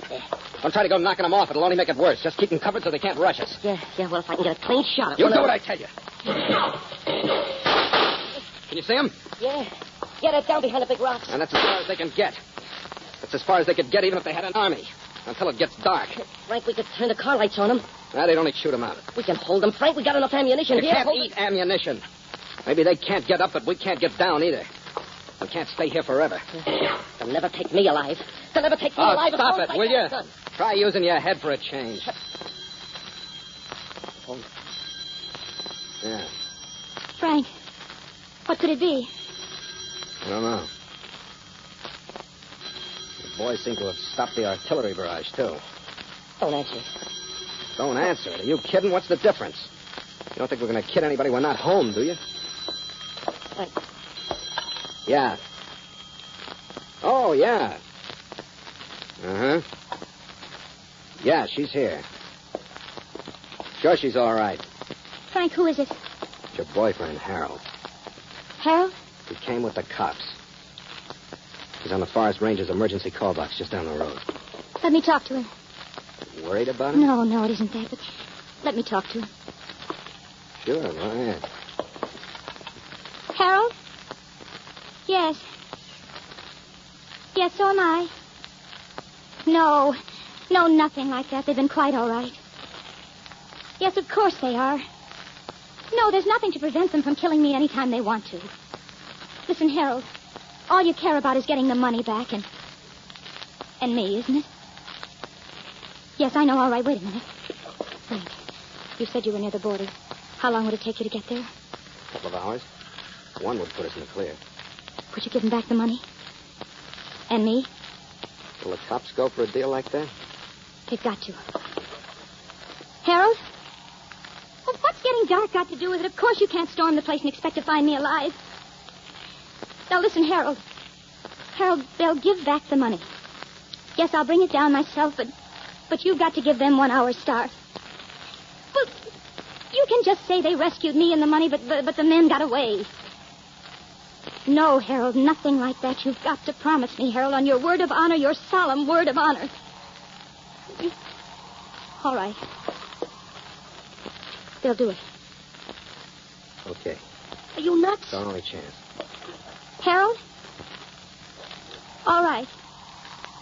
Yes, I'm coming down. Now. What if she goes? She's going. The dough's still in the paper bag. It's on the table. Frank, Get going. Frank. All right. Goodbye. Goodbye. Harold, just so you don't have an idea you're getting away with anything, I think you're a dirty liar.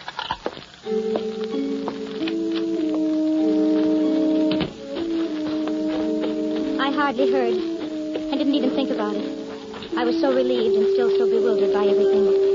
Running down the hill with the paper bag of money clutched in my hand. And then I saw Harold crouching behind a rock. And then some policemen. And then I was around the bend, and they were all running up to me, and I just threw myself into Harold's arms. Jane, dearest. Jane. Yeah? Are you all right? I'm all right, Harold.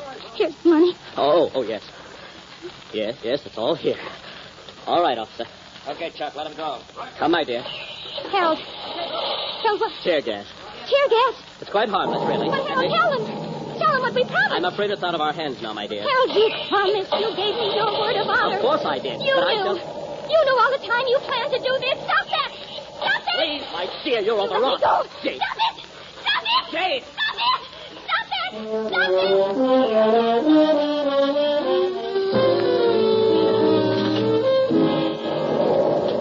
I tried to run back, but they held me. And I had to watch. I couldn't help it. It seemed hours, but it was only minutes, I suppose. The tear gas bombs exploding around the cabin, crashing through the windows as they got the range. And then something white fluttered from the door, and they came out. The boy first with his hands in the air, and then Frank, stumbling towards us like blind men, and coughing. Those terrible, racking coughs that seemed to be tearing him to pieces. Frank? Hello. Frank, I didn't know. I swear to you, I didn't know. I know. I did know. I knew before you left. Oh, why did you let me? I wouldn't have gone if I'd known. Because he's just the kind that would have stormed the place. Maybe I couldn't have handled Sonny. Frank, I'll help you. I'll do everything I possibly can. Anything. Skip it. Just take some advice, will you? Next time, be sure it's a right guy.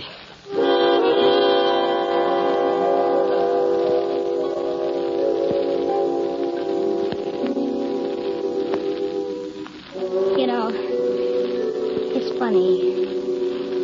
It's like he said. People can be honest and dishonest in so many different ways. Well, I got to the bank early the next morning, too. Harold was already there waiting for me. Hello, darling. Hello. I'm so glad you're here early. There's some things I wanted to talk over with you. You know, you're quite the heroine now. Am I? Oh, yes. And you know, darling, I've been thinking perhaps I was a little too conscientious yesterday. About our marriage, I mean. I think perhaps you were right, after all. We ought to tell them. Harold, about our marriage. Yes? There isn't going to be any marriage. Isn't going to be any? I found out something about a girl getting married, Harold. Marriage is something you do second. through second. Yes. First, you find a right guy.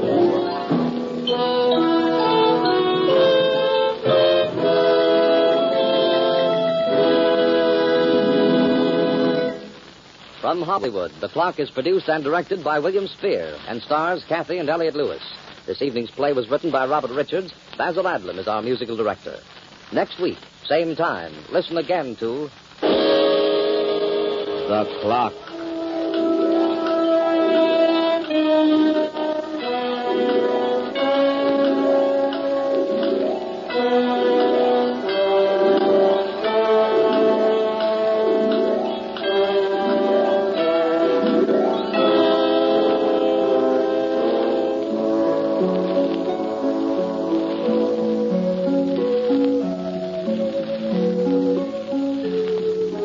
A listening reminder.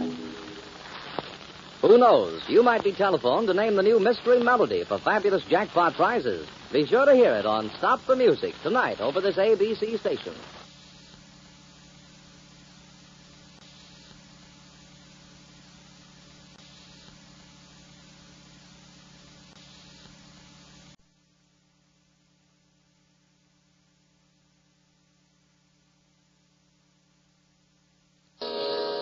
The Clock.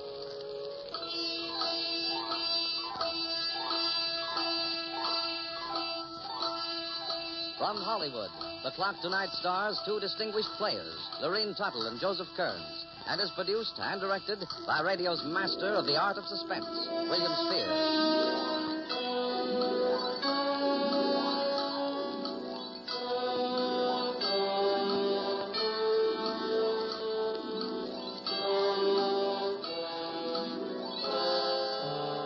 Sunrise and sunset, promise and fulfillment, birth and death.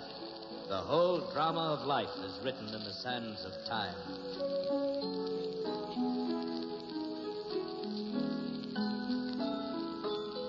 Time is a cautious banker who seldom floats alone, and he numbers his depositors in the billions. When you open an account, your balance is always favorable, but discretion must be used in making your withdrawals. Death, on the other hand, is a loan shark whose interest rates are excessive and who inherits from Time the banker those whose accounts are overdrawn. Death will gladly permit you to borrow if you sign the proper notes. But remember that payment is always made upon demand.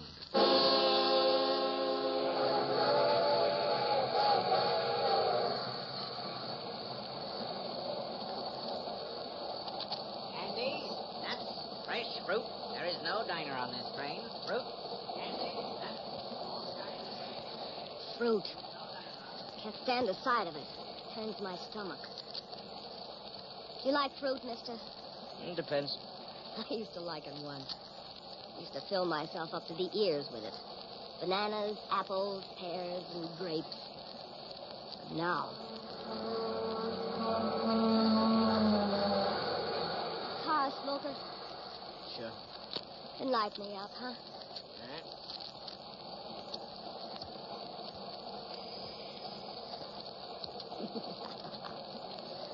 All you guys are the same. See a nice-looking pair of legs and you can't hold a light steady. But mine ain't bad, if I say so myself, so I don't blame you for looking. I was always careful about my figure. That's all the girls got outside of her brains. Oh, go on, laugh. You and the rest of the dopes. Men are pushovers for a gal who uses her noodle. That's what I tried to teach Millie, only she wouldn't learn. Millie was nice. As dumb as she was, I always liked her. We had the 2 to 10 shift in a roadside near Carson City. Hashlingers for 30 a week from grub. I can almost hear her now, calling out the orders the way she used to.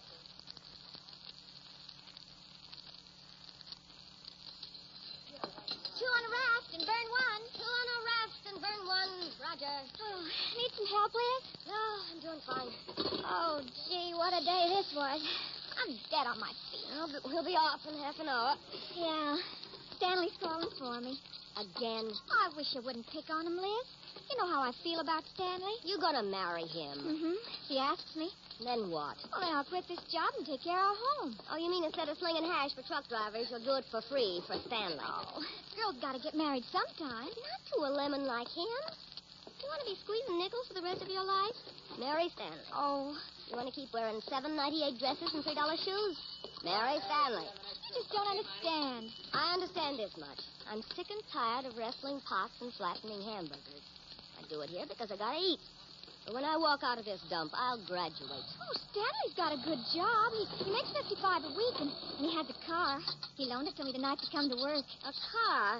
You call that broken-down jalopy a car? Oh, Liz, please. Oh, all right, I'm sorry. I shouldn't rib you like that. Well, you're just tough, that's all. You don't believe in the things that I do. Oh, here, waltz this order down to your customer and stop breaking my heart. Millie. Yeah? Come over here to the window for a minute. Yeah? What's the matter? Take a look at that car that just rolled up. Ooh, gee. It's classy, isn't it? And look at the woman coming out. Oh, she's kind of fat. Sure, she's fat. She eats good. Oh, get a load of that coat she's wearing. That's mink, Millie. Mink. You see what I mean when I tell you to be smart? She must be 10 years older than he is. I'll go back to your truck driver in the corner. I'll wait on these cookies. So.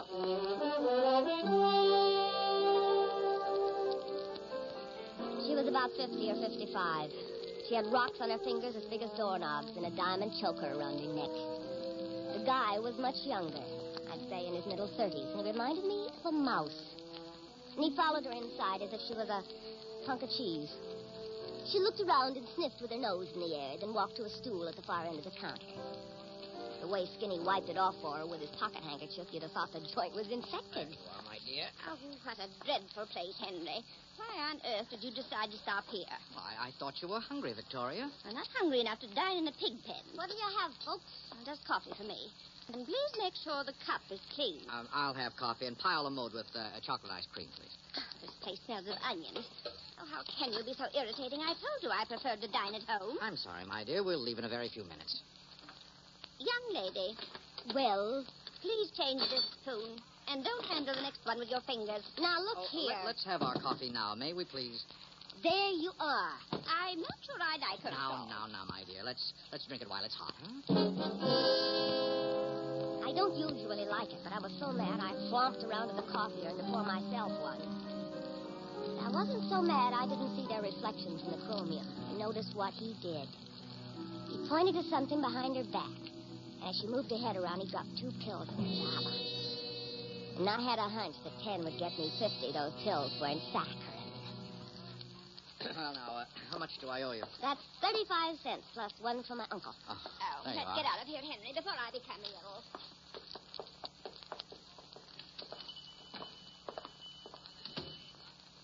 Millie. Yeah, Liz? Give me the keys to Stanley's car. What for? Don't argue with me. Hand them over. I've business to attend to, and I'm in a hurry. I'll be back in half an hour.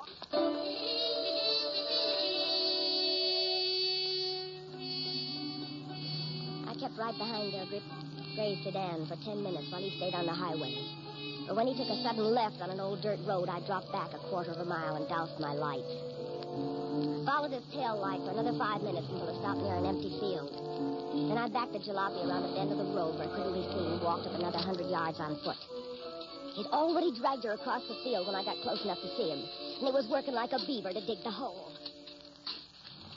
I got back in the car, drove back to the highway, and parked near the junction where I wouldn't be noticed. It didn't take him long, maybe 20 minutes. And when he hit the highway again, I followed him home. I took down his address and rode back to the beanery. What's the big idea? Sorry I'm late, honey. Oh, Stanley and I had a fight on account of you. You told me you'd be back in a half hour. My business took me longer than I thought it would, but it was worth it. Where were you anyway? Out riding. Give me back those keys. What happened to Stanley? Did he leave you flat? Oh, I don't know if he'll ever talk to me again.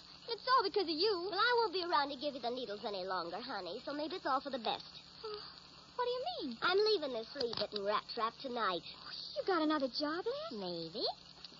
And although the guy that's giving it to me don't know it yet, this one is permanent.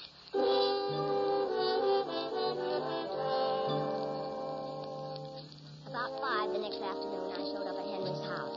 There was a big joint with iron monkeys on the lawn. But I knew I could make some improvements as time went on. I was all smiles and flashy teeth when little Henry opened the door. Yes? Yes? Oh. Hello, Henry. Well, who are you? Liz Hawkins is the name. But we met before. Sorry, but Mind your manners, Henry, and invite me in. What? You and I are going to have a talk. Well, exactly what is your business, young lady? We'll come to that in just a little while. Oh, nice place you got here. Well, I'm glad you like it. I bet you got 20 rooms in this joint. Nothing like a cozy spot to park your hat. Miss, Hawkins. Yes.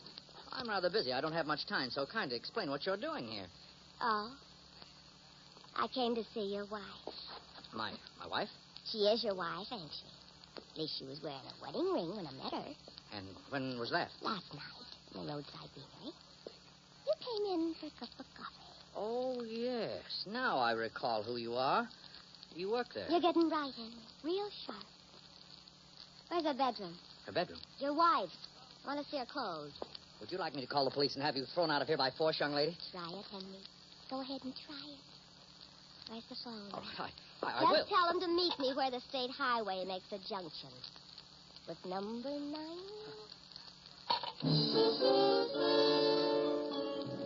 For a second, I thought his eyes would roll out of his head like marbles. But he ran his tongue around his lips and tried to think of something to say. Then he followed me like a zombie as I turned around and walked upstairs. Which room was hers, Henry? Is it this one? No. That one, over there. Oh. Oh, nice. Look at all that perfume. Woo! Look. What did you mean when you mentioned the junction with number 9? Don't you know, Henry? I know. It's an old dirt road that nobody ever uses, and it winds up to a field of clover. Ever been there, Henry? I don't know what you're talking about. Oh, go on. You're just bashful. What are you doing in that closet? Just looking, Henry. Oh, what a load of fancy clothes. Too bad she was such a tub, huh? None of these are anywhere near my size. Why'd she keep her furs? What do you know? Tell me what you know. What's in this closet here? Oh, baby, just look at those coats. Stone, marten, ermine, and sable, too. It'll be worthwhile to get this stuff cut down to cent. Too bad she was wearing that mink coat when you buried her. But you can always buy another one. For me. You saw me? Mm-hmm. Your back must hurt from all that digging. Was she heavy, Henry? Oh. Take it easy. Take it easy. Why did you do it, Henry? Because I hated her. Like I never hated anyone. Until I met you. Watch your temper, Henry. You mustn't get rough. See, I got a letter in my safe deposit vault to be opened when I die. You don't want to let anything happen to me, Henry. Like what happened to your wife. All right. What do you want? Make me an offer. Have you told anyone at all? Am I crazy? I'll give you 5,000 to get out of here and leave me in peace. 5,000 with all this inflation? That would just about cover the cost of one lousy mink. Will you settle for 10? 15. Well, then what do you want? Just half, Henry. Half of what? Whatever you got. You mustn't rush me. I didn't get through looking you up. But you're in the dough, no question about it. And I'm collecting as of now. Oh, this table feels nice, Henry. Remind me to wear it home.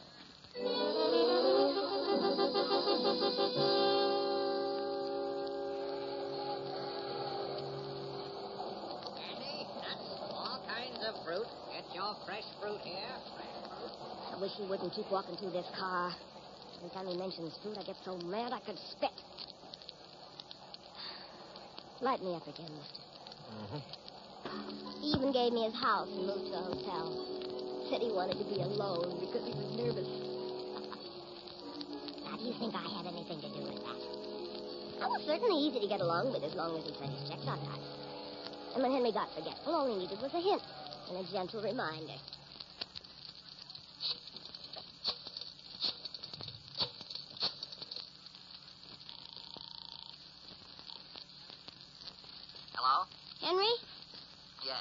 What happened to my mail this morning? I didn't get a check. I'll send one out to you today. And another 5,000 this week, doll, for odds and ends. Are you trying to break me? Oh, you're far from busted, baby, so don't start to cry. I'll expect the bankroll in the morning and make sure it isn't late.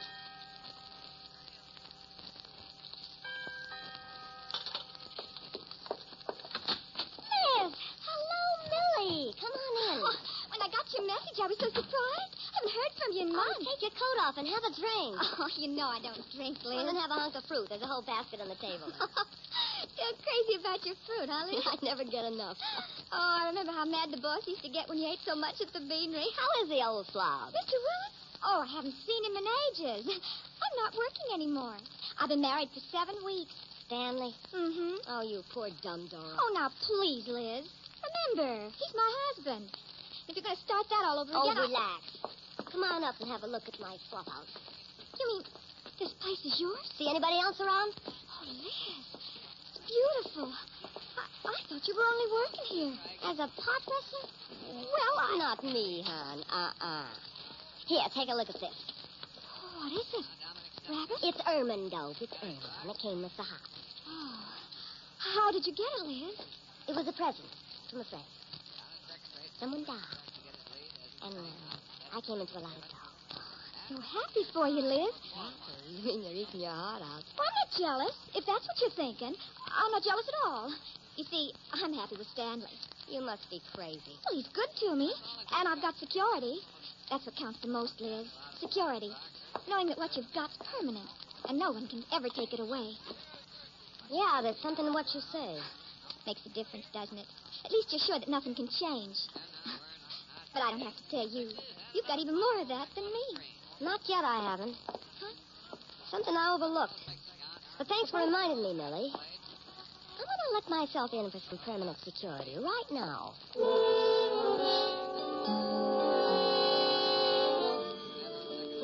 I waltzed over to Henry's hotel suite and found him sitting on the sofa with a bottle in his hand. Lately, he was getting to be a lush, as if he had something to worry about. But I could never figure out why.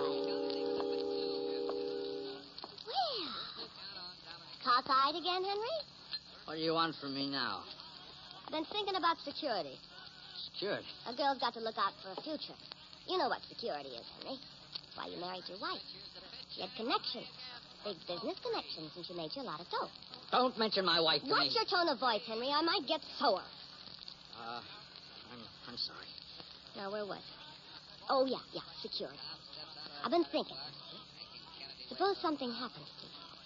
What'll become of me? Who cares? I care, hon, because I'm the only one who worries about it, so I thought of a solution. Oh, did you? We can't get married, but you could mention me in your will. Just leave me your cash and all your real estate. Everything else you can give to charity. You're crazy if you think I'll agree to that. And you're even crazier if you think you won't. Put it in writing, Henry, and bring me a copy tomorrow night. I might do a little talking about the junction with number 9. Can I see you tomorrow, hon? You know very well. I'll be there. I went downtown on a shopping spree the next day that lasted until after 5. Then I had myself a lovely dinner and went back to the house to meet Henry. I waited until 9, but he didn't show up, so I gave him a ring at his hotel.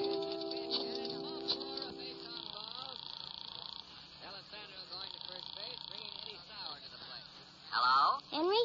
Yeah. What's the big idea? I beg your pardon? It's after 9, and we had a date. Oh, I'm so sorry, Liz, my dear. I had some work to do. I'll be over shortly. You got that, Will? Well, no, not exactly. Now, look, Henry, I'm a patient gal, but don't take advantage of my good nature. Well, I have a better proposition for you, Liz.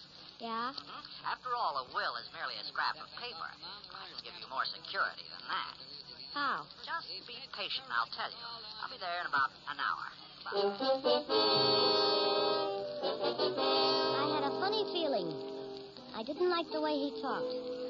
I felt safe when Henry was mad at me. This new act got me worried. So I grabbed a cab and rode out to the junction with number 9, then walked the rest of the way. When I got to the spot where he buried his wife, all I found was an empty hole.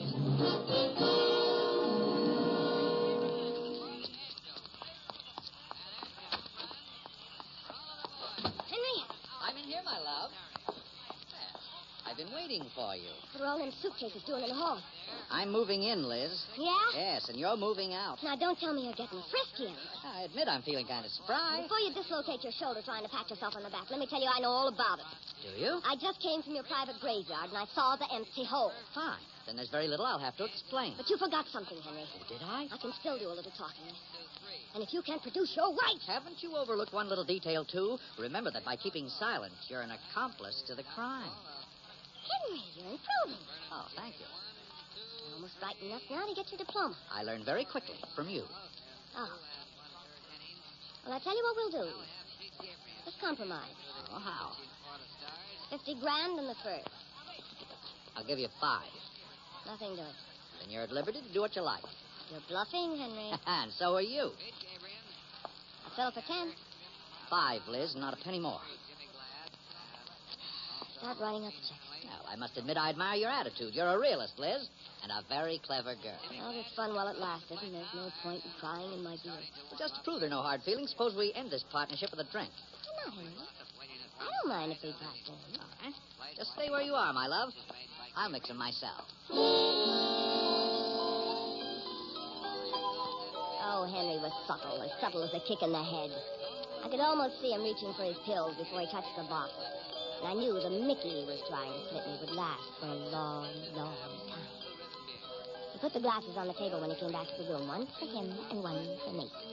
Only something new had been added to mine. Now, what will we drink to, Liz? How about your wife? Oh, that's too morbid. And let's drink to us. Ah, splendid idea. We've had such a pleasant association. Incidentally, I brought you a going-away present. Oh, really? Mm-hmm. A steamer basket of fruit. You'll find it in the hall. Well, that was sweet of you, Henry. Oh, not at all. You must have been pretty sure I'd be on my way. I was. Well, I can be as big a sport as you are, Henry, so I've got a present for you. Have you? Remember that letter I told you I wrote? The one that accused you of murder in case anything happened to me? Well? I'm going to let you have it. Oh, you're very generous, my dear. I took it out of my safe deposit vault. You'll find it in the desk. The study desk? That's right, Henry, on the left-hand side. You can make out the check while you're there. Oh, you men are smart. You're weasels when it comes to business. And jerks and everything else. When Henry came back to the room with the letter in his hand, he was grinning from ear to ear. And when he gulped his highball and I finished mine, the poor chump nearly laughed in my face. Now, about that check, Henry. Oh, yes, the check. Yeah, here you are, $5,000. Is that correct? That's the bargain. Too bad you won't get a chance to spend it, Liz. Why not? Because you'll never leave this house alive. Are you kidding? That drink you just had contained poison, my dear, and it'll shortly be taking effect. And how do you feel? Me? Why, I feel wonderful. Henry, you're a bad actor. You just can't be trusted at all. That's why I switched our drinks, hon, while you were out of the room. You what? How long does it take that stuff to work, Henry? I wouldn't want to hang around here all night. Boy, you rotten... Hurt much, Henry? Get it done. Get it done. Get it done. Henry. You might give my regards to your wife. I took my time about getting what I wanted because I don't like to miss a trick. After I lugged all the furs downstairs and packed his wife's jewelry, I went through Henry's clothes. He had $2,000 in cash that he wouldn't need anymore, so I helped myself. Then I took his ring and his diamond cufflinks and started to leave. As far as Henry was concerned, they'd list it as a suicide, but I didn't care either way. I'd be in Mexico before they found the body. Henry had his car parked in front of the door, which was something I counted on. I couldn't lug all that stuff away in my hand. But as I passed through the hall, I saw the basket of fruit, and I couldn't resist taking that, too. As I drove away, I was feeling pretty good, and I started to count the chips. I figured I could get rid of the furs and jewelry for 50 grand, and I'd sell the car to some Mexican fence. I felt so safe I didn't even worry when I saw the light. And they stopped my car and waved me to the side of the road. What's the matter, mister? State inspector, ma'am. Mind if I look inside your car? What for? Oh, just regulations. Now, what's this? Well, what does it look like? It's a basket of fruit. Uh-huh. Any more fruit? No. Let's have the key to your trunk, please. My trunkie? Now, hand it over, please. Well, I don't know what you want, but make it snappy. I haven't got much time.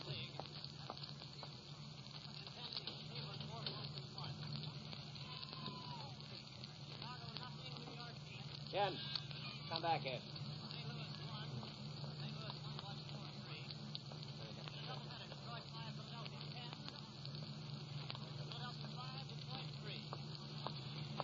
Okay, lady. Get up. The idea of the gun. You've got another passenger in the trunk of your car, and she happens to be dead.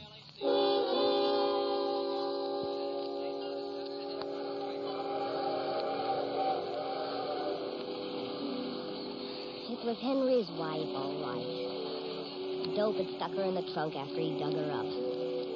With all her junk in my suitcase, they naturally pinned it on me. Say, what station are we coming into? Ours, baby. Easy, mister. Don't pull those handcuffs like that. Remember, you're tied to me. Peanuts, get your pears, apples here, fresh fruit.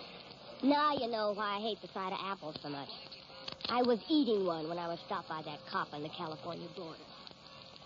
How was I to know you couldn't bring any fruit across the line?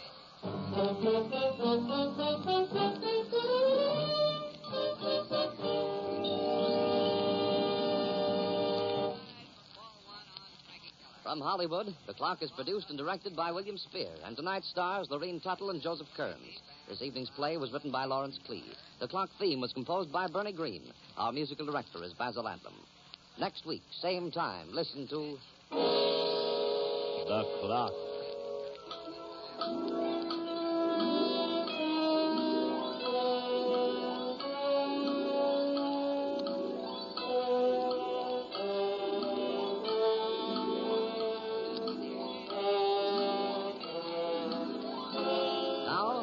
Reminder. Who knows? You might be telephoned to name the mystery melody on Stop the Music, coming up in just one moment over this ABC station. This program was transcribed. This is ABC, the American Broadcasting Company.